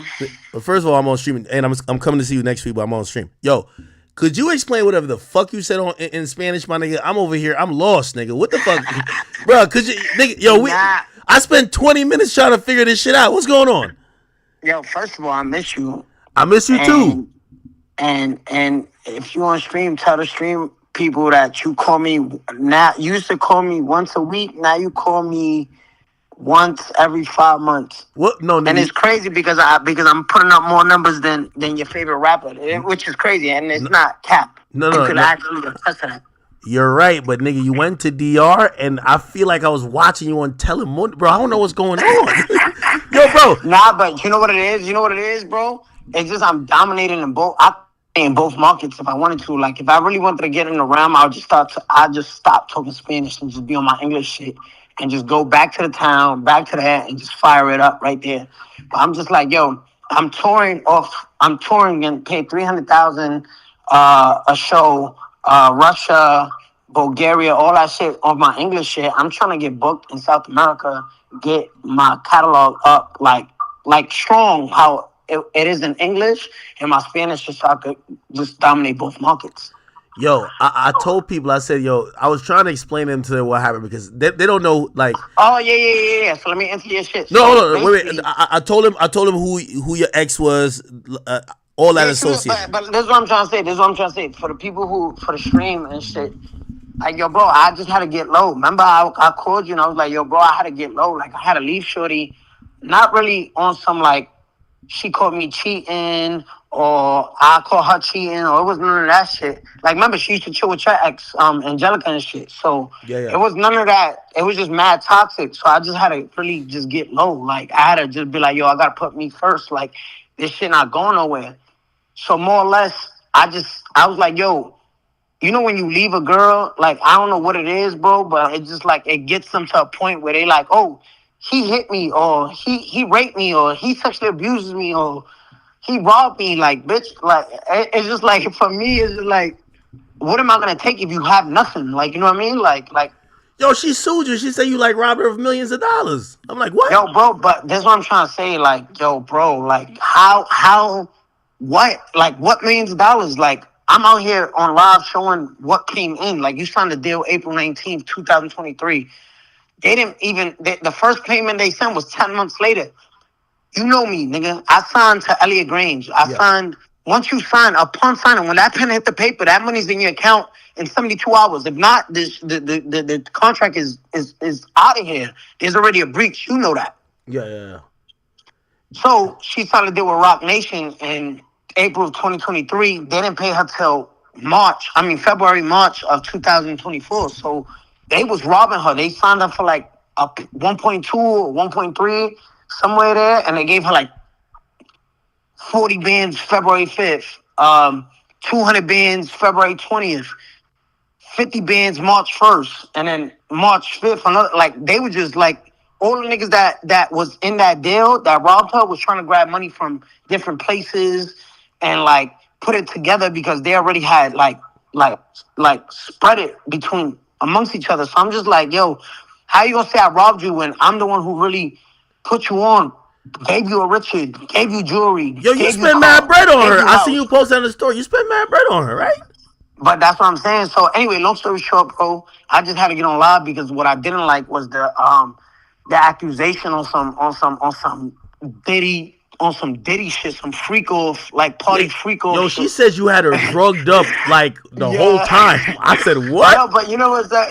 Yo, bro, it's so jokes because yo, bro, it's just like, yo, bro, in the suit it says that, boom, the drug shit. Then it say that I used to force her to get surgery. Like, bro, like, you had 5 surgeries before I even met you. Like, when you was with the nah, real shit, nigga, you know this. Nigga, you know this though. Yo, you know what I said on the stream before I called you? I said, I don't know why niggas play with 6ix9ine because, like, number one, this thing not only gonna have receipts, you're not gonna win a PR war with this nigga because he's the type of nigga to tell the truth so much that he'll look bad too, but you look crazy. So I said, yo, bro, you had like, nigga, I didn't want ass and titties, nigga. And everybody know, nigga, if you know and fuck 6ix9ine, if you know Danny, you know me. I never been with an ugly bitch. You know that. First of all, I never had a skinny bitch. My bitches is thick, nigga. Like all my bitches got. So I met you thick. Why the fuck would I want you skinny? That's just cap. Then it says that I took a fucking life insurance policy out on shorty. Like what the fuck? Like what was I gonna kill you? Like it's just cat. It's just mad cat. Like you know what I mean. So at the end of the day. It's not her though. You know what I mean? Like, yo, bro, it's not her. Like, I know it's the people around her. Like, yo, bro, we could. Yo, are you still beefing with the Alofoke dude? Nah, the nigga got beat up when he came here to Miami. You lying? What? Nigga, yes. It's some Telemundo news. Word. He just got beat up when he came here like 2 months ago. Yo, no. What? You serious? I thought he was the person behind her right now. No? Nah, it's just the nigga's a dweeb, bro. He's like, yo, bro, I'm not gonna lie, bro. The nigga really thinks he's you. Not for real. He thinks he's you. Yo, but why y'all beefing though? There's no beef, bro. Yo, bro. It's no beef. Like these niggas be beefing by themselves. That's what I'm trying to say. Like when it's beef, it's like, yo, where you at? Type shit. Like, you know me for how long now? Like I don't be beefing with none of these niggas. Like they just be beefing by themselves. Like even the TJ shit, nigga. Nigga, when did I ever beef with TJ? Like I never beefed with him. Like God bless him. Like the nigga almost died ordering a burrito. Like no funny shit. Like stop playing with TJ, bro. Stop. Nigga, I'm dead ass though. I'm lying. Yo, stop. Wait. Hold on. Am I lying? Right, it wasn't ordering a burrito. No, I think you had said something to him one time. Nigga, it said it in the article. The nigga was online ordering a burrito, and the nigga fucking came try to ask him for his jewelry, and what happened? Like the nigga really, and that's the only time I ever mentioned him. Like I don't have no like niggas be beefing by themselves. Now if it's static, it's a whole different other shit. Like wait, why she go to TJ though? Why she go to when she thought you and TJ had beef? Like I think exactly, but that's what I'm saying. Remember when I was in jail? Yo, bro, the nigga is really a nobody. Yo, like, he's a nobody. He was chilling with Sarah. Sarah like was crowning. But all right, so when he was chilling with Sarah, right? When he was chilling with Sarah, where was I at? You were in jail. Exactly, my nigga. So I never even knew you. Like, first of all, you blew up when I went to jail. How you beefing with me if nobody knows you? See, got you. Like, you don't got no answer to that. No. I mean, no. I was in jail, wasn't I? Wait, so she did the whole thing with TJ but to that's try what to I'm get saying. you? They probably gassed her up crazy. Like, yo, that's his op. Like, that nigga's beefing by himself. Like, that nigga, like. The only time I ever acknowledged that man is when the burrito shit happened, when the nigga got shot up ordering his food. That's the only time. Remember I had said, yo, I think I posted like, yo, damn, I want some Chipotle or some shit like that. I thought you had dissed him one time, like early on. Like you were like, you called him like a little nigga or something. Like you were like, if you don't got this watch, you a little boy. No, that wasn't for him, was it? I don't know. What the fuck? No, I don't know. I think it was to one of the other niggas, but hell no, they got another beef or something. I don't even think he got the catalog or even is that type of guy to even go with a nigga like me. Cause I was like, he's just, bro, like I said, the burrito shit, like, and your man's had it on him. How you let your, like, come on. All right, yo. So I think what she said, this is what the English websites are reporting. But I know different. Didn't Yailin defend you in a domestic violence case already? But that's what I'm saying. She's now saying you beat her up? That's what I'm saying. Act like how you gonna go against and say if that's true. Nigga, you just committed perjury in court. Like, come on, just stop it. Like, who's putting you up to this? Like, you know what I mean? Like, who? Because whoever is putting you up to this don't care about you because that means you lied in court. So you know what I mean? So it's like, don't do that. Like, niggas just gave her a fake watch out here. Like, you know what I mean? I'm lying, nigga. Yo, you laughing, but I'm not lying, nigga. So whoever's not gangster, look, whoever's behind it. Yo, nigga, you gotta come back to hip hop. This shit too boring, bro. Nigga, whoever's behind this really don't give a fuck about her. They don't give a fuck how she look. Shit. Yo, wait, hold on. Wait, what else she say? She said, yeah, some surgery shit. Wait. So she won $1 million? Like for what? Bro, I don't even pay mind to the shit. I Yo, just know my life to apparently clean you my pissed name. her Like, off really though. what bothered me, Yo, what bothered me is like saying Angelica or one of these girls that you used to be with say, yo, you sexually abused me, but they got a kid and they make you change their Pampers, cause you operated, you in the bed with a whole fucking BBL suit. And like, if you know this nigga be sexually abusing you, drugging you, fucking putting life insurance policies on you. Like, I don't want you around my kid. Like, come on now. Like, these girls really on some fucking, what's that? What's the bitch that sued Johnny Depp? Oh, Amber Heard. Amber Heard shit, like, shit crazy. Damn. Yo, one of my bitches calling me right now. Cause she gonna think I'm cheating or something crazy. All right, nigga, text me. I'm gonna text you.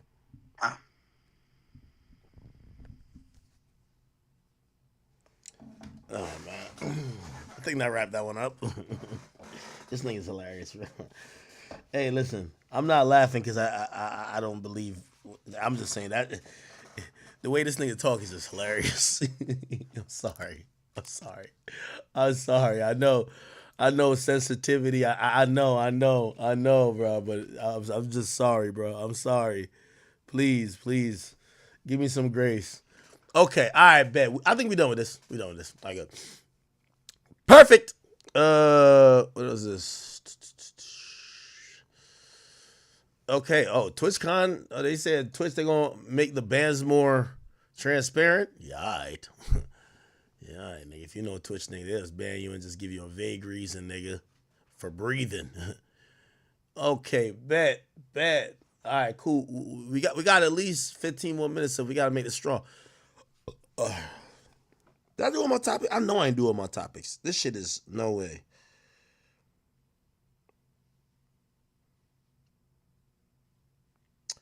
Oh, okay. Yeah, they've been hitting me all week trying to get me to say this. Or not say this, but get at this. All right. So let me give you a quick explanation real quick of what's going on in the music industry, okay? Kevin Lyles steps down, okay? Let me explain from here, and then, we could kind of go on to other things. All right, chat, what's very important that you should know when trying to evaluate what's going on in the music industry, why the executives are stepping down. Kevin Lyles was the guy who, first, let me start off with 300 Entertainment. Former heavyweights in the game, Todd Motzkowitz, Lear Cohen, and Kevin Lyles, they came together and created a label called 300 Entertainment. The motto around 300 Entertainment was supposed to be, hey, you don't need a huge label. You could be almost kind of quasi-indie, have a smaller staff, smaller number of artists, and still do big numbers. They started this label. Y'all should remember Shy Glizzy, Migos at first. You should remember Fetty Wap. You should remember who else? I believe Rich the Kid was there. This was the early and obviously subsequently Young Thug. And obviously YSL. If you remember this time, it was a very important time. Now, Lear Cohen is very important for coining the 360 deal. Eventually, Lear Cohen saw the writing on the wall that really tech companies are running the industry. Tech companies are the new labels. So he still maintained his ownership stake in 300, but he went to be the head of YouTube. He's still the head of YouTube. That was around the time when Young Thug started to be able to learn how to walk on his own, learn how to ride a bike. Todd Motzkowitz dropped out of 300 Entertainment. He went to create his own label, a label called Alamo. That label then becomes synonymous with, Gucci 1017, like the Icy or something Ice like label. Didn't really hear anybody. The two people who kind of popped that off, or the one in particular, that Rod Wave made Alamo. Alamo Records, Rod Wave made it. Okay? So, by the way, Rod Wave is still under Alamo. which I think Alamo now has a deal. I don't know if it's Interscope or where else it's at. It might be a Sony. I don't know. Anyway, I'm going to tell you where these executives go. So 300 starts with 3 executives. Lear goes to YouTube. Tom Moskowitz go to Alamo. Kevin Lau stays at 300. Now, remember when I told you that when Gunna came back after the news that 300 was being acquired by Warner, Gunna was going to be under Warner, was going to be under Atlantic, and some people say, "Oh, I don't know what he's talking about." These are rumors where, again, I don't speak to second in command pencil pushers. I don't speak to peons. I only speak to bosses. So I speak to people who sometimes, if when I'm speaking and I'm giving out information, if you even are in the industry, and this is why I had to sun that little nigga DJ Head, if I tell you something about your mama and you don't know, maybe your mama don't trust you to tell you, but I'm telling you what's going on. So sometimes I tell you things that people in the industry don't all the way know yet. It ain't always, it ain't all the way happened yet, or it's in the works and only a few people know. Don't ask me how I know the shit, but I know the shit. Remember when I said Gunna was going to end up on Atlantic? You know what's happened today? Or not today, it's happened recently. Atlantic, remember I told you all their problems? How did I know that? I told you all their problems. Didn't I tell you that all the executives lined their pockets, starved the artists, dropped all of them, the Meek Mills, all of these niggas, they all got dropped. Young Boy had to leave like Kodak. Didn't I tell you that? Told you that, right? Why did I tell you that happened? Warner Music went public. All them executives supposedly $100 million apiece. That's the number. Print it, write it. Nobody would say I'm lying because I'm speaking facts. So the executives lined their pockets, dropped all the artists. Atlantic is looking abysmal, looking trash. And someone who's very smart realized a move could be made. Didn't I already tell you, and I gave you this story about the industry, about nepotism? Didn't I say who's the leader of the biggest music conglomerate, UMG, Universal Music Group? A guy you hear Drake rap about, other people talk about, Lucian Grange. Who is his son? Didn't I say his name is Elliot Grange? By the way, how do I know some of this too? You know I got a joint venture with the nigga. Shout out to my man Lucian. Shout out to Sam. Shout out to Homemade Records over there. Y'all been doing a good thing. I'm not just speaking on my ass, people, right? Did I tell you that I created Lil Lack not only to show people I can have fun, but to show, but I didn't want people to talk about me like how they talk about Stephen A. and these niggas like I was never in the league. I went to drop a record. I signed a record deal. I didn't only sign a record deal. I signed a deal for a JV. You get what I'm saying? I have a label. I made sure that whatever I'm talking about, I got actual experience with it. I had to deal with my lawyers. I wanted to be well-versed in what I'm talking about. This is why I know most of the things I know. But not only that, I'm also speaking as a person who nobody could call and be like, yo, why'd you tell him that? You're fine. No, don't happen like that. All these people, lucky I'm in a position where, let's call it, we work together. So 10K projects. And by the way, ironically, this affects me too. Matter of fact, I know it affects me because Warner sent me an email today saying, the Academy Records, we need your vendor information to pay you out. I haven't taken payment from 10K for years. I dropped the little act thing after that. Because I haven't signed anybody. And I don't want people to give me a loan. I could get millions of dollars from them, but I don't want a glorified loan. Because you know what? You're going to, not necessarily they're going to say pay it back, but now you're indebted to somebody. And I'm not that committed to dropping music, just honestly, right? But anyway, I got the news. 10K, which was independent at first, but it went through his father's conglomerate, UMG, then Capitol. 10K does a deal with Warner. And I always tell y'all, the difference between music, the big conglomerate music labels, and the little rinky-dink rappers who think they got to shoot each other to get the up on whatever competition they got, is that Universal Music Group, Warner Music Group, and Sony Music Entertainment, they all work together, okay? They all make money together. So you know what happened? The son of the most powerful guy in the Universal umbrella takes his independent label, which I have a deal over there, 10K, by the way, 6ix9ine signed to 10K, Trippie, 10K, Ice Spice, 10K, who else? This is a bunch of people. Takes 10K and does a deal, because it was an indie label. Remember, he would have to work his way up the ranks to get to succeed his father. It was going to take a long while because he started late. But he said, nah, I'm going to do it by being an independent label and showing y'all proof. Look at this. Internet Money, success. Look at this. 6ix9ine, success. Look at this. Trippy, success. So he's doing this independently, even though the independent is looking a little bit more than independent, if you get my drift, okay? You know what I'm saying. Hey, the next play for him, you got to get to the top spot. Now, the only way, you got to go run a label that is in dire need of repair. The label everybody was talking about that's historic is Def Jam. Def Jam been trashed for a long time. They don't have no new artists. Like, I think at one point they were touting that YK Osiris was their big deal. Come on. So they needed saving. However, ultimately, I forgot what the name of the gentleman who actually took that job, but that's his project to fix. What's the next thing? Well, ironically, at the same time, Warner goes public. Everybody's cashing out. They dropped a shit ton of artists, Meek, all these people. And then Atlantic now looks garbage. By the way, every new drill rapper, every new Hispanic rapper, they're all signed to Capitol. Capitol's getting all of them. So who becomes the label that is impoverished? Atlantic Records. Okay, cool. Brilliant play here. Take 10K that you've built up, Ice Spice and all these assets, and be like, oh my God, you got the newest. And is Sexier? No, Sexier is not going through there. I'm sorry. Anyway. Grab that situation. Bring it over to Warner. Now, theoretically, you would think, well, Warner and Universal are like competitors. It's not like two fucking stupid rappers shooting each other. No, it's not that same, right?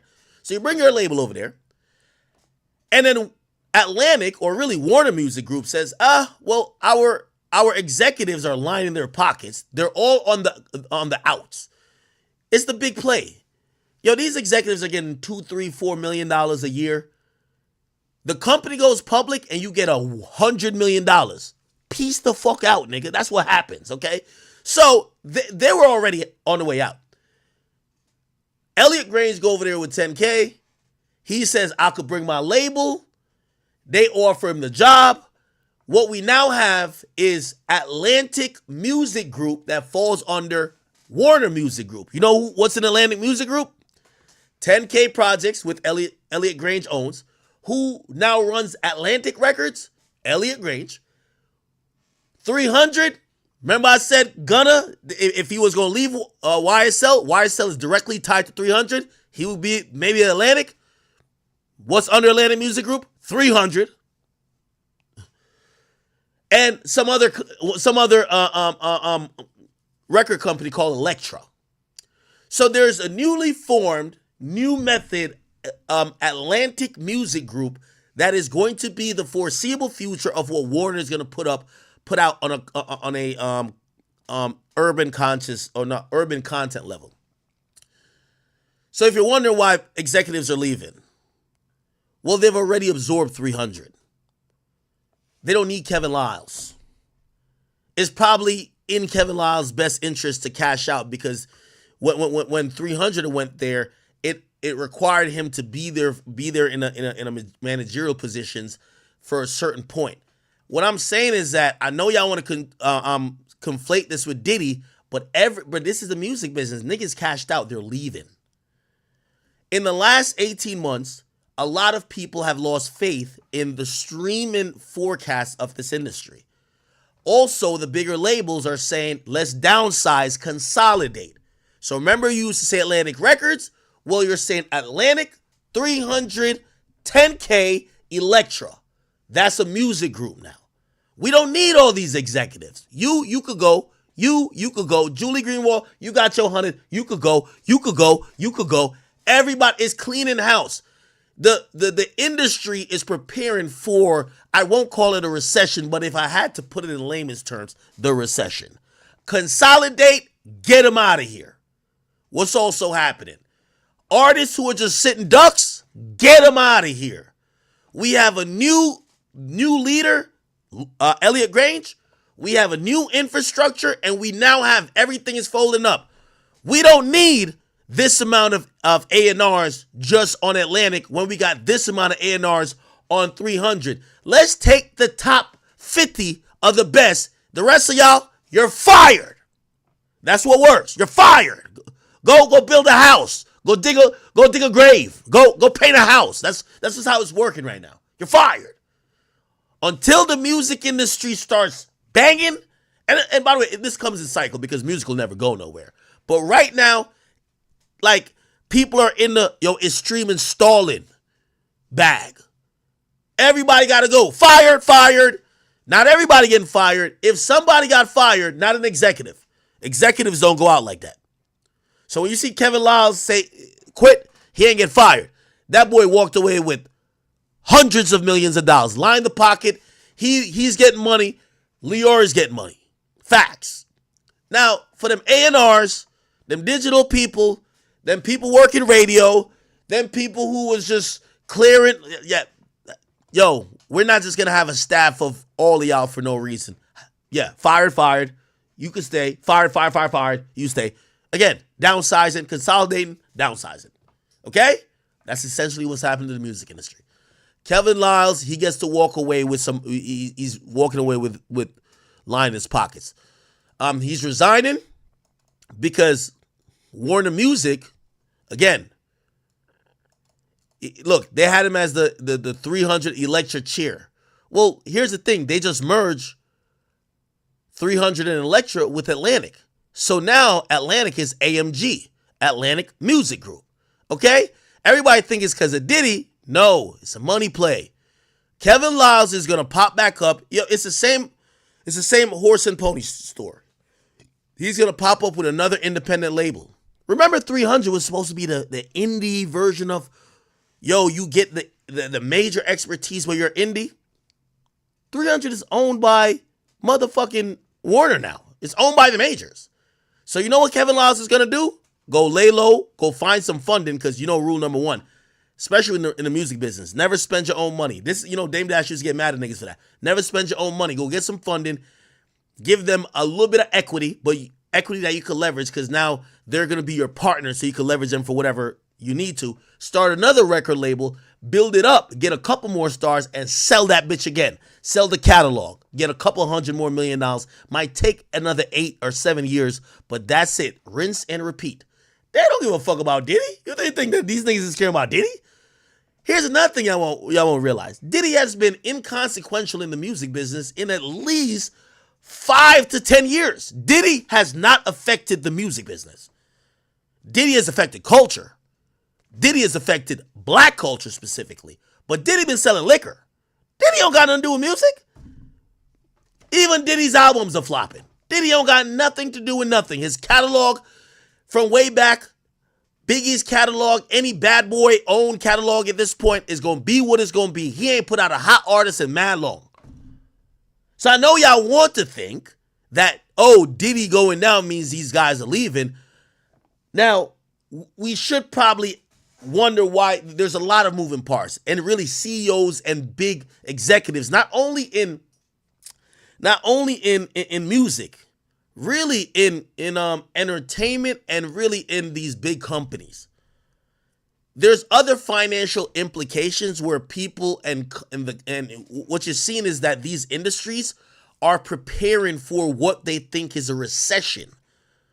So when people think the market is going to keep increasing, they spend more, hire more, because they think it's going to come back tenfold because they're growing.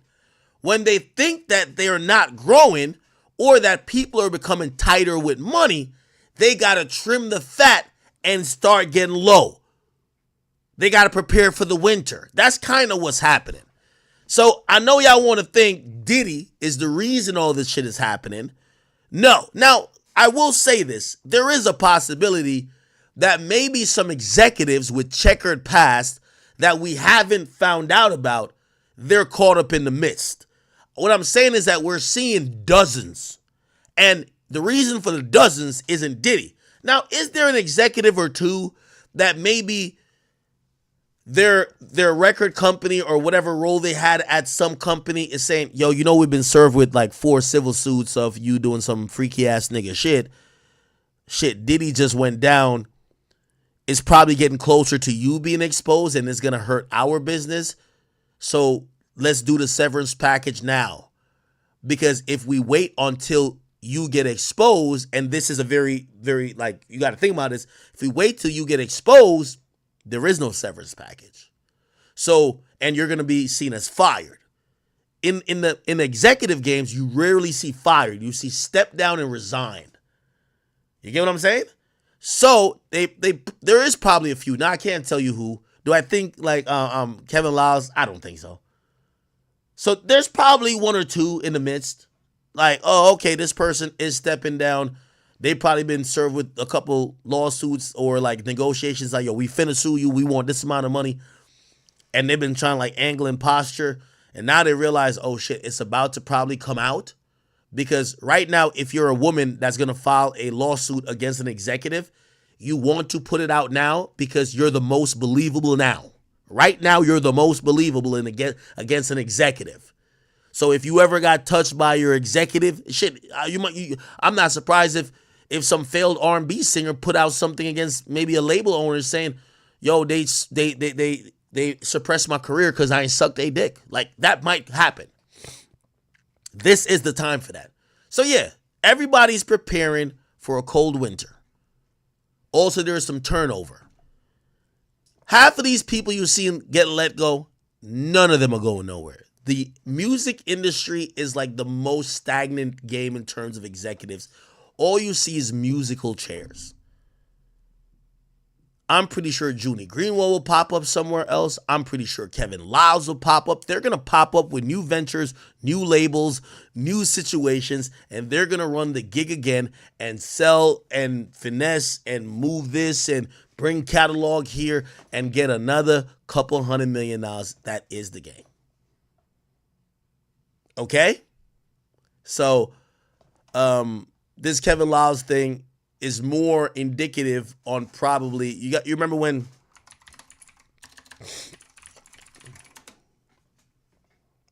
Warner acquired it in look, okay. It acquired in 2021. Let me see if I can find it. Look. Okay. So it says December 18th. Cool. We could probably match it to the date. Like, bro, this is like mad. Look, Kevin Lyles. Look. It says he's stepping down. Hold on. Oh, on September 30th, he's departing. Yeah. Whatever his contract is probably said he had to stay on after the step down for 3 years. That's how most of these things are done, chat, if you don't know. Their pockets got lined because the shit got sold for $400 million already. The shit got sold for $400 million already. He stayed on for like, what was it? This would make like 3 years because it was in 2021. Yeah, 3 years. He stayed on for 3 years after. Yeah, that kind of makes sense. By the way, you know what I think that's going to happen too? And y'all better not get mad when it happened to him either. When P from QC does the same, he's going to do the same, I think. Oh, hey, all right. Yeah, as part of me selling QC sells. As part of me selling for QC, because you know P's still running it, but technically they sold it. Hey, part of that deal says you got to still be the CEO and find talent for the next probably 2-3 years. So he probably is going to run this bitch for another 2 years. And then, watch, all y'all going to say this. Just mark this video. We're going to be in 2026 when y'all watching this next. Yo, nah, Baby and them must be over because P leaving. No, then he got cashed out and he did the time that the deal required him to stay on with the label. And now he about to go make a new label with another partner. Him, Coach K, and I don't know, Gotti. If Gotti sells before, it probably won't be like that, but because those are like powerhouses. But still, yeah, just keep flipping this shit. Look, $250 million in cash. Oh my God. Good job. And $50 million in stock. Stock that probably, has, certain type of, it probably incentivized for them to stay on for those 2 years or 3 years, right? Yeah, chat. All right, man. Chat, I made it to 8 hours. If you do want me to get into specific, there is a bunch of like people leaving their companies and this and third. We could absolutely get into those later. if you have any ones that are more, there is a lot of stories to be told about this musical chairs stuff that's being played. The industry is in a really weird space, man. And I'm telling you, these labels, you know, for new artists, I'll give you this advice. They're not trying to sign no bullshit right now. They're trying to sign people with leverage. Even though it's not to their benefit, because they're going to have not the best deals, but they want to sign shit that works. They feel like the music industry is about maxed out, and not maxed out like really maxed out, but it's just like the majority of the money's coming, or the majority of the royalties up front is coming through streaming, and the streaming companies are telling them, yo, we've stagnated. And they're like, what the fuck? They exist in a world where it's all about, we did 100 last quarter, let's do 105. Let's do 115. Let's do 130. Continuing going on. And when they're hearing shit stalled, it means no more need to invest in growth, downsize, and just do the bare minimum to continue. That's not a good thing for the culture and for new musicians, because they're less likely to take chances. They're less likely to have more personnel at these labels, whether it's executives, you know, usually it's the VPs or whatever, or even A&Rs or whatever, and all around. So this is a trickle down effect. All right, people, thank y'all, man. Been rocking for 8 hours. I'll be back on tomorrow. I do genuinely and solemnly appreciate it and thank you guys for all your support. Hopefully you guys were thoroughly entertained. There's been so many of you guys who stood around for the entire broadcast. Please, we have one item sold out, which is just the pants. Please go to theacademy.shop. This is the way you can show me your support. Please go to theacademy.shop. We have a bunch of items here that you could buy. You could buy a keychain for just as little as $8. Okay, a little keychain. Okay, gotta have the chat nigga scorpion keychain. You could have the compromise shirt.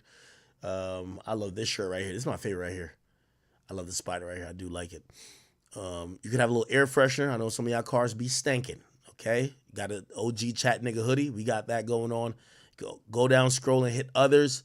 You could get a jersey, a little beanie for the winter. Could get one of these shot glasses if you don't know. Get a hat. Actually, this is one of the hats too. Is this the one on sale? The Scorpion one. This is actually one of our products as well. But you could get the Academy one, this one, and there's a few shirts here that probably weren't sold before. You guys could. Ooh, the Keep It a Bean one is there. Oh, I need to wear this one. Okay. All right, chat. I do appreciate you guys though. Let me read finally any donations that maybe I've missed. Okay, what the hell? Why the hell does it look like that?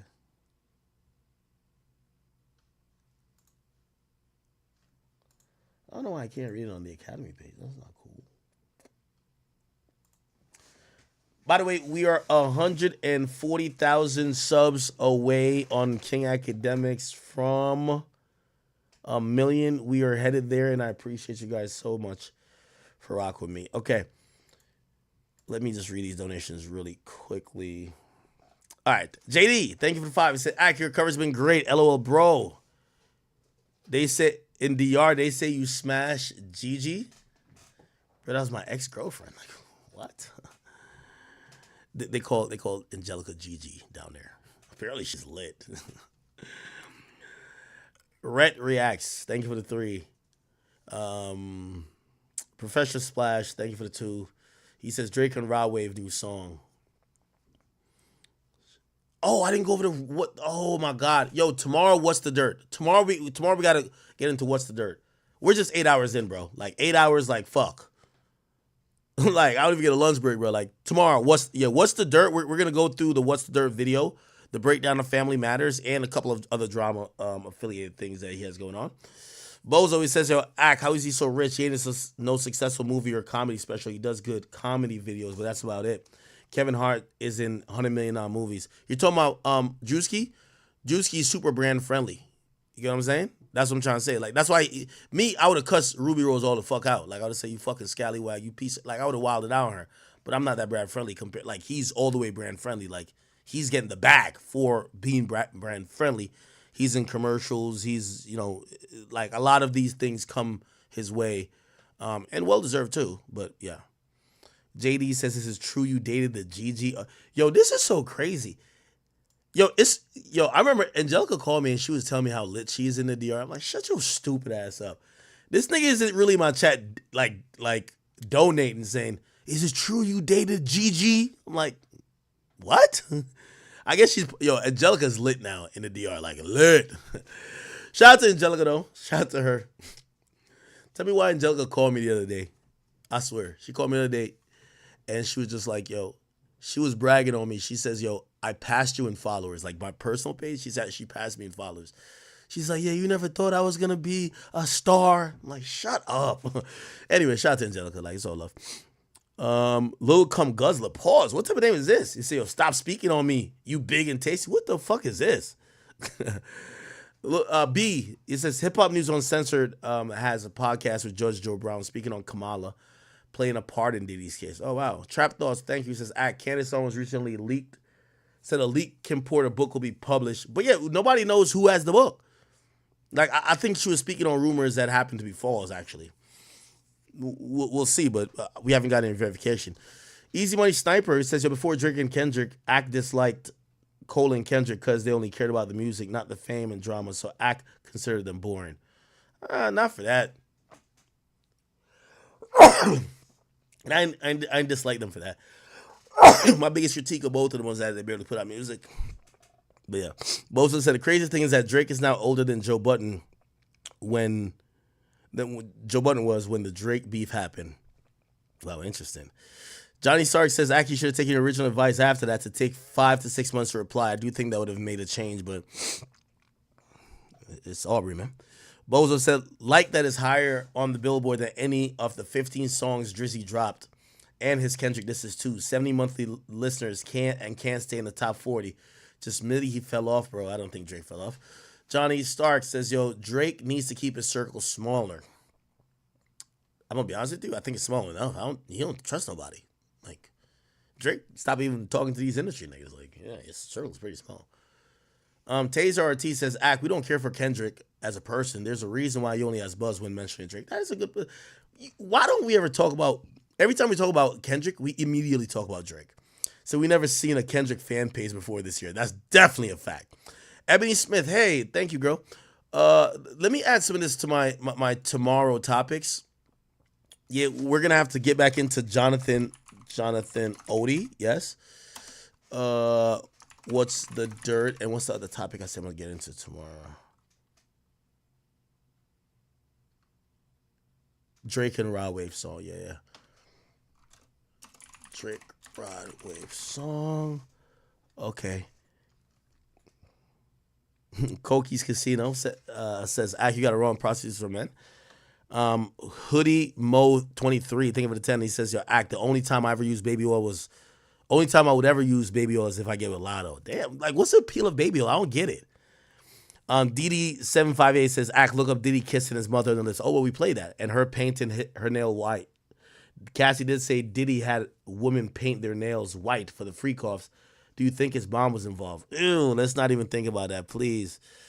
Please. Tall Angel says the government desperate to cancel the 304 industry. From this case on, it's going to be harder to deal with these women. Yeah, there's always a cause and effect.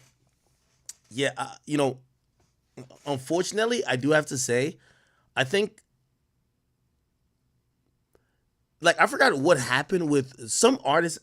Trust me, the industry is going to start signing less women because they're going to see it as liability. And granted, I'm with y'all. If you're not doing no freaky or weird shit, you shouldn't think like that. But people, like, this be getting the whole industry on like, really, like they nervous. Like, they really don't even want, like, shit. I'm going to be honest with you. I think, myself personally, I think Yachty had to get out in front of the whole thing with Shorty. What's her name again? Caribou, because she's a female. I think he dealt with her like that because she's a female. You know why? Because God forbid, when she was saying bullying, God forbid she started saying, oh, they were sexually harassing me or making, like, bruv, like, you could face all type of stuff. So that does have a trickle-down effect to people being scared or not want to take in the chance of signing a female artist. It's already a point where people look at female artists like they cost more. Like you gotta spend a lot more money. It is what it is. They're saying check his mugshot. They're saying one of Diddy's many body doubles is in jail. And it's a mugshot missing facial features like moles, nose shape, etc. Is there a mugshot for Diddy yet? Betta Believes Me says there's a witch hunt for successful black men. He's a freak and a weirdo, but don't let the government fool y'all. He ain't do nothing Hugh Hefner has not done for decades. I'm going to put Hugh Hefner on my list for tomorrow. We should get into that because I've heard some people make the Hugh Hefner point. Sub-Zero TV says, I'd like to know what Diddy baby mamas have to say about all of this. I mean, I don't think they would say anything publicly. I mean, shoot, their kids are probably sad that their father is incarcerated. Buds and Vine says, can I get a hallelujah? Hallelujah, man. South Dudan says, I accurate bias against Diddy. Do I come across as that? I feel like some people say like I'm too favorable. Like I'm also kind of giving maybe a potential side of his that some people feel is not warranted. They feel like fuck him, right? Big Chris says, could you get the commissary list from MDC and see if they got Baby O on there? Oh my God. Crypto Diano says the guy posted Diddy with every other celebrity, but the many he took with Trump. So even Epstein with Trump, if you're gonna put everyone else, him too. What? Oh, they're saying, oh, look at Diddy with every celebrity, but they put him with Trump. Johnny Stark mentioned Jonathan Odie. We're gonna talk about him tomorrow. Okay. Mr. Gamer. By the way, I had heard that Jonathan Odie was down to do an interview at a point, but it felt like it was irrelevant because there was just new allegations popping up. He sounds a lot important now, don't he? I talk about Lucian Grange funding Diddy parties and using his position in mainstream media to hide that he's involved. That's why there's no bail. I have no idea about that. And shoot, if he's funding it, shit, I'm pretty much sure Diddy would snitch on him, right? Like, oh, yeah, it's a time to snitch, right? Johnny Stark, thank you for the donation again. We're going to cover Jonathan Odie. Johnny Stark says, could you talk about drug withdrawal? I feel like we did for a little bit. And Alfred says, yo, Ack, why is Diddy collecting celebrity freak-off tapes like they in the Infinity Stones? We haven't heard about any names with that or if he actually threatened people with a videotape. We've heard he threatened maybe women that he recorded, but never other men that were supposedly powerful as well. And Johnny says, W Big Act, thank you for your work ethic. No, thank you. Yeah, appreciate all you guys.